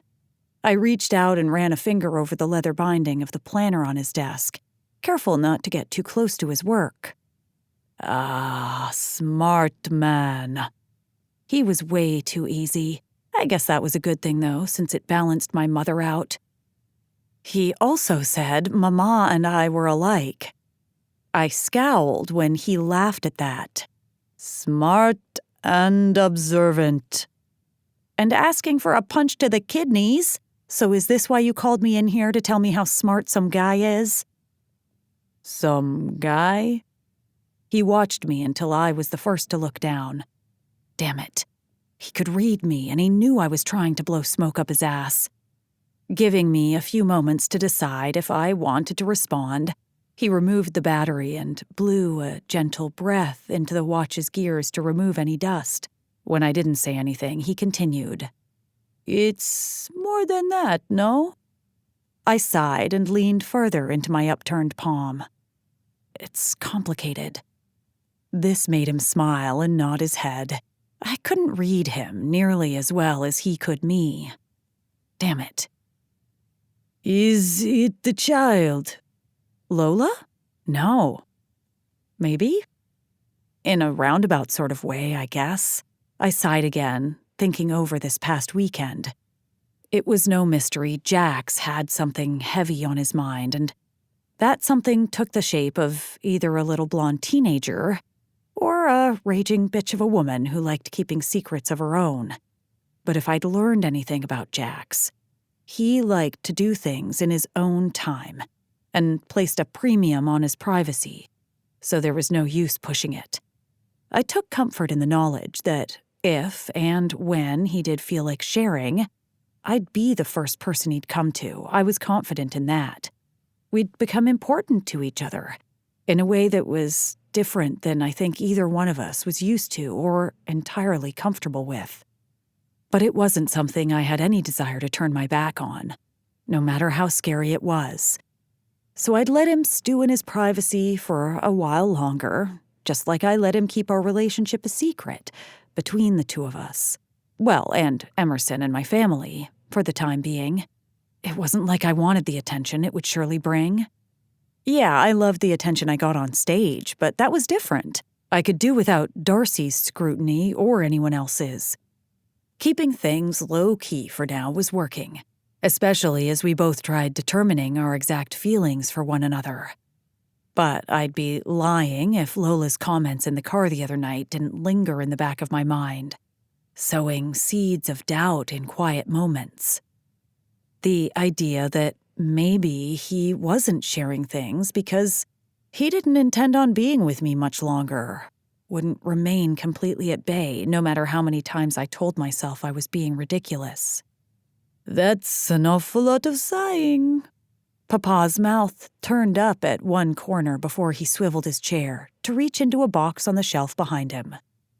The child is always the most important. I imagine this makes things more difficult. You can say that again.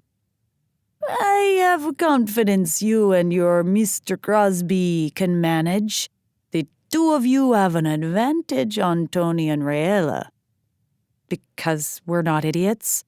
He held up a disc battery between two fingers and went about setting it inside the watch.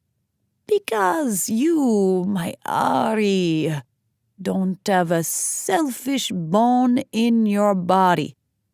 That made me laugh out loud. Ha, have you met me? Don't let Mama hear you say that or she'll die of a heart attack from the hilarity. The back of the watch clicked back into place. You forget. He tapped his chest with an index finger. I know you. I'm starting to think you've got a screw loose up there. I pointed to his head instead. Mama called from the living room, and we both looked toward the door. Papa held the watch out to me, and I could see the second hand, once again ticking its way around the face. Easy fix. New battery. If only everything were that simple. I rolled my eyes and gestured to the other room, not sure if I was talking about Mama, relationships, or the world in general. He smiled, one of his warmest ones, making me want to round the desk and hug him. Then he tapped his chest again. It can be, Passerotto. Now, bring him around again, and maybe the girl as well. I didn't answer, but I did send him a smile of my own, thinking maybe I was letting doubt creep in for no good reason at all. Shortly after I got home from dinner, a text from Jax appeared, telling me he got caught up and wouldn't be making it over. It wasn't as if we spent every night together, but the urge to do so had been creeping in so gradually that I hadn't realized the force of it until I was faced with tonight's disappointment. I'd just seen him 12 hours before when he'd kissed me goodbye, but my addiction was growing, and I was getting used to his presence in my bed, among other places. We had yet to stay at his place, because all his things were being packed and disassembled for his upcoming move. I'd seen the new place, and the guys had done a beautiful job on it.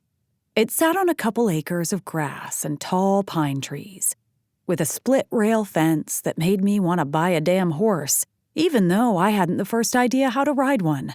The Amantes were more car people than horse people, although I doubted it would be long before Lola was bugging Jax for a horse, if things kept going the way they were. I trusted he'd keep a level head and let her learn to live with disappointment. But maybe not. The thought made me grin. I had to figure either work or the new place was what kept Jax away for the night. But concern that it may have to do with Lola or Darcy had me texting him back. Me. Everything okay? Jax. Yeah, ceiling repair in the main room. See, I'd been worrying for nothing. Me. Don't go doing anything dangerous, though. I can't afford to lose my sex slave. Jax. I'll talk to you tomorrow. He must have been truly distracted for him to miss a chance at offering one of his usual naughty, smart-ass comebacks. That secretly made me smile. Me. Sounds good, XO. I hit send before I thought better of it. XO? What was I, one of Lola's barely teenage classmates? I wished I could say, never mind, but that would just make it worse. I waited, tearing at the nail of my index finger, until I became so damn disgusted with myself I tossed the phone down on my duvet and went to get ready for bed.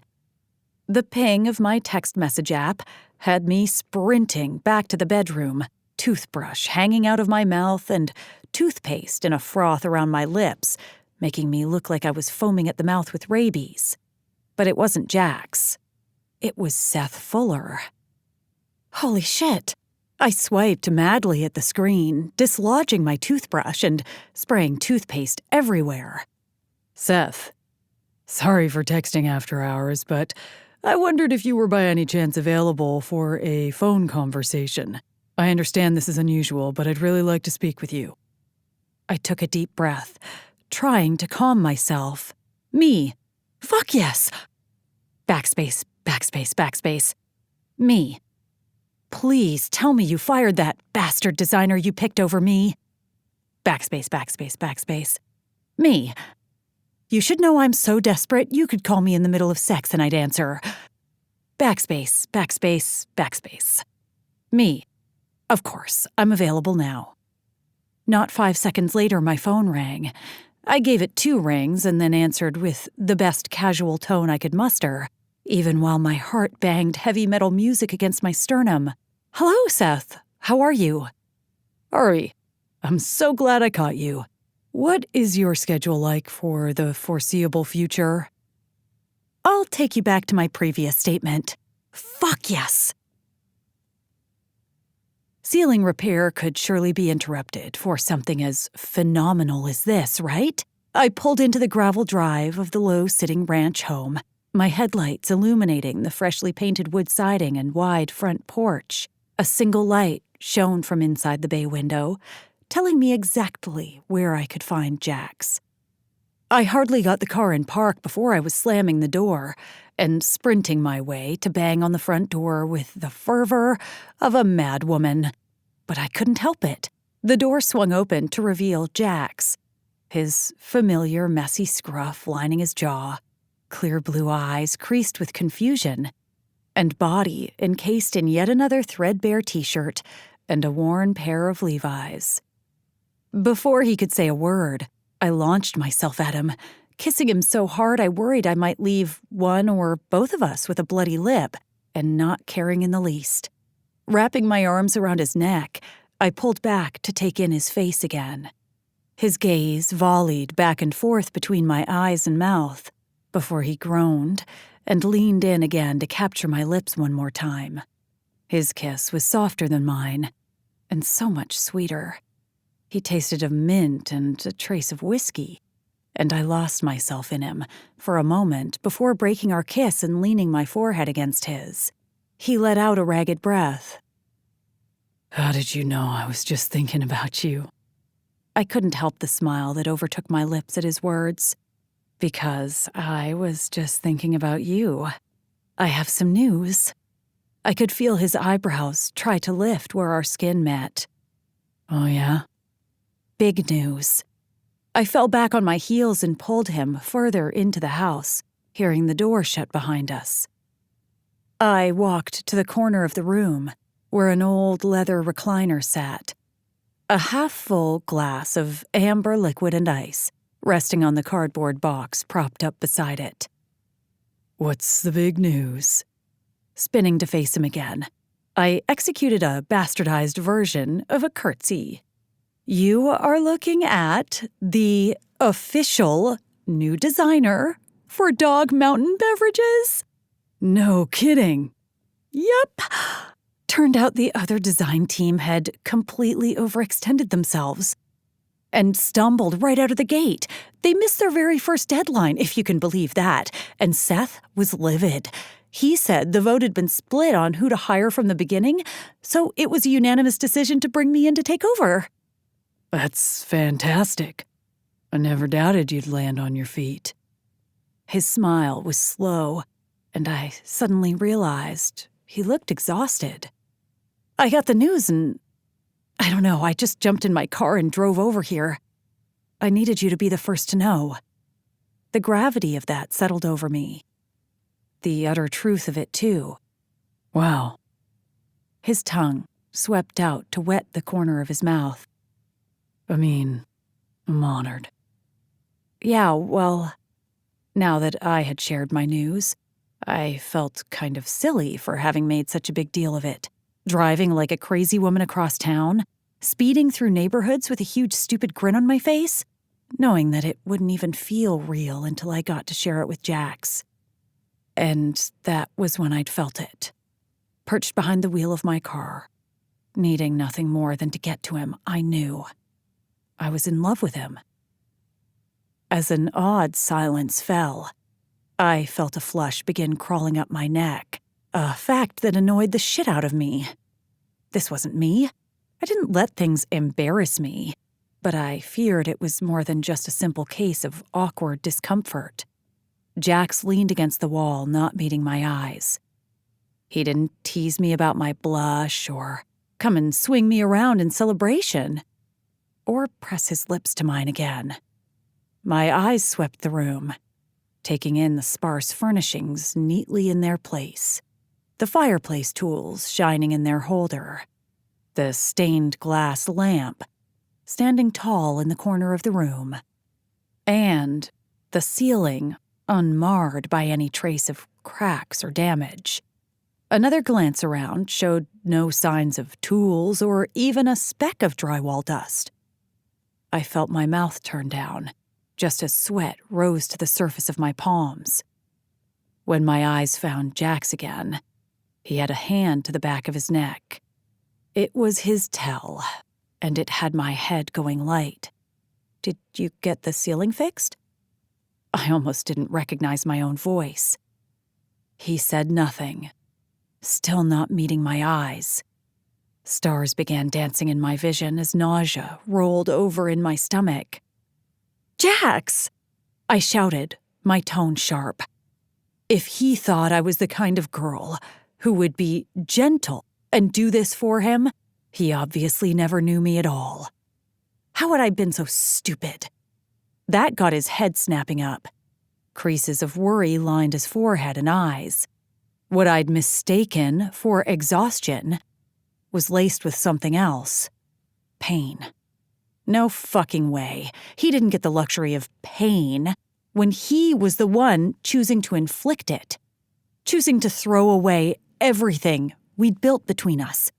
Everything I'd only recently discovered was all I ever wanted. Ariana. Those 4 syllables cut through me, laying waste to my heart. I'm not leaving until you say it. I steeled my back, willing my color to return to normal and my spine to lengthen. He couldn't break me, or even bend me. I wouldn't let him. No man had that power over me. I want to thank you for all you've done for me and Lola. I coughed out a laugh. The spell his slow drawl held over me shattered once and for all. Was he for real? But I think it's best if we end things now. Before what? My words were a growl, forced through clenched teeth. Before I fall in love?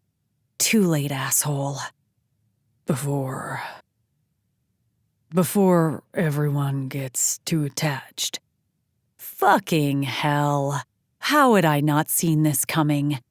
He and Lola were getting on like a house on fire now. I'd played my part and was no longer useful. We wouldn't want that, now would we? I spat and stalked to the door, desperate to escape. He didn't move to stop me. Just as I reached it, I turned back with a choked laugh. You know, I knew better. It's like you said. A person tells you everything you need to know about them, if you just pay attention.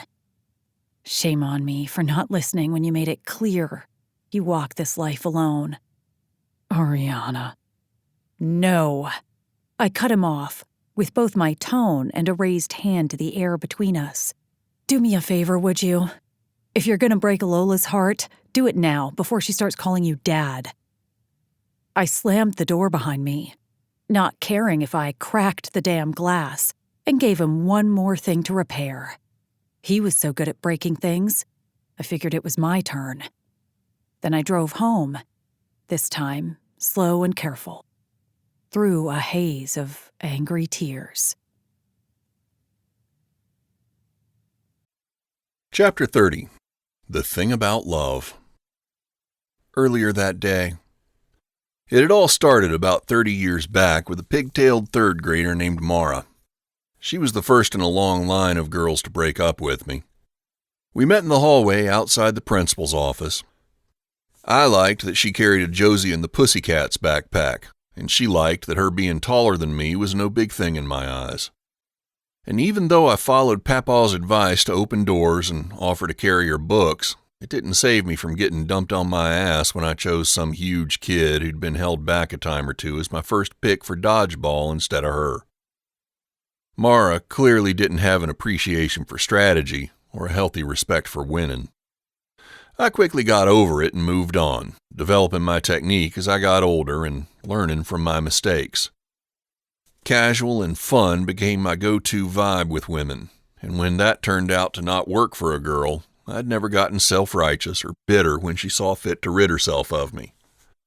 I was never invested enough for it to do more than sting a bit, like any small rejection would do. But even that got easier as time went on, and I learned the art of maintaining the perfect distance to avoid attachments from forming on either side. It's impossible to fall in love with someone you don't even know, after all. And that strategy worked, for the most part. On occasion, there had been the need for me to do the breaking up, when warning signs slipped past my radar and the woman started dropping hints about white dresses and rings after a hot second of dating. I'd told myself it was for her own good and any hurt I caused was only preventing something worse down the line. That and a boiled bunny on my stove. It wasn't like I ever promised anything beyond the right now, so everyone was supposed to be on the same page. People got over small disappointments and moved on to better things, right? Turned out I was not only a moron, but an absolute asshole as well. This was the conclusion I arrived at as I sat staring at a text on my phone on an otherwise unremarkable Monday afternoon. Lola. God, if only you and Ari were my parents, life would be perfect. The day had started out like one of my better fantasies, with a soft, warm woman in my arms. I'd kissed Ariana goodbye and run home to shower and change for work, not understanding then that I was about to fuck things up spectacularly. My strategy to put off heavy thinking had only worked for so long, the light of the morning acting as a catalyst for deeper thoughts. Darcy's words from the night before began replaying themselves almost the minute I got in my truck, making me grip the steering wheel harder than necessary and elevating my blood pressure to an unhealthy level.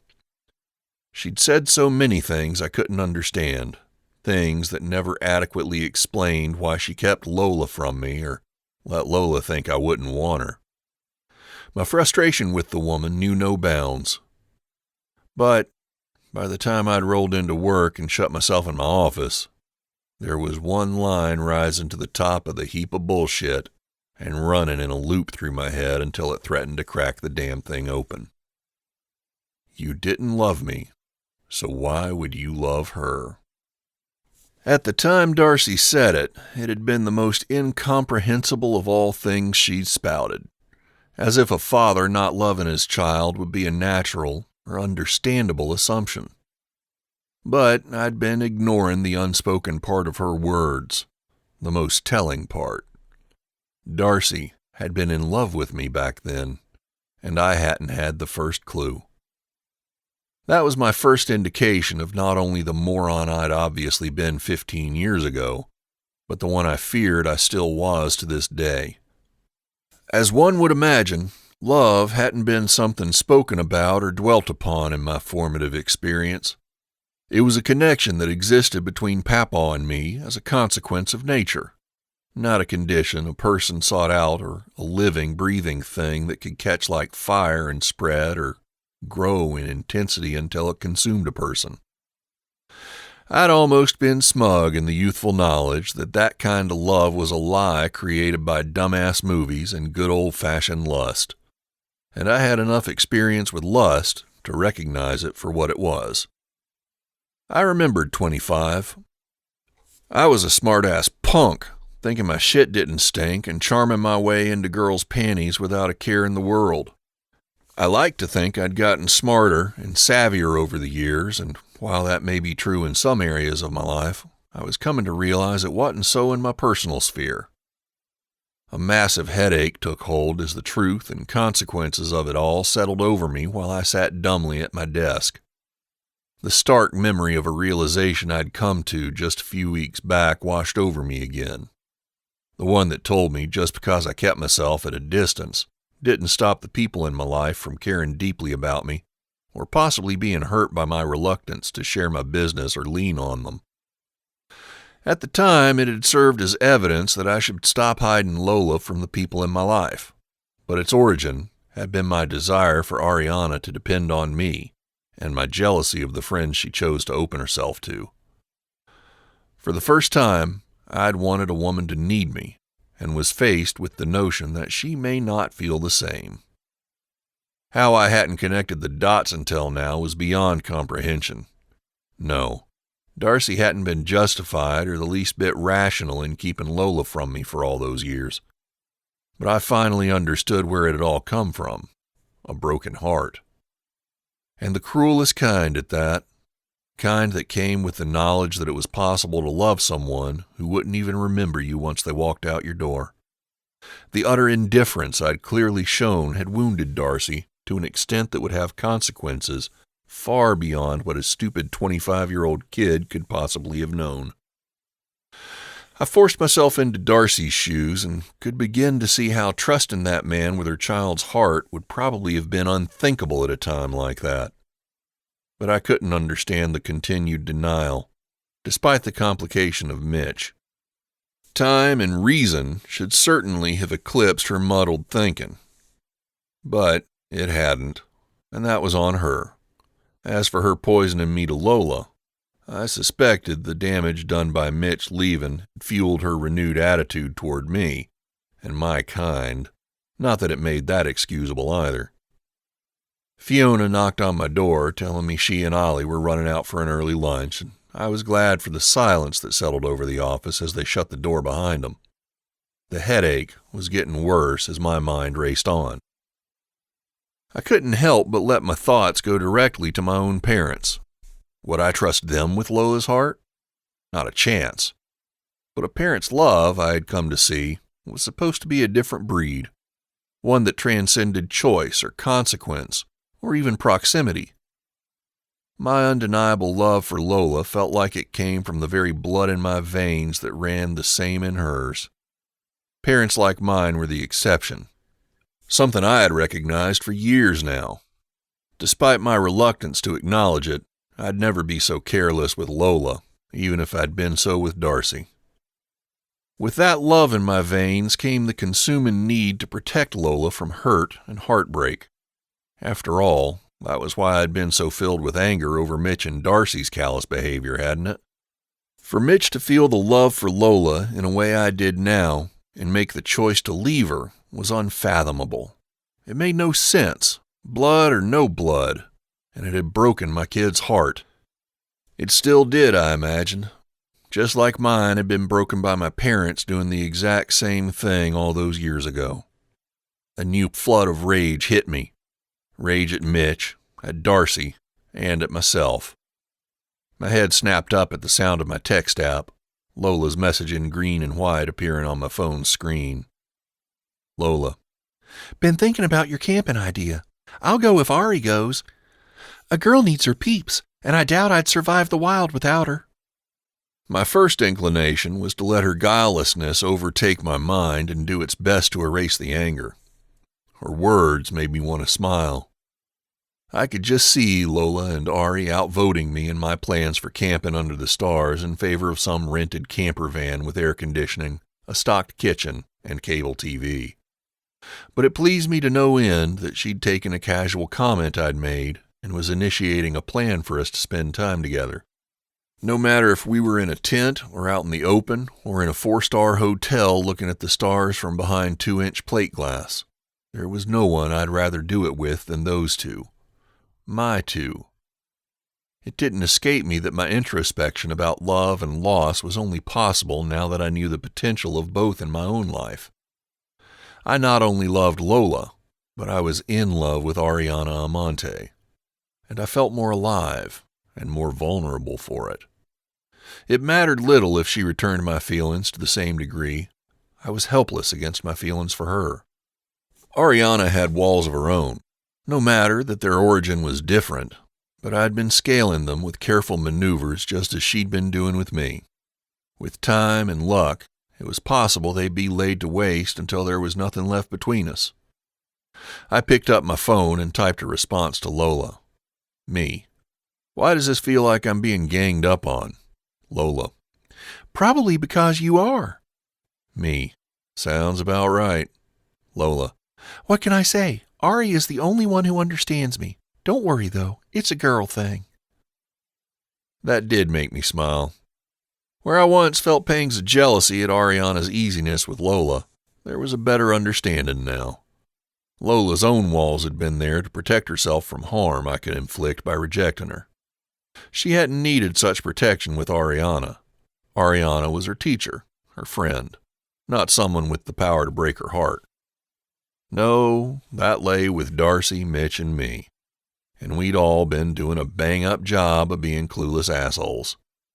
Not anymore, though, if I could help it. Me. Hey, not to get all parental on you or anything, but you know you can talk to me too, right? My gender doesn't necessarily make me a complete idiot. Lola. Texting isn't meant to be taken so seriously, Jax. Me. Thanks for the heads up. I'll float the camping trip to Ari. Lola. And I'll work on Mom. She followed this with an emoji I understood to represent abject horror, and then the words that would set me forth on a path of no return. Lola. God, if only you and Ari were my parents, life would be perfect. Her meaning hit me like a punch to the chest. I knew what she meant because I could see it. I couldn't even give a moment to feel pleasure in the fact that she not only acknowledged my potential role as a full-fledged parent, but expressed positive thoughts about it. I hadn't thought to clarify my statements from the evening before about never wanting to get married. If the time or situation had been right, I suppose I would have said something to the effect of, never say never, because I could perfectly see myself with Ariana for the long haul. Whether that meant marriage and babies or hanging out together until we were rolling wheelchairs side by side didn't much matter. My remark to Lola had been careless and mostly reflexive, but it had also come from a place of not wanting her to get her hopes up about things she didn't understand, and a hard-earned instinct that giving people the power to hurt you was to be avoided at all costs. But here she was, undeterred in her hopes to have Ariana and me end up in this perfect happily ever after with Lola standing right between us as we walked off into the sunset. You'd think from the disappointment she'd already suffered, she'd have given up on perfect futures. Since Lola came along, I'd evolved, I knew. I'd handed the power over to her early on, willing to take scraps if it meant I could be her father.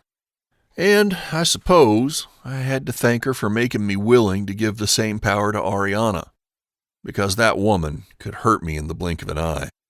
And I didn't care. It was worth it if I could call her my own for however long she'd have me. But life wasn't a Hollywood movie. There were no guarantees. And while I understood that and was willing to take the risk, the fact was I was risking Lola's heart as well. If I screwed shit up tomorrow, like I probably would, Ariana would never stop being friends with Lola, no matter how stupidly I behaved. They were friends, and whether or not Ariana and I were dating, that dynamic wouldn't change. Their friendship was a shining light in Lola's life exactly as it was. Ariana was someone she could talk to and go to shows with, and she was a perfect role model for my daughter. If time could freeze right here, there would be no risk to Lola's heart. But if things moved forward like I wanted them to, if I claimed Ariana for myself and made her mine for all the world to see, all the connections would grow deeper. Ariana would become an essential part of Lola's everyday life. It would take so little for Lola to come to depend on her like a parent instead of just a friend. I could see it laid out in front of us. As soon as I confirmed Ariana and I were dating, Lola would start making plans and embracing a future that I knew to be rife with uncertainty and the potential to fall apart. It was what had happened already to my daughter once. If I moved forward with Ariana, the bonds would weave around me and Lola and Ariana with every day that passed, until we were inextricably entwined, like a family. And adults are good at breaking families, just like hearts. For a child to lose a friend is one thing. To lose a family is another. It was something almost impossible to come back from. I knew this. I stared at Lola's words on my phone, picturing her petite features and wide grin on the other end of the line. She was probably hiding her phone under a desk, texting when she wasn't allowed to, and I didn't care one bit, because I was finally a part of her life and she was letting me prove to her how much I wanted that, how important she was to me. She was everything. It didn't matter what I wanted or what my very soul declared as its truth.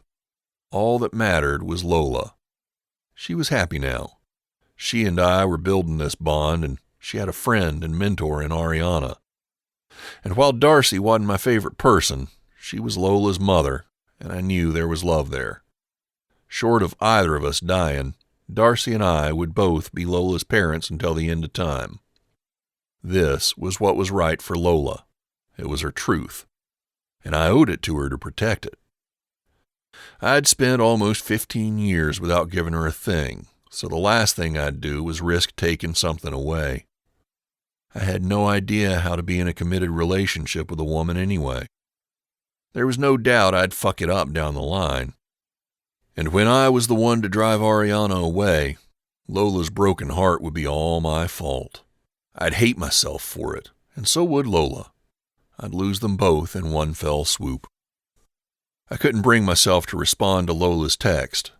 Instead, I fled from the office, taking a company truck and joining one of the crews at a job on the south side, where I worked myself into exhaustion until I hardly had the energy to drive home. Even then, I couldn't rest, so I showered and went to Papaw's, texting Ariana on the way with some bullshit excuse about a repair so I wouldn't have to face her. There, I poured a drink from Papaw's bottle of Macallan and tried talking myself out of what I knew I had to do. When Ariana appeared on the doorstep out of nowhere, I thought maybe I'd fallen asleep, but the taste of her lips was too real to be a dream. I drank in the sight and sounds and flavor of her until reality finally set in, and I steeled myself. I hadn't had time to prepare what to say or how to explain everything I'd come to understand over the last 24 hours. So I fucked it up, as only I could, and was left standing in the almost empty room with an empty chest and a half-empty glass of whiskey. I was a complete asshole, just like all the other boys who'd played with Ariana's feelings. My only hope was that she hadn't felt about me like I felt about her, that her heart wasn't breaking like mine. Chapter 31. Dick Drama. Ari. Are you sure you don't want anybody else to know? I looked at Emerson like she'd just suggested I join her in forming a high-priced hooker ring. Why in the world would I want everyone to know I got dumped? First I get fired, and then I get dumped. It's bad enough I had to tell you. My head fell back onto the headrest of her passenger seat. Oh, God. And my family. I groaned. I'm going to have to tell them that I blew my way through yet another failed relationship. Shit. I didn't even have the strength to make an off-color joke about my use of the word blue. This was serious.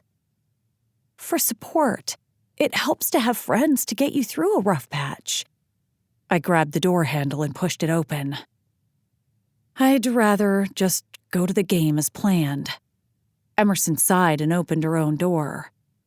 We were at the Guardian Stadium in downtown Greensboro, on our way to meet up with a bunch of our friends to watch a Saturday night baseball game. It had been almost a week since Jax made his little speech, and I was doing my best not to think about it. In other words, I was deep in Denial Forest and planning on erecting a cabin. Pretending you're not hurting isn't going to make it go away. We fell in step beside one another, me in a low-cut tank and cutoffs, and Emerson dressed in her usual more conservative scoop-necked tee and jeans. Thank you, Dr. Phil, but I can't deal with this right now, and besides, it's not like he broke my heart. I lied through my teeth. Emerson didn't respond, and I didn't dare look at her. What I needed was a distraction, and a baseball game was just the thing to do it. The band had played a bar the night before, and I'd been hard at work on Dog Mountain's site, determined to hit the ground running despite any hiccups or heartbreaks in my personal life. I'd been so tempted to cancel Lola's lesson this past Wednesday, not wanting to even set eyes on the cowardly douchebag she called a father, but I wasn't letting Jax cheat me out of one of my true pleasures. Or my $75. And besides, it wasn't Lola's fault that her dad had decided to behave like a child. Along with denial, this was my current tack when it came to dealing with Jax breaking up with me. Instead of letting the idea take root, that he just didn't love me back and there must be something seriously wrong with me, I decided to attribute his behavior to a complete lack of maturity, along with general douchebaggery. More of a better off without him attitude was what I was going for, but denial was my preferred state of mind, so I stuck with that whenever possible. It was a complicated balancing act. Luckily, Jax wasn't as dumb as I'd feared, and chose to drop Lola off for her lesson without exiting the truck. If Lola thought something was up, she didn't say a word, and I hoped it stayed that way. The last thing I needed was to be forced to talk about my love life with a 14-year-old, especially one with a personal stake in said love life. I'd had to tell Emerson, of course, but she was mostly letting me get away with not examining it too closely. She hadn't even asked for all the details, letting me share only what I wanted. But her suggestion that sharing not only the fact that Jax and I had been a thing, but that he dumped my ass with our entire group of friends was preposterous. I didn't need people feeling sorry for me. And besides, when my family found out, I'd have more than enough unwanted attention from that corner of my life. "Oh, Ari, another discarded jerk? What do we keep telling you?" I couldn't wait for that. Security scanned our tickets, and we made our way to the upper deck where our section was. It didn't take long to find the 2 empty seats, in the middle of a group that included pretty much everyone we knew. Nate and Lainey sat next to Fiona, while Mark and his brother Jake chatted with Bailey, and Brett and Gavin had their heads together about something or other, probably some boring-ass statistics. Brett and Gavin were both baseball nuts, and Gavin had even been a local star at one point a few years back, but now he did specialty coaching, focusing on local high schoolers with potential, like Emerson's brother Jay. Brett, on the other hand, just loved the game as far as I could tell. Either that or he enjoyed spending $12 on a can of Bud Light. Everyone called out greetings while Emerson and I took our seats and got caught up on what we'd missed so far. I wasn't so much a baseball fan as I was a professional people watcher and drama whore, which meant I was always pulling for Greensboro to get an NHL team to no avail, but the Guardians sometimes offered drama of their own. Before long, I was offered a distraction in the form of a petite woman in the section below us, whom Brett did a horrible job of pretending he wasn't watching like a hawk. Giving Brett a hard time was immeasurably more fun than dwelling on my own disaster of a love life. If I proceeded to take it a step too far and stuck my nose into Brett's business, a little more than was called for, I chose to blame it on Jax. "You're lucky Brett didn't stab you," Emerson said on our way back to the car after the game. "Hey, I was just looking out for a friend." "Is that what we're calling it?" "Admit it, you'd do the same for me." She grinned at that. "Speaking of doing things for you, I may have a lead on a new design gig.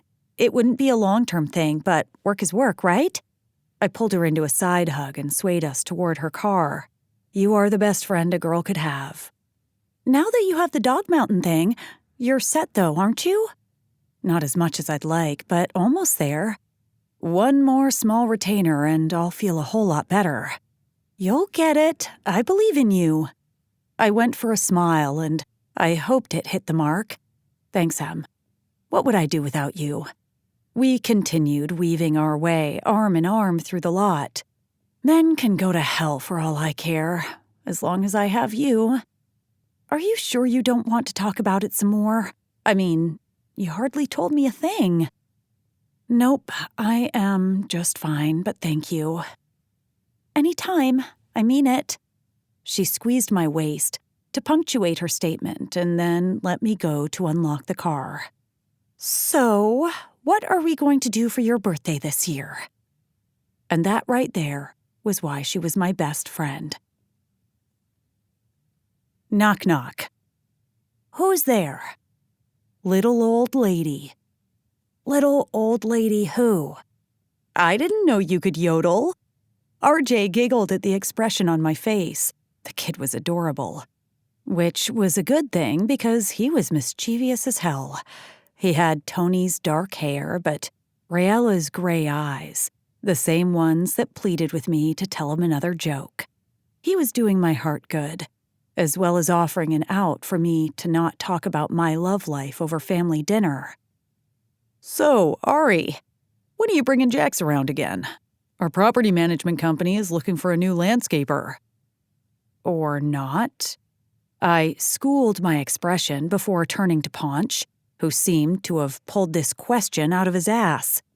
It was like he had a homing beacon directed to my most sensitive buttons, and he just couldn't help but push them. Mama and Papa both fell quiet as the entire freaking table waited for my answer. I don't know. I quickly turned back to RJ. "Why do seagulls fly over the sea?" "He won't come if you don't invite him." That was Mama. Crap. "Why?" RJ asked. "Why what?" I kept my eyes on RJ, although my mind was racing with possible ways out of this. RJ looked at me like I was brain damaged. "You're supposed to tell me." Crap, shit, damn. "Because if they flew over the bay, they'd be called bagels." I forced my smile and then turned back to my mother. "I thought you didn't like him anyway." She just shrugged instead of answering. I shifted my gaze to Papa and got an "I told you so" shake of his head. This was ridiculous. I was a grown woman. I did not have to justify myself to anyone. I took a breath and let it out. "If you must know, Jax and I broke up. I'd be happy to give you his number, though. Nick." I was being petty and defensive, but that's what happened when you backed me into a corner. Everyone knew it. "I have a joke." Tony jumped in, oblivious to the new tension. Either that or trying to save my ass. I sent him a grateful look from across the table before he launched into his joke. "Why can't a pterodactyl go to the bathroom?" Mama's eyes shot to Tony, where she narrowed them at his last word. Thank you, Tony. "Why?" RJ shoved queso frito in his mouth, grinning around it. "Because the P is silent." Mama smacked Tony on the back of the head. Paunch, Gabe, and RJ all burst out into hysterical laughter, probably for different reasons. I sat back and enjoyed until the laughter died down and RJ said, "I don't get it." Then it was my turn to laugh, and the topic changed once again. Thank God. Tony and I were on dish duty, which was fine with me given his epic save at dinner. We didn't see each other as often as I'd like, but he was pretty good about bringing RJ around once a month or so. I rinsed the first dish under the hot tap before handing it over to Tony. "How's your head?" He grinned, looking way too much like his son. "It's been numb to her hand since I was 12. He settled the plate in the dishwasher and held his hand out for another one. "Completely worth it to avoid sensitive topics in front of RJ. Why would RJ care about my love life anyway? It probably all sounds like blah, blah, blah to him. Unless it involves potty humor. I passed over another plate, but Tony just held it. "I meant Raella and me, not you." That had me turning toward him, my wet hands abandoning the dishes. "What do you mean?" He swore under his breath and then craned his neck to make sure everyone was out of earshot, before continuing in a low voice. "Raella's moving out again. We broke up." My jaw tensed until I worried for the state of my molars, but I kept quiet, knowing anything I said was liable to just cause more trouble. It wasn't easy. "I know you don't have to say it. We never should have gotten back together." He bent to finally put the dish in its spot next to the first one. "This is the last time, and I mean it, Ari. We screwed with RJ enough." No shit. I kept it inside, thankfully, even though it was hard as hell. At least he was finally acknowledging it. What does Raella have to say? She's talking about going back to court and suing for full custody or some shit. It's a mess. Tony. Even if he had made mistakes, he was still my brother, and I only wanted what was best for him and his son. Don't tell anyone, though, okay? I'll tell Mama and Papa when the time is right. But I want to have a solid plan first. It's time I stopped thinking with my dick and started only doing what's best for RJ. I was glad to hear it. And what do you think that is? Probably a situation a hell of a lot more stable than the bullshit we've been pulling. He's not a baby anymore. He knows what's going on, and that has to be messing with him. God, we're such dicks. I squeezed his arm. Join the club. How are you being a dick? Besides the usual ways, that is. I'm not. I turned back to the sink, rinsing a serving platter. So it's this Jax guy who's being a dick? You got it in one. Although, I suppose I've been a dick too by keeping some secrets of my own. Oh yeah? Why do we keep saying dick? He ignored my attempt at distraction and tried taking the platter from me. Hey, I told you mine. This doesn't go in the dishwasher. What is this, your first day?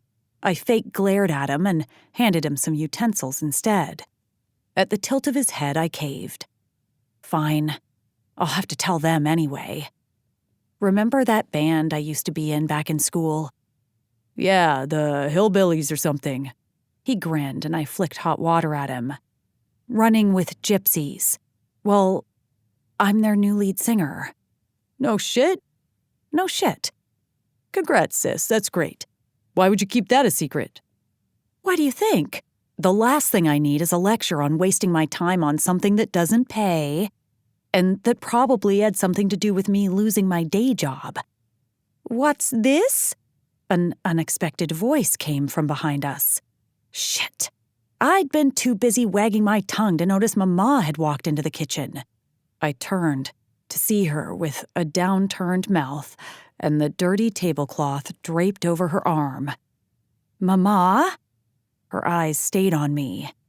Tony, can you give us a moment, please? He practically sprinted from the room. Ass. Mama, She cut me off with a quick hand in the air. I shut my mouth without a fight. The tablecloth settled on the counter, and Mama turned me to face her. Her eyes traveled my features in a slow sweep before she finally lifted a hand and cupped my cheek.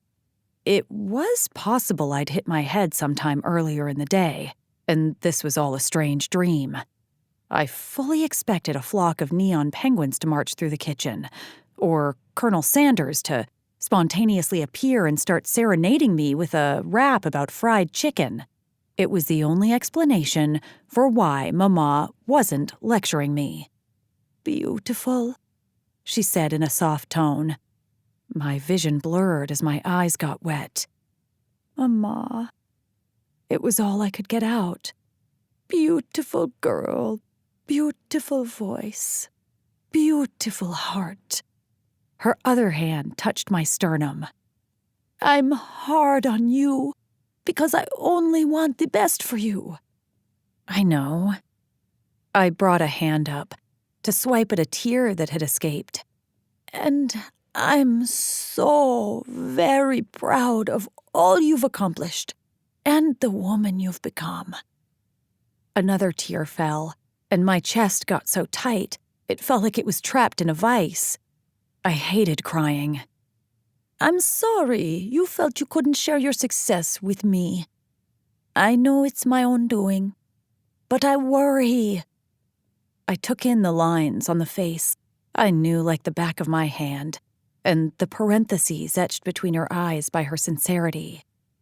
I'm lucky I have someone who cares so much. I know that. I wouldn't trade you or Papa for the world. Believe me, I've seen what happens to people whose parents care too little.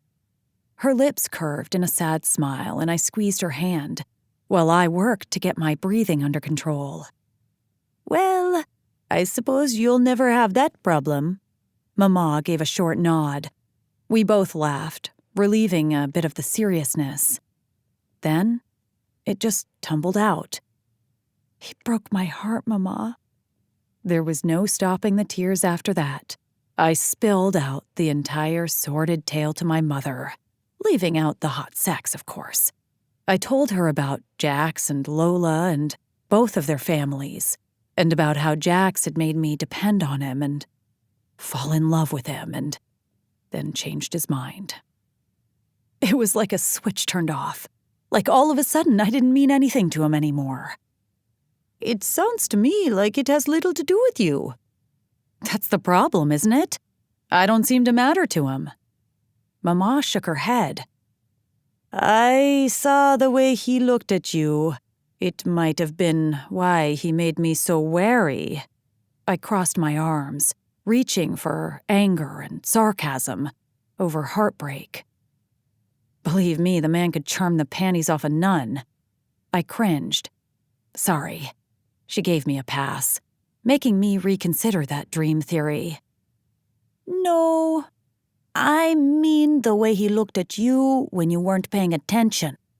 I think maybe you need your prescription updated. I know what I saw. I didn't want to consider the possibility. Maybe so, but it doesn't matter now. It's over. I'm sorry. Corazón de melón. I sighed and turned back to the sink to finish the dishes. It's probably for the best. This way, all his focus can go to Lola, God willing. I thought of RJ and Tony and Rayella. I'll get over it. I mustered a smile. She took a wet glass from my hand. And we'll all be here to help you. You deserve love, Ari. Remember that. I will. Now. The glass settled in the dishwasher with a clink, and she raised her brows at me. Tell me about this band. You're not playing for free, are you? Tell me you at least break even. I couldn't help but smile at that. And this time, it was a real one. Chapter 32. A Beer for Your Thoughts. Well. If I wasn't seeing it for myself, I never would have believed it. I glanced up through slitted eyelids to find Jake standing above my deck chair blocking my sun.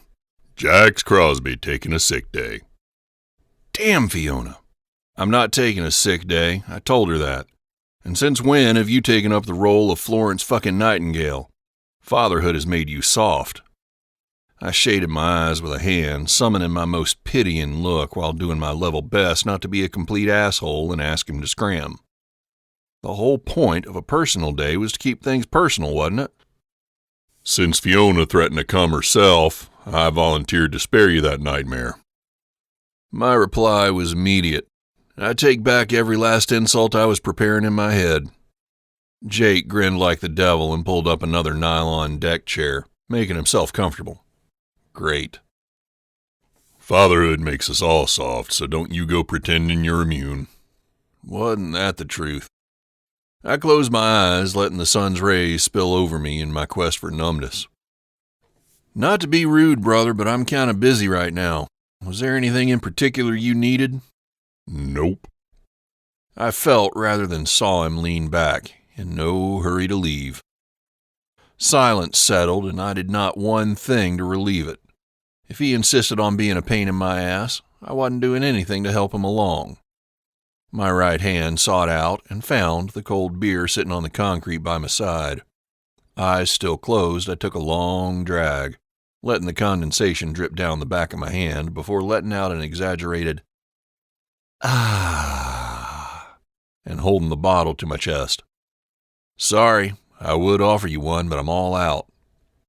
His muffled "fucker" made me want to smile for the first time in over a week.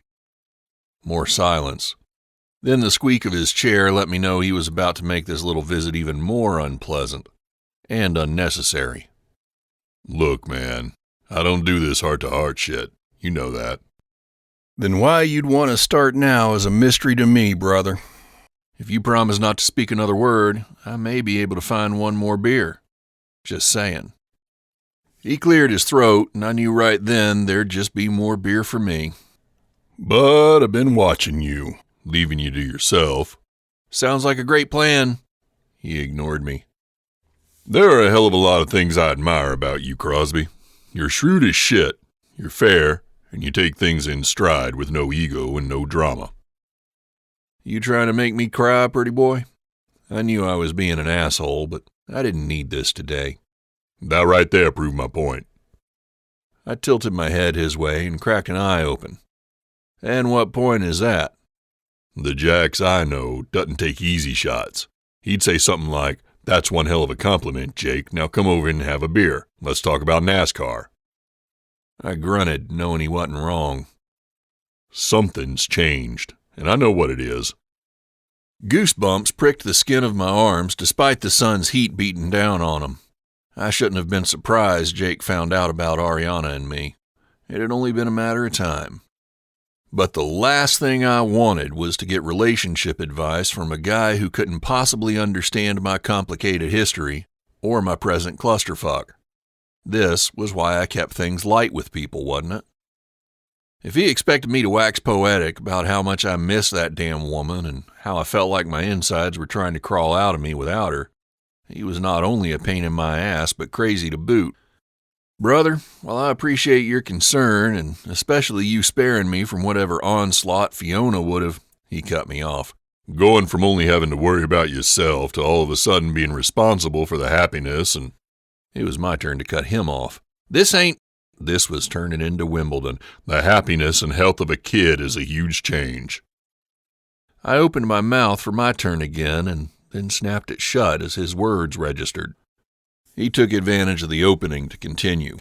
I had time to prepare for fatherhood, but from the sounds of it, you didn't. I, of all people, understand that a kid has the power to make you feel invincible one minute and like the biggest failure on the planet the next. I just wanted to say that while our situations aren't exactly the same, I can relate.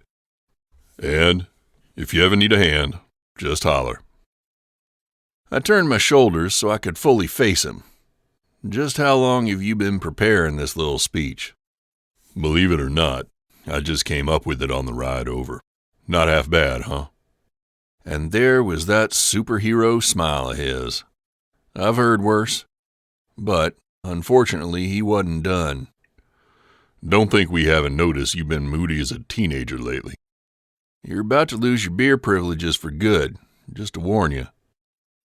He acted like I hadn't even spoken. Smiling for weeks on end like the cat that got the cream and then turning into this surly bastard sitting here on this porch, keeping all the beer to himself. If that doesn't have teenage girl written all over it, I don't know what does.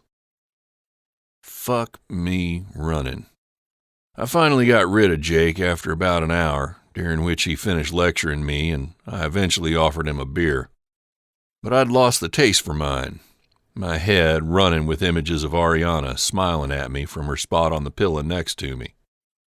Even things as simple as the way she shook the ice in her drink before each sip, or the way she worried her eyebrow ring when she was concentrating, had a way of worming into my every thought. I'd hoped taking a day off might help since working myself to the bone hadn't done the trick, but I was dead wrong. Nothing could relieve the ache in my chest and the sick feeling in the pit of my stomach. So I did what I'd been doing since the moment I broke things off with her.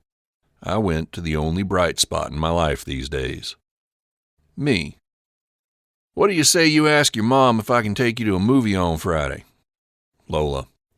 I kind of have a thing. Me. Well, I wouldn't want to get in the way of a thing. Lola. See, you totally get it. I totally did not, but I wasn't sharing that. Lola. What about Sunday? I hardly have any homework for next week. Me. Sounds like a plan. You pick the movie and I'll come get you. Lola. Can we see the new Zac Efron movie? Me. No. Lola. I take it back. You totally don't get it. Me. I totally do, and you're too young. Lola. Fine, whatever. Eye roll emoji. I heard it was a total letdown anyway. There's one with some old creepy dude named Jim Carrey that's not supposed to be awful. That had the possibility to go a lot of ways. Me. What's it rated? Lola. PG-13. Can you handle it, Grandpa? Me. I'll survive. Lola. Okay, TTYL. My thumbs were poised to type TTYL back, but I just couldn't bring myself to go there, so I left it at that. I'd spent more time with Lola in the past week than ever, determined to focus my energy where it was needed the most. When I wasn't working my job or moving my shit into Papa's, I was talking to Lola, or taking her to dinner, or mini-golf, or continuing to teach her how to fish. She and Beatrice had officially become best friends, and I had half a mind to give her the ugly cat if I didn't feel the need to keep her there as further enticement for Lola to hang out. I realized I was bordering on pathetic.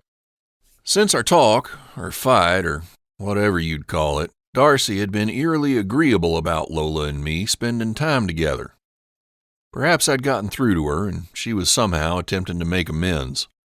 Whatever it was, I didn't care as long as it meant I got to spend time getting to know my daughter. It amazed me every time I uncovered something new about Lola. She was a never-ending wonder, and so much more than the small, reluctant figure I'd first encountered. She was bright and funny, with a dry wit and a soft spot for anything with fur. She hated math, but loved history, and wanted to either be an archaeologist or a cruise ship performer. She hadn't decided yet. Either way, she'd get to travel, and, although I knew it was ridiculous, just the notion of her leaving town, leaving me, at some indistinct point in the future had me wanting to suggest she become a lawyer or a plumber instead. I could just imagine what she'd have to say about that. Knowing it was past time to get off my ass, I hauled myself inside to the shower and then spent the rest of the day sorting through more of Papa's old boxes, storing what I didn't throw away in the attic. And that was how I spent my days, working, puttering around my new place, texting Lola every 10 minutes, and feeling fucking sorry for myself. It was all I could do not to text Ariana and beg her to come back, but I knew I'd made the right decision every time I saw Lola smile or laugh, leaving her heartache that much further behind her. There were times I considered erasing Ariana's contact from my phone altogether, but I couldn't bring myself to do it. Nor could I stop looking at the photos she'd sent me of the three of us on my fishing boat. In other words, I enjoyed torturing myself. I barely resisted calling Lola on Friday to see how her thing was going, but even I knew there'd be no returning from that level of desperation. The truth was, I was fucking lonely. The guy who'd never been bothered by long stretches of peace and silence was craving noise and bodies and flash and sass. Laughing and talking about personal shit, and doling out touches and hugs and a whole host of other things to take what I felt inside and hand it over to someone. Here, take this. It's how I feel about you. It's what you do to me. I was in some serious trouble. Are you okay? Yeah, why? Because you're still hugging me. Shit. It was Sunday, and Darcy had just dropped Lola at the movie theater to meet me. They'd had some urgent clothes shopping to do beforehand, although I hadn't known that was a real thing until a few hours ago, so it made more sense to meet me at the theater, where I apparently proceeded to be that guy. I abruptly pulled back, my hand scratching at the back of my neck while I brushed off the awkwardness. You looked like you needed a hug. Lola gave me the side eye and gestured to the ticket booth. Already got 'em. I held up 2 tickets, not telling her that I'd arrived at the theater 30 minutes early just for the hell of it. We headed into the complex where we proceeded to buy out the concession stand, being careful not to order anything with a trace of nutritional value. Juggling our spoils, we treaded along the sticky carpet out toward our designated theater. So, what'd you buy today? Lola halted in her tracks, causing me to back up a few steps to see what was wrong. What happened? Did we forget something?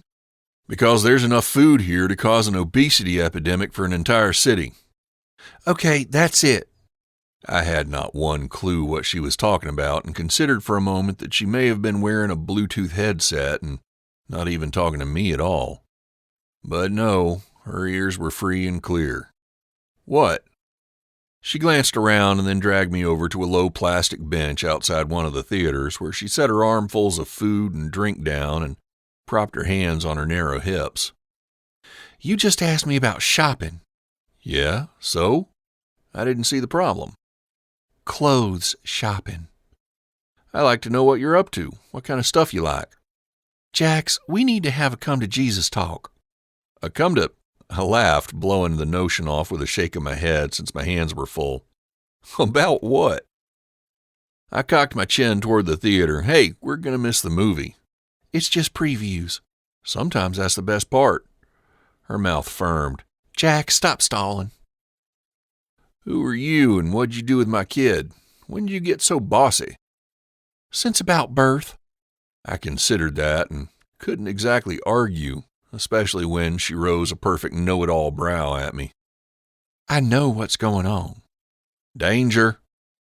It's always good to keep up on current events. I readjusted my hold on my soda and took a sip, letting my eyes follow the lucky people who weren't having this conversation. And I got confirmation when I talked to Ari and she made up some lame excuse for why she can't go camping. Ever. I'm sure her reasons were valid. Maybe the family going in Theater 8 would let me sit with them. I gestured again toward the theater, but Lola shook her head. She said she's allergic to s'mores. For a smart woman, Ariana was a shit liar. I've heard chocolate allergies are a serious thing. Lola cocked her hip. I've seen the woman down an entire hot fudge sundae and then finish mine when I was full. Did you know marshmallows come from horse hooves? What the fuck? Ew, no they don't. True fact. Gelatin comes from boiled animal parts. Even I was embarrassed I'd sunk so low. A group of passing teens bumped me and I almost spilled my drink, which I completely deserved. Okay, thanks for spoiling s'mores for me until the end of time. And Jell-O, but it's not going to work. Now we're really in danger of missing the movie. I tried nudging her along with my elbow. You and Ari broke up. How can we break up when we were never dating? And now I was outright lying to my kid. Way to set a good example, Dad. It's amazing how dumb you must think I am. Shit, she was sounding like Ariana. The thought made me want to smile until reality took the wheel again. You're not dumb. You're brilliant and talented and beautiful. Lola's hands finally left her hips, but only so they could cover her eyes. Oh, God, see right there. What? You're taking things way too far. If I wasn't mistaken, the shake of her head was one of pity. I didn't think I'd ever been pitied for giving a female a compliment before. What was happening to my life? You don't like compliments? I can't help it if I speak the truth. Ha! The truth is you and Ari broke up and you're miserable and so is she. She is? It just came out. Aha! Lola almost poked my eye out with her index finger. Little girl, you don't know what you're talking about. It was time to wrap this shit show up and lose ourselves in whatever the hell Jim Carrey had in store for us. I didn't even care how awful it might be. Little girl? Ugh! Pity turned to disgust and exasperation. Look, you're unhappy, she's unhappy. Why don't you just get back together, then we can all hang out again like we used to? It's more complicated than that. I won't be able to settle for hanging out, and the stakes will get too high before you know it. And I'm sure she hates my fucking guts. It doesn't have to be. Now you sound like your old man. My old man who's lost his mind is talking about fashion and horse hooves. Her lip curled at the reminder. You really need a hobby, 'cause I can't keep propping you up with my street cred. She finally gathered her things again. I don't have the first clue what to do with that statement. Come on, we're going to miss the movie. I'll lecture you more later.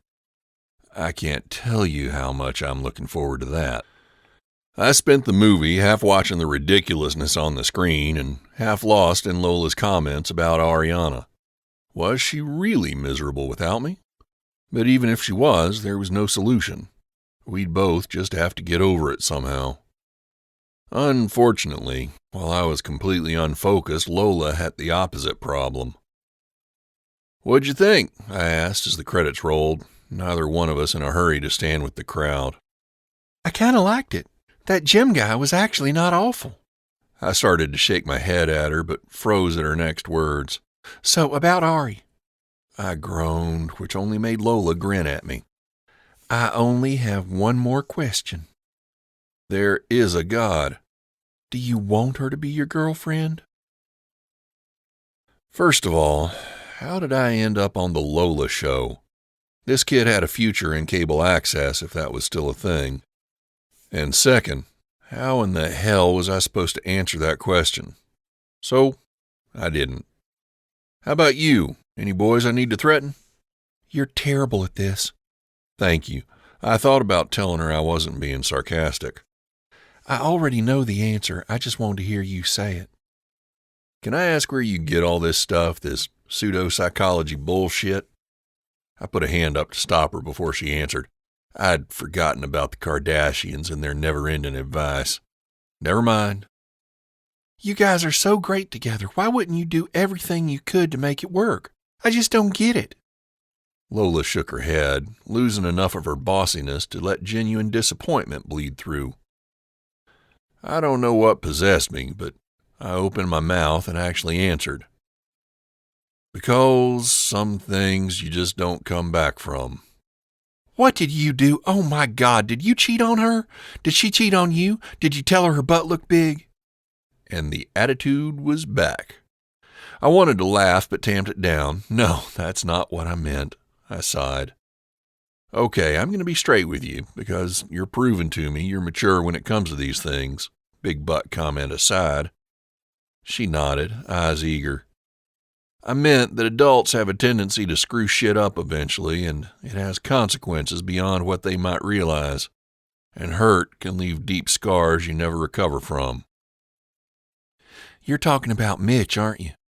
Fuck, my kid was too smart for her own good. Even if she didn't understand, she was the one I was afraid of hurting. But you're not Mitch, she said, still looking me in the eye like the force of nature she was. I know that, and I can't tell you how happy it makes me that you know that too. And neither is Ari. I sighed again, not willing to go into more detail with her. So I settled for, sometimes things just don't work out, Lola. She finally dropped her eyes and frowned into her empty drink, not pressing me any further. She even allowed me to change the subject back to the movie, and when I dropped her off at home, it didn't escape my notice that she didn't complain when I hugged her a bit too long again. Chapter 33. Some people are just asking for a kick in the vag. Ari. Please? I'm not ready. Lola looked to her feet, where one scuffed the carpet next to my piano. You are. You just need to believe in yourself. As if that were so easy. I'll do it next year. I sighed, pretending to be completely put out. Fine, but you have to promise. She paused, then did as I asked. I promise. This had me clapping my hands together. Okay, 1 year from now, I'll see you in your talent show and witness a star being born. I swept my hands out over an imaginary marquee. Lola laughed, but then she got that crease between her brows. I hadn't seen this unsure side of Lola in a while. I thought it was just her continued stage fright. But now I was thinking it might be more. Are you still gonna be my teacher a year from now? I gave her shoulder a playful shove, masking my surprise at her question. Of course I am. Well, unless you decide to trade up. This seemed to relieve her somewhat. Okay, good. I just wasn't sure because of stuff with... Well, you know. I did know. But I'd already vowed not to let Jax's disregard for my newly vulnerable heart get in the way of my friendship with Lola. Once again, he'd dropped her off in my driveway and taken off to do God knows what. All I knew was that Darcy would be picking Lola up tonight, so I had that to look forward to. Lola was still looking at me, and it was time to stop lying to her. The girl obviously knew what was up, to a certain degree. So what was the use pretending anymore? Look, Lola, Relationships don't always work out, but that has nothing to do with our friendship. I'll always be around for you." She gave me a spontaneous hug, and I returned it. That's what I told Jax, but it's nice to hear it anyway. Anger boiled to the surface. Jax thought I'd ditch Lola just because he dumped me. The nerve of that guy. If anyone had trouble with commitment, it was him. He needed to look his own stupid, handsome face in the mirror. But Lola's next words had me thinking, maybe I was feeling a tad too touchy and self-absorbed. I said, "You weren't Mitch, and neither was he." He said he was glad I knew that, but... "But what?" I prodded. She obviously needed to talk, and I had just promised her I'd be there for her. "I think he's worried he's always gonna keep screwing things up." I bit my lip at that. People screw up all the time. But it doesn't mean they can't fix it. And not all mistakes are of Mitch proportions. I was still gonna kick that guy's ass. "Then you need to talk to Jax because he pretty much said the opposite." "What do you mean?"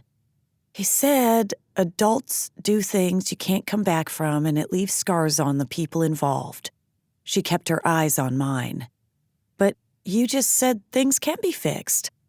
"Oh, crap. What had I just done?" "I think you misunderstood, Lola." She sighed. "Yeah, he was mostly talking about me and Mitch anyway, I think." I didn't try to argue. We both knew she was right. Lola shifted to rest her hip on the piano. "But I've been thinking about it a lot.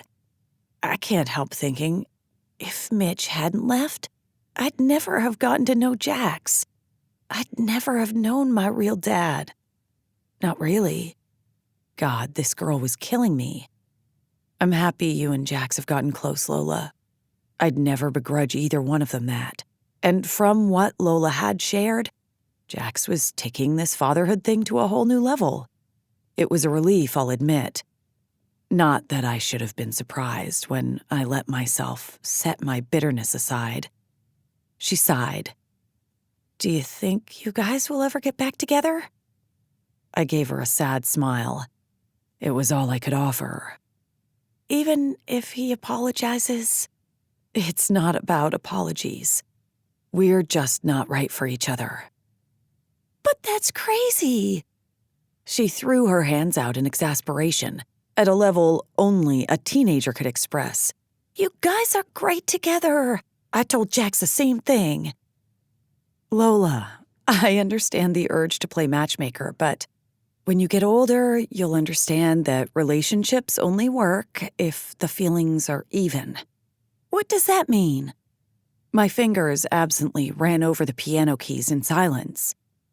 "It means sometimes one person wants one thing and the other person wants another." "Right. Like when Jane was all love and babies and Raphael freaked about tainting her with the nasty family stuff in his life and dumped her to protect all the things he loves about her. But I know he'll get her back." I closed my eyes, trying to make sense of her explanation and hoping she was talking about a TV show and not some friends from school. "I suppose. But it's also often the case that one person wants to move forward and the other person wants to stop altogether. It's the classic story that happens to everyone at some time or another. And I hate to say it, but it will probably even happen to you. You have to learn from it and move on, even when it hurts." Her back straightened, and I knew I'd said too much. "Wait, so who broke up with who?" "Okay, we need to refocus on our lesson, not my love life." "But..." "Nope. I'll make you a deal. I'll tell you all the details you want when you have your first heartbreak. I'll even spring for the ice cream." She just scowled at me. "You know, neither one of you is very helpful, just saying." Lola gave in after that, and we resumed our lesson as usual. When we were done, she asked about the gypsies and our upcoming shows. We were playing a smaller festival in a few weeks, so I'd have to figure out how to arrange things so she could attend. I didn't want Jax there, so that was out of the question. But maybe Lola could convince Darcy to let me take her myself. It would be worth a shot. Just as the thought occurred to me, the doorbell rang as if I'd summoned Darcy myself.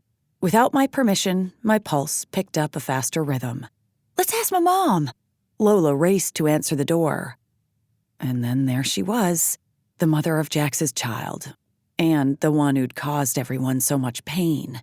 It was everything I could do to paste on a polite smile and keep my hands from clenching into fists at my side. I offered her a small wave from several feet away. "Hi, you must be Darcy." She was pretty, with a stylish bob, wide-set eyes, and a small nose I recognized as Lola's. She was also thin, almost alarmingly so, and I hoped to God she wasn't sick or something. That was just what Lola needed. I forced myself forward with an outstretched hand. "And you must be the famous Ari." I had no idea how to take that. "Mom, can I go to another festival with Ari? Her band is playing." Lord, the girl was good at playing things up when she wanted something. It wasn't more than a week ago that she'd told me how annoying her mom was. I believe the words, "ruining my life," were used. To be a teenager again. Darcy kept her eyes on me, but her mouth turned up at the corners at her daughter's enthusiasm. "I'm sure we can work something out. Why don't you go get in the car so Ari and I can talk about it?" Okay, so maybe her initial comment wasn't of the hose beast variety. Hard to tell. Lola sent me a quick wave goodbye and ran out to the car, leaving me and Darcy in a cloud of awkward silence. Awesome. I said the first thing that came to mind. "Lola is really talented. Thank you." "Okay. So, about the festive—" I began, but she cut me off. "I wanted to thank you." I cocked my head. I kind of thought she'd just done that. "For being so kind to Lola," she continued, her posture still stiff. "She talks about you all the time." I thought her teeth might crack at those words. This lady was so hard to read. "Of course. She's wonderful, and she keeps me on my toes." I got a polite nod. "Well, I should get going. I'll tell Jax it's fine for him to bring Lola to your festival." And I just had to open my big fat mouth. "Oh, no. Jax won't be going, just Lola. I thought you and he were—" I gave a quick shake of my head. No. It killed me that she and I shared this in common. We'd both been swindled by Jax into thinking we were something more to him. Old dogs and all that. Shut the fuck up, Ari. Darcy's mouth twisted. The polite facade nothing but a memory. I just knew it. She huffed out a sardonic laugh. And here I was about to give him the benefit of the doubt. Shit. I may have made a slight miscalculation. So I suppose I'll be finding a new voice teacher. What? Why? She scoffed. Jax has a nasty habit of leaving havoc in his wake. I just assumed you'd want to avoid any reminder. What a bitch. Don't alienate the mom, Ari. Don't alienate the mom. I repeated my mantra a few more times before feeling calm enough to speak. I'd never do that to Lola. Darcy watched me, while I tried not to punch her in the ovaries. Well, I suppose I owe you another thank you for that. My mouth popped open again. And Jax wouldn't either. I left off the implied, he's not Ass-Munch Mitch. Yes, I'd hurled the insult at Jax about not breaking Lola's heart, but I'd been angry, heartbroken. In my heart of hearts, I'd known Jax would never give up on being Lola's dad in every sense of the word. And to have this woman who kept his daughter from him for all those years make judgments about him pissed me right the hell off. He loves her with every fiber of his being. I guess time will tell. She turned to go. He'd give up anything for her. He'd do anything to protect her. Darcy shifted to face me again. It's interesting that you're standing here defending a man who used you and has probably already moved on to the next girl.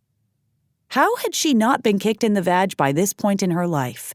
I could understand now why Jax hadn't been eager to share whatever awful things she must have said to him that night after Joymongers. His relationship with Lola has nothing to do with me. I suppose. She pursed her lips. I need to get going. School night. She turned and stepped out onto my porch without another word, leaving me with too many questions to count. Not the least of which being how in the hell had Jax ever thought sticking his dick in that lady was a good idea. Chapter 34. Presents are a girl's best friend. I was just pouring my first cup of black coffee for the day and returning Beatrice's evil stare when my doorbell rang. Not once, not twice, but 5 fucking times. "Probably the pound coming to collect your ugly ass," I told the cat, who proceeded to jump onto the counter and show me her asshole, as usual. I honestly had no idea who to expect standing on my front porch at 7:30 in the morning, but I was more than a little shocked when I opened the door to find Lola. She didn't bother with pleasantries, instead pushing her way past me and into the living room, her ponytail swinging behind her. Forget the come to Jesus meeting. I'm staging an intervention. Shit, it was too early for this. "Aren't you supposed to be at school?" School doesn't start for an hour. "Where does your mom think you are?" A chess club meeting. As if. I was given no time to respond as she launched into her reason for barging into my house. You broke up with Ari. Here I was thinking she dumped you, but you dumped her. That makes absolutely no sense because, hello, she's a total icon as we've already established. And she's hot, but I think I have it figured out. I closed my eyes and gripped my coffee cup tighter. Slow your roll, super sleuth. First, you don't know what you're talking about. Second, it's none of your business. That's where you're wrong. Hearing Lola's voice, Beatrice strutted into the living room in search of her mistress. I can't believe we're having this conversation. Hello, Beatrice girl, Lola cooed to the cat, bending to scoop up the ball of ratty fur. She looked up at me again, all signs of cooing gone, bossy little thing, back to business. Answer me this, did you or did you not do the breaking up? I scowled at her, but it wasn't a very convincing one. Was I really going to look my daughter in the face and lie to her? I did. Are you happy now? I threw my free arm out to the side, careful not to spill scalding coffee all over myself. No, I'm mad. How could you break her heart like that? I didn't break her heart. She's better off without me, and that's as far as I'm going with this. I turned and set my cup on a side table. Come on, I'll drop you off at school. She didn't budge, of course, instead stroking the cat. So, using your logic, that would mean I'd be better off without you too. Everything in me froze. No. I locked my eyes on hers, not letting her look away. Not for one damn second. You're never going to be without me, you hear me? I know that. Jesus, Lola, don't you know how much I love you? I'd never said the words, and I was shocked at how easily they came. She ducked her head down and pretended to be distracted by the cat's need for head kisses. I do. My breath left me, and I suddenly felt exhausted. So why are you trying to give me a heart attack? It was her turn to scowl. I'm just saying, if you're good enough for me, why aren't you good enough for Ari? That's not what I meant. It's what it sounded like. And she is in love with you, by the way. My heart thrummed with heavy beats, completely out of my control. Even if she is, which she's not, the point is I would have done something to mess things up somewhere down the line when there was a hell of a lot more to lose than there was 2 weeks ago. Everything would break, and it would be my fault. I was probably saying too much, but I was frustrated and tired of all this unfamiliar emotional upheaval in my life. I knew Lola meant well, but I didn't need reminders of what I was missing and what could have been. She wasn't done by a long shot. I mean, don't get me wrong, I've heard you say some stupid things, but you wouldn't mess things up that bad. I almost choked out a painful laugh at her comment until she continued. Not with Ari, not with me. Mom was so wrong about you, Jax. My throat threatened to close in on itself at her words. Blue eyes, just like mine, seared into me, and I had to remind myself to breathe as her words burrowed deep. It was as if she'd just sent a forest fire through me, clearing out the debris and broken parts to make room for something new, something better and pure. The pain of it was as searing as it was liberating. There I was, standing in my living room, in serious danger of crying in front of my own child, and she stood there arguing with me, fighting for me. Isn't love worth taking the chance? That's what everybody keeps saying. She shrugged and kissed Beatrice again, and I swear the cat flashed me a shit-eaten grin. That feline and I were going to have a serious talk later. I cleared my throat, doing my best to gather myself. Everybody who? Your Kardashian friends? No, they're totally canceled. It's about time. Not the show. I meant canceled as in... She shook her head as if I were too stupid to bear. Never mind. The point is that love is worth the risk. If only it were that simple. It's not just me I'd be risking, Lola. Ari's a grown woman. She's a badass.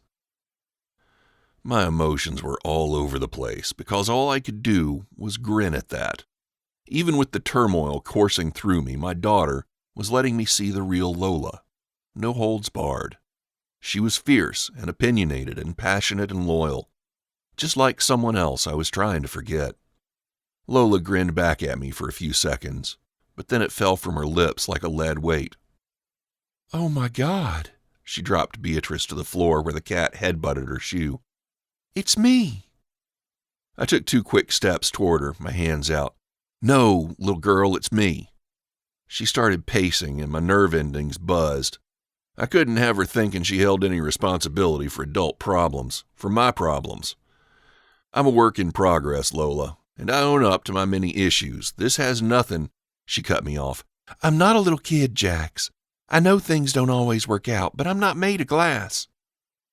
Believe me, I'm coming to see that. She was tough and perceptive, and oh so smart. I couldn't believe Papaw hadn't gotten to meet her. I've been doing a lot of thinking. She paused her pacing to pin me with her gaze. I told Ari this, and I'm telling you. If Mitch hadn't left, I never would have gotten to know you, and that makes me sad. Yes, I'm still mad and hurt and confused about it, but when I think back, if I couldn't have had you, I'm glad I had someone, even if he turned out to be a jerk. Her lips twisted to the side. The point is, he wasn't always a jerk, and I hope he won't always be a jerk. You have a bigger heart than anyone I know, Lola.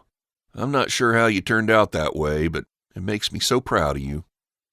She colored a little at my compliment, but kept on going. You see where I'm going with this, right? I grinned again. Your old man still has a few brain cells to rub together. Good. I stepped closer because I needed her to hear me. But I'd never forgive myself if you and Ariana formed that kind of bond, and I did something to take her away from you. So don't screw up. She shrugged, and I couldn't help the sharp laugh that spilled out of me. But seriously, if you guys split up and things got weird, it still wouldn't be the same as Mitch dropping off the face of the earth, or Mom lying to us both. And besides, Ari's not the kind of person who'd stop being there for me. We both know that. I watched her for another minute, letting the sincerity of her words filter through. Have you ever given thought to the debate team? She rolled her eyes, then came closer, meeting me halfway. I'm not the only one who got a raw deal, Jax. You deserve to have someone to make you happy. Nothing could have stopped me from pulling her into a hug at that. I've already got that, kid, I said into her hair. She hugged me back for a few seconds and then pulled back, bending down to pick Beatrice up again. Speaking of that, you've got to stop texting me every hour of the day. You're starting to cramp my style, old man. Is that so? Sometimes the truth hurts. And where is all this wisdom coming from? I'm binge-watching Jane the Virgin. Jane the... I covered my eyes. Please don't explain. When I looked at her again, a self-satisfied grin covered half of her face, so I narrowed my eyes at her. Okay, if you're so smart, what do I do now? She kissed Beatrice's head. The show hasn't covered that yet, she said matter-of-factly. But I know Ari likes presents. Presents, huh? She nodded. This might take some thinking. I really never thought I'd see the day, Ollie said, not lifting his eyes from his laptop screen where windows popped up and disappeared at the touch of his quick keystrokes.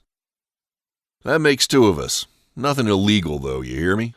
He raised two fingers in a quick scout's oath that was less than convincing. While I could admit asking Ollie to do another background search, this time for less ethical reasons, was crossing the line, I'd decided it was worth it. What was not worth it was inviting the other partner of the Hardy Boys team to participate. So I'd waited until Fiona left for lunch to ask Ollie for the favor. As usual, he didn't ask any questions. Okay, this is her. I peered over his shoulder to see the name I'd given him only 5 minutes earlier, followed by too much information to possibly be readily available to the general public. So much for legal, he scrolled, ignoring my comment. Damn, she's not hurting for cash, is she? I continued to peruse the information until I found what I was looking for. Bullseye. Ooh, and she's a sugar mama. Ollie leaned in and adjusted his glasses. I hoped he wasn't getting a hard-on from the thrill of snooping into someone's business. Okay, you can close it down now. I felt like I was reading a diary, for God's sake. Check it out. The husband has a canoe building business. Who needs hand-built canoes? The hell if I know. I shook my head and gestured for him to cut this shit out. He finally shrugged and closed the windows. Nothing to see here. Thanks, brother. I tapped the bill of my hat and strode from the office to my waiting truck. When Lola mentioned a present, my mind had gone directly to flowers and jewelry like a chump, so I'd quickly dismissed the idea, figuring Ariana would probably appreciate a more direct approach. Turned out I was wrong. I'd started with a phone call that went directly to voicemail. When my 3 subsequent calls over the next day resulted in a recorded voice as well, I knew it wasn't a coincidence. On the final call, I decided to leave a message anyway. It's me. I know you're probably pissed, and rightly so, but I want the chance to talk to you. Can we please meet up? Call me or text me. Anything, please. Knowing she was probably going to erase it without listening, I texted her the same message. Unsurprisingly, there was no response. By the second day, which included no fewer than 4 texts from Lola asking me if I'd fixed things yet, I was getting desperate. So I drove over to Ariana's house and pounded on the door with no luck, after which I hung out in my truck for 2 hours to wait her out. Still nothing. If she was home, she was staying out of sight. I texted again and got no response, so I gave up, resolving to find a new strategy. That was when I sank to my first new low and pulled out a desperate move. I called her best friend. I couldn't blame Emerson for her surprise and wariness at hearing my voice. I wasn't in the habit of calling people for chats, and both of us knew it. But she was a smart woman, and it took no time at all for her to get right to the heart of it. Yes, Ariana knew I was trying to get in touch with her, and no, she didn't want to talk to me or see me. It just confirmed what I already knew. So I swallowed my pride and did something never before seen in the life of Jax Crosby. I asked for help with my love life. I don't mean to be rude, but why should I help you? I may not know everything that went down between you two, but I do know you were the one to break up with her. I know, and believe me, I know it's a big ask, but I had my reasons, as misguided as they might have been. And what's changed now? Say you get her back. What's to stop you from doing the same thing again? Her tone wasn't mean, or impatient even. It was concerned. I wouldn't. I won't. I closed my eyes, pleading with her. Look, it's complicated, but I truly thought I was doing the right thing at the time. When is hurting someone ever the right thing? I knew she could hear me sigh. When you think you're protecting people you love from more pain down the line. Bigger pain. I held my breath when there was no response. Then she startled me. Darn it! What? Did you hurt yourself? Shit. No. The darn it was because you now have me wanting to help you get her back. Really? My back went straight. That's great. Thank you. Not that I can make Ari do anything she doesn't want to do, mind you. You can say that again. I was grinning despite the hard road ahead. You've got your work cut out for you, and I'll do what I can, but only because she was happy when she was with you. And I want to see her that happy again." My stomach filled with acid at the thought that I'd wounded her. I'd hoped she'd been more angry than hurt, but the evidence mounting told me maybe, just maybe, Ari felt the same way I did. It made everything both sweeter and more awful at the same time. I promise I'll be more careful with her heart. "You'd better, because Gavin has a whole collection of baseball bats and my swing is mean." I grimaced at that. Did you and Ariana do a stint in juvie I don't know about? "Wow, that did sound like something Ari would say." "Huh." She paused while she considered that, and I could only shake my head. "Anyway, it might take a miracle, but I know where you can start." "Where?" "How skilled are you at gift buying?" Jesus. The offices of Bradley and Hanson sat in a modern shopping complex, occupying a corner space among a row of cafes, boutiques, and a dry cleaner advertising a special on pressed shirts. I parked in the first open space I could find and walked through the double-glass doors to the front desk. The slim, brassy-haired woman looked up at me and without so much as a hello, picked up her desk phone and punched a button. "Wanda, your 3 o'clock is here." After a second, she hung up and winked at me, a wicked grin curving her lips. "Go on in, Mr. Crosby. Last door on the left." I nodded, returning her grin, before taking determined steps toward the office of one Wanda Bradley, who had not one clue that her day was about to get interesting. Chapter 35. Bang. Ari. Thanks, Mike. This is the best birthday ever. Glad to hear it. You take care, Ari. I hung up the phone and proceeded to do my personal solo version of a salsa routine in my kitchen, even ending it with a kiss to the screen of my phone and a bow to the non-existent audience. Only a few weeks in, and my little business was officially booming. I couldn't believe how things had worked themselves out so perfectly. The only sore point being that my first instinct had been to pick up the phone and call Jax. But no, he wouldn't be getting a call from me. Not that he hadn't been doing his level best to blow up my phone over the past week. There had been the notes in my mailbox and the flower delivery. I hadn't been able to bring myself to read the notes, so they'd been shoved in my junk drawer. I'd get around to throwing them out any minute now. The flowers had been too pretty to throw away, so I'd pulled apart the bouquet, giving half of them to my neighbor, Mrs. Hennessy, and half to Mama. If she was suspicious of their origin, she didn't say a word, thank God. So instead of calling the asshat, I'd decided to be reasonable and do what I always did. I took a breath and crunched the numbers, even putting in a call to Mike to make sure I hadn't forgotten anything in my calculations. But nope, I hadn't. Thus, the sexy kitchen dance and makeout sesh with my phone. I swiped at the lip gloss smear with my thumb and hit Emerson's contact. She picked up on the second ring. "You're never going to believe what just happened." "I was just about to call you." "Great minds. What were you calling about?" I had a suspicion, but she launched into a completely off-key, if not well-intentioned version of the happy birthday song. Yep, I couldn't help my laugh. "Thank you very much. And I can't wait for this weekend." "Me either. Baltimore, here we come."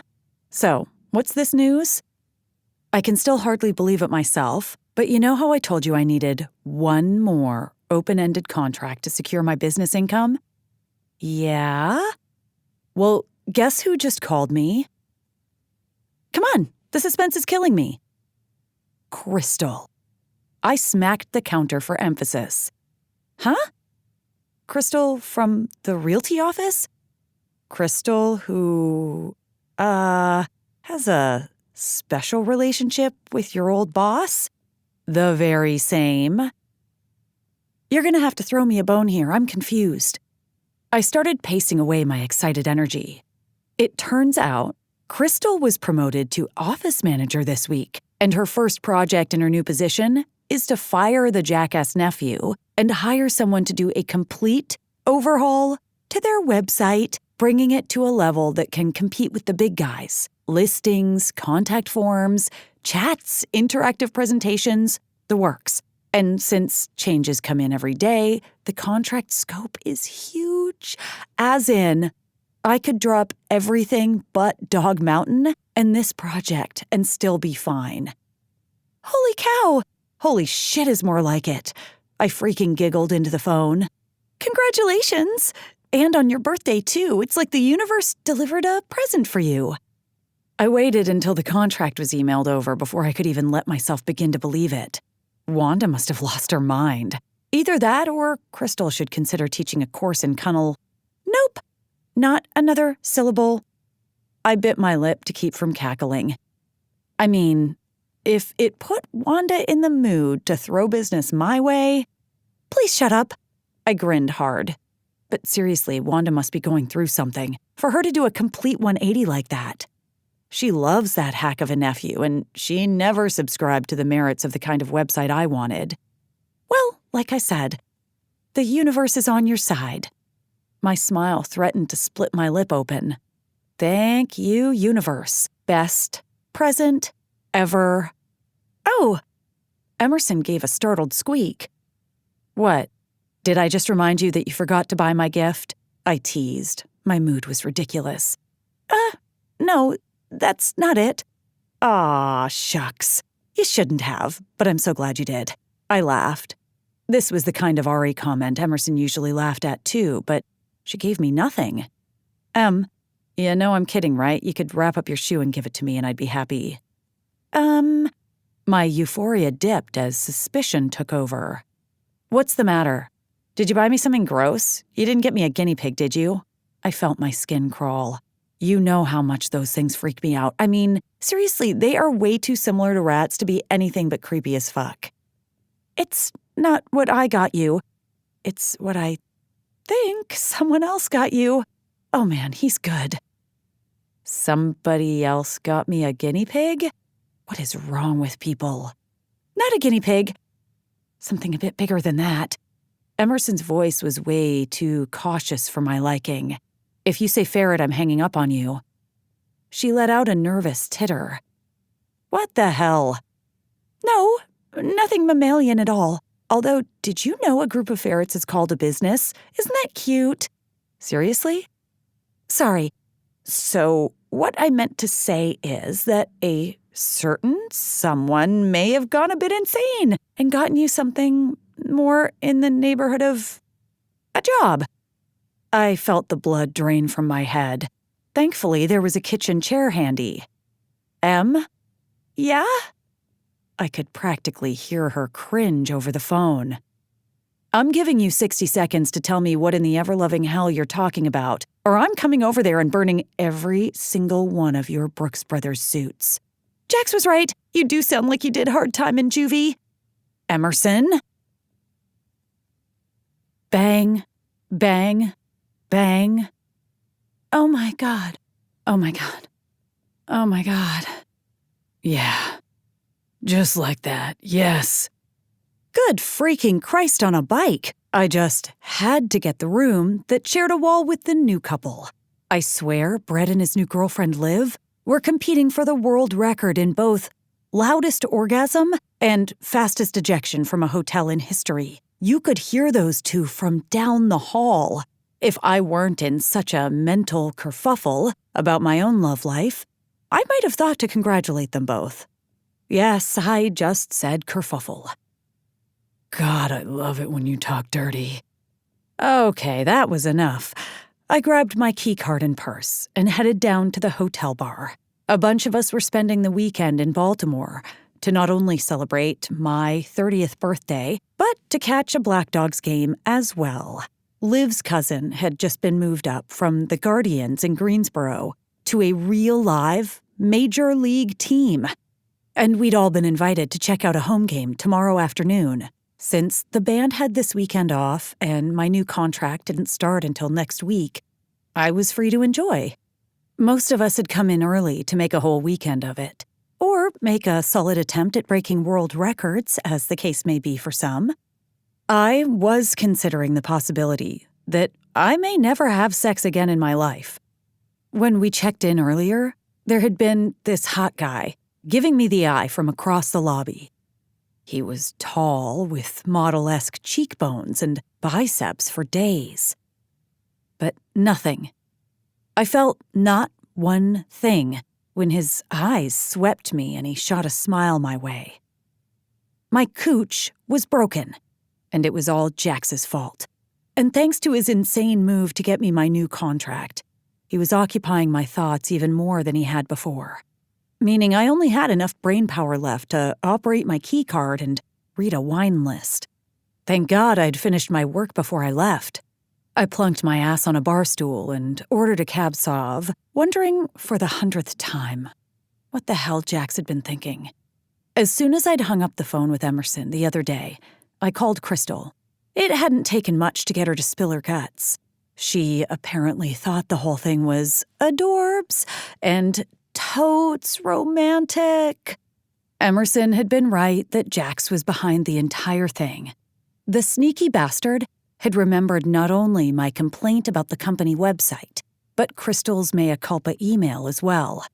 Like the schmoozer he is, he used it to enlist Crystal in his scheme and proceeded to blackmail my former fucking boss into giving me the job.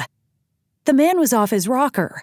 My immediate instinct upon hearing all the dirty details was to tear up the contract. But Crystal said the other partners were so thrilled Wanda had caved that they were dead set on hiring someone no matter what. Turned out, they'd been trying to convince her for years, but as the highest-ranking partner, she'd made it difficult. No surprise there. And to Crystal's point, if the job was going to someone, why shouldn't it be me? Now, I'd known all along that Wanda was married and that her husband wouldn't be thrilled to find out she cheated on him. But it had never occurred to me to rat Wanda out. Even when I'd found out my firing had been partly due to her being busy getting her bean flicked or her minge binged or whatever the hell they'd been doing that day. Jax apparently felt differently, but instead of telling her husband, he went straight to Wanda. Lord knows what he said to her, but it had not only resulted in me getting a contract, but Crystal had scored a new job out of it. I was happy for her.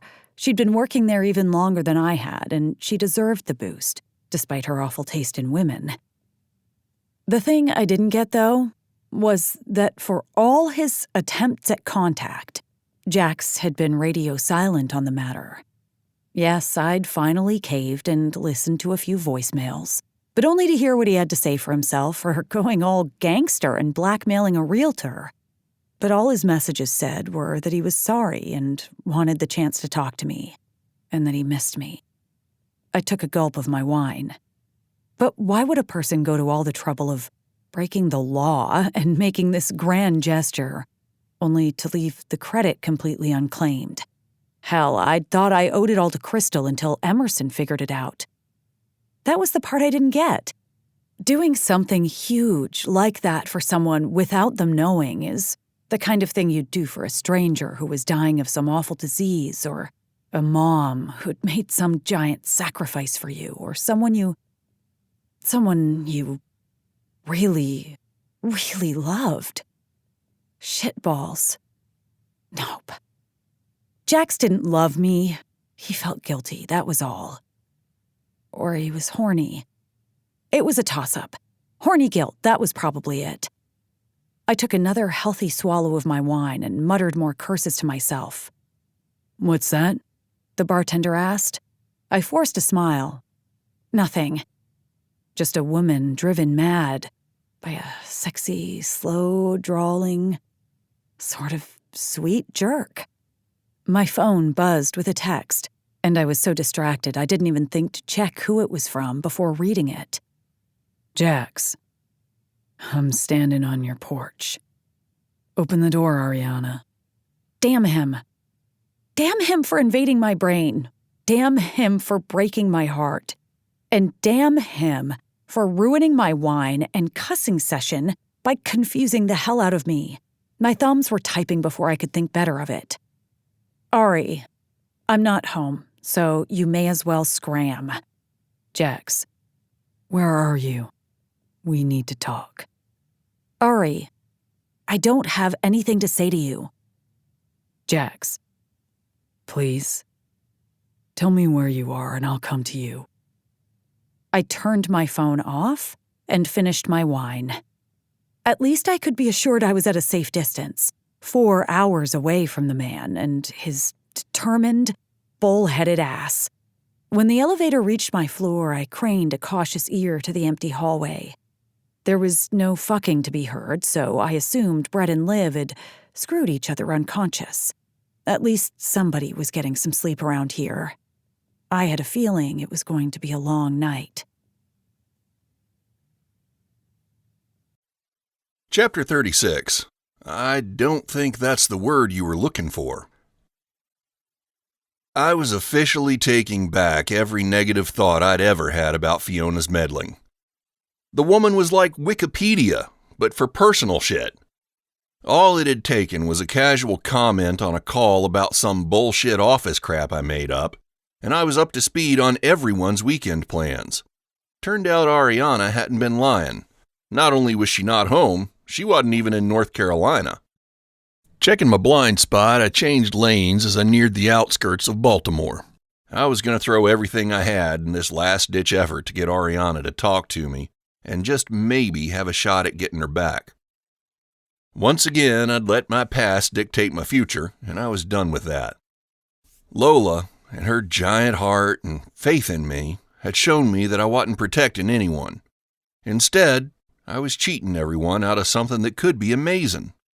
Would be amazing if I could get Ariana back. The clock on the dash told me the Black Dogs game was probably nearing the 5th or 6th inning. I had to get my ass to that stadium and figure out a way to find her. And I wasn't letting her get away until she heard me out. With a new determination, I passed 3 more cars and kept my eye out for my exit. One well-placed phone call and $50 later, I descended the cement steps toward the visiting team's dugout. My eyes not focused on the game, but on a search for a certain dark-haired songbird. Emerson had texted me the section number after my call, and I hoped to God she'd been able to fool Ariana into thinking I was, in fact, her colleague and not the guy who was coming for her best friend. I scanned the first few rows until my eyes stopped, my feet freezing in place and almost sending me tumbling down the stairs. My chest swelled at the sight of her. She was dressed up in team colors with one of those temporary tattoos on her cheek, and her hair held back with a pair of big sunglasses. I watched as she laughed at something the girl next to her said, and I wanted nothing more at that moment than to spend the rest of my life being the one to make her laugh like that. She was beautiful, and vivacious, and so damn sexy. She was everything. In a daze, my feet took me down to the end of her row where I planted my feet and resurrected my determination. I had to focus on getting her to talk to me, not moon over her. The girl next to her, some friend I didn't recognize, yelled something at the causing Ariana to lean over and look at Brett. And that's when she saw me. I'd taken her by such surprise she didn't have time to mask her reaction quickly enough. There was warmth in her eyes at the sight of me, before she straightened her back and her brown eyes went frosty. "Ariana!" I spoke loudly enough so I know she heard me.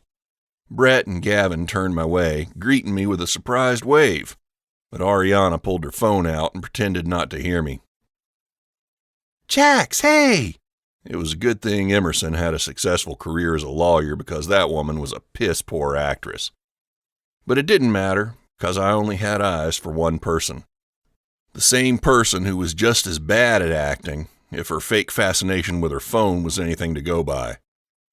The woman I hadn't met nudged Ariana, clearly trying to help me out, but my girl hissed something at her, something off color no doubt, and quite possibly offensive, and kept her eyes to her phone. "Ariana!" I was louder this time, and it finally did the trick. She scowled and lowered her phone to her lap. "Oh, for the love of God!" Then she stood and turned my way before squeezing past everyone and planting her feet in front of me. Only then did she look at me with fire in her eyes and an index finger in my chest. "I'm only giving in to keep you from embarrassing the hell out of me. Remember that." I drank in her features, memorizing every line and freckle of her gorgeous face, before gesturing for her to walk up the stairs ahead of me while I resisted the urge to reach out and touch her. When we reached the main concourse, she stalked over to a concrete pillar and then whipped around to pin me with a wicked glare. What is so damn important that you had to drive 6 hours and interrupt my nice happy afternoon to tell me? I love you. She opened her mouth to skewer me again, but I saw the exact moment my words registered. Her mouth snapped shut. It wasn't the opening I'd been planning on, but the words had been burning a hole in my chest for weeks, and I had to say them. I had to tell her. I risked a small step closer. I love you so damn much I don't know what to do with myself. I know I fucked up, and I'm so sorry. I thought I was doing the right thing, but I misjudged everything. Her mouth formed a thin line, and then she exhaled loudly. Look, Jax, I've had a lot of time to think, and it didn't take me too long to figure out you wanted to focus on Lola without distractions. You don't love me. You've just figured out you actually like people. No, yes, fuck. Yes, I was focusing on Lola, and yes, I suppose people are fine, some more than others, but you're wrong, Ariana. I do love you. I've never felt this way about anyone, and I know it's love because it hurts like an absolute bitch. She watched me, and for a second she looked like she wanted to believe me. There was a sliver of hope in her expression, but then she firmed her jaw. If you're so in love with me, why haven't you told anybody? Why doesn't anyone out there, apart from Emerson, know we were ever dating, or whatever the hell we were doing? Her hand flicked toward the crowded stadium where we could hear cheers and singing. It was the 7th inning stretch. The game would be over soon, and she was determined to keep me away. Frustration won out over patience. You didn't exactly tell anybody either. That's because I was protecting your precious privacy. You're the one that's so protective of your shit you couldn't even tell a soul you had a daughter, much less a fuck buddy. I leaned in, pissed that she'd trivialized what I felt for her, what I hoped she felt for me. You were never my fuck buddy. She was pissed too, her tone turning to acid. All evidence to the contrary, Jax. I was easy enough to drop when you had a moment to prioritize, and you were right. You only have room for Lola, which is just as it should be. No way was I letting her get away with that. First of all, you seem to forget that you dumped me on the altar of prioritization first. Second, I do have room for more than Lola. I'm the fucking Grinch who stole Christmas. My heart is too fucking big for my chest and it's about to bust through my ribs to prove it. I beat on my chest like a deranged gorilla. Shit, this was ridiculous. We both seemed to come to that realization at the same time because we each took a step back and drew in a few breaths while the silence settled. I had to pull myself together. Yelling at her was not the way to win her back. She just knew exactly how to get my back up. I fucking missed it. Ariana looked down to her feet and then cocked her head, her expression inscrutable. Did you just make a Dr. Seuss reference? Jesus God above, she was trying to be cute. Yes, something else that should tell you how far I've come. I've actually been binge-watching Jim Carrey movies with Lola. Jim Carrey? Don't ask.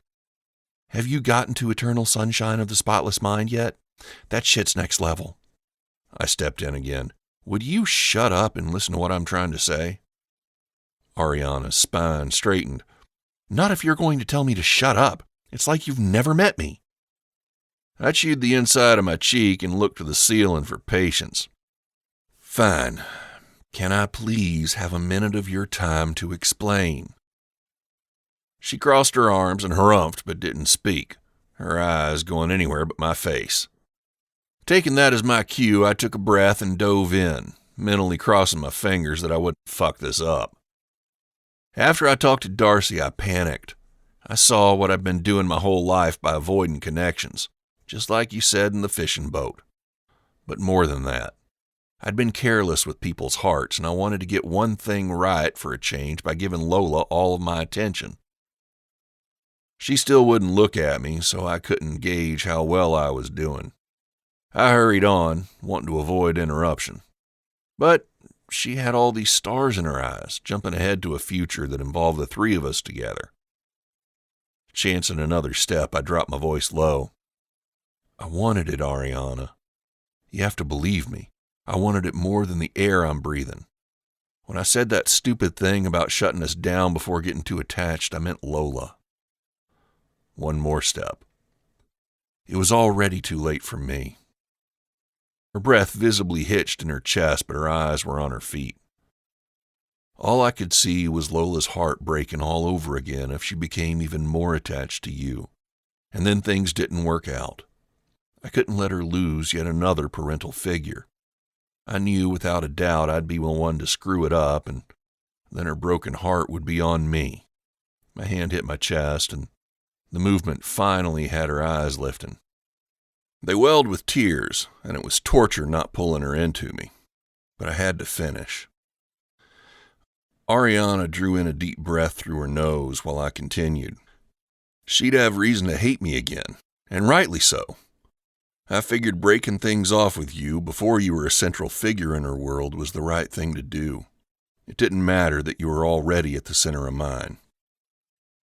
She let out the breath she'd been holding and swiped at her eyes, making me itch to hold her face in my hands. My speech was done. I'd said my piece, and now it was up to her. You know you're an idiot, right? I nodded, since it was the God's honest truth. My heart was a drum in my chest.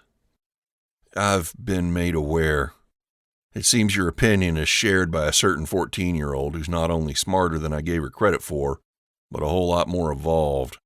This is downright terrifying. Ariana's lips quirked before she stepped forward, closing more of the distance between us. And you know I'd never turn my back on Lola, just because things between us didn't work out. Yes, I do know that, but things between us aren't over. I closed the distance entirely and finally raised my hand to her jaw. The velvety softness and the warmth of her skin soothed my tired soul. Says who? She was being cute again. Says the idiot standing in front of you. The one with zero game. The one who's a complete novice at this, but is willing to give it his absolute best because he fucking loves you. Her nose wrinkled, flashing that pink, piercing at me. This talking in third-person shit is not your best material. I'm realizing that now that I play it back in my head. But the sentiment was nice. Nice? I drew my head back to narrow my eyes at her. She bobbed her head side to side. Mildly romantic. Mildly? I held her jaw and ran my thumb over her cheek. Annoying? I grinned and finally leaned in to kiss her perfect lips. I don't think that's the word you were looking for. Needless to say, we skipped out on the rest of the game and headed straight back to Ariana's hotel. I couldn't stop touching her the whole way back. Her thigh, her hand, her shoulder. Anything I could reach while not driving us off the road. When we got there, I did a shitty parking job before Ariana took my hand and we practically ran inside like a couple of horny teenagers who were about to come in our pants. As she swiped her keycard at her door, she muttered something about showing everyone who the real world record holders were, or some such nonsense, but I didn't waste time trying to understand. There was a sexy woman to undress and taste every inch of. Our clothes hit the floor and then she was under me, all her soft curves cradling me and making me want to drive into her until we both passed out. Fuck, I missed you. I ran my palms over her hips and ass while I kissed the underside of her jaw. The pads of her fingers blazed a heated path over my shoulder blades and down my spine, waking every heated nerve ending and setting me on a path to a place I'd been longing for these past weeks. I'd missed her down to my bones, and it felt like coming home to have her hands on me and my skin against hers. I love you, Ariana. I fucking love you. Not the most eloquent declaration, that was for sure, but I meant it with every cell of my being. I love you too.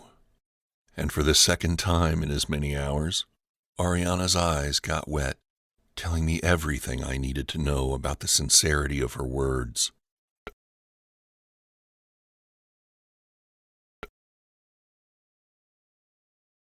Chapter 37. Come ride in my canoe. Ari. I can't believe you blackmailed somebody for me, I said around a bite of pineapple. Jax reached out a finger to catch the drip of juice on my chin. Before bringing it to his lips to lick it off, I caught the slyest of grins hiding there.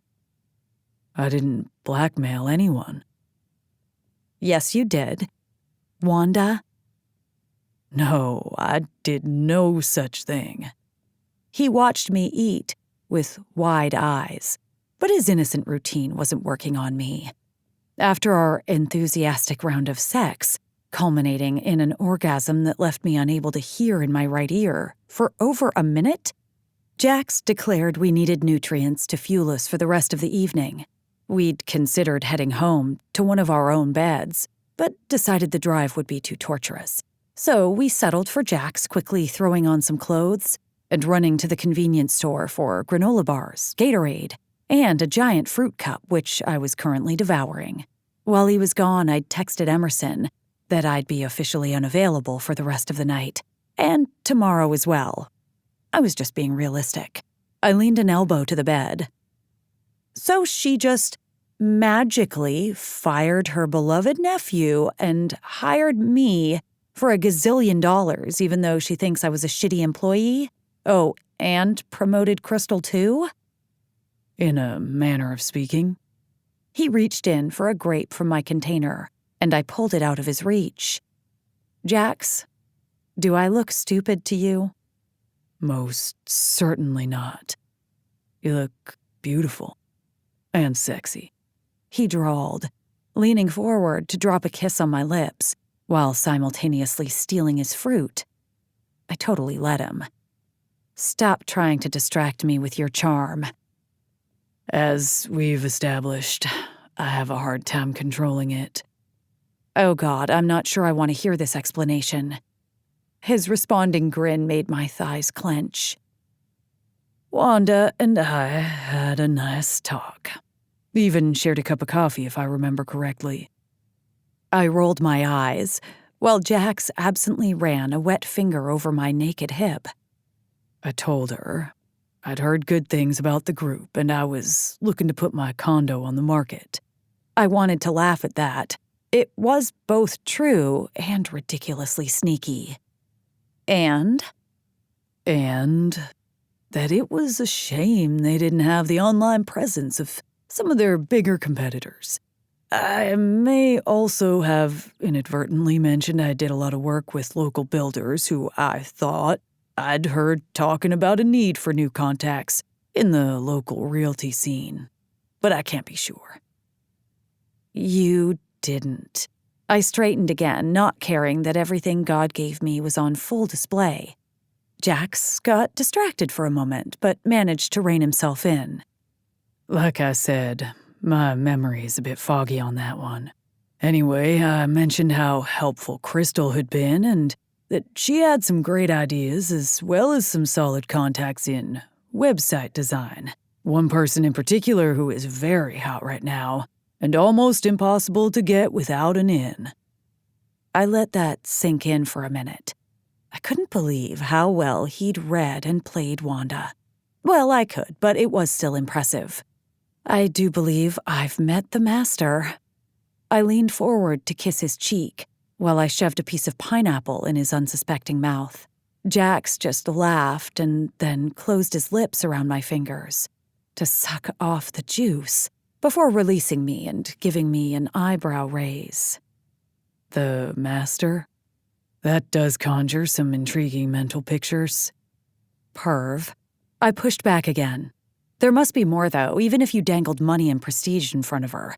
Wanda never would have hired me once she found out who you were talking about. I think you underestimate the power of my charm, darling. Good God. There's no limit to this, is there? He ignored me. Or I suppose it could have been the little tangent I went on about fishing. I laughed at that. You talked to Wanda about fishing, and she didn't yawn you out of the room? Amazing.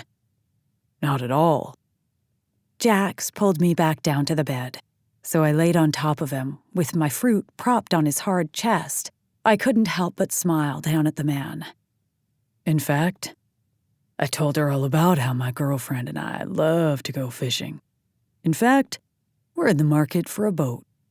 I thought we might try a canoe. Are you feeling okay?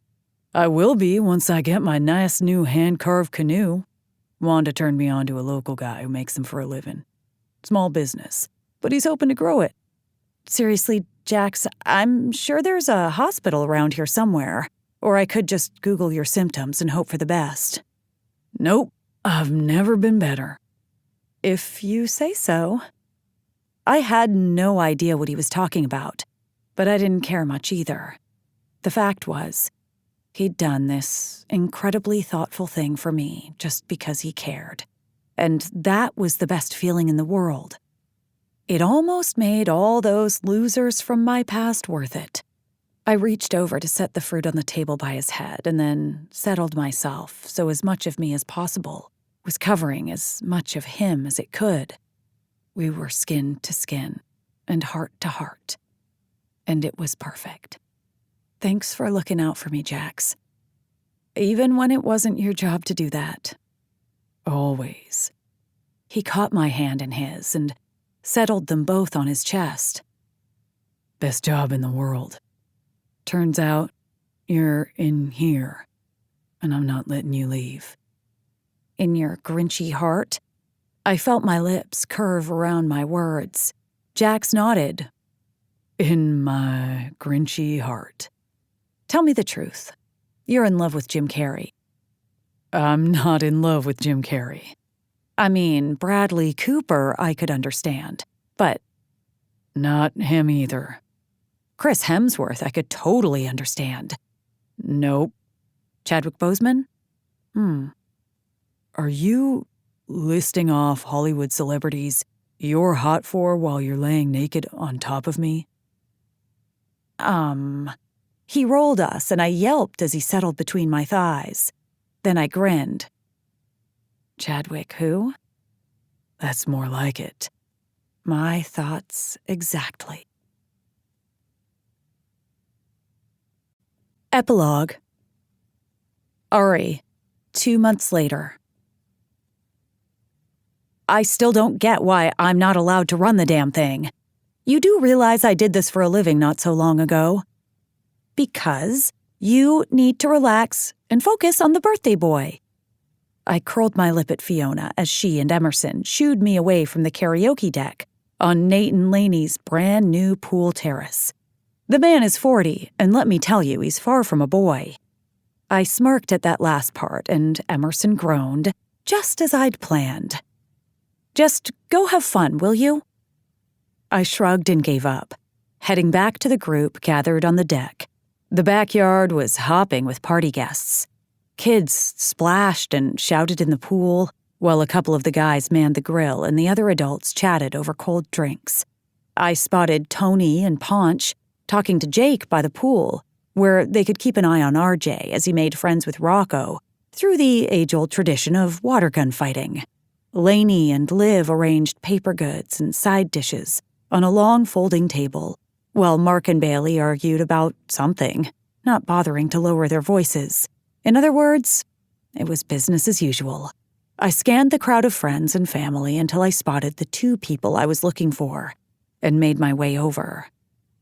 What about this? Lola held her phone out in front of Jax with a scrunched nose, his brow fixed into a skeptical furrow as he read the screen. Nope, not gonna work. Lola scowled and dropped the phone to her side. What's happening? I nosed my way into their conversation. Lola's trying to ruin burgers for me. It's not working. I laughed and squeezed Lola's shoulder. You could tell him they're made from kittens, and he'd still eat them, Lo. Where is the justice in this world? She threw her hands out and stalked away while I sidled up next to my man. Still mad about the s'mores? Yup. She does know they make vegan marshmallows, right? She's convinced it's a scam. Of course. Jax threw a chin toward the pool. RJ looks right at home. I turned to watch my nephew, climbing out of the pool, water dripping from his swim shorts, and a wide smile stretched across his face. It was such a relief seeing him so carefree and content. These last few months hadn't been easy for Tony and RJ, or Raella, if I were being completely honest. She'd dropped the case for sole custody after she got over whatever tizzy she'd been in, but they were still going through the pains of re-establishing new routines now that Raella had gotten a new job with different hours. I didn't envy them the heartache, but at least they both seemed to be keeping the drama to a minimum, and RJ's happiness at the forefront. Finally. My nephew hurled himself back into the pool with a battle cry while shooting his water gun at Rocco and a kid I didn't know. Something about violence seems to bring kids together. Who knew? Jax tilted his head to me this time. You're one to talk. How many people have you threatened today? Only Mark. He nodded because, well, Mark. Thanks again for including my brothers. Of course. He drawled in his honeyed tone. They're family.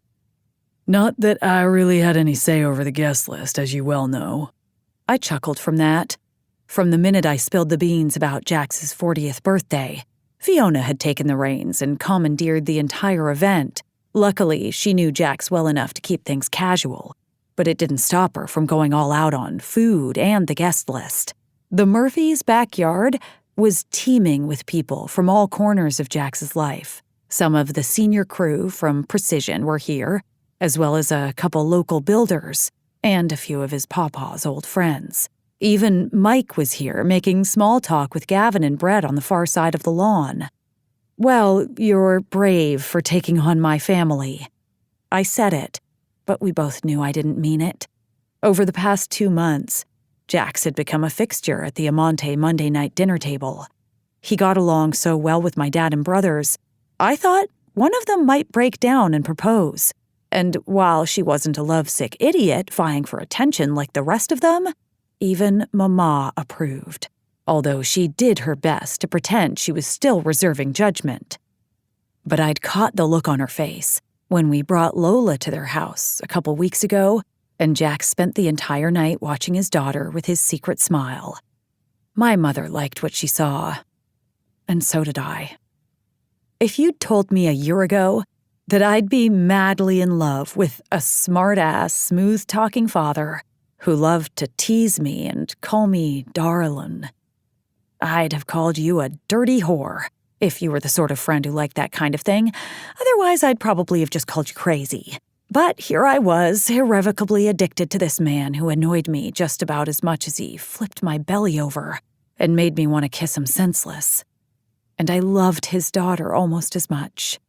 Bravery's got nothing to do with it. Oh God, here it comes. I rolled my eyes, but couldn't help smiling again. The corner of his mouth slid up in a naughty-ass grin. You don't have the first idea what I was about to say. No, but I'd bet my new laptop it'll be something gleaned from Papa and his endless store of wisdom. I'd been learning all about the Crosby family mottos. So far, my favorite was, never underestimate the value of a poker face. But I could do without. Cheap drinks taste the same as top shelf after the first 3. Because I'd never subscribe to any saying advising me to drink light beer over martinis. Shows what you know, smarty pants. Smarty pants? I couldn't help my laugh. You turn 40 and suddenly your vocabulary goes the way of the elderly. He shrugged, letting my teasing bounce right off him as usual. Or maybe it's because you're smart, and I prefer you without pants. I gave his body a meaningful sweep to let him know I preferred the same on him. The man had not chosen to up his fashion game one bit in honor of his birthday, but I didn't care at all. He looked good enough to eat in his same old thigh-hugging jeans, paired with another of his collection of ratty oil and gas t-shirts. This one, Valvoline. A month ago, I'd rifled through his drawers on an unsuccessful quest to find anything of a classier variety, prompting me to ask if he secretly owned stock in ExxonMobil or something, but he'd just replied with a simple, "I like what I like." I'm pretty sure we made out after that. Remembering where we were, I tore my eyes from his crotch. Okay, fine, I'm done interrupting. If bravery has nothing to do with putting up with my family, then what does? I'm just a lucky son of a bitch. He leaned in and dropped a kiss on my mouth, smiling against my lips. Sigh. When he tried to pull away, I kept him there for another second, with one more kiss. "Happy birthday, Mr. Charm," I whispered. His eyes took in every detail of my face before he responded. "Why, thank you, darling." I couldn't wait to give him his gift later. Let's just say it required a bit more privacy than this party allowed for. Hey, sorry to interrupt, but Fiona's getting ready for her toast and she has me pushing the drinks. Liv stood, holding out a glass of wine in my direction. Jax groaned, but I just smiled and took the drink. Bless you. I didn't miss her grin at Jax's tortured expression before she moved on to the next group. Patting his bicep, I went for reassurance. It'll be over before you know it. The clanking of metal on glass caught our attention moments later. Attention, everyone!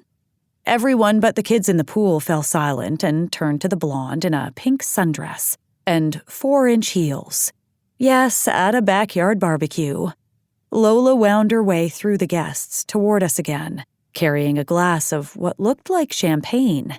Jax frowned at her and she patted his other arm. Don't worry, old man, it's sparkling cider. I'd like to make a toast. Does everyone have a drink? Fiona swiveled her head to peruse the crowd. Lainey, where's your drink? I'm on it, Gavin reassured, shoving a beer at Lainey. Then, for some reason, perhaps a deep, unabiding love for whatever brand of swill it was, Nate snatched the bottle from Lainey's hand and proceeded to chug its entire contents, not lowering it until it was empty. We all stared as the silence stretched, and Nate slowly realized he'd become the center of attention. Was his only response. That and his deer-in-the-headlights expression. Dude. Gavin curled his lip at his brother-in-law and extended a fresh beer in his sister's direction. Lainey put a hand over her eyes and bent her head, letting out a snort of laughter. Nate proceeded to swipe the new beer from Gavin in an oddly aggressive manner that had Fiona gasping. Nate, there's plenty of beer to go around, you greedy bastard. I buried my laugh in Jax's shoulder.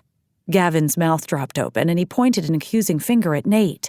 I thought for a minute Jax's birthday party was going to turn into a family brawl, until Gavin's voice rang out over the deck. Holy shit, you knocked up my sister. Everything happened at once then. Nate's face lost its color as he stammered unintelligibly. Lainey had to double over at the waist from her laughter.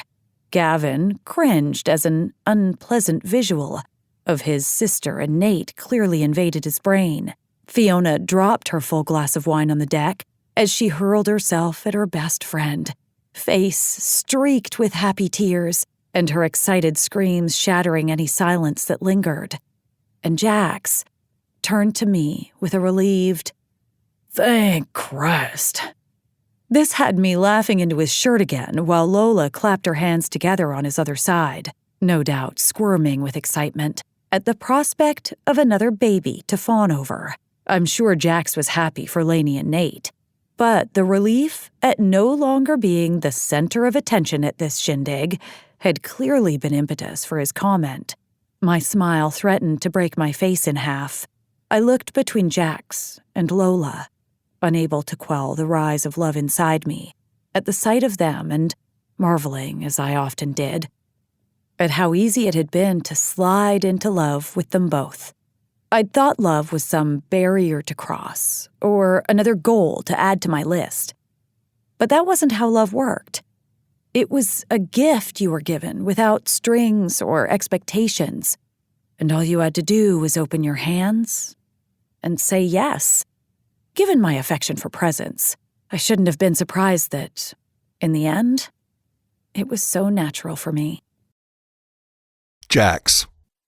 Did you know Ollie has season tickets to the symphony? I glanced down at Lola. The symphony? No, how do you know that? He told me. She shrugged. He likes classical music. My eyes found Ollie across the lawn where he stood by himself, eyes to his phone. How in the hell did my kid, who'd just met the man not 2 months ago, know shit even Fiona couldn't have pried out of the guy on her best day? I shook my head, not for the first time, at the things Lola was constantly revealing about herself. Apparently, since coming out of her shell, she had the kind of approachability even Ollie couldn't resist. Go figure. So, are you ready? I switched topics. Lola rubbed her palms on her shorts, but she was nodding, a lift to her lips. I think so. You got this, kid.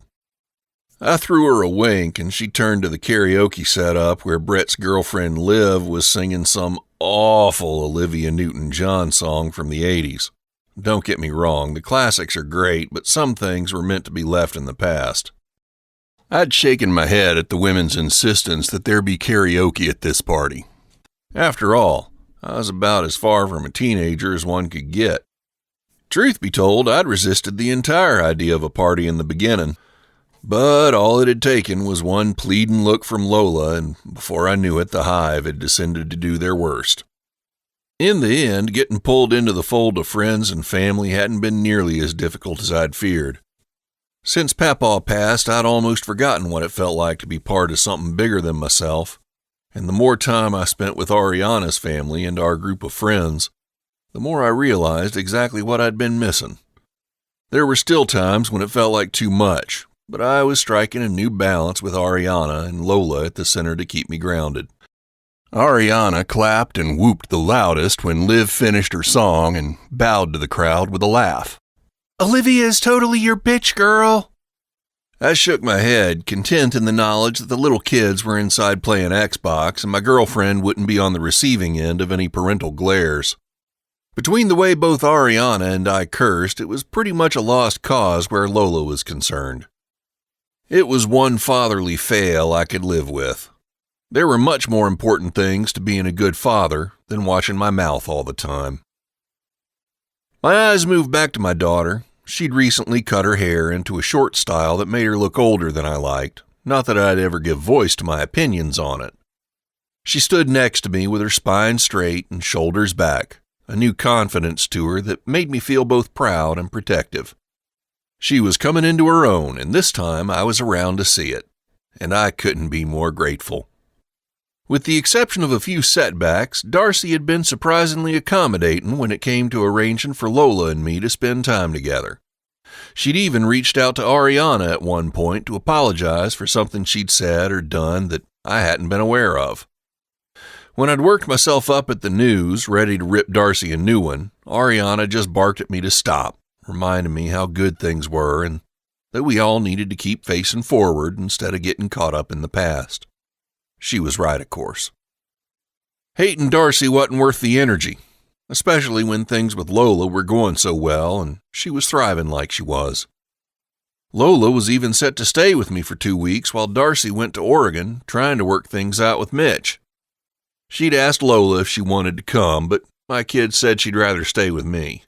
Mitch was now back in contact with Lola after a few pleading phone calls where he admitted what a jackass he'd been. But Lola was treading carefully where he was concerned, and I was glad for it. Darcy still hadn't gotten around to apologizing to me, or Lola as far as I knew, but Lola was back to tolerating her anyway, and all that really mattered was that our kid was happy.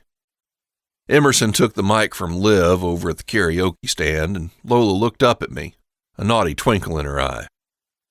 Are you ready? I nodded. I was feeling nothing but easy. Don't worry about me, little girl. Your old man can handle just about anything. I smiled at her responding scowl at the endearment. Divinals! Ariana shouted at her best friend, and Gavin seconded the motion. Not a chance, Emerson shot daggers at both of them. We're going to get our resident rock star up here before too long, but first we have a special performance for someone very near and dear to the man of the hour. The redhead smiled our way. Come on up here, Lola. Ariana's head whipped toward us, her eyes wide and mouth dropped open in a perfect O. Here goes nothing, Lola murmured before walking to the terrace, head held high and only the smallest of hesitation in her steps. My chest threatened to bust wide open. Ariana met her in front, trying to clap and hug my kid at the same time. Then her eyes shot back to me, the most brilliant smile on her lips, making every part of my world click into place. I kept watching her, even as her eyes swung back to Lola grabbing the microphone from Emerson. Hi, I heard my daughter's voice through the speaker. For anyone who doesn't know me, I'm Lola, Jax's daughter. Cheers swept the gathering. This is a little surprise for Ari. She's the best teacher a girl could have and a really good friend, too. So this song is for her from both me and my dad. My eyes snapped to Lola at her last word, and I could feel Ariana's eyes dart to me. To anyone else at the party, Lola's words wouldn't carry much meaning. But for the three of us, it was everything. I was her dad, and she was letting everyone know, including me. My heart beat loudly in my ears, and I felt my throat get tight. He picked it, Lola said with a wry grin as Emerson gave her a signal, and the first few notes of Billy Joel's She's Got Away sounded from the speaker. And then, my kid proceeded to blow everyone away with a raw, heartfelt performance of the ballad, making it damn near impossible for me to keep my man card and not crumble like a complete pussy. By the second verse, I was slowly making my way to where Ariana stood in front of the terrace, her hand on her mouth and eyes wet as she gazed over at Lola. When she sensed me beside her, she gripped my arm so hard I thought I might lose circulation, but I didn't give one good goddamn. I split my attention between Lola, singing her heart out on stage, and the gorgeous woman beside me who'd, in a large part, made everything in my world possible. Like me, Ariana was having trouble deciding where to look, throwing me a warm smile when Lola sang a line about the power of a woman's smile to heal a man. But when the song came to a close, everyone's eyes were on Lola as they clapped and whooped while she looked down at her sandals, but couldn't hide her smile. My girl had done good. Just as I felt Ari begin to make her move toward Lola to, no doubt, squeeze the life out of her, I caught her hand to stop her. And then I did something I'd never in my life thought possible. I reached a hand in the pocket of my jeans and sank one knee down to the grass. Ariana froze, and I haven't a clue how anyone else reacted, 'cause I only had eyes for her. For a second, I was afraid I'd shocked her into a heart attack, but her chest expanded on a breath, so I went ahead and opened up both my mouth and the box of my hand. I have a long streak of making pretty women smile, so let's hope I don't break it now. I grinned up at her, and she finally broke her frozen stance, drawing her bottom lip between her teeth. My papaw used to say, find what makes you happy and do it for the rest of your life. She released her lip and laughed, sending a thrill all the way through me. I extracted the ornate diamond ring from the box and held it up for her to see, but she didn't take her eyes off mine.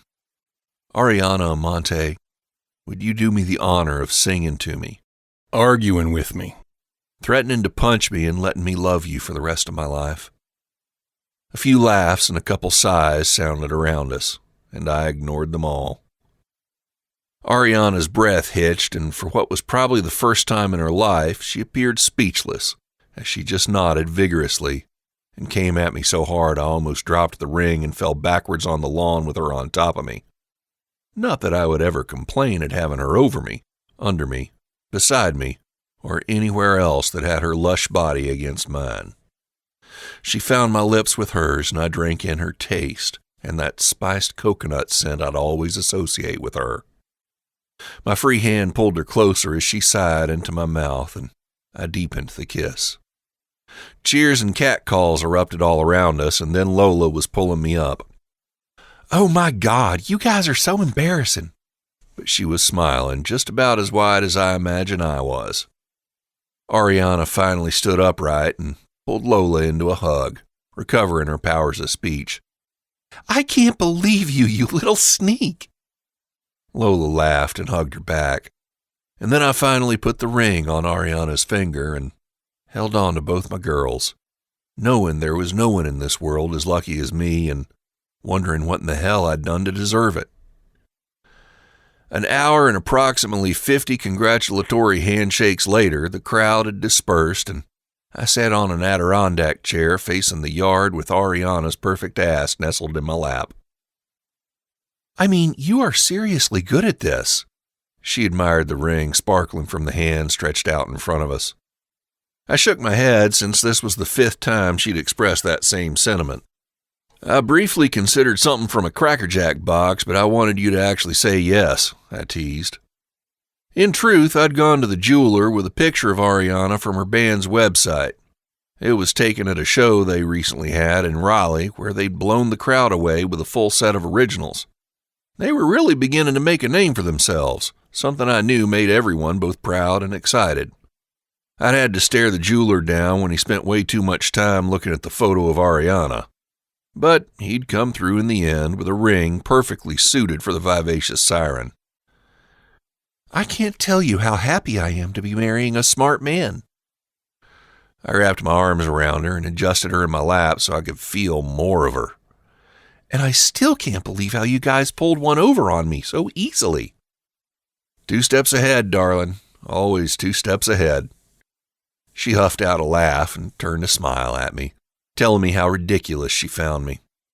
I never in a million years would have guessed you'd do something like that in front of so many people. Talk about putting yourself out there. Her smile turned softer. I knew what she meant, but when it came down to it, it hadn't been difficult at all. Since she and Lola took over my life, it wasn't a hardship letting people in. It was a blessing, really. You should have heard what I originally had planned until Lola shot me down. Her eyebrows spiked and I clued her in. I was going to sing a very special song myself, but she told me I wasn't allowed. Ariana laughed and shifted so she could pin me with her gorgeous brown eyes. Remind me to thank her. I scowled and then launched into a loud chorus of the song that had been my first idea to use as a warm-up for my proposal. I only got through one chorus of "You name the babies, I'll name the dogs" when she shoved her palm over my mouth and shut me up. What the fuck was that? I pried her fingers off and kissed her knuckles. What do you mean? That was a fine rendition of a Blake Shelton classic in the making. She shook her head again and laughed outright. Just so you know, I'm naming the dogs too. My smile was wide. Whatever you say, darling. I leaned forward to kiss her when I heard the sliding glass door open behind us and Lola asking, Who is that? In a kind of breathless tone I didn't recognize. One glance to the side revealed Emerson's brother, Jay, letting himself in at the side gate to the backyard. I'd met the kid once before. He was tall, polite, talented on the pitcher's mound, and 17. The last part being the only relevant thing I needed to know about this boy. Not in this lifetime, I responded to my daughter as I moved to lift Ariana off my lap and usher the kid right back out the gate. But Ariana rolled her eyes and wrapped her arms around my neck, not budging an inch. Just shut up and kiss me. And then she brought her lips to mine, making me forget about everything except the feel of her in my arms and the knowledge that in this woman I'd found both salvation and a family of my own.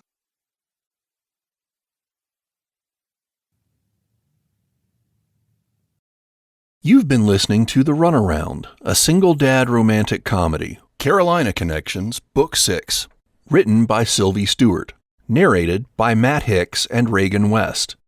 Copyright 2019 by Sylvie Stewart. Production copyright by Sylvie Stewart.